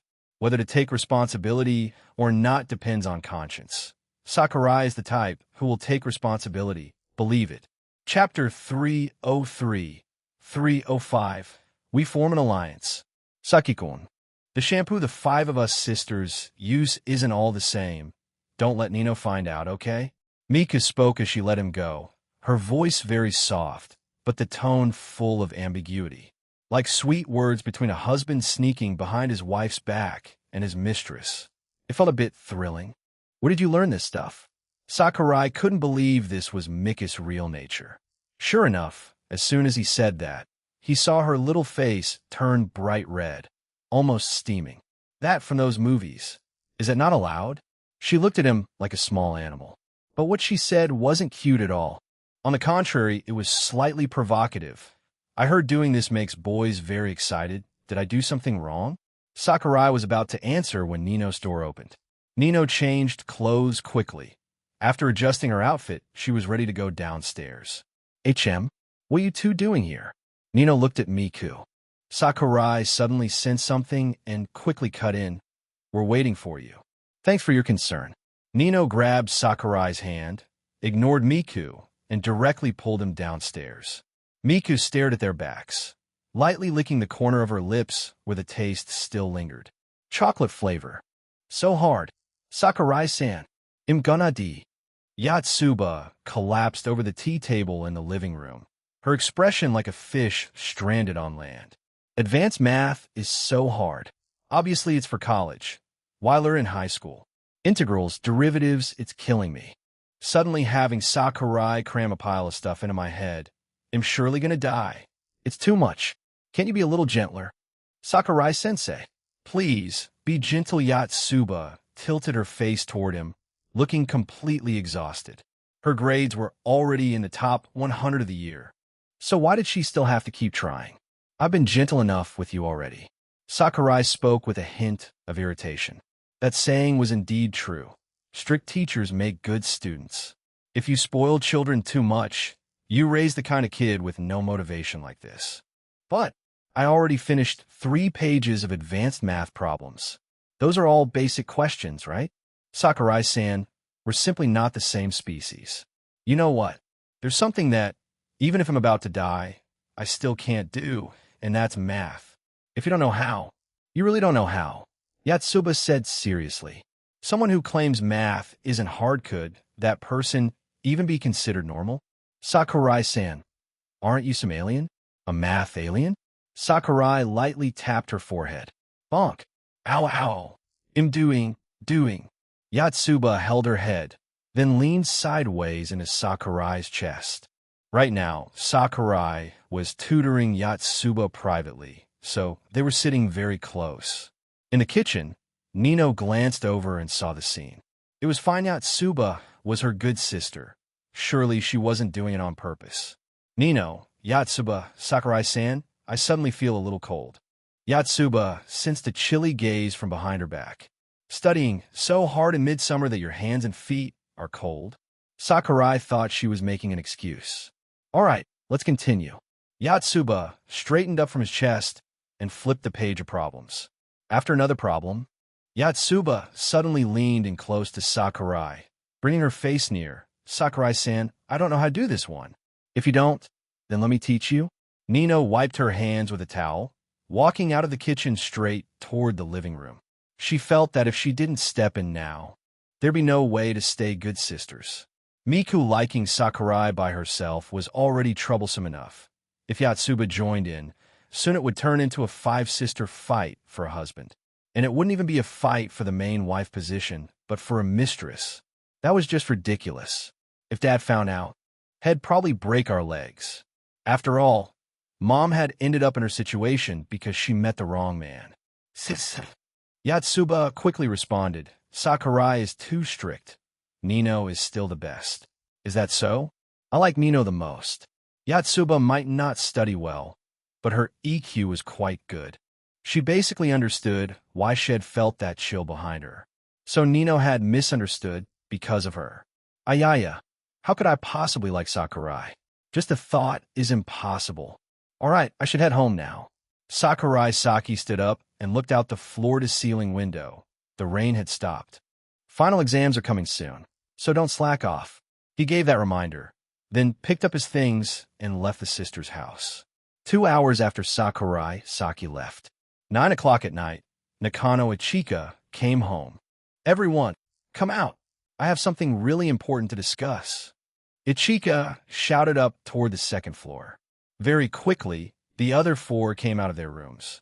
A few minutes later, around the tea table, all 5 sisters sat together, Nino bringing over several cups of tea. What's the matter? Suddenly saying something important? Ichika, are you planning to film some big blockbuster? That too, but I have something more important to say. Under the expectant gazes of the others, Ichika slowly opened her mouth. Sensei-chan said he'll quit tutoring when this semester ends. Nino. Ichika's news was really not sharp at all. That was from half a year ago already. Moreover, with her current relationship with him, even if he stopped being a tutor, they could still go out on weekends for some extra biology lessons. Miku. She really hadn't known this. What? Sakurai-san won't tutor anymore? Yatsuba reacted strongly. Then what about Nino's romance? Itsuki looked flustered, eh? What about my grades? If there's no Sakurai-san, where will I get the help I'm missing? Seems like everyone's thinking the same as me. As expected of us 5 sisters. Nino sat down on the sofa. Same how? How could the 5 of us be the same? Though we look identical on the outside, inside we're definitely different. Personality, interests, they're all different. Isn't it true that none of you want Sensei-chan to quit? Ichika asserted. Mika nodded. Yatsuba thought for a few seconds, then nodded as well. Itsuki didn't nod. Instead, she asked, but isn't Sakurai-san's own wish the most important here? If he doesn't want to continue, no amount of persuasion will matter. Ichika glanced at Nino, the one who should have been the most panicked. Yet unexpectedly, Nino stayed calm. If he quits, then he quits. Mika suddenly lifted her head to look at her, voice icy. Nino, what did you just say? So what? Sakurai-san can't decide to quit if he wants to. Nino said, unhappily. I don't want him to quit. Mika said flatly. Only Nino was liked by Saki-kun. That wasn't fair. What can you do if you don't want it? Nino shot back. Nino, don't you like Saki-kun? Mika met her eyes, choosing to lay her cards on the table. What are you talking about? How could I possibly like him? Nino still tried to act tough. It wasn't just her and Mika here, there were other sisters too. At this rate, none of us will win. Mika said quietly. The other three didn't understand, but Nino did. As long as Hayasaka AI was there, neither she nor Miku would ever be able to break through. What to do now? Team up? The two of them competing together against Shinami-san, Secretary Fujiwara, and Hayasaka-san? With that lineup on the other side, could they even win? Or should they drag a few more sisters into the rabbit hole? Chapter 304, 306, Sakurai. I like the big ones on the morning close to his birthday. Sakurai Saki turned on the TV in the living room, watching Hayasaka AI busy in the kitchen. When they first started living together, Hayasaka AI still had the aftereffects of 10 years of maid work. She got up every day at 5 a.m. And only after half a month did it ease a little. Some people laze about every day and won't get up, while others have to learn how to be lazy. This might be one of the manifestations of biodiversity on Earth. The lazy play an important and irreplaceable role. On the TV, the Shijo conglomerate surpasses 1 trillion. Recently, the Shijo Group and the Shinomiya Group have had small clashes in many sectors. Small clashes? Sakurai Saki listened to the report. Shinomiya Kagaya had mentioned before that the Shinomiya and Shijo groups were currently planting agents in each other's companies, and their boards of directors had been reshuffled several times. These kinds of corporate battles had nothing to do with Sakurai Saki. He saw himself as still just a high school student. A high schooler joining a Zaibatsu war? Sorry, no such ability. Taking down the entire leadership of some conglomerates of Arasaki could do that, but these two families both had some ties to him. Shijo was Maki's family, while the Shinomiya executives were all basically his mother's subordinates in blunt terms. Her kept dogs. After all, the Shinomiya family head was still relying on Jinguji Tamaki to prolong his life. Nowadays, nearly every big conglomerate in Japan had some supernatural force behind it. It was just unclear who stood behind the Shijo family. Bayushin-kun. Breakfast's ready. Hayasaka AI took off her apron and called out loudly towards Sakurai Saki. Coming. Sakurai replied. After breakfast, the two changed clothes and went out together. February in Tokyo had a high of only a little over 10 degrees, still rather chilly. As soon as Sakurai Saki finished speaking, AI-chan rolled her eyes at him. Truly like you. I want to be with AI every day, eat with AI, bathe with AI. All right, I get it. I like you too, don't say anymore, it's embarrassing. Hayasaka AI turned her head to look at the scenery along the street. Her boyfriend could actually say such cheesy lines seriously, it was really too much. Hayasaka, afternoon. Sakurai, do you think bigger is better or smaller is better? Shirogane Miyuki asked while scrolling his phone as the person just entered. Sakurai. Sakurai tilted his head. Careful, this man in front of him was not someone to mess with. He was talking about a perverted topic, yet showed not the slightest hint of embarrassment. Humans really like saying dirty things, no matter male or female. Everyone avoids the opposite sex and only discusses these sensitive topics privately. That's instinct. Can't be helped. If I have to choose, then probably bigger is better? Sakurai Saki thought and replied. True, bigger will be more comfortable. Shirogane continued scrolling his phone. Small can easily make people bored, and the space to move is also less. He added, not necessarily. Small fits just right in the hand, easy to control. That feeling is wonderful. Too big can't be controlled. Sakurai Saki remembered Nino's chest. Too big. He basically couldn't hold it all. Could only bury his face in it to feel. That suffocating feeling, actually not bad, Omo. I don't quite agree. No matter how is bigger, as long as there are many people, it can still be controlled. Hearing him say that, Sakurai Saki covered his face. Wait, Shirogane, you're different from me. Aren't you pure love faction? Turns out you play wild, huh? At the door, Aino Miko leaned back against the wall. Listening to the conversation of the two, steam seemed to rise from her head. Senpai, what are you talking about? Even though she had heard that boys in private often talk about girls' bodies, but they are too straightforward, right? She walked a few steps, then stood thinking in the hallway for a few minutes. Miko-chan felt this is not acceptable. Talking dirty is behavior that violates school rules. Must stop it. While Aino Miko was still troubled. Sakurai, you think a small house is better? House. Sakurai Saki repeated once. The hell? So it was about a house? I thought you were talking about a pay. That's right. Or else what did you think I was talking about? I thought you said, ahem, I was also just talking about house. Sakurai Saki felt ashamed of the filth in his mind. Forget it. Come here and help me look. I'm clueless about renting a house. Shirogane Miyuki scratched his head. Shuchiin is right near Mita Station.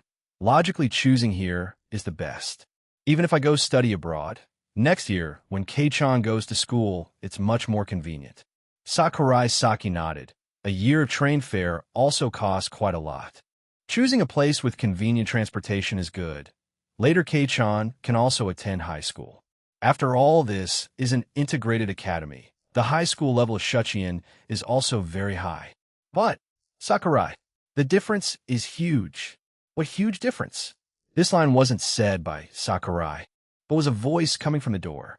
Aino Miko pushed the door open. She shouted loudly. So the senpai are openly discussing such topics. I really misjudged everyone. Even Sakurai senpai also jokes about such things. You even said you like big. Miko, if so, with her chest neither big nor small, wouldn't she have no competitiveness at all? No way. Such an ending, Miko-chan absolutely cannot accept. Liking big is normal, right? Men all like big. Sakurai Saki loudly refuted. Who hates big mansions? One of men's dreams is to live in a big mansion. You know? Personal opinion of Sakurai Saki, Miko-chan of yours, the house, is also big. I heard Chika say already. Senpai, what are you saying? Miko-chan hugged her chest, face flushed red. Shirogane president is still here. Don't say such words to me. Aino, stop discussing. Big is fine, small is fine. As long as it fits, it's fine, Shirogane spoke. Umo. Miko-chan nodded. As long as it fits, it's fine. For a house, surely within the selection, you must choose the big one. Moreover, your family has 3 people. The 3-bedroom, 1 living room we just saw. Only 190,000 yen rent. Really very good. Sakurai Saki said. House. Miko-chan blinked. R? So all this time, it was about the size of the house. At that moment, when Aino Miko realized the truth, she immediately sank into a feeling of embarrassment. She actually suspected that Sakurai senpai was discussing strange topics. Senpai is such a gentle person. How could he say such lewd things, even talking about the size of a girl's chest? Miko-chan blamed herself in her heart. All right, Shirogane, why did you suddenly say you want to move house? My dad does YouTuber, and lately it's doing well. Every month there's quite a good income. So a few days ago, he said he wants to change place to live. Shirogane Miyuki explained. So that's how it is. Shirogane Aji-sen really knows how to manage well. Chapter 305, 307. Sure enough, smaller is better new house. Mew-senpai, you're about to move? Ishigami, you walked in from the student council room door. Only you 2 senpai here today? Pretty much. Just now Aino dropped by. Seems like she had some disciplinary committee work to do, so she left really quickly. Shirogane Miyuki held his phone. asking Sakurai Saki. Sakurai, what do you think of this? 200,000 yen, only a few minutes from Mita Station. About a bit over 10 minutes, walk to Shuchiin. This place? Sakurai Saki felt it was somewhat familiar. Ishigami you sat down next to Shirogane, taking the chance to explain his doubt. This is really close to Shinomiya Senpai's house. It is kind of close. Feels a bit tense living near Shinomiya, though. Her neighborhood must have a lot of surveillance, right? Shirogane Miyuki unconsciously shivered. Living every day under the surveillance of the Zaibatsu, Shirogane Miyuki didn't feel good about it at all. It was like going outside in the middle of winter wearing only underwear. That kind of cold biting straight into the soul, even freezing the lower body. As far as I know, probably not. Sakurai Saki rubbed his chin, thinking. The surveillance on Shinomiya Kagaya from the Shinomiya main house had already been canceled. There were still quite a few security guards nearby. After all, Shinomiya Kagaya, though an illegitimate child, was still the eldest daughter of the Shinomiya family. Sakurai, you're way too optimistic. Maybe you just don't notice it. Anyway, surveillance staff of Zaibatsu are surely professionally trained. For all we know, someone could be eavesdropping on us right outside the door right now. Shirogane Miyuki always imagined the worst-case scenario. While the two were talking, Ishigami you pulled a photo magazine out of his bag. Flipping through a few pages, Ishigami asked curiously, do senpai prefer big or small? Big is better. Sakurai Saki replied. Having been fooled once before, this time he answered very seriously. An esper will never fail in the same place twice. Unfortunately, Ishigami you wasn't talking about houses, but rather, no, I meant boobs. Boobs? Ishigami, why are you suddenly bringing that up? Sakurai Saki reacted very fiercely. He couldn't accept it. He had finally managed to be pure for once. And the other party actually threw out a perverted topic. Nothing, just the usual private stuff guys talk about. I'm a little curious about the sexual preferences of you two senpai. Ishigami you flipped the magazine in his hand. What I'm looking at is a special issue about big boobs. All the models inside are big-breasted. If I have to say, big or small are both fine. Shirogane Miyuki put his phone down, leaning back on the sofa.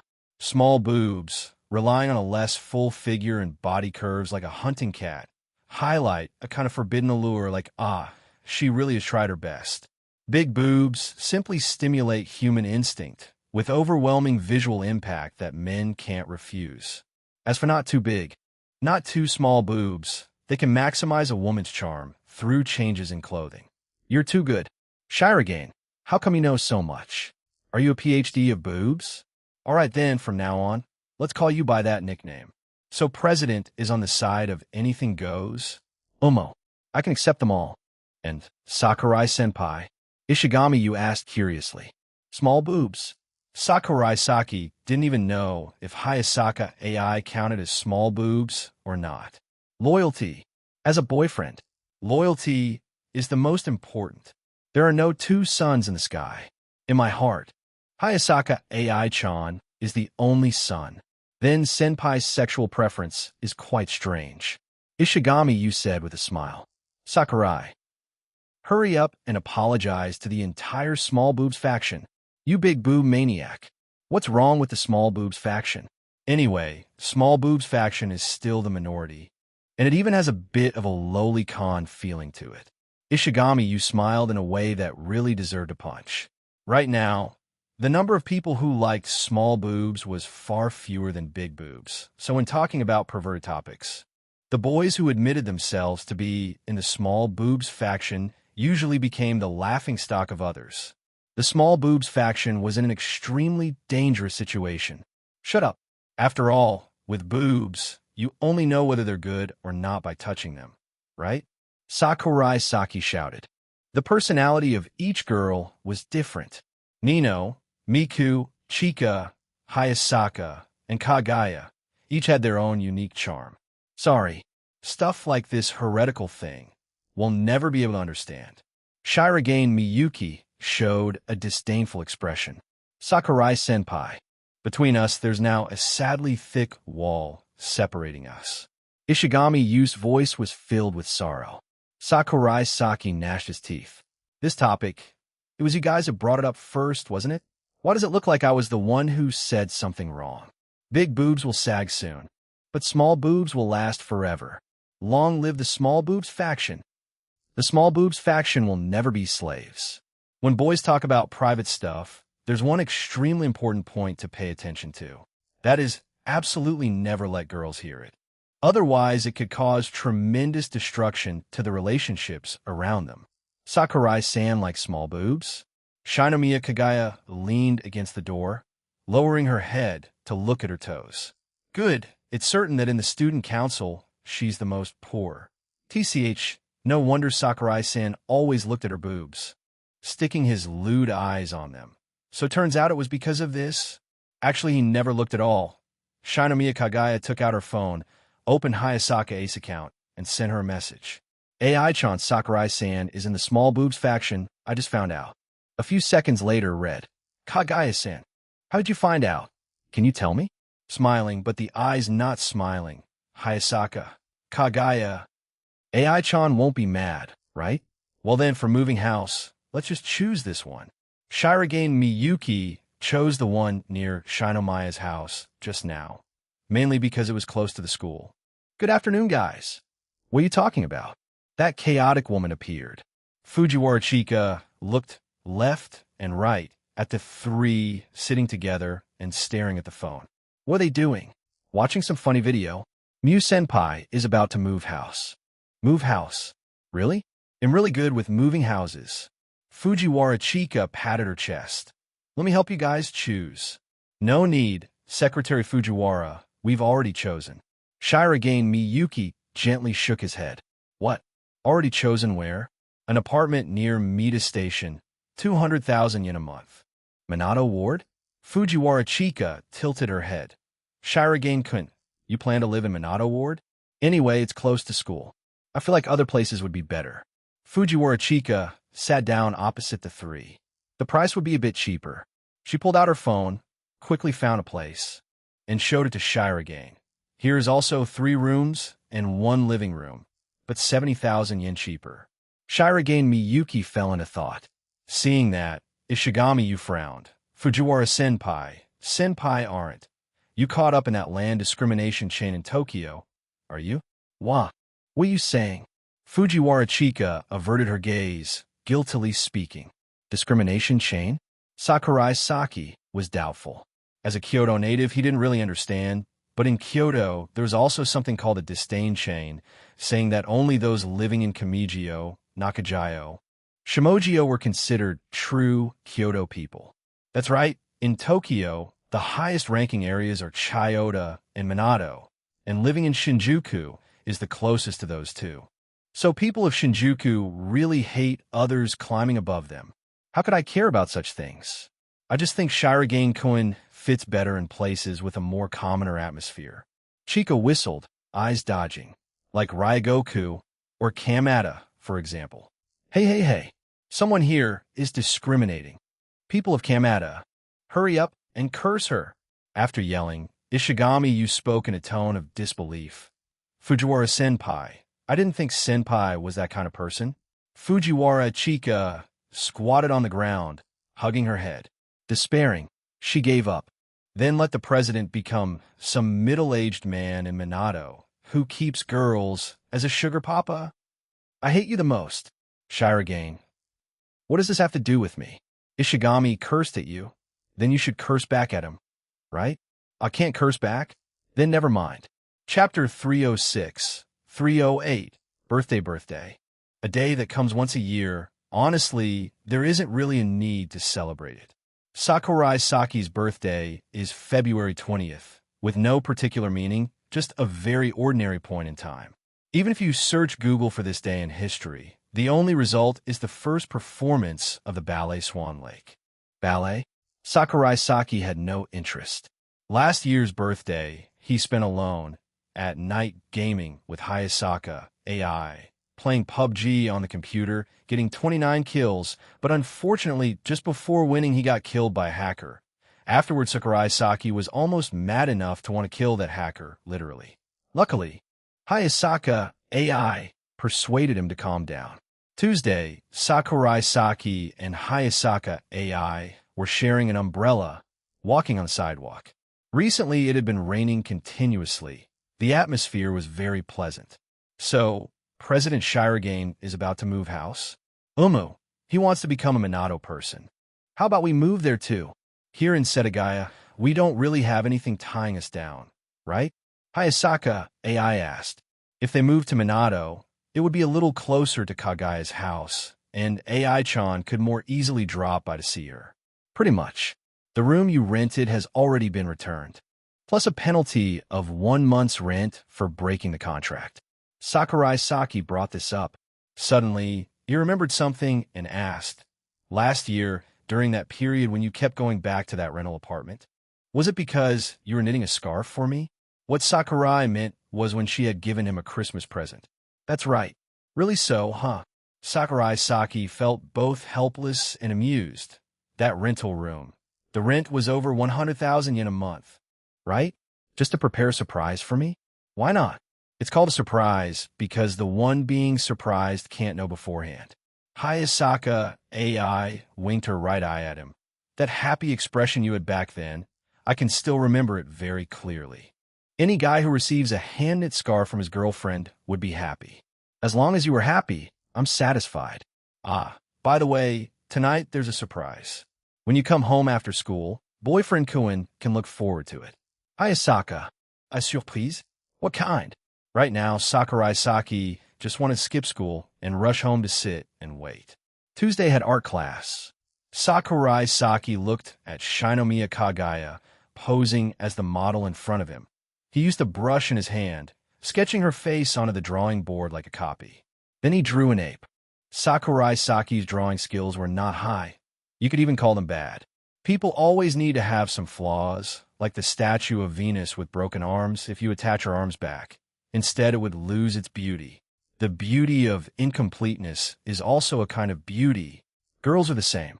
There are some silly, naive girls who are very cute. Sakurai Saki called that kind of beauty a brainless beauty.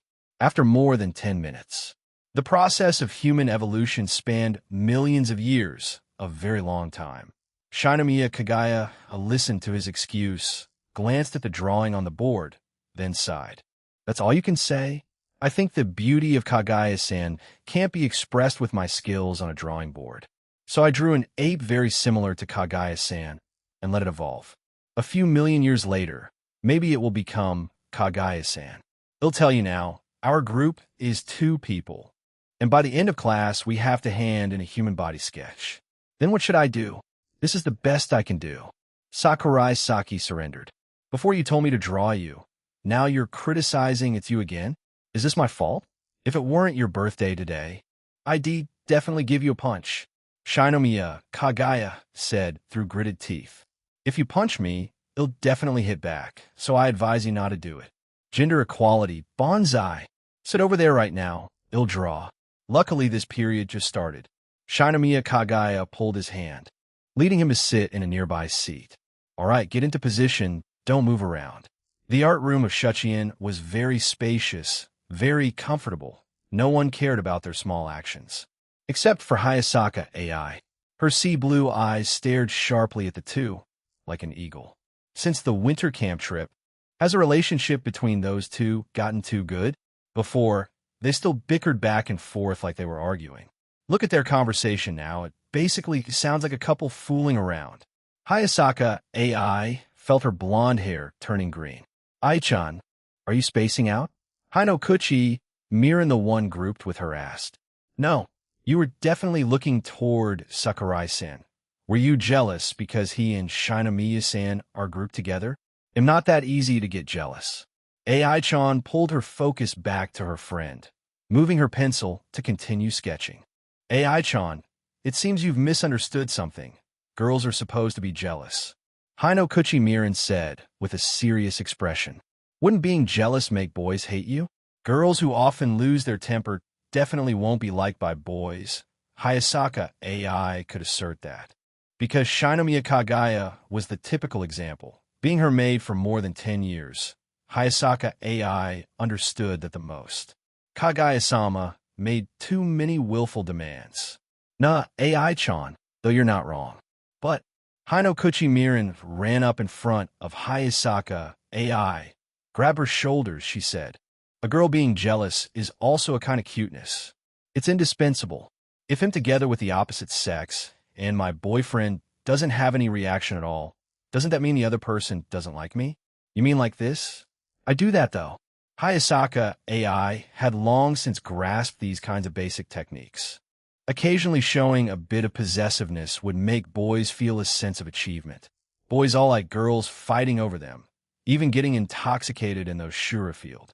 Like last time when she quarreled with Chika, Hayasaka AI could assert, when Sakurai Saki was troubled because of that Shura field. In his heart, he was definitely secretly delighted. That's human nature. AI-chan, you really are a wicked woman. Hino Kuchi-miran said fearfully. A wicked woman? Hayasaka AI glanced at Shinomiya Kagaya not far away. That one should be called a wicked woman. She was only protecting her spoils of war. But her friend's words also gave Hayasaka AI a hint. Occasionally showing a bit of willfulness doesn't seem bad either. Tonight, she planned to keep him with her all evening, not letting him rest. In the distance, Sakurai Saki, who was modeling for drawing, suddenly felt a bit of pain in his waist. What's going on? Could it be that some strange yokai had set sights on him? Hopefully tonight he wouldn't be drained dry. Don't move around recklessly. Sakurai-san, can you look at me properly? Shinomiya Kagaya ordered. Sakurai Saki shouted. Got it. There was a bad premonition. Chapter 307, 309. Turns out idiots also catch a cold the birthday ended. The third semester of Shuchiin only had 1 month left. During that time, there would be exams, and then the graduation ceremony of the third-year students. Sakurai, come with me to the girls' basketball club for a bit. Hearing that, Sakurai Saki stopped what he was doing. He was reading a book. Recently, because he had to split his energy tutoring the 5 Nakano sisters, plus his girlfriend being too clingy, Sakurai's grades dropped seriously. If he didn't work hard, he would fall out of the top 5. Umo. Sakurai put down the reference book in his hand. Shirogane Miyuki observed his hand. There was something that caught his attention. Sakurai, you're wearing a ring now? On the ring finger of his right hand was an extra ring. That's right. On his birthday, he received it from AI-chan. The thing she said was a surprise turned out to be this. Sakurai Saki really hadn't guessed it. But dating for almost a year already without buying rings, that was actually quite rare. Anyway, it was only a couple's matching ring, not an engagement ring. How romantic, Shirogane Miyuki said with admiration. Sakurai Saki stood up. Whether it was romantic or not, he wasn't sure. But after giving the gift that day, Sakurai Saki decided he should be more discreet lately. He couldn't have too much contact with other girls anymore. The way AI-chan got jealous was really too scary. Recently, he had to rebuild his stamina. Shirogane Miyuki looked at the thermos bottle on the table. Inside the red was goji berries with red dates. Sakurai, why did you suddenly start practicing health preservation? No choice, Sakurai Saki said, while coughing lightly a few times, then changed the subject. What about you? Why are you going to the girls' basketball club today? The two left the student council room.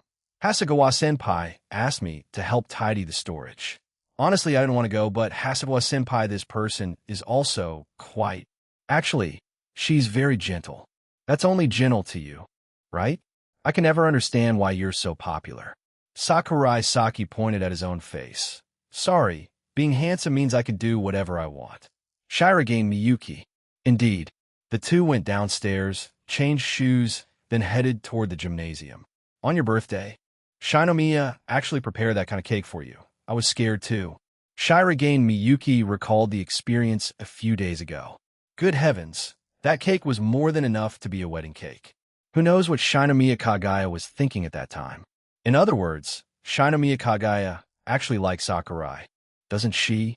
Outsiders are clear-headed, but those involved are muddle-headed. Sakurai seemed to have no concept of it at all. Chika even gave me a board game set, saying I could go to her house and play with Meiha. Sakurai Saki covered his face. Honestly speaking, he had a bit of aversion toward the Fujiwara family. mainly because of that last Christmas. Too chaotic, that entire family had no one normal. Shirogane continued recalling. Aino gave you a music box, right? And it was quite an expensive kind, too. Sakurai nodded. Ishigami gave me a game console. And you gave me a couple's movie ticket. A few days ago, I went to watch it already. It was pretty fun. After a few minutes, the two stepped into the gymnasium. The members of the girls' basketball club were practicing. The scent of effort hit their faces, which was also the scent of sweat. Droplets of sweat kept falling to the floor. The girls tied their hair in ponytails, wore thin clothing, and occasionally their jumping movements were extremely eye-catching, especially the members with big chests. Normally, the girls' basketball club allowed practice to be watched, but boys very rarely came, mainly because it was easy to be considered perverts. Girls could freely go watch the boys' basketball club, but boys could not go to the girls' basketball club. Truly unequal. When will boys be able to stand up? The two went around the girls who were watching, then headed toward the storage room nearby. Isn't that President Shirogane and General Affairs Sakurai? It really is. Why did they suddenly come here? Must be student council business? The girls whispered among themselves. That's Yatsuba? Sakurai Saki cast his gaze toward a girl resting by the side of the basketball court. Her face flushed, probably from overexertion. So Yatsuba had officially joined the girls' basketball club? Sakurai had never heard her mention it. But whether Yatsuba really wanted to join or not, Sakurai wasn't sure. She always just went with the flow, unable to be flexible. Completely the opposite of Miko. Aino Miko was too stubborn about herself, not caring the slightest about others' gazes. But Nakano Yatsuba cared too much about others' gazes, to the point of losing herself. Sakurai suddenly remembered half a year ago, he used his ability to hear some gossip from the girls in the basketball club. Roughly, they said Yatsuba being late affected practice, but back then Yatsuba wasn't even a member yet. Thinking about it made Sakurai angry. Are good people the ones others point their guns at? What kind of logic is that? You're looking at...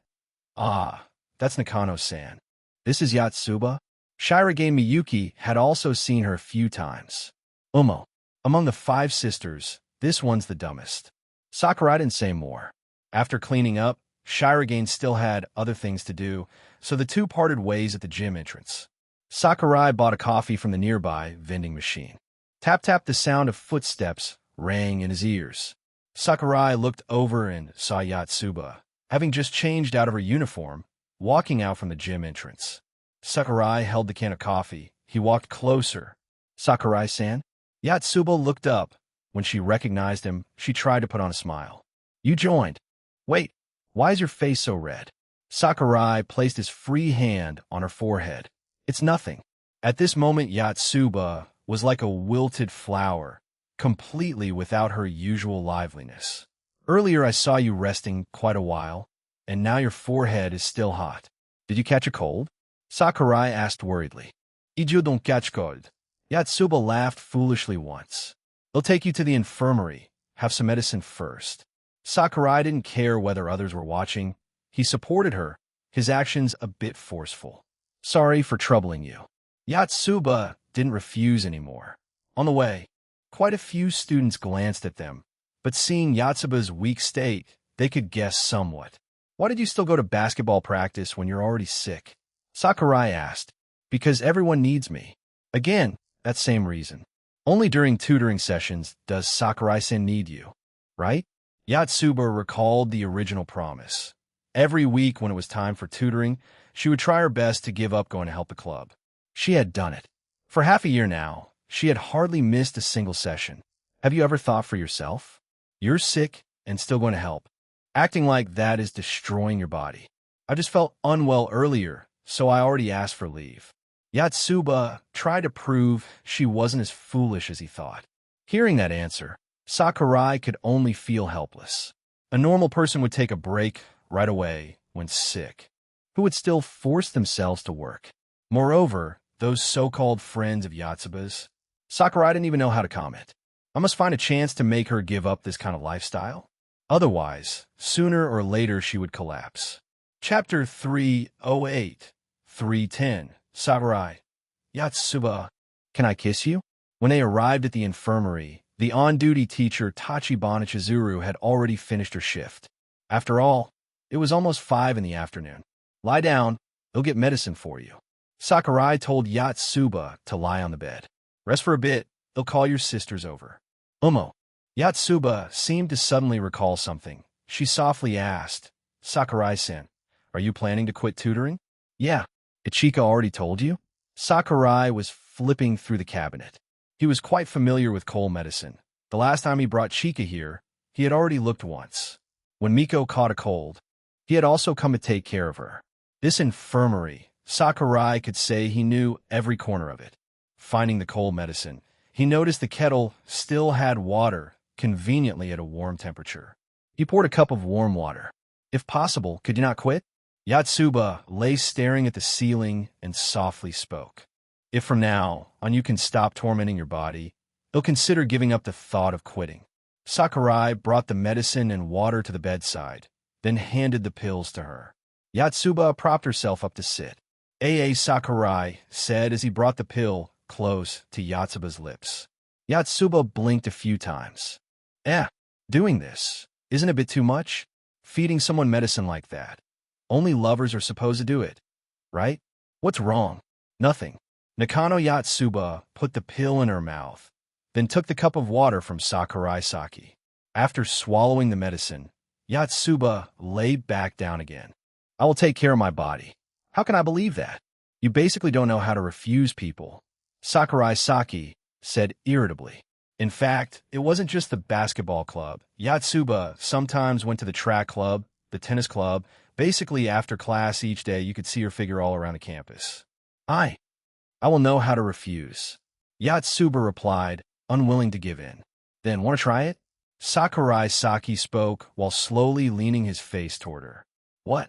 Can I kiss you? Just once. Of course not. Yatsuba saw his lips getting closer, hurriedly turned her face away. That kind of refusal was completely not a refusal at all.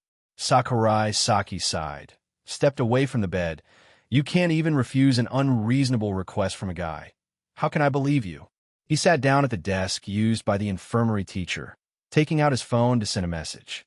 A few seconds later, from behind the curtain came her weak voice. I'm sorry. You don't need to apologize to me. You should scold me because just now I almost forced a kiss on you. Sakurai Saki thought that Yatsuba's problem was no longer just about being simple-minded. At this rate, if she encountered a scumbag, it would be over.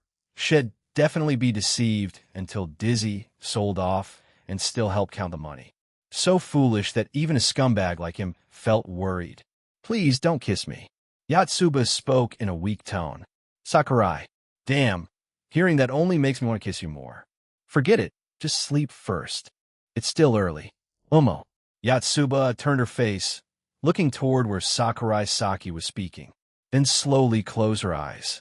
Her head was truly dizzy. If she had known, she wouldn't have gone to play basketball. She was the type who the closer the relationship, the harder it was to refuse. If she had only known Sakurai Saki for a week or a month, then Nakano Yatsuba could have decisively refused. But after knowing him for a year, even if she wanted to refuse, she had to find an excuse, a good excuse that wouldn't make Sakurai Saki sad. Got scolded by Sakurai-san again. Yatsuba's impression of Sakurai Saki had always been of a very strict person. Even if she acted spoiled or mischievous in front of him, he would only casually make a teasing remark, then very quickly return to a state of studying. A Sakurai Saki like that, would he really like the Nakano quintuplets? Especially Nino, the one who always said the opposite of her true feelings. I'm so tired. Yatsuba felt her consciousness gradually fading away. Very soon, steady breathing sounds reached Sakurai Saki's ears. He lowered his head to look at the message thread. The other 4 Nakano sisters had sent today's schedules. Miku said she was going with Nino to cooking class. Ichika was filming. Itsuki was at home at the moment, but asking her to come here would be a bit troublesome. Could it be that I have to take her home myself? Sakurai Saki put his phone down. Then he took out the can of coffee he had just bought, opened it, and took a sip. He didn't know how long Yatsuba would sleep. By the time Yatsuba woke up again, It was already dark. Had Sakurai-san gone home already? Awake? All right, not yet. Had he been by her side this whole time? Just now a few girls from the basketball club came by, asked a bit about your condition, confirmed nothing serious, then left. Sakurai Saki searched for a thermometer, then stood up, pulled open the bed curtain, and walked to her side. Let's check your temperature first. Yes. Yatsuba took the thermometer and tucked it under her arm. Her body was slightly sweaty, sticky to the touch. Nino and the others are on their way here. If they didn't come, I'd have to take you home myself. That'd be quite troublesome, too. When he asked about their schedules, everyone was busy. Yet the moment they heard Yatsuba had a cold, the sisters immediately dropped what they were doing, even Ichika. As soon as he finished speaking, footsteps sounded at the door. Yatsuba, are you feeling any better? Ichika pushed the door open, then suddenly realized Yatsuba might still be asleep, hurriedly covering her mouth with her hand. She looked at Sakurai Saki, trying to signal her intention with hand gestures. Don't be silly. Yatsuba just woke up. You came at the perfect time. Phew, that's good. Is everything fine with work over there? Of course my sister comes first, but the job's already done too. Just now I was in the zone, so I wrapped up my scene really fast. Ichika said with a refreshing smile. Perhaps this was talent? If it were in a Shinsha story, it would be a genius cultivator attaining enlightenment every 3 days, with villains shouting. This brat is terrifying to this degree, absolutely must not be allowed to live. Sakurai-san, temperature's taken, it's 37.6. Still a fever. Do you want to sleep a bit more? Ichika asked worriedly. No need. If I sleep more, the school will be closing soon. Yatsuba got up from the bed. As she moved, a damp towel slipped from her forehead. Yatsuba picked up the slightly cool towel without saying anything. There had only been one person taking care of her here. Obviously, he was the one who placed it. All right then, if there's nothing else, you should head home early. Sakurai Saki suddenly remembered his bag was still in the student council room. He stood up. I forgot my things, so we'll go first. Be careful on the way back. After he left, Yatsuba drew the curtain aside, put on her shoes, and stepped out. Sakurai-san is really gentle, isn't he? Right, otherwise how could so many girls secretly like him? Ichika came to stand in front of her, reaching out to touch her forehead. Only after confirming the fever wasn't serious anymore did she let go. Yatsuba, are you okay? Outside the door, Nino's voice rang out, and soon she rushed in, bracing her knees and looking up at Yatsuba. Panting, she said, Are you okay? Seeing her so worried, Yatsuba couldn't help but let out a small laugh. I'm fine, Nino, you're worrying too much. Idiot. Sakurai-san said on the phone you were on the verge of dying. Made me worry to death. Yatsuba. He said your whole body was burning up, your head steaming, and your mouth kept mumbling our names. Ichika said with a laugh. At that moment, all the affection Yatsuba had just started to feel for Sakurai Saki shattered instantly. Chapter 309, 311. Chika and Ishigami's birthday. Happy birthday to you. Happy birthday to you. Happy birthday to you. March 3rd in the student council room. Everyone was celebrating the birthday of Fujiwara Chika and Ishigami. Coincidentally, both of their birthdays fell on the same day. Fujiwara Chika listened to everyone sing the birthday song. She held her head, desperately shouting, I want to celebrate my birthday together with this guy. After all, why did she have to celebrate together with Ishigami-kun in the student council? In the end, it still turned out like this. I already refused so many times. Chika looked pitifully at Shirogane Miyuki and Sakurai Saki. We had no choice. The final exams are coming soon. Everyone's busy. Holding it twice would waste too much time. Shirogane Miyuki said awkwardly. Secretary Fujiwara looked at Ishigami-yu. She pouted and said, Ishigami-kun, why didn't you get born a few days later?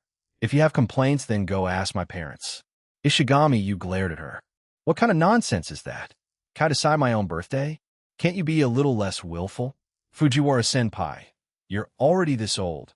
Shouldn't you be a bit more mature? Fujiwara-san, celebrating a birthday together also has commemorative meaning. Maybe even decades later you'll still remember. Shinomiya Kagaya said with a smile.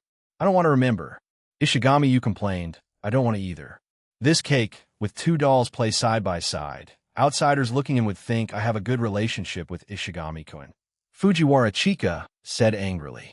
Moreover, the enthusiasm for preparing gifts is definitely divided into two parts. This is really no good at all.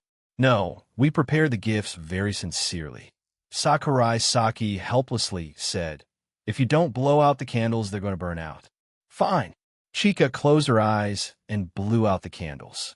After that, she scrutinized everyone with a probing look. You really put in 100 enthusiasm and sincerity, right? Birthday presents cannot be done half-heartedly. It only happens once a year. If you miss it, you have to wait another whole year. Chika, Fujiwara-san, we definitely put in true sincerity. Shirogane Miyuki said helplessly. All right, then let's start checking from Shirogane-kun's gift. Shirogane Miyuki nodded, then took out 2 boxes from the gift bag. For Ishigami, anti-radiation glasses. He plays games all the time, so I thought this would be useful. As for the gift, for Secretary Fujiwara, it's a water cup with a dog paw design. I remember Fujiwara-san once said she's a dog lover. Thank you, Miyu-senpai. Ishigami, you grinned brightly. Compared to the gift itself, it was the sincerity of the other party that made him feel happy. Thanks. Fujiwara Chika reluctantly said. Although the cup was nice, she still felt the value wasn't balanced compared to those glasses. As expected, when choosing the gifts, I already thought of this. If the value of the items is different, it will end up like this. Shirogane Miyuki explained. Sorry, this was already the best choice I could make. Miyu-senpai, don't worry about it. Being picky about gifts you receive is something only people without proper upbringing would do. Did I ever say I didn't like it? Fujiwara Chika protested. She averted her eyes, stubbornly saying, it's just a tiny little bit that I don't want it. Chika. There it is. That's why I say women are really troublesome. Even giving gifts has to be thought about so much. If you give a gift to a guy, just one skin in a game is enough to make him happy for the whole day. I'm not trying to deliberately spark male-female opposition, but that's just the truth. Everywhere is oppression towards men. Who knows when men will finally be able to stand up? Ishigami, you spread his arms. He continued. Even in relationships, most of the time it's the guy chasing the girl. Isn't that just unreasonable? Ishigami, Sakurai. Ishigami. I advise you to be cautious with your words. Sakurai Saki whispered slightly. Miko-chan, Kagaya-san, and Chiko were all staring at him with eyes sharp enough to kill. At this moment, his lifespan might not even last a day more, but unfortunately, I can no longer save you, Kohai-kun. The girls in the student council are beautiful, so if they are pursued, I think that's normal. But in reality, a lot of ordinary girls also consider themselves noble, throwing bait to hook a bunch of guys and never letting go. Ishigami, you was still immersed in his own world. Shinomiya-senpai and Fujiwara-senpai are both top-class beautiful maidens. They receive love letters every week. People like them don't flirt around to fish for guys. So why do those ordinary girls open up a whole fish pond, raising a herd of seamen? Shirogane Miyuki felt that if he let him talk any further, the student council would end up in bloodshed. But unexpectedly, Shinomiya Kagaya and Chika weren't angry. Girls with proper upbringing won't be ambiguous with a bunch of men. Kagaya nodded. That's right, girls must know how to keep themselves pure. Miko also affirmed. So then, can we continue on to the gift for me? Fujiwara Chika was still concerned about the presents. Compared to the topic of love, what she wanted now was gifts. Miko-chan, you definitely prepared the gift that I wanted, right? Chika blinked her big, sparkling eyes, looking at Miko with an innocent gaze. Aino Miko lowered her head shyly and said, my gift is this. She took out a luxury brand bag. Because I didn't know what senpai wanted, I chose something expensive. And the gift for Ishigami is a pair of shoes. Aino, in the future you'd better not go to those host clubs.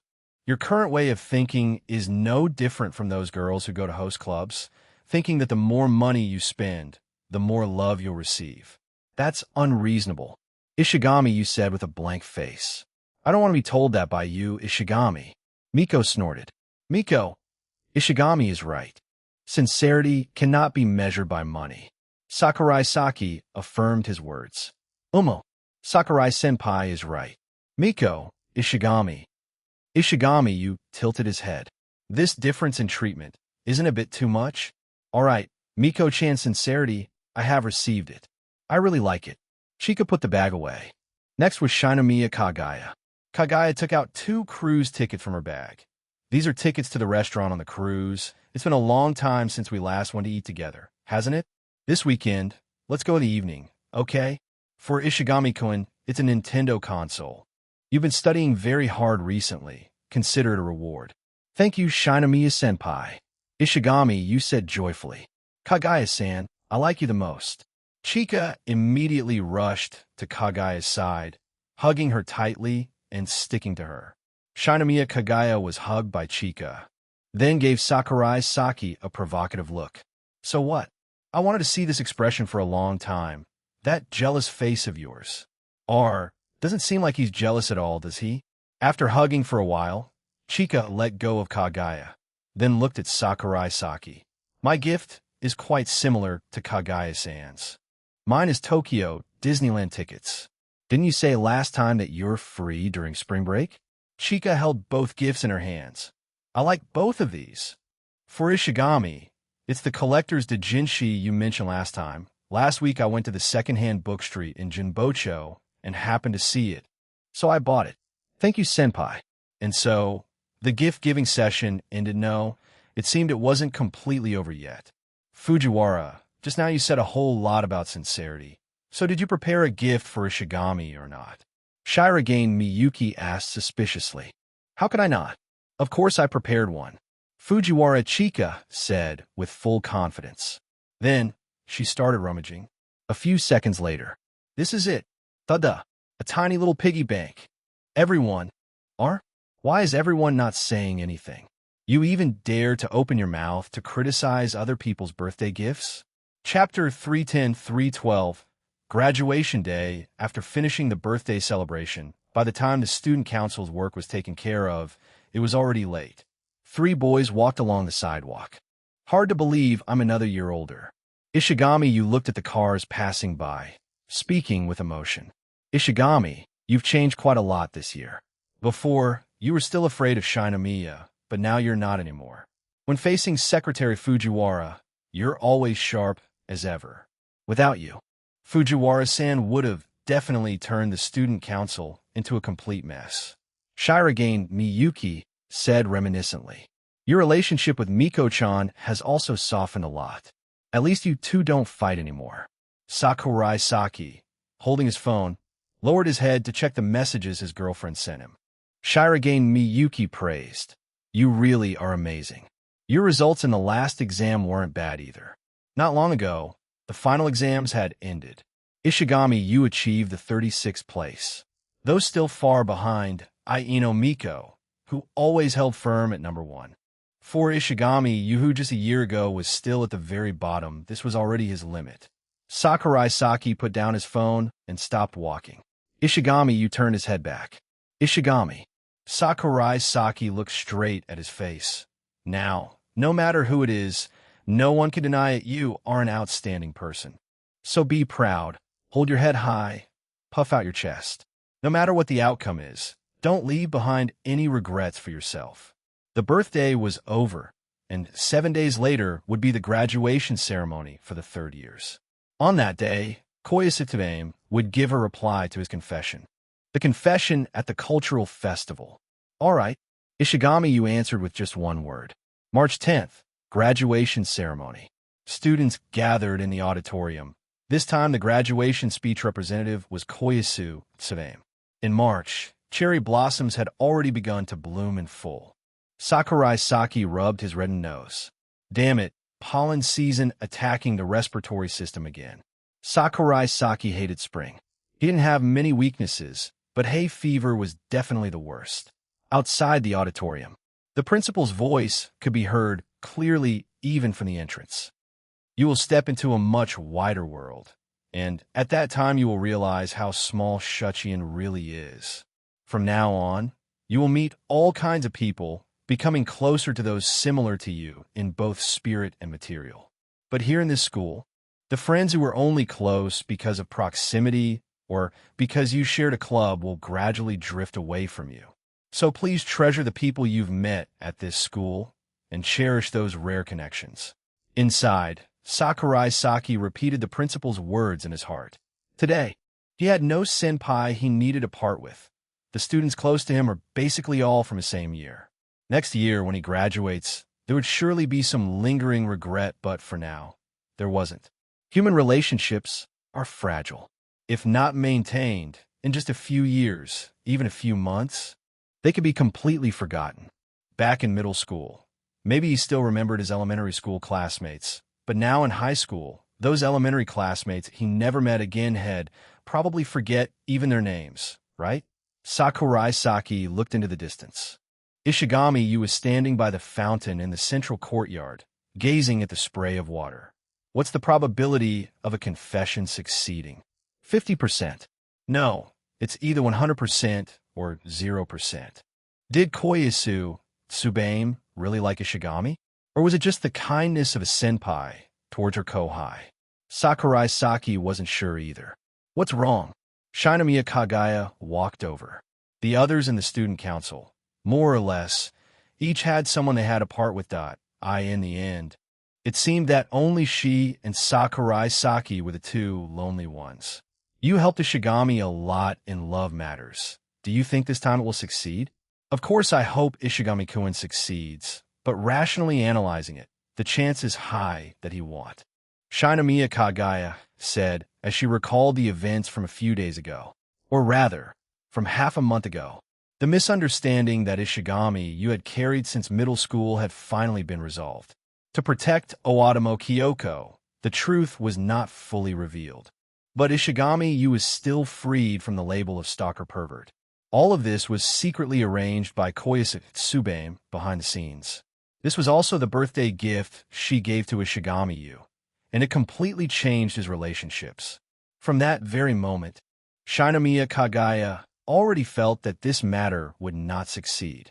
Then what was the meaning of Ishigami's half-year of effort? He gave up games, tried hard in studying, improved himself to become a better version of himself, and in the end only got heartbreak in return. Sakurai-san, why do you think every love must have a happy ending? Heartbreak sometimes makes people grow. Shinomiya Kagaya rested her chin on her hand, also gazing at Ishigami you who was spacing out. Because I hate bad endings, especially the kind where it's clear someone tried hard and still gets knocked down right in the face. That thing makes me extremely uncomfortable. Sakurai Saki frowned as he spoke. He said with his mouth that he wasn't interested in his junior's love matters, yet he secretly investigated quite a lot. Like when watching a drama, shipping a couple, waiting all the way until the end, then being told that this is not the official couple, so they're forced apart. What kind of joke is that? If that's really the case, wouldn't that make me a clown? Arrogant. Shinomiya Kagaya commented. Say whatever you want. Sakurai Saki didn't really care about others' thoughts. Even if you don't want Ishigami-kun to get heartbroken, this is a matter between the two of them. What does it have to do with us? In the end, we're just outsiders. At this moment, you just need to believe in love and miracles.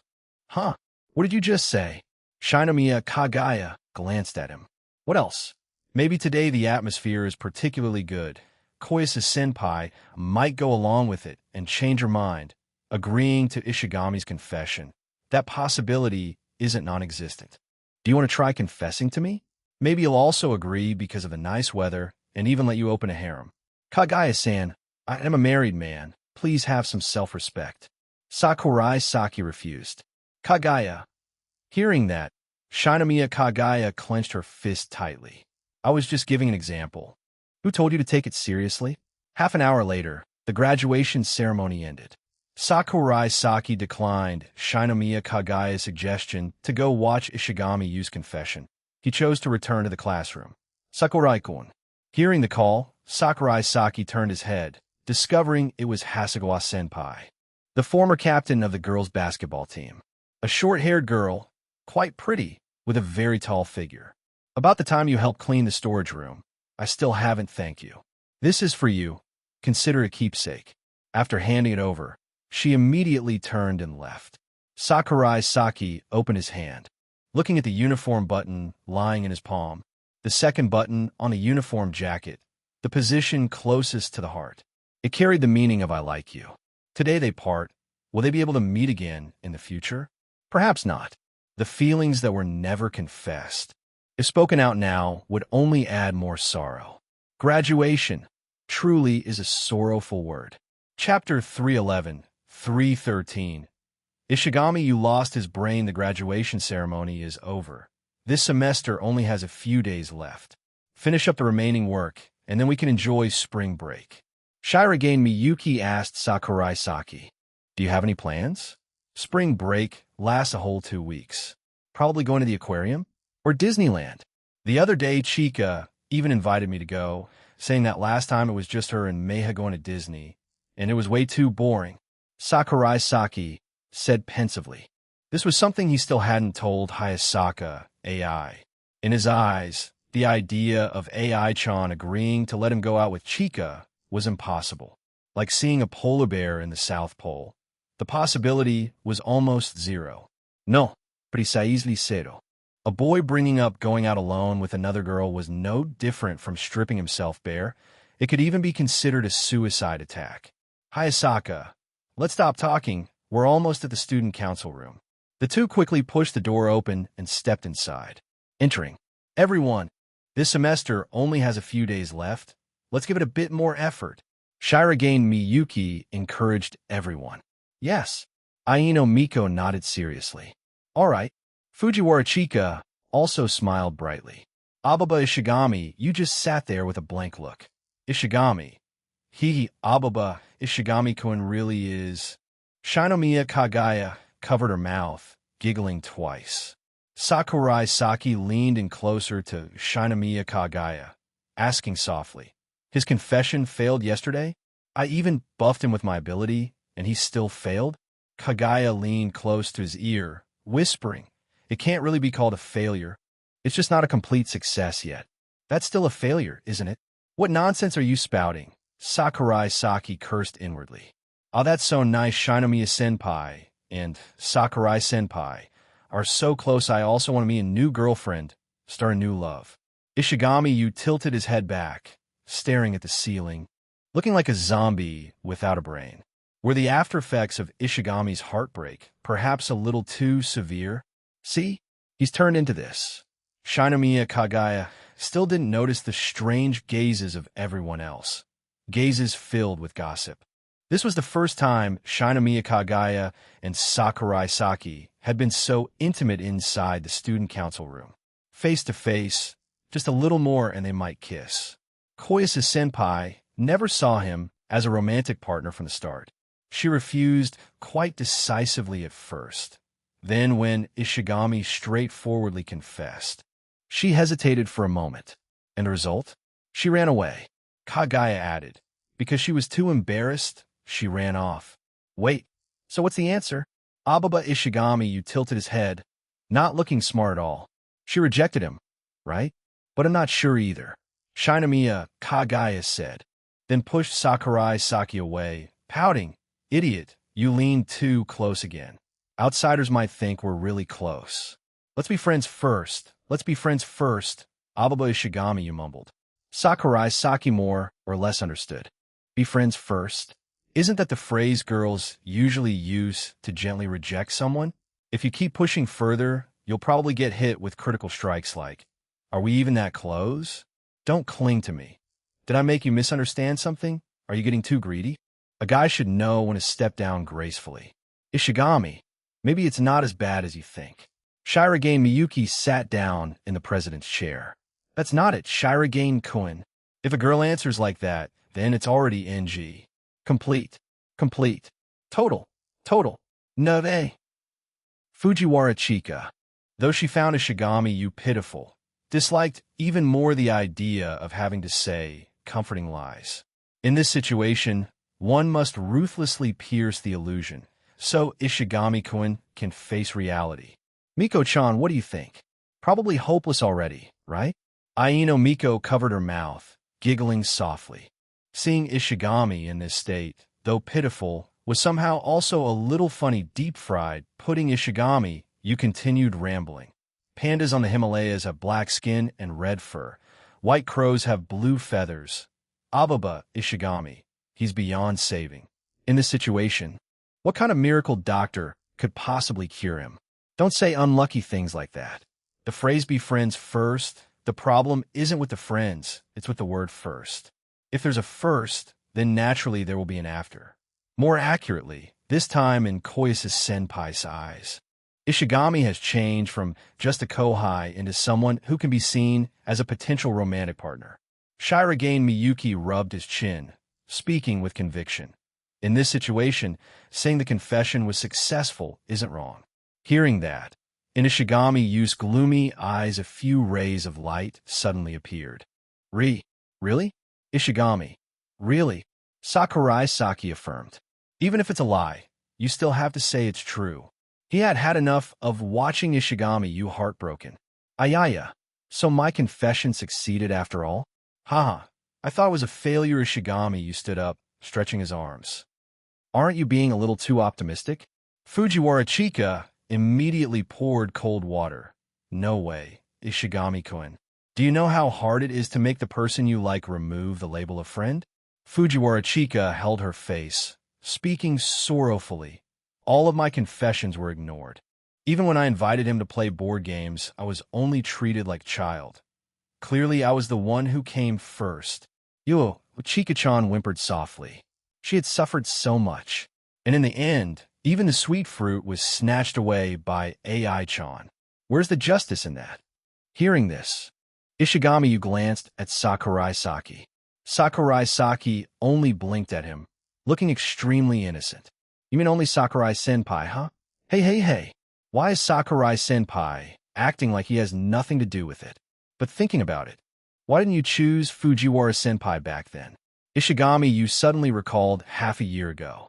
Back then, he really thought Fujiwara Chika would win. After all, she had the after-school time advantage to be with Sakurai-senpai.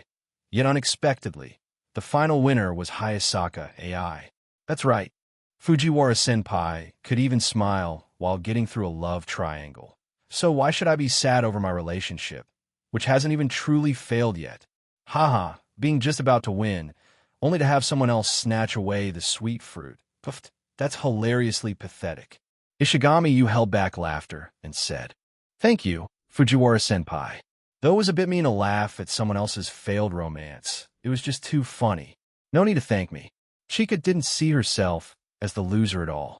On the contrary, those secret little intimate moments with Sakurai Saki gave her the strange and amusing feeling of secretly putting a green hat on Hayasaka AI.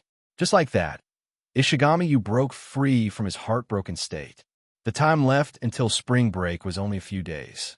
Sakurai Saki returned home. That evening, in the living room, he called Nakano Muraw. He wanted to inform him of his resignation. The Nakano quintuplets no longer needed his tutoring. Hello, this is Nakano Muraw. Sakurai-kun suddenly calling me. Is there something you want to say? On the other end of the phone, Nakano Maruo's mood seemed rather good. Lately, in the final exams, all 5 daughters had achieved high grades. As a father, he was naturally pleased. Nakano-san, though it's a bit presumptuous, starting next term, I'd like to resign from the tutoring job. On the other end, Nakano Muraw was silent for a moment. Then he replied, All right. Chapter 312, 314. Quarreling nighttime, inside a high-class restaurant. Nakano Muraw put down the phone. Clearly, today was supposed to be a good day for the whole family to have dinner together. Yet he suddenly received a call from Sakurai Saki asking to quit. Honestly, he was a little surprised. Everyone had seen the boys' ability over the past year lifting their grades from rock bottom to above average. That wasn't something just any tutor could do. To call it a miracle wouldn't be an exaggeration. Today, the other party suddenly asked to quit. Nakano Mo truly couldn't figure it out. Could it be that living together with his 5 daughters, each as pretty as a flower, had made the boy feel troubled? Dad, what's wrong? Itsuki mumbled through a mouthful of food. Nakano Mura glanced at the pile of dishes stacked in front of his daughter, then answered, "Just now, Sarai-kun called." The moment those words fell, everyone went silent. Nino was the first to speak. He said, "You want to quit?" I already agreed." Nakano Mura noticed that Nino's emotions weren't agitated at all. On the contrary, Miku and Ichika looked unhappy. Yatsuba and Itsuki kept eating casually. "Why did you agree?" Miku asked sadly. "It seems you girls really like this tutor." Nakano Mura rarely talked with his daughters. Usually, he was always working at the hospital, and only on holidays or special occasions would he join them for a meal or a family trip.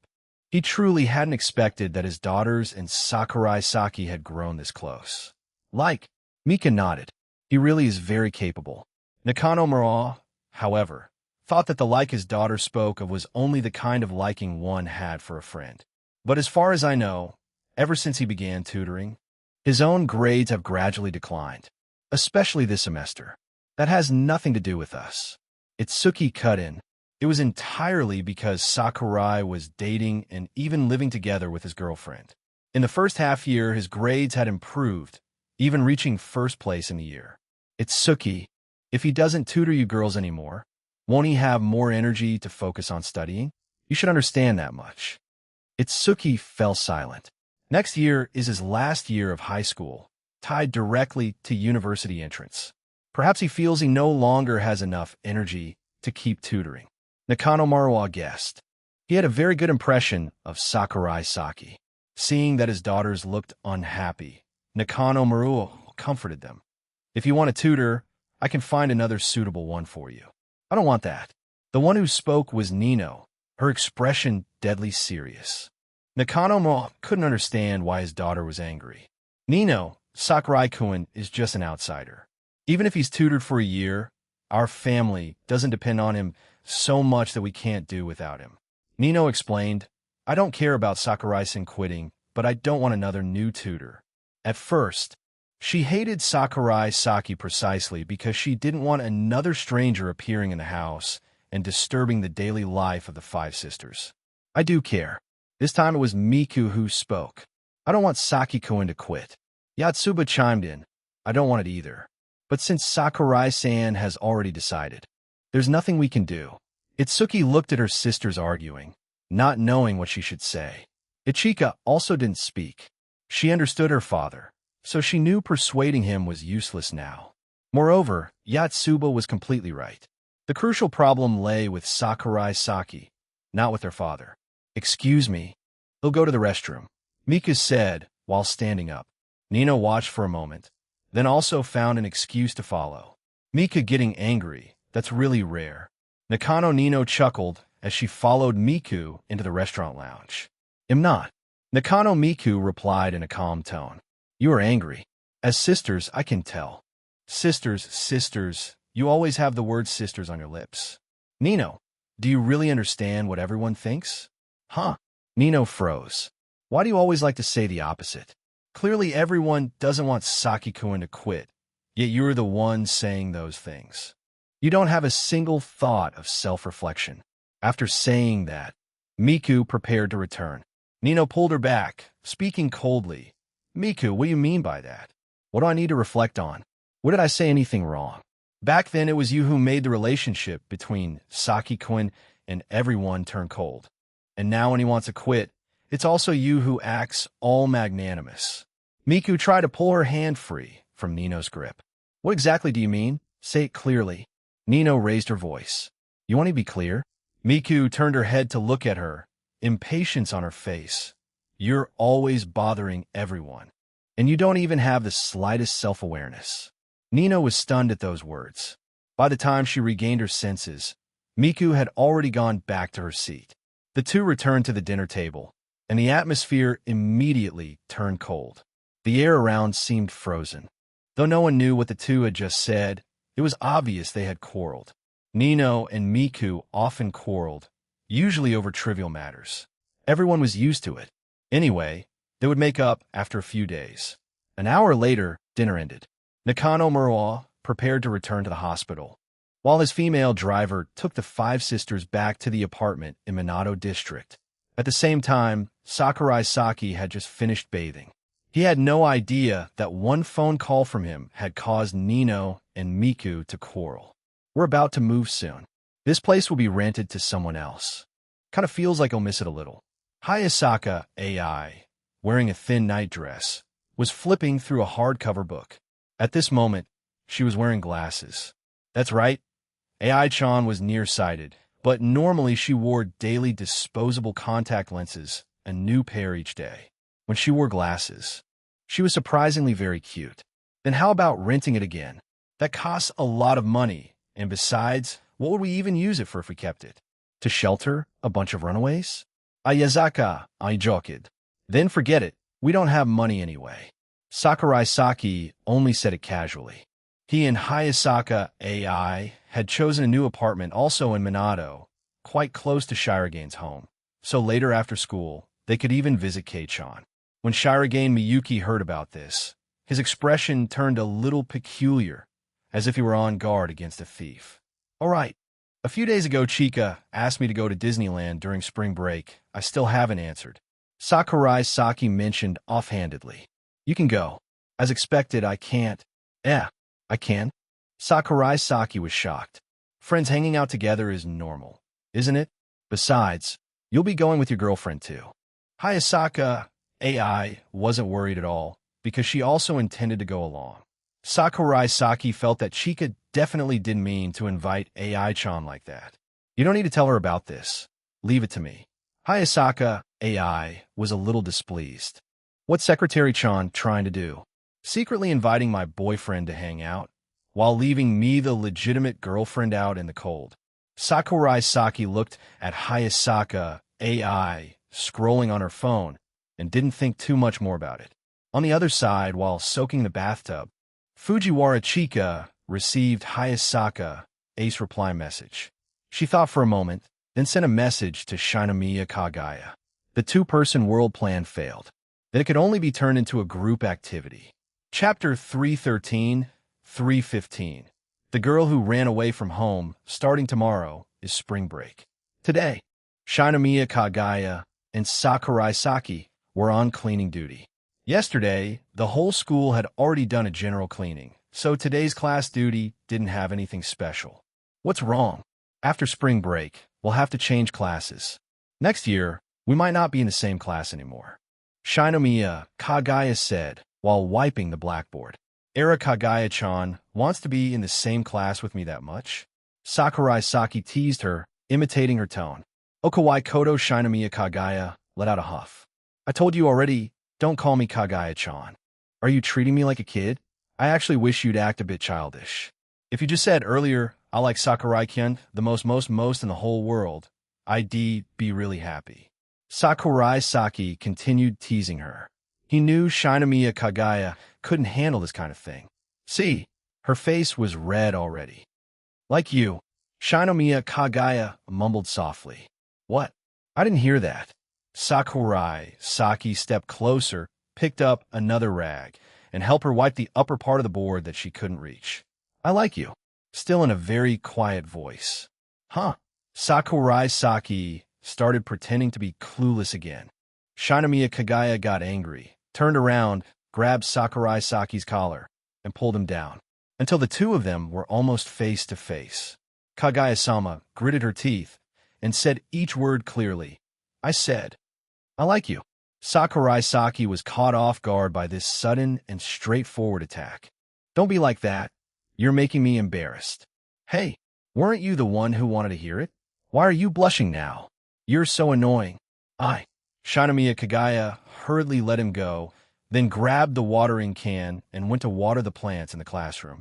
Sakurai Saki calmed himself down and brushed the chalk dust from the board into the trash bin. Sorry, he said. He had gone a bit too far teasing her. Almost forgot that Kagaya really did like him. Mainly because throughout this whole year, he had always treated her as a rival, a friend, or rather, like a brother in arms. So when that brother suddenly confessed to him, it was honestly a bit scary. Hayes, it's fine, just don't do that again next time. Soon, The two of them finished their cleaning duty and got ready to bring the supplies to the staff office. Sakurai Saki carried a stack of documents that had been placed on the teacher's desk, while Kagaya shared part of the load, actually even more than him. The two walked down the hallway and happened to run into a familiar face. It was Kojima, the captain of the Kendo club. "Yo, Sakurai, cough," and Shinomiya too. Kojima glanced at Shinomiya Kagaya several times before turning to Sakurai Saki. "The national tournament in March, do you want to join?" He was talking about the Kendo competition, but Sakurai wasn't very interested. "I'm not going. I plan to take a break this spring vacation." Kojima nodded, then leaned close to Sakurai Saki's ear and whispered, "The Shinomiya family's been in a bit of turmoil lately. You shouldn't get too close to that young lady, or you might get dragged into trouble." Sakurai Saki didn't say anything more. Kojima patted his shoulder and left. "The Shinomiya and Shijo families are still fighting." Huh? It seemed to be getting worse and worse, impossible to stop now. But that had nothing to do with Sakurai Saki.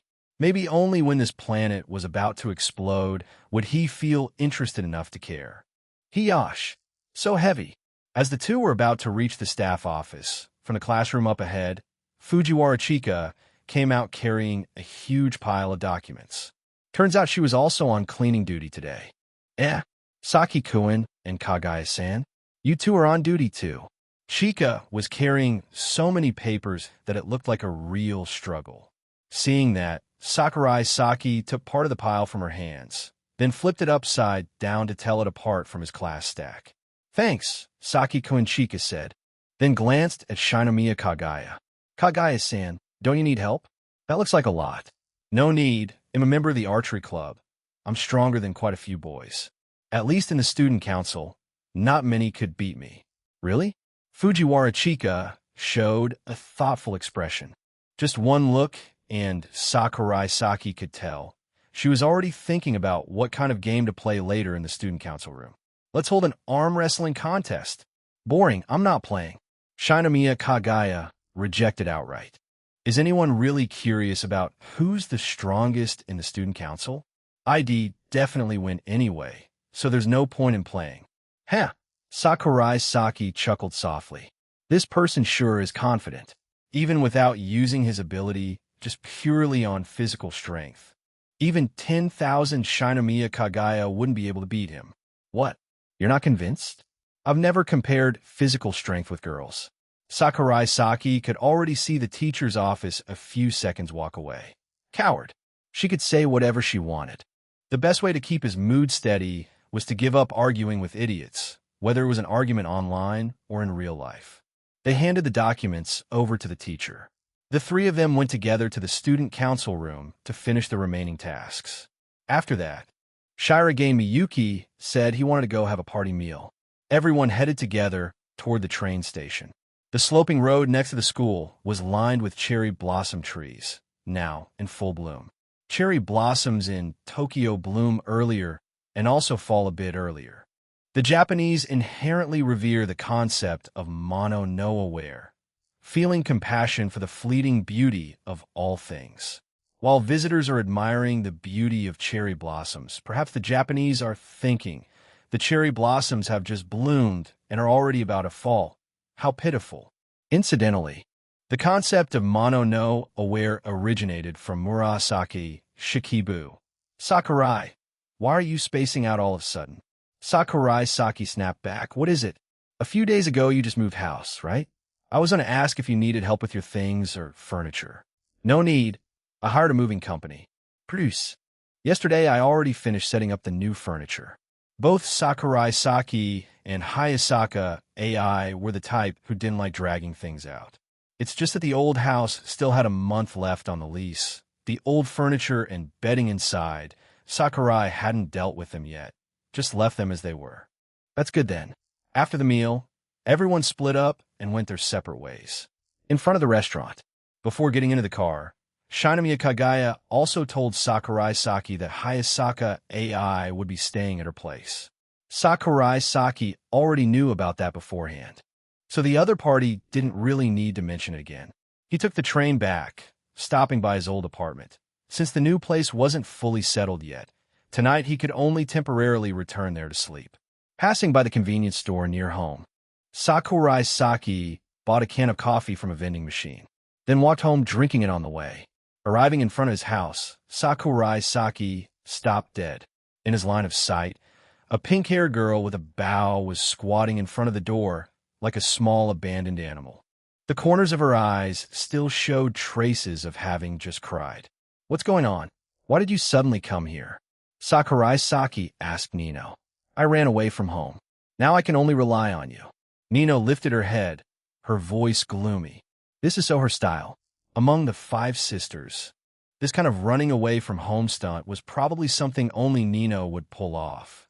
Chapter 314, 316. A woman's mouth, full of lies in front of the rental apartment. "All right, can you tell me now why you ran away from home?" "Because of you, idiot," Nakano Nino said irritably. Huh? Sakurai Saki didn't really get it. Why was Nino running away from home related to him? Wasn't she the closest one to the other sisters? "I had a fight with Miku," Nino muttered. "She didn't want you to quit your job, but I said quitting is your freedom. She has no right to interfere." Sakurai Saki reached out and pinched her cheek. "Tell the truth." "Mumyamu," she said him annoying, said him just causing more trouble for them. "That happened right on the day you told my dad you planned to quit." Nino slapped his hand. "That hurts, idiot. Let go already." Sakurai Saki let go. "That's all." "What do you mean that's all?" "Miku scolded me, and I don't even understand why she scolded me," Nakano Nino said resentfully. "Today, Ichika even told me not to be mad at Miku anymore. I wasn't mad to begin with, but right after she comforted me, I felt even worse." Sakurai Saki continued her words. "So you got upset, secretly ran away from home, and came to find me for comfort, right? This idiot. Did she ever think about what she'd do if he wasn't home? I'm living with my girlfriend. You ever think about that?" Sakurai Saki said in frustration. He took out his keys, getting ready to unlock the door. "I already investigated. Hayasaka-san sleeps over at Vice President Shinomiya's house several days a week," Nino said confidently. "Sakurai Saki, you investigated this deeply? That's honestly kind of scary. From a loyal little puppy, you've evolved into a full-on stalker." "Huh?" He unlocked the door and stepped into the entryway. Nino closed the door behind them and locked it. "Actually, I don't want to quit either, but I know you must have your own reasons. When you like someone, you should respect their choices. That's what I think. All of you, one by one, come to persuade me. Like I'm some kind of villain." Sakurai Saki said helplessly. First it was Ichika, then Yatsuba, now Miku and Nino. And it's Suki? Her mind was filled only with studying and eating. She loved food so much it could make a devil cry. That's just how it is. After a year, everyone's developed feelings for you. Now you suddenly say you're quitting without a word of explanation. Of course they can't accept it. "And what about you?" "Of course I can accept it." Nino hugged him from behind. "I don't even care that you have a girlfriend. So something small like this doesn't matter at all, does it? This scent. Smells familiar." Sakurai Saki sniffed lightly a few times. "It's the perfume you gave me. I thought it suited me, so I still use it." Nino was talking about the Christmas gift Sakurai Saki had given her. Even though they didn't spend Christmas together, he still gave her a present. The other 4 sisters got theirs too. "Stop hugging me. I can't even walk like this." Sakurai Saki kept pulling her along toward the living room. "Don't want to," Nino said in a spoiled tone. So the 2 of them ended up stuck together all the way to the sofa. Nino rested her head on Sakurai Saki's shoulder. Her voice soft and coy. "I don't want to go home. Can I just stay here?" "Sure." Sakurai Saki picked up the remote, intending to turn on a variety show. "Didn't think you'd actually know how to say something comforting." "No, I'm serious. This rental apartment still has a month left on the lease. Tomorrow, Hayasaka and I are moving into the new place. During that time, if you stay here, it's fine." What was this supposed to be? Hiding a mistress at home? Nino froze for a few seconds, then blinked. "Really? Are you planning to stay here for a whole month?" Sakurai Saki turned on the TV, but there wasn't anything worth watching. Or rather, the scent coming from Nino made it impossible for him to focus. With a beauty in his arms, Shouldn't he be doing something a little more stimulating? Of course not, but I don't want to go back that soon. Even though Nino didn't intend to hold a grudge against her sisters, it would be way too embarrassing to run away from home and then go back immediately. That kind of thing would definitely be used against her later for teasing. Remember that time Nino said she ran away from home, but came back the same day? So funny. LOL, Nino absolutely didn't want to become the butt of that kind of joke. Running away from home was embarrassing enough already. If she had to go back, at least one of her sisters should come persuade her first. Nino, how long have you been gone? 3 hours. Anyone texted you? No. Nino looked puzzled. Sakurai Saki rubbed his forehead. Damn it. Don't tell me no one even knows you ran away. They probably think you're still in your room. Good grief, running away from home and no one notices, that's just pitiful. Better not tell her the truth. What is it? You suddenly look like you're thinking about something. Nino asked curiously. She reached out and pinched Sakurai Saki's cheek lightly. Nothing. Is that so?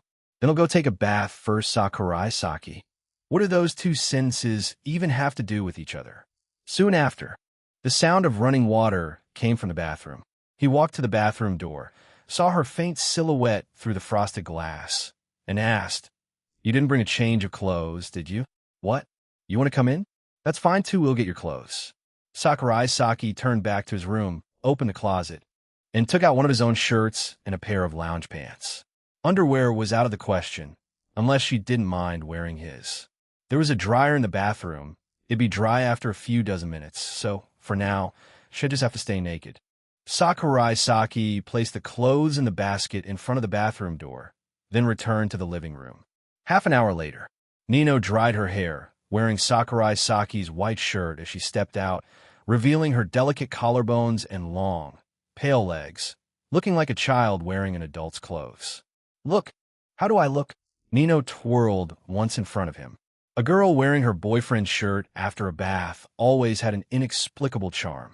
I did prepare some pants for you, didn't I? Sakurai Saki turned away, blushing. Though he had seen a lot before, this was still the first time he had encountered such a sight. His shirt simply couldn't cover the pair of massive mochi buns on her chest. I'm not wearing them anyway, since I'll have to take them off soon. The corners of Nino's lips curved up slightly. Today she had come here with one very simple purpose. I've been feeling tired lately. Can you let me off early tonight?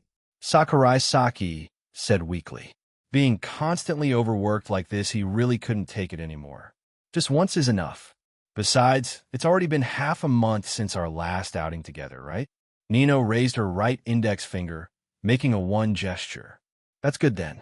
Sakurai Saki let out a small sigh of relief. The next morning, Sakurai Saki brewed a cup of floral tea, adding quite a lot of goji berries and dried red dates inside. A woman's mouth, truly a weapon of deceit. Chapter 315, 317. News from the Shinomiya household morning at the Shinomiya mansion. Hayasaka AI was sitting before the dressing table in Kagaya's room, combing her hair. AI-chan, you come visit me every week like this. Are you really sure it's okay? Shinomiya Kagaya lay on the bed, turning her face to look at her. Kagaya, the way you said that sounded strange. AI-chan felt as if Kagaya's tone implied she was having some kind of affair. She was clearly just here to chat. That's not what I meant. I meant, what if you come over here and Sakurai-san brings another woman home to sleep with? Shinomiya Kagaya felt that possibility wasn't entirely out of the question. Probably not, right? Hayasaka AI replied while untangling a few strands of her hair. All men are unfaithful creatures. I'm not denying that, but I doubt he's got the guts to bring a woman home, unless someone offers herself at his doorstep. But these days, finding such a proactive girl wasn't easy. Nino, that's true.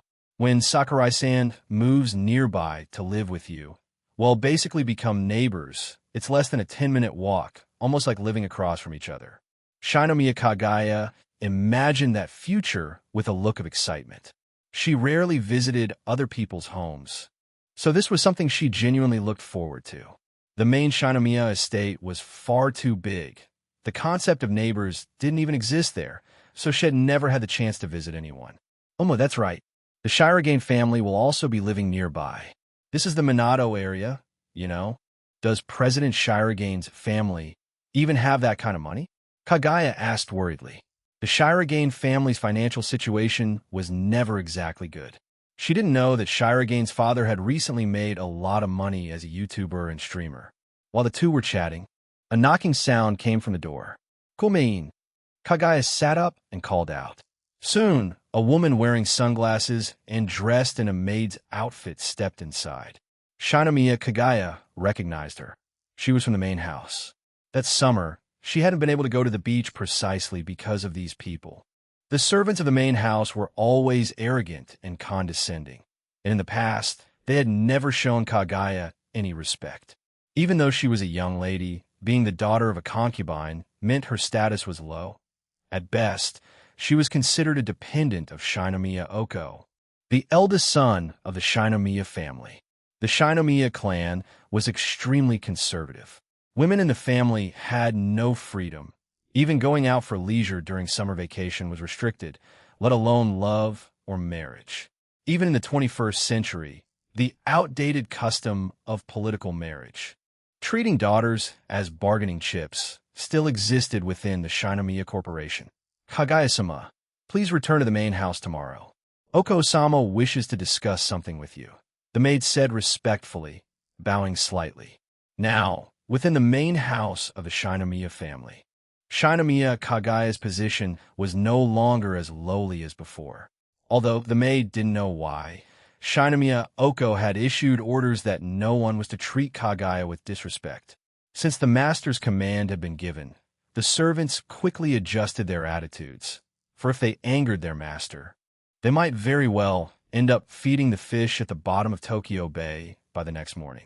Going back to the main house again, Hayasaka AI spoke, her tone full of irritation. She still clearly remembered the last time she accompanied Kagaya back to the main house. After all the trouble of traveling that far, it ended up being over some trivial nonsense. Could it be the same this time, too? Wouldn't that just make her look like a fool? Yes, Hayasaka-sama. The maid turned respectfully toward AI-chan, who was sitting in front of the dressing table, and replied. The Hayasaka family had already separated from the Shinomiya main house, and recently, it had even shown signs of rapid growth. She absolutely did not dare offend her. Sama? Ai-chan mattered. That form of address was new to her. It was the first time she had ever been called that. Regaining her composure, she turned to Kagaya and asked, Kagaya, are you really going back? Hearing that, Shinomiya Kagaya turned to the maid and said, I will return. Report that to my brother. That answer also resolved AI-chan's question at the same time. Kagaya had no choice. Even if Shinomiya Oko summoned her over some trivial matter, she couldn't refuse. In that case, Kagaya-sama, Oko-sama will be available tomorrow afternoon. He hopes you will grace him with your presence. Having said that, the maid bowed and left. After the uninvited guest had gone, Kagaya rubbed her temples, looking puzzled, mainly because of that last line the maid said. My brother is so busy he barely has time to eat, and now he's free for an entire afternoon? What kind of joke is that? And that word, grace him with your presence. If it hadn't come directly from Shinomiya Oko himself, the maids from the main house would never have said such a thing. In other words, her brother was acting humble toward her. Why? From beginning to end, something about this felt off. It gave the exact same feeling as a royal banquet. Strange, isn't it, AI-chan? People from a main house actually spoke to me like that. Shinomiya Kagaya lowered her gaze to her pajamas. It's already almost 9 in the morning, and I'm still wearing pajamas. If those hateful maids from before had seen me like this, they would have locked me up and not let me out. Maybe they'd even make her take etiquette lessons again. Their attitude now is what's normal. The way they used to act. That's what was absurd. Hayasaka AI said angrily. Servants trying to discipline their master. What kind of nonsense was that? Anyway, we'll find out what's going on once I'm there tomorrow. Shinomiya Kagaya sighed. She truly couldn't understand. This whole thing felt like something out of a fairy tale. If she could make sense of it, that would be strange. Kagaya, let me go with you. Really? Shinomiya Kagaya was so moved she froze in place. Of course, you don't have any maids with you anymore. If that bastard tries to force you into doing something you don't want, they'll stop him for sure. Hayasaka, AI, said sternly. Forget it. The more I think about it, the more tiring it gets. Let's not talk about it anymore. Shinomiya Kagaya stood up, stretched, and began changing clothes. Recently, she no longer had maids to help her dress, so she had to pick and change by herself. Good thing the Disneyland outing with Fujiwara-san isn't canceled. Upon hearing that, Hayasaka, AI, frowned slightly, her beautifully tied-up hair slipping loose and cascading down her fair shoulders. Disneyland? She had been wondering, when she found out she was going to Disneyland with Sakurai Saki, why hadn't Chika reacted at all? So this was what she had been waiting for. Fujiwara-san invited you to? Kagaya guessed. Also my boyfriend's coming. Hayasaka, AI, replied, her face expressionless. Oh, so Sakurai-san likes amusement parks too? That's great. Shinomiya Kagaya, unaware of anything, simply assumed Fujiwara intended to invite everyone. After all, amusement parks were more fun with more people. This was also Kagaya's first time going to Disneyland. She was really looking forward to it. That afternoon, Hayasaka, AI, didn't return home. Sakurai Saki received a message from her, saying that tomorrow she would go to Kyoto with Kagaya to visit the Shinomiya main house, and that she needed to go shopping this afternoon, so she wouldn't be back tonight. The Shinomiya family's scheming again. Huh? Impossible to predict. Why haven't they texted me yet? In the living room, Nino sat beside Sakurai Saki, holding her phone, waiting for messages from her sisters. Sakurai Saki could only sigh helplessly. If you want to go home, just go home. This kind of pride was really troublesome. Chapter 316, 318. Political marriage? With whom? The next day, Shinomiya Kagaya and Hayasaka, AI, set out to return to the Shinomiya family's main house. The two took an early flight and arrived at the Shinomiya mansion before noon. Shinomiya Oko occupied quite a large section of the main house. Kagaya changed into a proper formal dress. In the afternoon, she went to the tea room she had arranged to meet Shinomiya Oko in advance. It was a room overlooking a koi pond. The pond was full of rare and precious fish. Beside it were a flower garden and a bamboo grove, an odd combination, yet under the gardener's hand. It blended together surprisingly harmoniously. After waiting a while, Kagaya finally saw Shinomiya Oko again. It had been a long time since their last meeting. He looked like a fox, his eyes always half closed, deliberately creating a gentle appearance. Shinomiya Kagaya turned her gaze away from the shiny bald head that stood out so much. Ni-sama called me back today. Is there something you wish to instruct me about? Shinomiya Kagaya tried her best to maintain a polite smile on her face. She was somewhat afraid of this older brother. Having lived in the Shinomiya family for so long, she knew clearly how powerful he was. Within the Shinomiya family, he could be said to hold power in the palm of his hand. It's nothing serious. You see, I heard from Yinyo that you and he have had a little disagreement lately. Shinomiya Oko narrowed his eyes slightly, his tone gentle. I just didn't want my lovely little sister to be feeling upset. That's all. Not all. Yinyo and I-sama is someone who greatly values the spirit of a contract. Kagaya shook her head lightly. Immediately after, Shinomiya Oko's expression changed. His voice turned cold. How can you say there's nothing wrong? Kagaya's expression showed panic. You made me lose an important piece on the board. The Hayasaka family are my subordinates. Because of this incident, I had to let them leave the Shinomiya household. And that old man even turned around and blamed me. All of this is your fault, you bastard. At that moment, a chill ran down Kagaya's spine, and she instinctively lowered her head. Ni-sama, I don't understand this matter. She couldn't comprehend how Hayasaka Ace's resignation could have led to such serious consequences. The news that the Hayasaka family had left the Shinomiya clan was something Kagaya knew nothing about. Moreover, that had already happened before the new year. So why was her brother suddenly furious about it now? If it were only about Hayasaka AI resigning, I wouldn't bother discussing it with you. But the Hayasaka family has deep ties to the Shinomiya family. You should understand how serious this is. Shinomiya Oko took a deep breath and calmed down. He had personally witnessed Sakurai Saki turn Jiaolong to stone with a single glance, and so had immediately decided to abandon the Hayasaka family. But saying it was one thing, actually doing it left a sense of regret. As a qualified capitalist, if something is lost, it must be compensated elsewhere. Hayasaka AI has already made up her mind to leave the clan. I hope you can be generous enough to let it go. Shinomiya Kagaya spoke softly. There was silence for a few seconds. Ah! Shinomiya Oko suddenly slapped his thigh and laughed loudly. Don't worry. When I sent Hayasaka AI to serve you, I never planned to call her back. I heard she even found herself a pretty good boyfriend. Truly, in this day and age, a woman's happiness is something she must seize for herself. Lay a hand on Hayasaka AI. He didn't dare. But with Shinomiya Kagaya, it was different. Your grades are excellent. Which university are you planning to apply to? He suddenly shifted to casual conversation. Shinomiya Kagaya knew. The real part of the conversation was about to begin. I want to enter Todai.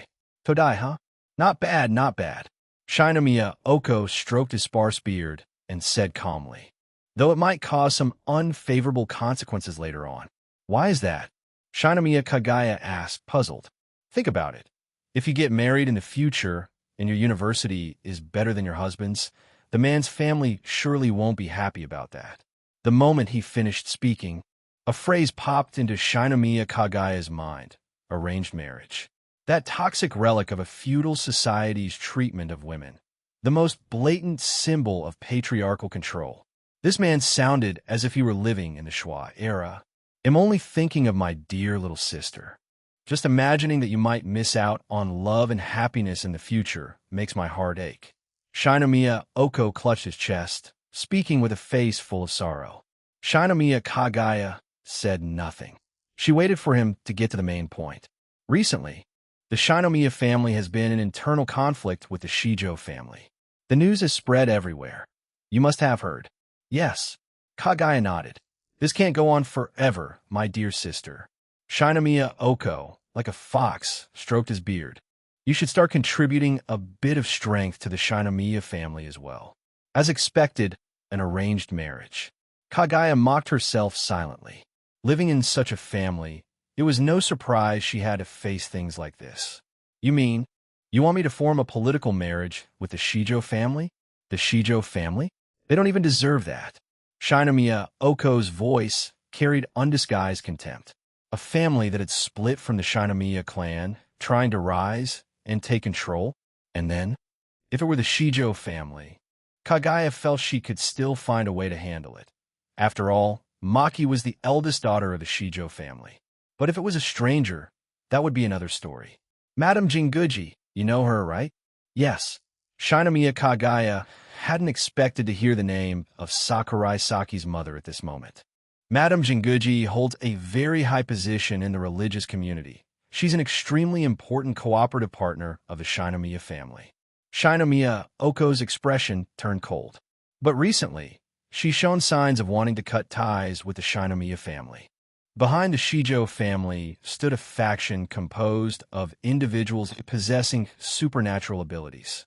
Those sewer rats had already begun playing their underhanded games. Yet Jinguji Tamaki, the one capable of opposing them, had no intention of acting. The Yukai under her command only obeyed her. The Shinomiya family couldn't command them, and bribery was useless. This had caused the Shinomiya family to suffer repeated losses in the business world lately. What do you mean by this? Shinomiya Kagaya had a bad feeling rising inside her. The relationship between you and Sakurai Saki is quite good, isn't it? It's Madame Jinguji adopted son. Shinomiya Oko smiled brightly, but his words were chilling. A smart girl like you should already understand what I mean. But he's dating Hayasaka AI. I can't. Then steal him. Do I really have to teach you something like that? Shinomiya Oko sneered with disdain. You women, aren't you best at seducing men? Once you win him over, Madame Jinguji will definitely continue her cooperation with us. Seeing Kagaya's face remain serious, Shinomiya Oko laughed again. Don't feel guilty toward your friend. That guy isn't any kind of good man anyway. You'd be helping her escape from a sea of suffering. I understand, ni-sama.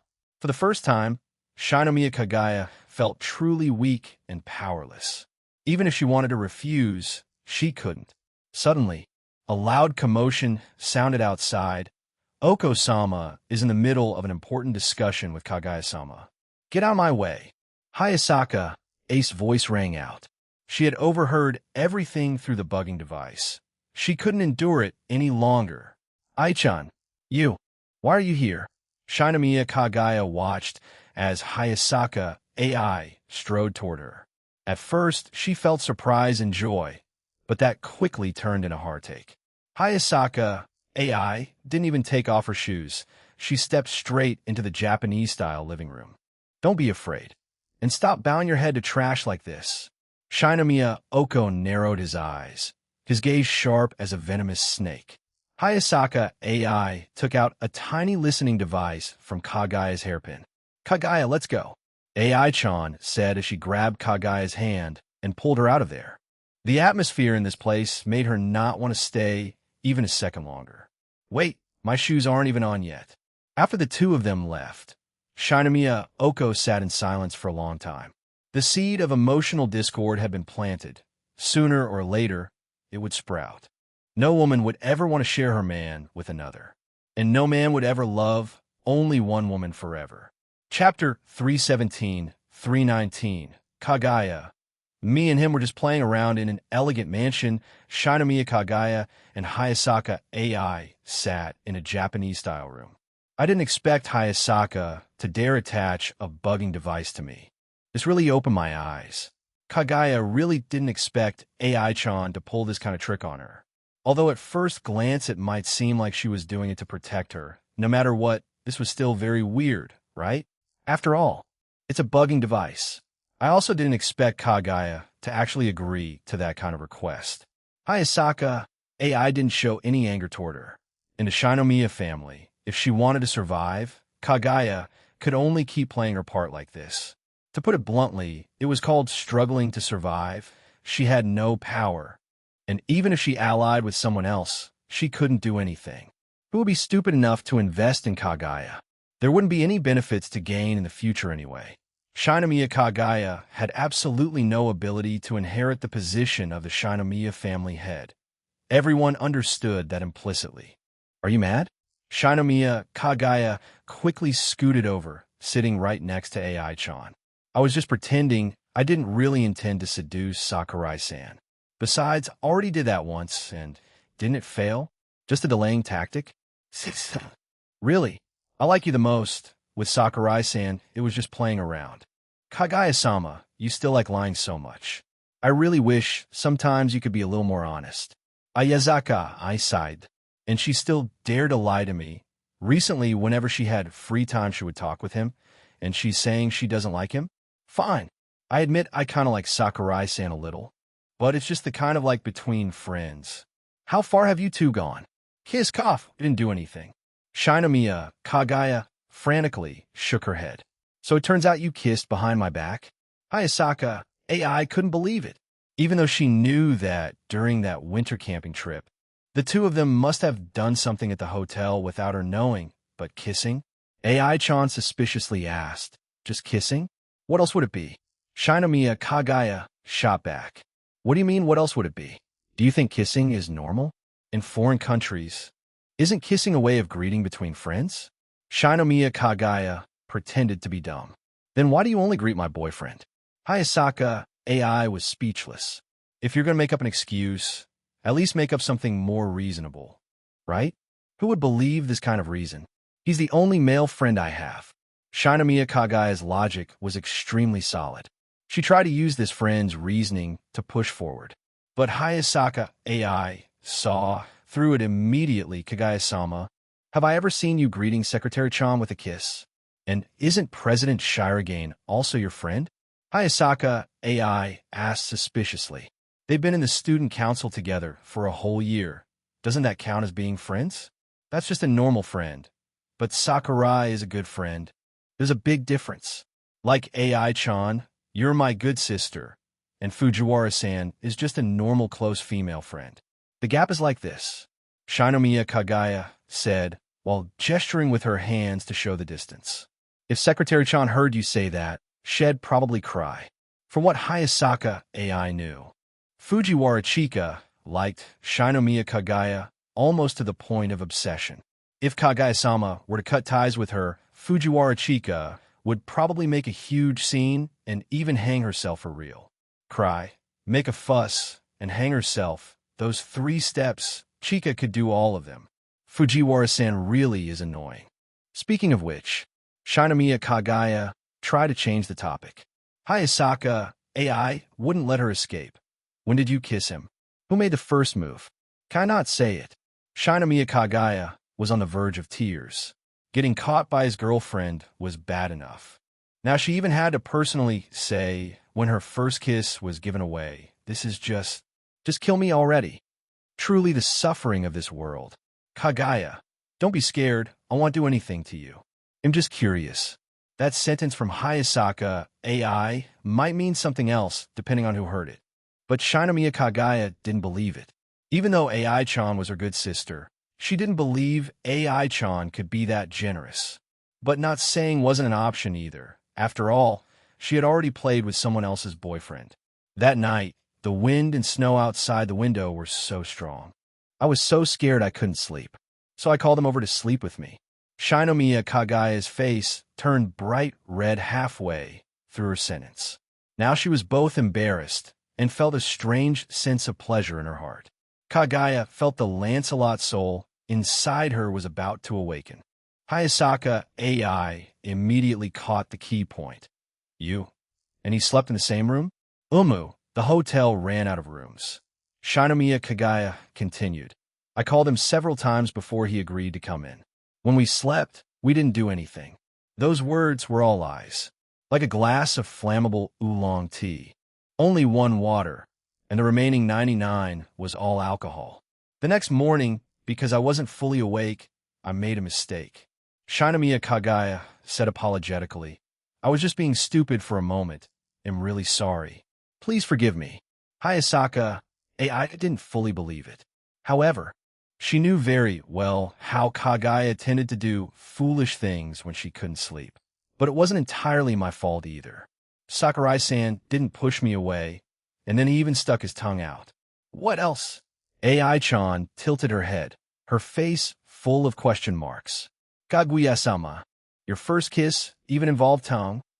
I saw in manga that when adults kiss, they always use their tongue. That's the behavior of a mature woman. Shinomiya Kagaya felt that as an Oju-sama, she had to do mature things to be worthy of her status. Sasuga Kaguya-sama, sugui. You're really so clever and quick-witted. For a moment, Hayasaka AI didn't even know how to mock her. She didn't intend to say anything else to Kagaya. The thing had already happened. What else could she do? Of course, the only choice was to forgive her. Was she supposed to break up with Sakurai Saki? Not to mention there were too many women waiting to throw themselves at him. The most important thing was the reason why the Hayasaka family hadn't been purged by the Shinomiya family yet was because of the influence from the other side. Hayasaka A's mother had made that clear to her. Sakurai's mother held great power in Japan. If they lost this connection, the Hayasaka family would definitely be brought back under the Shinomiya family's control again. On top of that, Hayasaka AI didn't want to lose. Moreover, she was born into a conglomerate family, trained since childhood to be a close attendant, so she could accept a man having mistresses.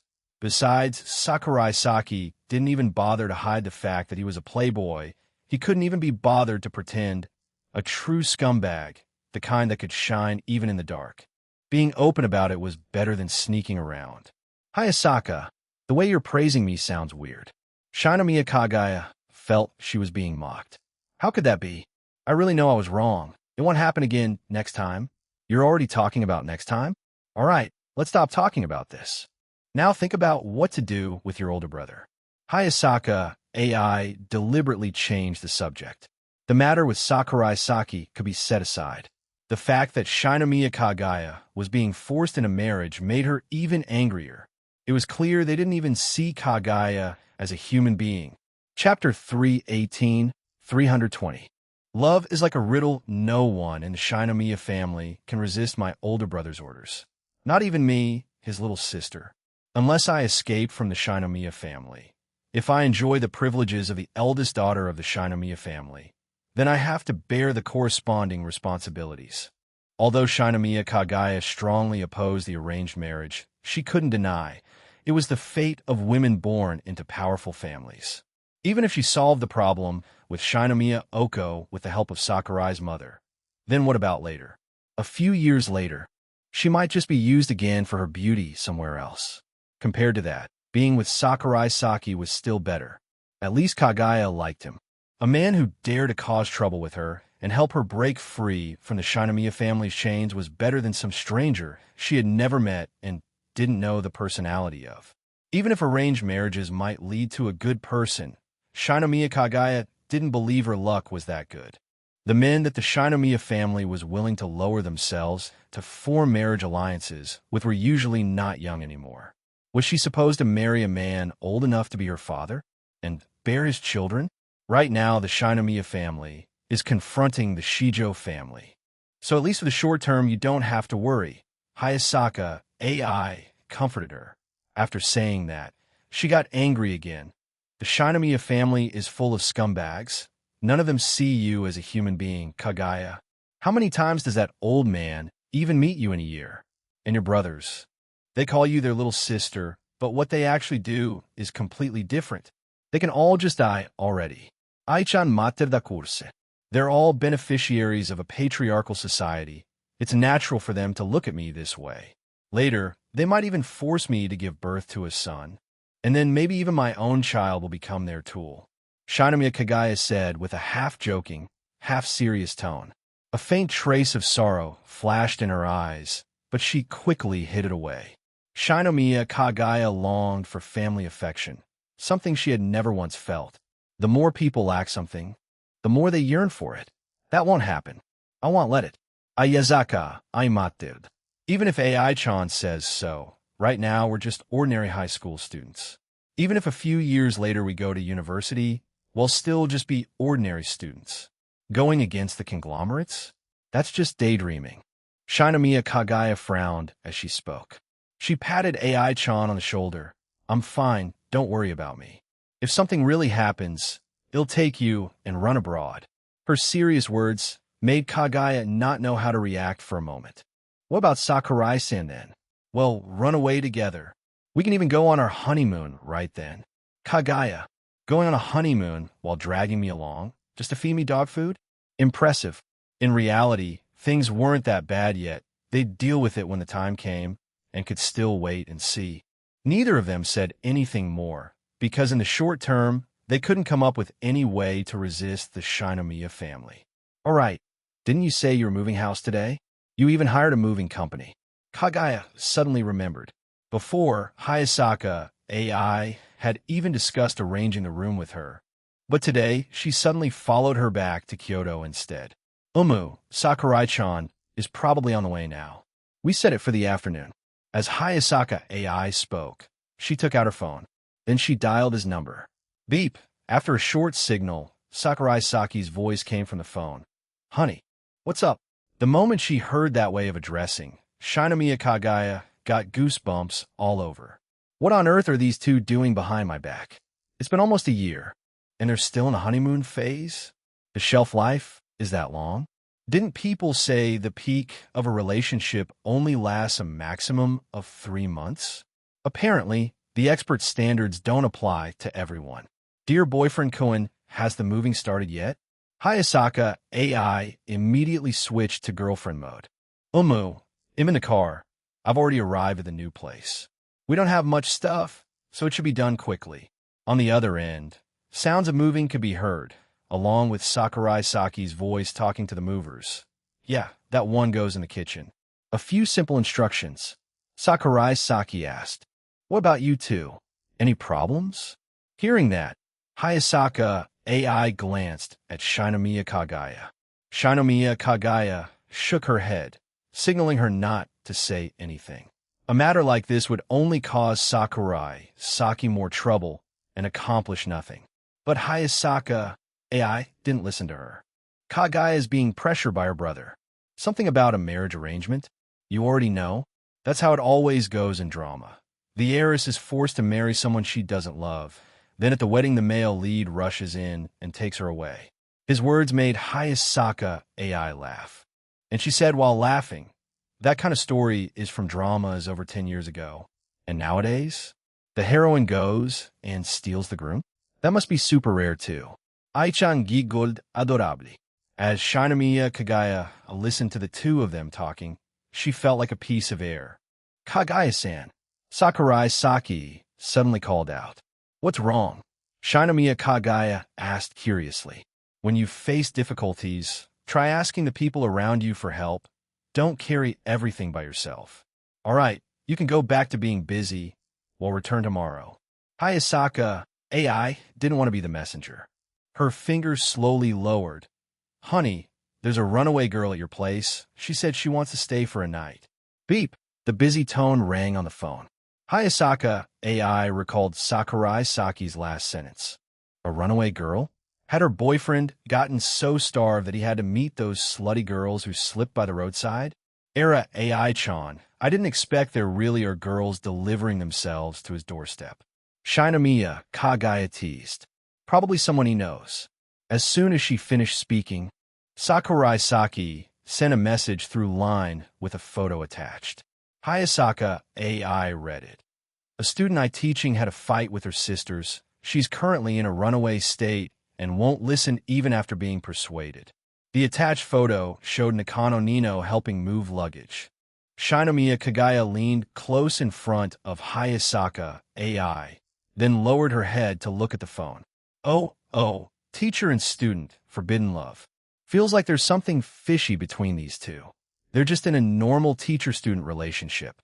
She said that, but even Hayasaka AI herself didn't really believe it.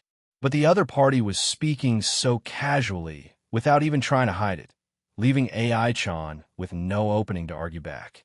At this moment, Hayasaka AI felt like she wasn't in a relationship. She was playing a detective game, and the criminal suspect was her own boyfriend. What the hell? Just when I discovered clues of an affair between Kagaya and the suspect, now a new target appears. This is tiring.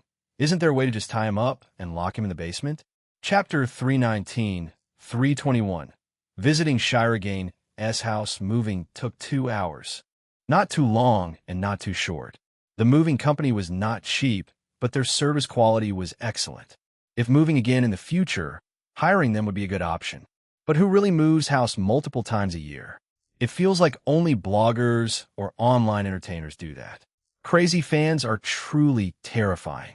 Sakurai Saki was glad he didn't debut as an idol back then. That made him recall his part-time job days a year ago. That morning was beautiful. While handing out flyers at the Shibuya intersection, a mature woman with curly red hair and sunglasses walked up and asked if he wanted to try being an actor or even an idol.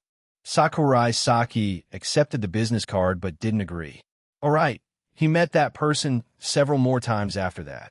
That person was Ichika's current manager, Ueno Yuko. After finishing arranging the luggage, Sakurai Saki prepared to visit Shirogane Miyuki's house. He had promised him a long time ago, but was too busy at the end of the semester to make it happen. Nino was sleeping on the sofa, her sleeping face incredibly cute. The cuteness of a girl while sleeping really multiplies. Sakurai Saki couldn't help but lightly kiss her on the cheek. Then, not disturbing her further, he went out and left the house. Shirogane Miyuki's house was near Mita Station, quite close to Sakurai Saki's place, just a few minutes walk and a few turns away. Arriving below the building, Sakurai Saki called Shirogane Miyuki. Moshi, Shirogane. Are you home? I'm at my part-time job. Just got off and heading back now. What's up? I'm planning to drop by your place. You said it last time, right? What about Kei-chan? She should be at home, right? Sakurai Saki said, while looking up, searching for Shirogane Kei's figure. I wish she wasn't home, but unfortunately, she is today. Shirogane Miyuki glanced at the clock in the break room. Still 30 minutes until he'd get back. He tested. How about waiting for me in front of the house for half an hour, Sakurai? Why? Kei-chan's at home, and you still want me to stand outside in the wind? I consider you my best friend, but this is kind of cold. Don't you think? Be honest. Do you have any feelings for Kei-chan? Shirogane Miyuki had laid his cards on the table. No more pretending. Seeing the student council gradually turning into Sakurai Saki's hunting ground, he was extremely worried for his little sister's purity. First, it was Secretary Fujiwara, then Miko, and recently, even the way Kagaya looked at Sakurai had become suspicious. The one who created this monster is me. Shirogane Miyuki was filled with regret inside. He shouldn't have said those words back then, making a girl sad. Wouldn't it be better to just be a scumbag? Being vague and unclear. Keeping a girl hanging without letting go? Saying such things was truly stupid. It's all my fault. Shirogane Miyuki held his head, his face full of regret. His best friend used to be someone who believed in pure love. How did he end up like this? If you mess with other girls, whatever, as long as it's consensual. But why the hell do you have to flirt with my little sister? Sakurai, Slenda, im ino-san. Shirogane Miyuki grabbed his bag, ready to ride his bike home. I really don't have any feelings. How could I lay a hand on my best friend's little sister? I only see her as a sister. As soon as he finished speaking, Sakurai Saki saw a figure on the upper floor. Shirogane Kei was standing by the window, waving at him. No more talking. Kei-chan is coming to open the door for me. Shirogane. He immediately dropped the phone, jumped on his bike, and pedaled with all his might. Life and death speed. The battle to protect Kei-chan begins right now. Kei, wait for me. Your big brother's coming to save you. Don't let that scumbag trick you. Saki and I, why are you here? Shirogane Kei came downstairs and unlocked the door. Miyuki invited me over. Sakurai Saki smiled and said, Look, Saki and I, there's an electronic lock here. Kei introduced. Very secure. Sakurai Saki followed her inside. And this is the elevator. All right, we live on the 20th floor. Kei pressed the floor button. Miyuki said he's on his way back. Why is he still working part-time today? It's rare to have spring break. He should take a break so he doesn't overwork himself. Sakurai Saki chatted casually. He said working part-time is like running. If he stops, he won't get used to it anymore. Kei recalled what her brother had said. Being a streamer isn't stable. Who knows if we'll be broke later, so we have to save money. That's what he said. Kei also kept her paper delivery job every day, just to earn pocket money. She didn't believe their dad could keep making a living on the internet forever. Sakurai Saki nodded, then reached his hand out in front of Kei. What is it? Kei tilted her head. There's something on your hair. Corn silk? In making hot pot tonight, Saki and I. Do you want to eat together? Dad said he's going out drinking with some streamer friends, but I bought too much food.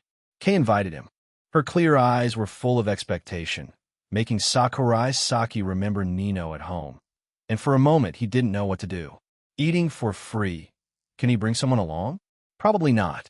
There's someone in my house, so I probably can't stay long. Sorry. Sakurai Saki said awkwardly. Being invited to dinner by a little sister, but not able to accept. What a pity. I see. Kei looked a little disappointed. While they were talking, the elevator reached the 20th floor. Ding dong. The elevator doors opened, and the two unlocked the electronic lock before entering the main door. Welcome to the Shirogane house, Kei said and handed Sakurai Saki slippers. After changing shoes, the two began looking around the apartment layout. This is my brother's room, this is Dad's room, and hey-race the kitchen. After the tour, Kei finally said, and this is my room. Sakurai Saki hadn't even reacted when Kei opened her room door. Huh? What's she trying to do? Luckily, Kei only showed him how her room was arranged and didn't do anything weird. Recently, Sakurai Saki had been attacked by the girls around him so much that he was genuinely terrified. He truly only saw Kei as a little sister. The two returned to the living room. All right, Saki and I, just sit here. They'll go finish preparing the food. On the other side, Shirogane Miyuki was pedaling hard. turning what normally took half an hour into just over 10 minutes. That's how panicked and determined he was to protect his little sister. Riding the elevator up, Miyuki's heart pounded loudly. Hopefully nothing happened yet. He felt like a condemned prisoner walking to the execution platform, filled with anxiety inside. The floor number on the elevator display climbed higher and higher. Ding dong. Shirogane Miyuki quickly unlocked the door, shoved it open, not even bothering to change his shoes. "Hey, Sakurai, what's wrong, Aniki?" Ki's voice came from the living room. Miyuki finally breathed a sigh of relief, but after taking a few steps, he saw Sakurai Saki holding his little sister's hand. Ki's face was slightly flushed. In the end, I was still one step too late. Chapter 320, 322. Lotus and Mud cannot be separated. Shirogane's new house. The entire room was silent. Kei was the first to break the stillness. "Aniki, why didn't you change your shoes?" "Kei, what were you two doing?" Sakurai Saki let go of Ki's hand and looked at Miyuki in confusion. "Kei-chan cut her hand a bit while chopping vegetables earlier. I was putting on a Band-Aid for her." "Oh, a Band-Aid, then it's fine." Miyuki put a hand to his chest, sighing in relief. Sakurai Saki asked, "Miyuki, did you seriously think I'd lay a hand on Kei-chan?" What are you two talking about?" "No, I was just afraid you'd get tricked by Sakurai. Hearing that, Kei got angry. "Saki and I would never trick me. Why are you always thinking about weird stuff? Last time I even saw some sketchy sites on your phone." Before she could finish, Miyuki immediately shouted back, "It's normal for a guy to have that kind of stuff on his phone." "Sakurai, you say something." Miyuki sought agreement. "If it's a normal guy, then I guess yeah, probably." In truth, Sakurai Saki didn't have that kind of stuff on his phone. "See, even the big brother you like the most said it. All guys look at those kinds of sites." Miyuki laughed triumphantly, with the face of an annoying winner. "You're such a pervert." Kei couldn't believe it. Her brother dared to talk about such filthy stuff in front of his little sister. Sakurai Saki watched the two siblings bickering happily, feeling a little jealous. He really wanted to have a little sister. As someone who lacked familial warmth since childhood, Sakurai Saki always longed for moments like this. In this regard, he was very similar to Shinomiya Kagaya. "You started it. Also, why are you only scolding me and not Sakurai?" Miyuki protested resentfully. "Saki and I would never look at that stuff." Kei skillfully displayed her double standards, then waved her hand in disgust at her brother. "Aniki, hurry and change your shoes, it's dirty. I just mopped the floor this morning. Can't you respect my hard work a little? You laze around all day doing nothing. Living like a slob like this, you'll never get a girlfriend in the future." Shirogane Miyuki sighed, walked to the door to change his shoes, then grabbed the mop to clean the spot head dirted. Sakurai Saki saw him mopping and stood up, wanting to help. He really was too pitiful. "Saki and you're a guest. Don't help him." "All right." Hearing the two of them talk, Shirogane Miyuki felt his nose sting. Damn it. He was about to cry. Other people's brothers were really different. Were little sisters all like this? After tidying up, Shirogane Miyuki sat down on the sofa in the living room, ready to show a bit of big brother authority. "Kei, pour me a cup of tea." The ingredients had already been washed and cut. The hot pot soup base was the pre-packaged kind, so they only needed to cook it later. So Kei was also sitting in the living room, watching TV. "Can't you pour it yourself, Aniki?" Damn it. His big brother authority plan had failed miserably. When would Ki's rebellious phase end? Shirogane Kei looked at her brother's pitiful expression, her pretty face showing a trace of helplessness, then got up to the kitchen to pour him tea. She also picked up the cup Sakurai Saki had just finished drinking from. After she left, "What do you think of the house?" Shirogane Miyuki asked. "When I saw the floor plan, I didn't expect it to feel this spacious. It's only 70 square meters, but the layout's really good and the lighting is decent." Sakurai Saki looked around carefully. It even had a 3-bedroom layout with a separate kitchen. Except for the small balcony, everything else was great. Finally got some private space. Before, I'd even get interrupted by Kei-chan when reading at midnight. "That's your problem, Aniki. Who reads at midnight?" Shirogane Kei came back with tea and placed the cup down. Then she sat next to Sakurai Saki. Reading at midnight is normal. You know, I heard high school students in China and Korea study until 1 a.m. every day. That's overseas. What's it got to do with us? Kei glanced at him. Is the moon rounder over there or something? Not at all. With my many years of astronomical research, there's no such thing as the moon being rounder in some place. Shirogane Miyuki, once mentioning astronomy, couldn't stop talking. He really liked the stars, and his knowledge of them was very deep.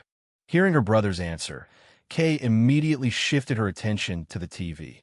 Once he got on this kind of topic, he became extremely annoying.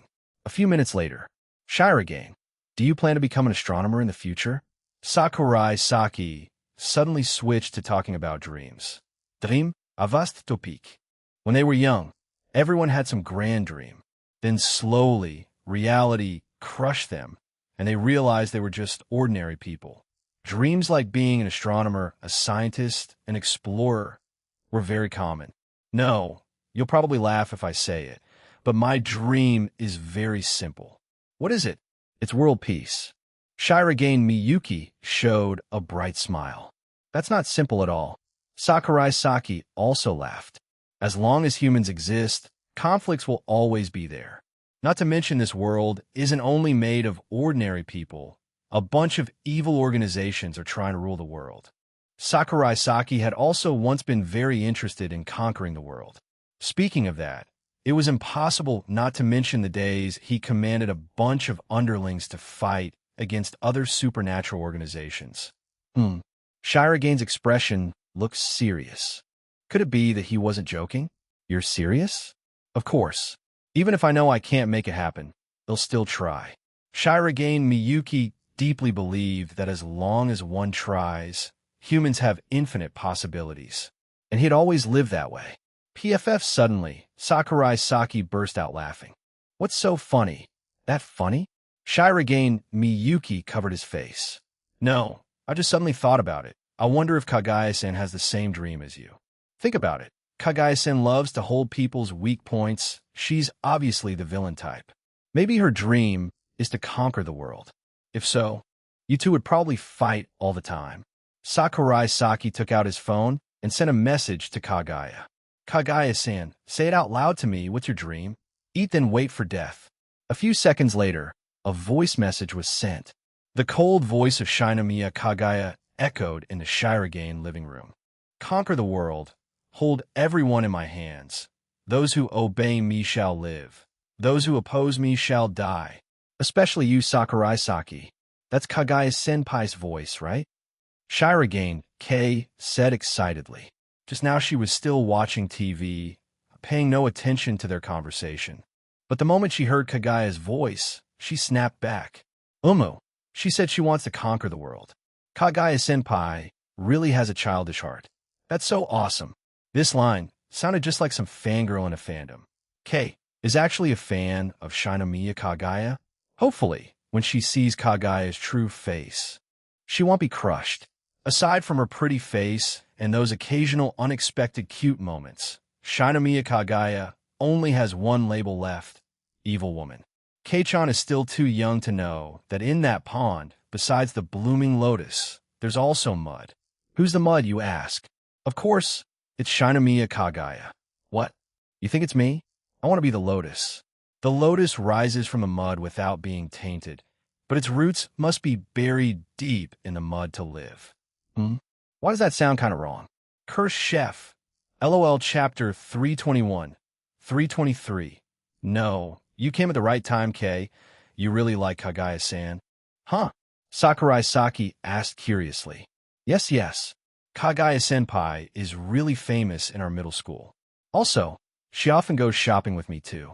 Kei recalled the time when she got to know Kagaya. Almost every month, the two of them would go buy clothes, eat sweets, of course, not just the two of them. Chika and her little sister also joined. If Shinomiya can live like a normal person, that's really something to be happy about. Shirogane Miyuki sighed. He felt like a father who had guided that stubborn girl onto the right path. Was Kagaya-senpai strange before? Kei asked. When she got to know Kagaya, It was already the Kagaya after the ice melted period. I actually liked her more back then. Sakurai Saki liked the ice statue version of Kagaya the most. And now, this version of cute, silly Kagaya, cute is cute, but it's lost its flavor. More importantly, now Sakurai can't scold her anymore. Because Kagaya now no longer uses sarcastic words against him like before. Sakurai had always believed in the principle of an eye for an eye. The ancients once said, question, how to repay hatred with virtue? Answer, then how do you repay virtue? Use frankness to respond to hatred, and virtue to repay virtue. Meaning, when facing someone who irritates you, treat them fairly, without leniency. Kagaya doesn't scold him, and he can't scold her either, Sakurai thought. Honestly speaking, it's really frustrating. It's been nearly half a year since he last had a verbal spar with Kagaya. If you count sparring with the body, there was one time, soft, and even a bit sweet. Sakurai, are you serious? Shirogane looked at him, really unable to understand. Is this guy an imp? Does he like being scolded or what? This life is way too peaceful, not a single ripple. There has to be a bit of excitement. You should focus on sorting out your messy relationships first. Shirogane Miyuki said irritably. Let's stop talking about this. My head hurts. Sakurai Saki raised his hand to his forehead. That's why I said, you really shouldn't. Aniki, what have you two been talking about this whole time? I don't understand anything. Shirogane K cut in. We were talking about me. Dash. Sakurai hadn't even finished speaking when Shirogane Miyuki covered his mouth. What were you planning to say to my little sister? After seeing Sakurai stop struggling, Shirogane Miyuki finally let go of him.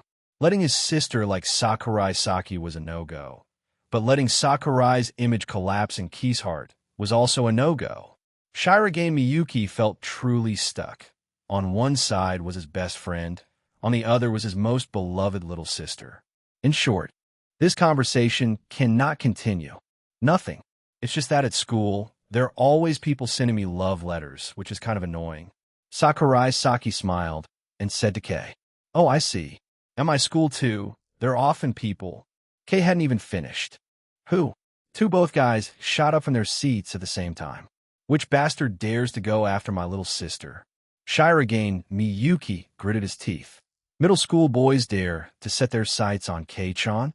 Sakurai Saki's anger level instantly rose by 50. Kei blinked a few times, wondering why their reaction was so intense. She explained, I didn't agree to any of it. I threw all the letters away. Well done. Middle school students should focus on their studies. What love affairs are you talking about? Sakurai Saki nodded in satisfaction. Exactly. Sakurai's totally right. Kei looked at the two of them, making the exact same gesture, and felt as if she really had gained another older brother. After that, the three of them sat together drinking tea for a while.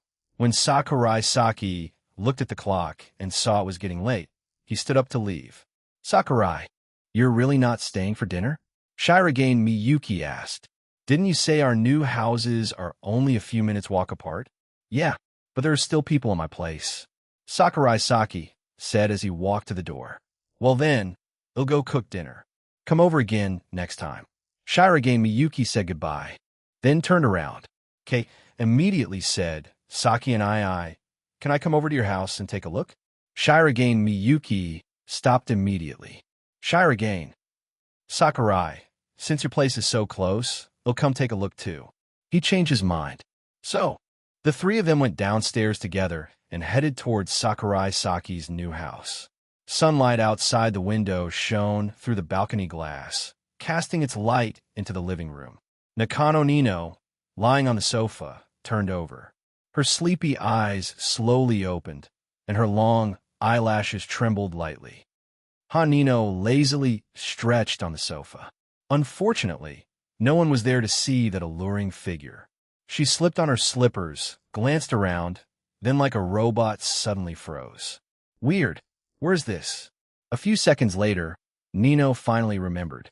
Right, this is his house. More precisely, it was the new house of him and his girlfriend. The reason why Nino was so sleepy was simply because she hadn't slept enough last night. Once your biological clock is messed up, no amount of napping during the day can make up for it. After washing her face and putting on makeup, Nino sat back down on the sofa and opened her phone to text and ask where Sakurai Saki was. She had only typed a few words when she heard the sound of the elevator. Give him a surprise. Nino sprang up and walked to the door. Ding dong. The electronic lock was opened. You bastard. Welcome home. 5. The moment the door opened, Nino threw herself straight into Sakurai Saki's arms. All right, let go now. Sakurai Saki patted her head. Seriously, she hadn't even tied up her hair yet. Did Nino just wake up? Nino wrapped her arms around his neck and whined. No way, kiss me once, and he'll think about letting go. Okay, Sakurai Saki felt helpless yet amused, slightly bending down. Sakurai, huh? Shirogane Miyuki saw Sakurai Saki frozen at the door, not moving, so he poked his head in to see. And right after that, it was as if he had been struck by lightning. He silently took a step back. Okay, looks like we didn't come at the right time. Hearing Shirogane Miyuki's voice, Nino's body trembled slightly. They're guests? She quickly stepped out of Sakurai's arms. Sakurai Saki wiped away the saliva at the corner of his mouth. Then he turned to the girl who had just come from the hallway and said, Kei, you came at the right time. This is Nakano Nino, one of the students I tutor. She came today to help me unpack. Shirogane Kei looked at Nino, who was still holding on to Sakurai Saki's hand out of reflex, then tilted her head and asked, Saki and I and Nakano-senpai are really close, huh? Yes, that's right. Nino pretended to be calm as she let go of his hand. After all, he's been my tutor for a whole year already. She might have looked calm on the outside, but inside, Nino was dying of embarrassment, getting caught by Shirogane, the student council president, while kissing. He wouldn't spread this around, right? Probably not.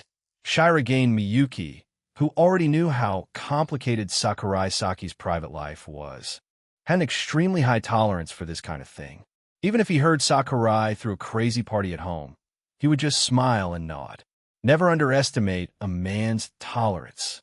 Even so, he couldn't help but sigh inwardly, kissing a student right in the new house. TSK, that's bold. Shirogane suddenly felt a strange sense of pride, because this demon was the one he had released. All right, don't just stand at the door. Komein, Sakurai Saki invited. Umo. Shirogane Miyuki pulled his little sister behind him and protectively led her inside. Chapter 322, 324, Golden Darkness Sakurai. Why did you rent an apartment with 3 bedrooms and a living room? Shirogane Miyuki looked around, assessing the layout inside. If it's 2 people in a relationship, at most 2 rooms would be enough, right? They could even have more private space that way. Leave 1 room for guests. If someone wants to stay overnight, it's less troublesome. Sakurai Saki replied. Stay overnight, huh? Don't overthink it. Having guests over is normal, isn't it? If it's late, or if something unexpected happens, should I let them sleep on the sofa or sleep with me? The important thing was, Sakurai Saki thought that normally there wouldn't be any guys staying over at his place. Other than Shirogane Miyuki and Ishigami-yu, he hardly knew any other male friends. Members of the Kendo Club or classmates all lived far away, and when they met up, it was always outside.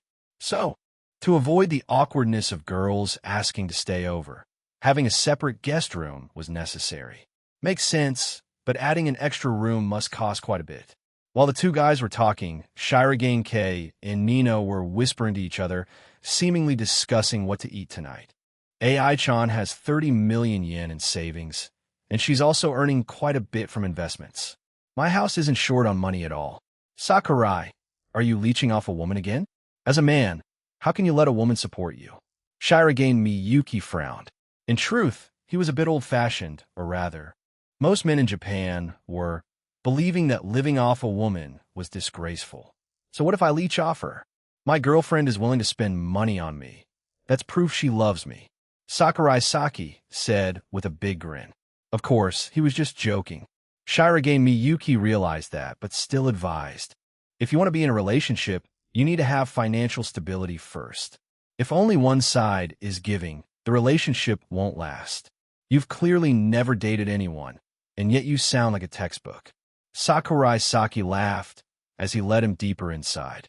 The hallway was still full of unopened boxes, leftovers from the move. For valuable items, Sakurai didn't dare entrust them to the moving company, so he carried most of them himself, which took a lot of effort. It's always clearer from an outsider's point of view. Shirogane and Miyuki follow behind. I give back too, and she understands that.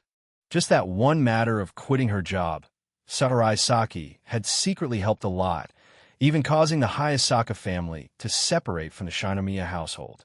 Sakurai opened the door to his room. Look, the walls are full of figures, and this bookshelf, so many light novels. Moving them was a real pain. I always wondered where your part-time job money went. Turns out it was on this stuff. Shirogane was speechless. Sakurai's pay from working as a rental boyfriend had been quite high. Back then, Shirogane had been curious where he spent it all. It's only part of it. Actually, I saved most of it. Sakurai explained. I remember you once said dating costs a lot, so I saved quite a bit. At the time, I was thinking if I dated Chika or AI-chan, I wondered how much it would cost. After all, the girls at Shuchiin are all rich ojusamas. In the end, those two didn't actually cost him anything. In fact, AI-chan even spent money on him. You actually, don't say it. Back then, I didn't plan to have both at all. I really just couldn't choose. Sakurai Saki sighed. The bigger reason was that back then, he still couldn't control his ability properly, and accidents happened easily. But now, the side effects of his ability had almost disappeared. Maybe by next year, he'd be able to use it freely. After that, the two of them checked almost everything in the house, even the bathroom. There was no strange smell inside. A few days earlier, Sakurai Saki had already sprayed deodorizer and disinfectant in the house. After the tour, they returned to the living room. By this time, Shirogane K had already exchanged line accounts with Nino. Nino's communication skills were really good. She was pretty popular in her class, and her reputation in school wasn't bad either. Saki and I come to my house for dinner, and in the end, they went to eat hot pot. That night, after eating hot pot, Sakurai Saki and Nino returned to the new house. Hayasaka AI and Shinomiya Kagaya left the main house of the Shinomiya family on the fourth morning of spring break. Yesterday, AI-chan had received a photo from her boyfriend. It was him eating hot pot at Shirogane's house. That made her breathe a sigh of relief. It seemed her boyfriend still had some restraint, not doing anything weird with his students. On the plane, hello, may I offer you something to drink? A flight attendant approached to ask. Since it was almost lunchtime, the flight was serving meals. Kagaya and Hayasaka had already eaten breakfast, so they didn't take any. That kid over there is so cute. Shinomiya Kagaya suddenly said to Hayasaka AI. AI-chan looked in the direction she pointed and saw a blonde girl with red eyes, focused on reading a book. She really is cute. From Kyoto to Tokyo, a foreign middle school student traveling in Japan, but her parents weren't anywhere in sight. Was she traveling alone? As a foreigner unfamiliar with the area, it seemed a bit dangerous. But AI-chan wasn't the type of person kind enough to help everyone she met. After getting off the plane, at the baggage claim area, they met again. Hayasaka AI had just picked up her luggage when she noticed that girl standing not far away, looking at the crowd with a lost and slightly confused expression. Ai-chan walked closer. Excuse me, do you need help? The blonde girl turned her head to look at her, blinking her eyes. Ai-chan frowned, then repeated the question in English. In the end, she also said it again in German and Russian. Just when she was about to switch to French, the other girl spoke. Thank you. You're welcome. Ai-chan smiled. A child this shy toward strangers felt really cute, according to the information the other girl provided. Hayasaka AI helped her pick up her luggage. Hayasaka AI, what's your name? S02. Golden Darkness, you could call me Eve. Eve said softly. She wasn't good at dealing with overly enthusiastic people, but she liked gentle people. Golden Darkness? Konhiki no Yami? Then I'll call you Yami.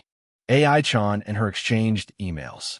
The other girl didn't have line, truly giving off the feeling of a girl who's both old-fashioned and innocent. Yami came here to travel? No. Yami shook her head. I came to find my brother. Brother? Huh. Did he run away from home? Hayasaka AI imagined a blonde guy. Blonde hair always gave people a slightly flirty impression. No, no, no. With such a cute girl like Yami, surely her brother isn't that kind of guy, right? No, he's a traitor. The organization sent me to capture him. Golden Darkness said, clenching her fist. So she's a Chunibyu type of girl? Well then, they'll be going first. I hope Yami can find her brother soon. If you need help, just call me. Hayasaka AI said and returned to Shinomiya Kagaya. Kagaya asked, how was it? Helping others really does feel nice. AI-chan replied with a smile. After the two of them left, Yami also left the airport and got on a bus. Destination, Minato District. Chapter 323, 325. The line of adultery. When Hayasaka AI got home, it was already afternoon. Along with her was Shinomiya Kagaya. Kagaya said she wanted to see the new house of the two, but in reality, she was coming with a gossiping mindset, because she had heard, right now, in the new house of Sakurai Saki and Hayasaka AI, there was a runaway girl. As a result, when the two opened the door, they didn't see Nakano Nino anywhere, only Sakurai Saki and Shirogane Miyuki playing games in the living room. Yo, hey you two, where's Nakano-san? Shinomiya Kagaya asked anxiously. Anyone who saw her might think she was the legal wife coming to catch someone cheating. She went out with Kei-chan. Kagaya was full of question marks. Went out? Girls are always into those kind of activities, but honestly, I don't get what's fun about strolling around streets. Wait, Shirogane, don't you dare throw that turtle shell dash. Damn it, you actually threw it.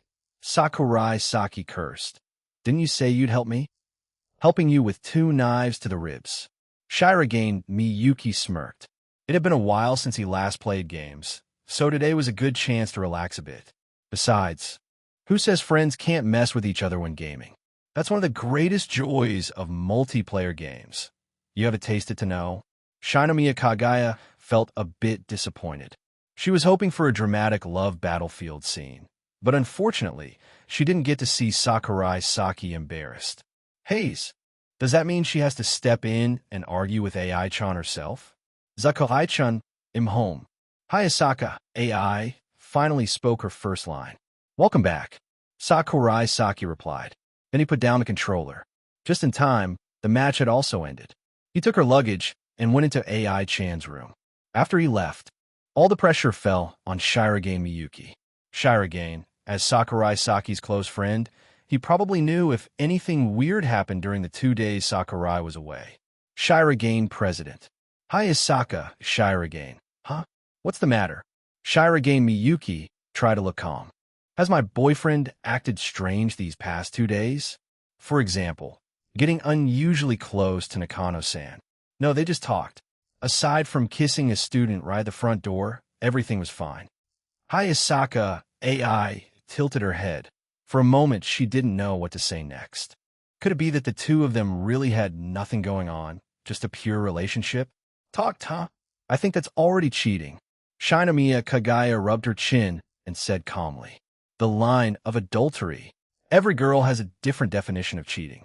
Some think kissing already counts as betrayal. Some think even go to a hotel together is just having fun and still totally okay.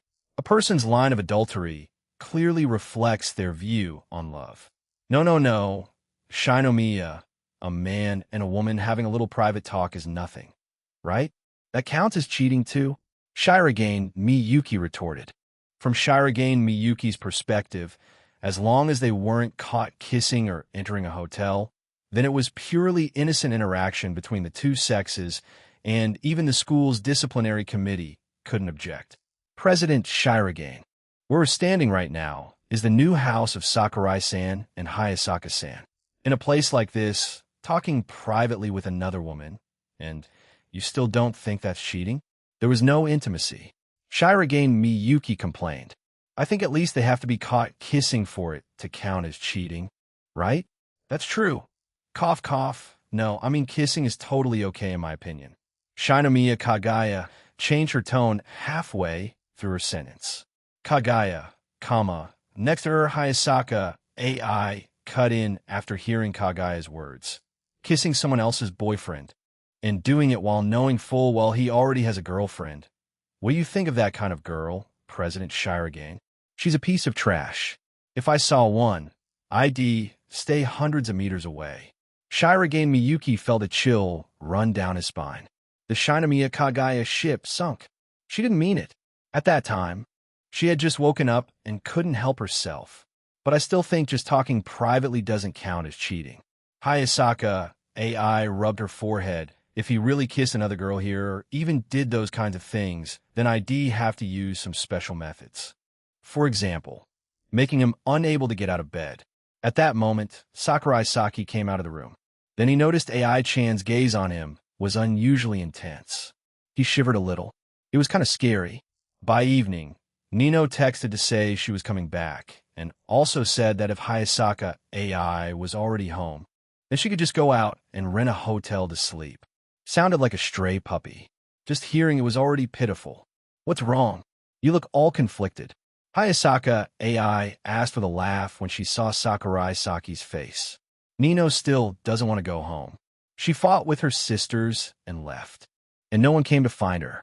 Sakurai Saki sighed, pouting like an elementary school kid. Kinda like that, yeah? Right now, there were only the two of them at home.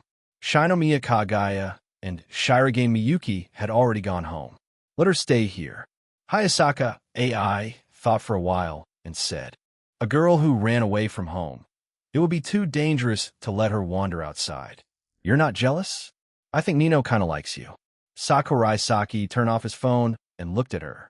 Uh-huh. Do you know the authority of the official girlfriend? As long as she was still his girlfriend, those foxes wouldn't be able to raise their heads. In that case, call her over.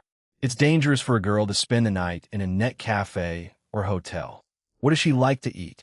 AI-chan paused her chopping and asked. Sweets. Oh, you sure know a lot. AI-chan let out a small humph. Shit. Stepped on a landmine. Sakurai Saki hurriedly explained. I used to go to their house to tutor her every time I saw Nino baking stuff like crepes or egg tarts. I let it slide this time. But honestly, just the words often goes to her house were already NG. Still, AI-chan chose to give him a way out. Sakurai Saki let out a light sigh of relief. Hearing his sigh, Hayasaka AI let out a soft laugh. Scared to this extent, huh? She lowered her head and glanced at the kitchen knife in her hand. This knife is pretty sharp too. A little over 10 minutes later. Sorry for disturbing. Nakano Nino pushed the door open and stepped in. Honestly, facing Hayasaka AI directly made her a bit nervous. Mainly because these past few days she had been sneaking around quite a lot. Hello, Nino-chan. Hayasaka AI tilted her head slightly and greeted her with a smile. Nino felt like that smile had real knives hidden behind it. So she timidly said, Hello, Hayasaka-san. Just call me AI. AI-san. Nino repeated once, then smiled gently at her. Could be she guessed wrong? AI-san actually seemed pretty easy to get along with. All right then, come in quickly. You haven't eaten dinner yet, right? We just finished cooking. Let's eat together. We just finished cooking? Nino repeated in her heart. Sorry, I take back what I said. This woman is no ordinary woman. She's on a high level. Well then, sorry for the trouble. No trouble at all. If you're tired at night, you can just sleep over too. Nino nodded. Chapter 324, 326. Nino, hurry up and invite Buddha Chika at the dinner table. Nino-chan, why did you run away from home? Hayasaka AI asked curiously. Because of him. Nakano Nino put her chopsticks down and pointed straight at Sakurai Saki without hesitation. Then, the two of them sat across from Sakurai Saki and laid out the whole situation clearly. So that means Sakurai-chan said he wanted to quit his job, then the five sisters split into two sides. One side didn't want him to quit, while the other side did. Actually, Hayasaka AI had already heard about this from Sakurai earlier. At that time, she was even happy about it, because if Sakurai quit tutoring, he would have more time to spend with her. But looking at it now, it seemed that had hurt some other girls. Pretty much. Nino mumbled as she picked up a piece of food and put it in her mouth. It's really good. The taste was no worse than her own cooking. With skills like this, they could probably learn from each other. None of your sisters try to talk you into going home? Itsuki texted me and told me to stop sulking. Nino said with a hint of irritation. Itsuki always played the mom role at home, which annoyed Nino to no end. Ever since their mother passed away, she had straightforwardly placed herself in the mother's position. She's just a chubby idiot who doesn't even know how to ride a bike. So arrogant. And this time, too, using that superior tone. Who would want to go home like that? Ah, I see. Hayasaka AI glanced at Sakurai Saki. This kid's in a tough spot. Sakurai glanced back at her. Exactly. After exchanging looks, AI-chan continued, we've got a spare room here. If Nino-chan doesn't mind, you can stay for a few days. Are you sure? Of course it's fine. If a woman always acts too jealous in front of a man, it only makes people annoyed. Sometimes showing a bit of generosity is the right move. Thanks, they'll head back soon anyway. Once Miku apologizes to me, they'll go straight back. Nino added silently in her heart. How about you just keep letting boyfriend Kuin tutor them? Hayasaka AI suggested. After all, it's only 9 hours a week, split into 3 days. Not that long if you count carefully. And most of the time is spent in the library, so there's no chance for any feelings to grow anyway. But I already told their father I'd quit. If I go back now, male pride issue? Besides that, I also feel like I've failed as a tutor. Forget about grades. They haven't made any progress in other areas at all. Their personalities are exactly the same as a year ago. Yatsuba still doesn't know how to say no. Itsuki eats even more. Nino is still quick-tempered. Miku is still clumsy with communication. And Ichika is still lazy and likes sleeping without clothes. One by one, not only is there no improvement, some have even regressed. I'm talking about you. Itsuki. Your thighs are rounder now. It's enough to make me cry.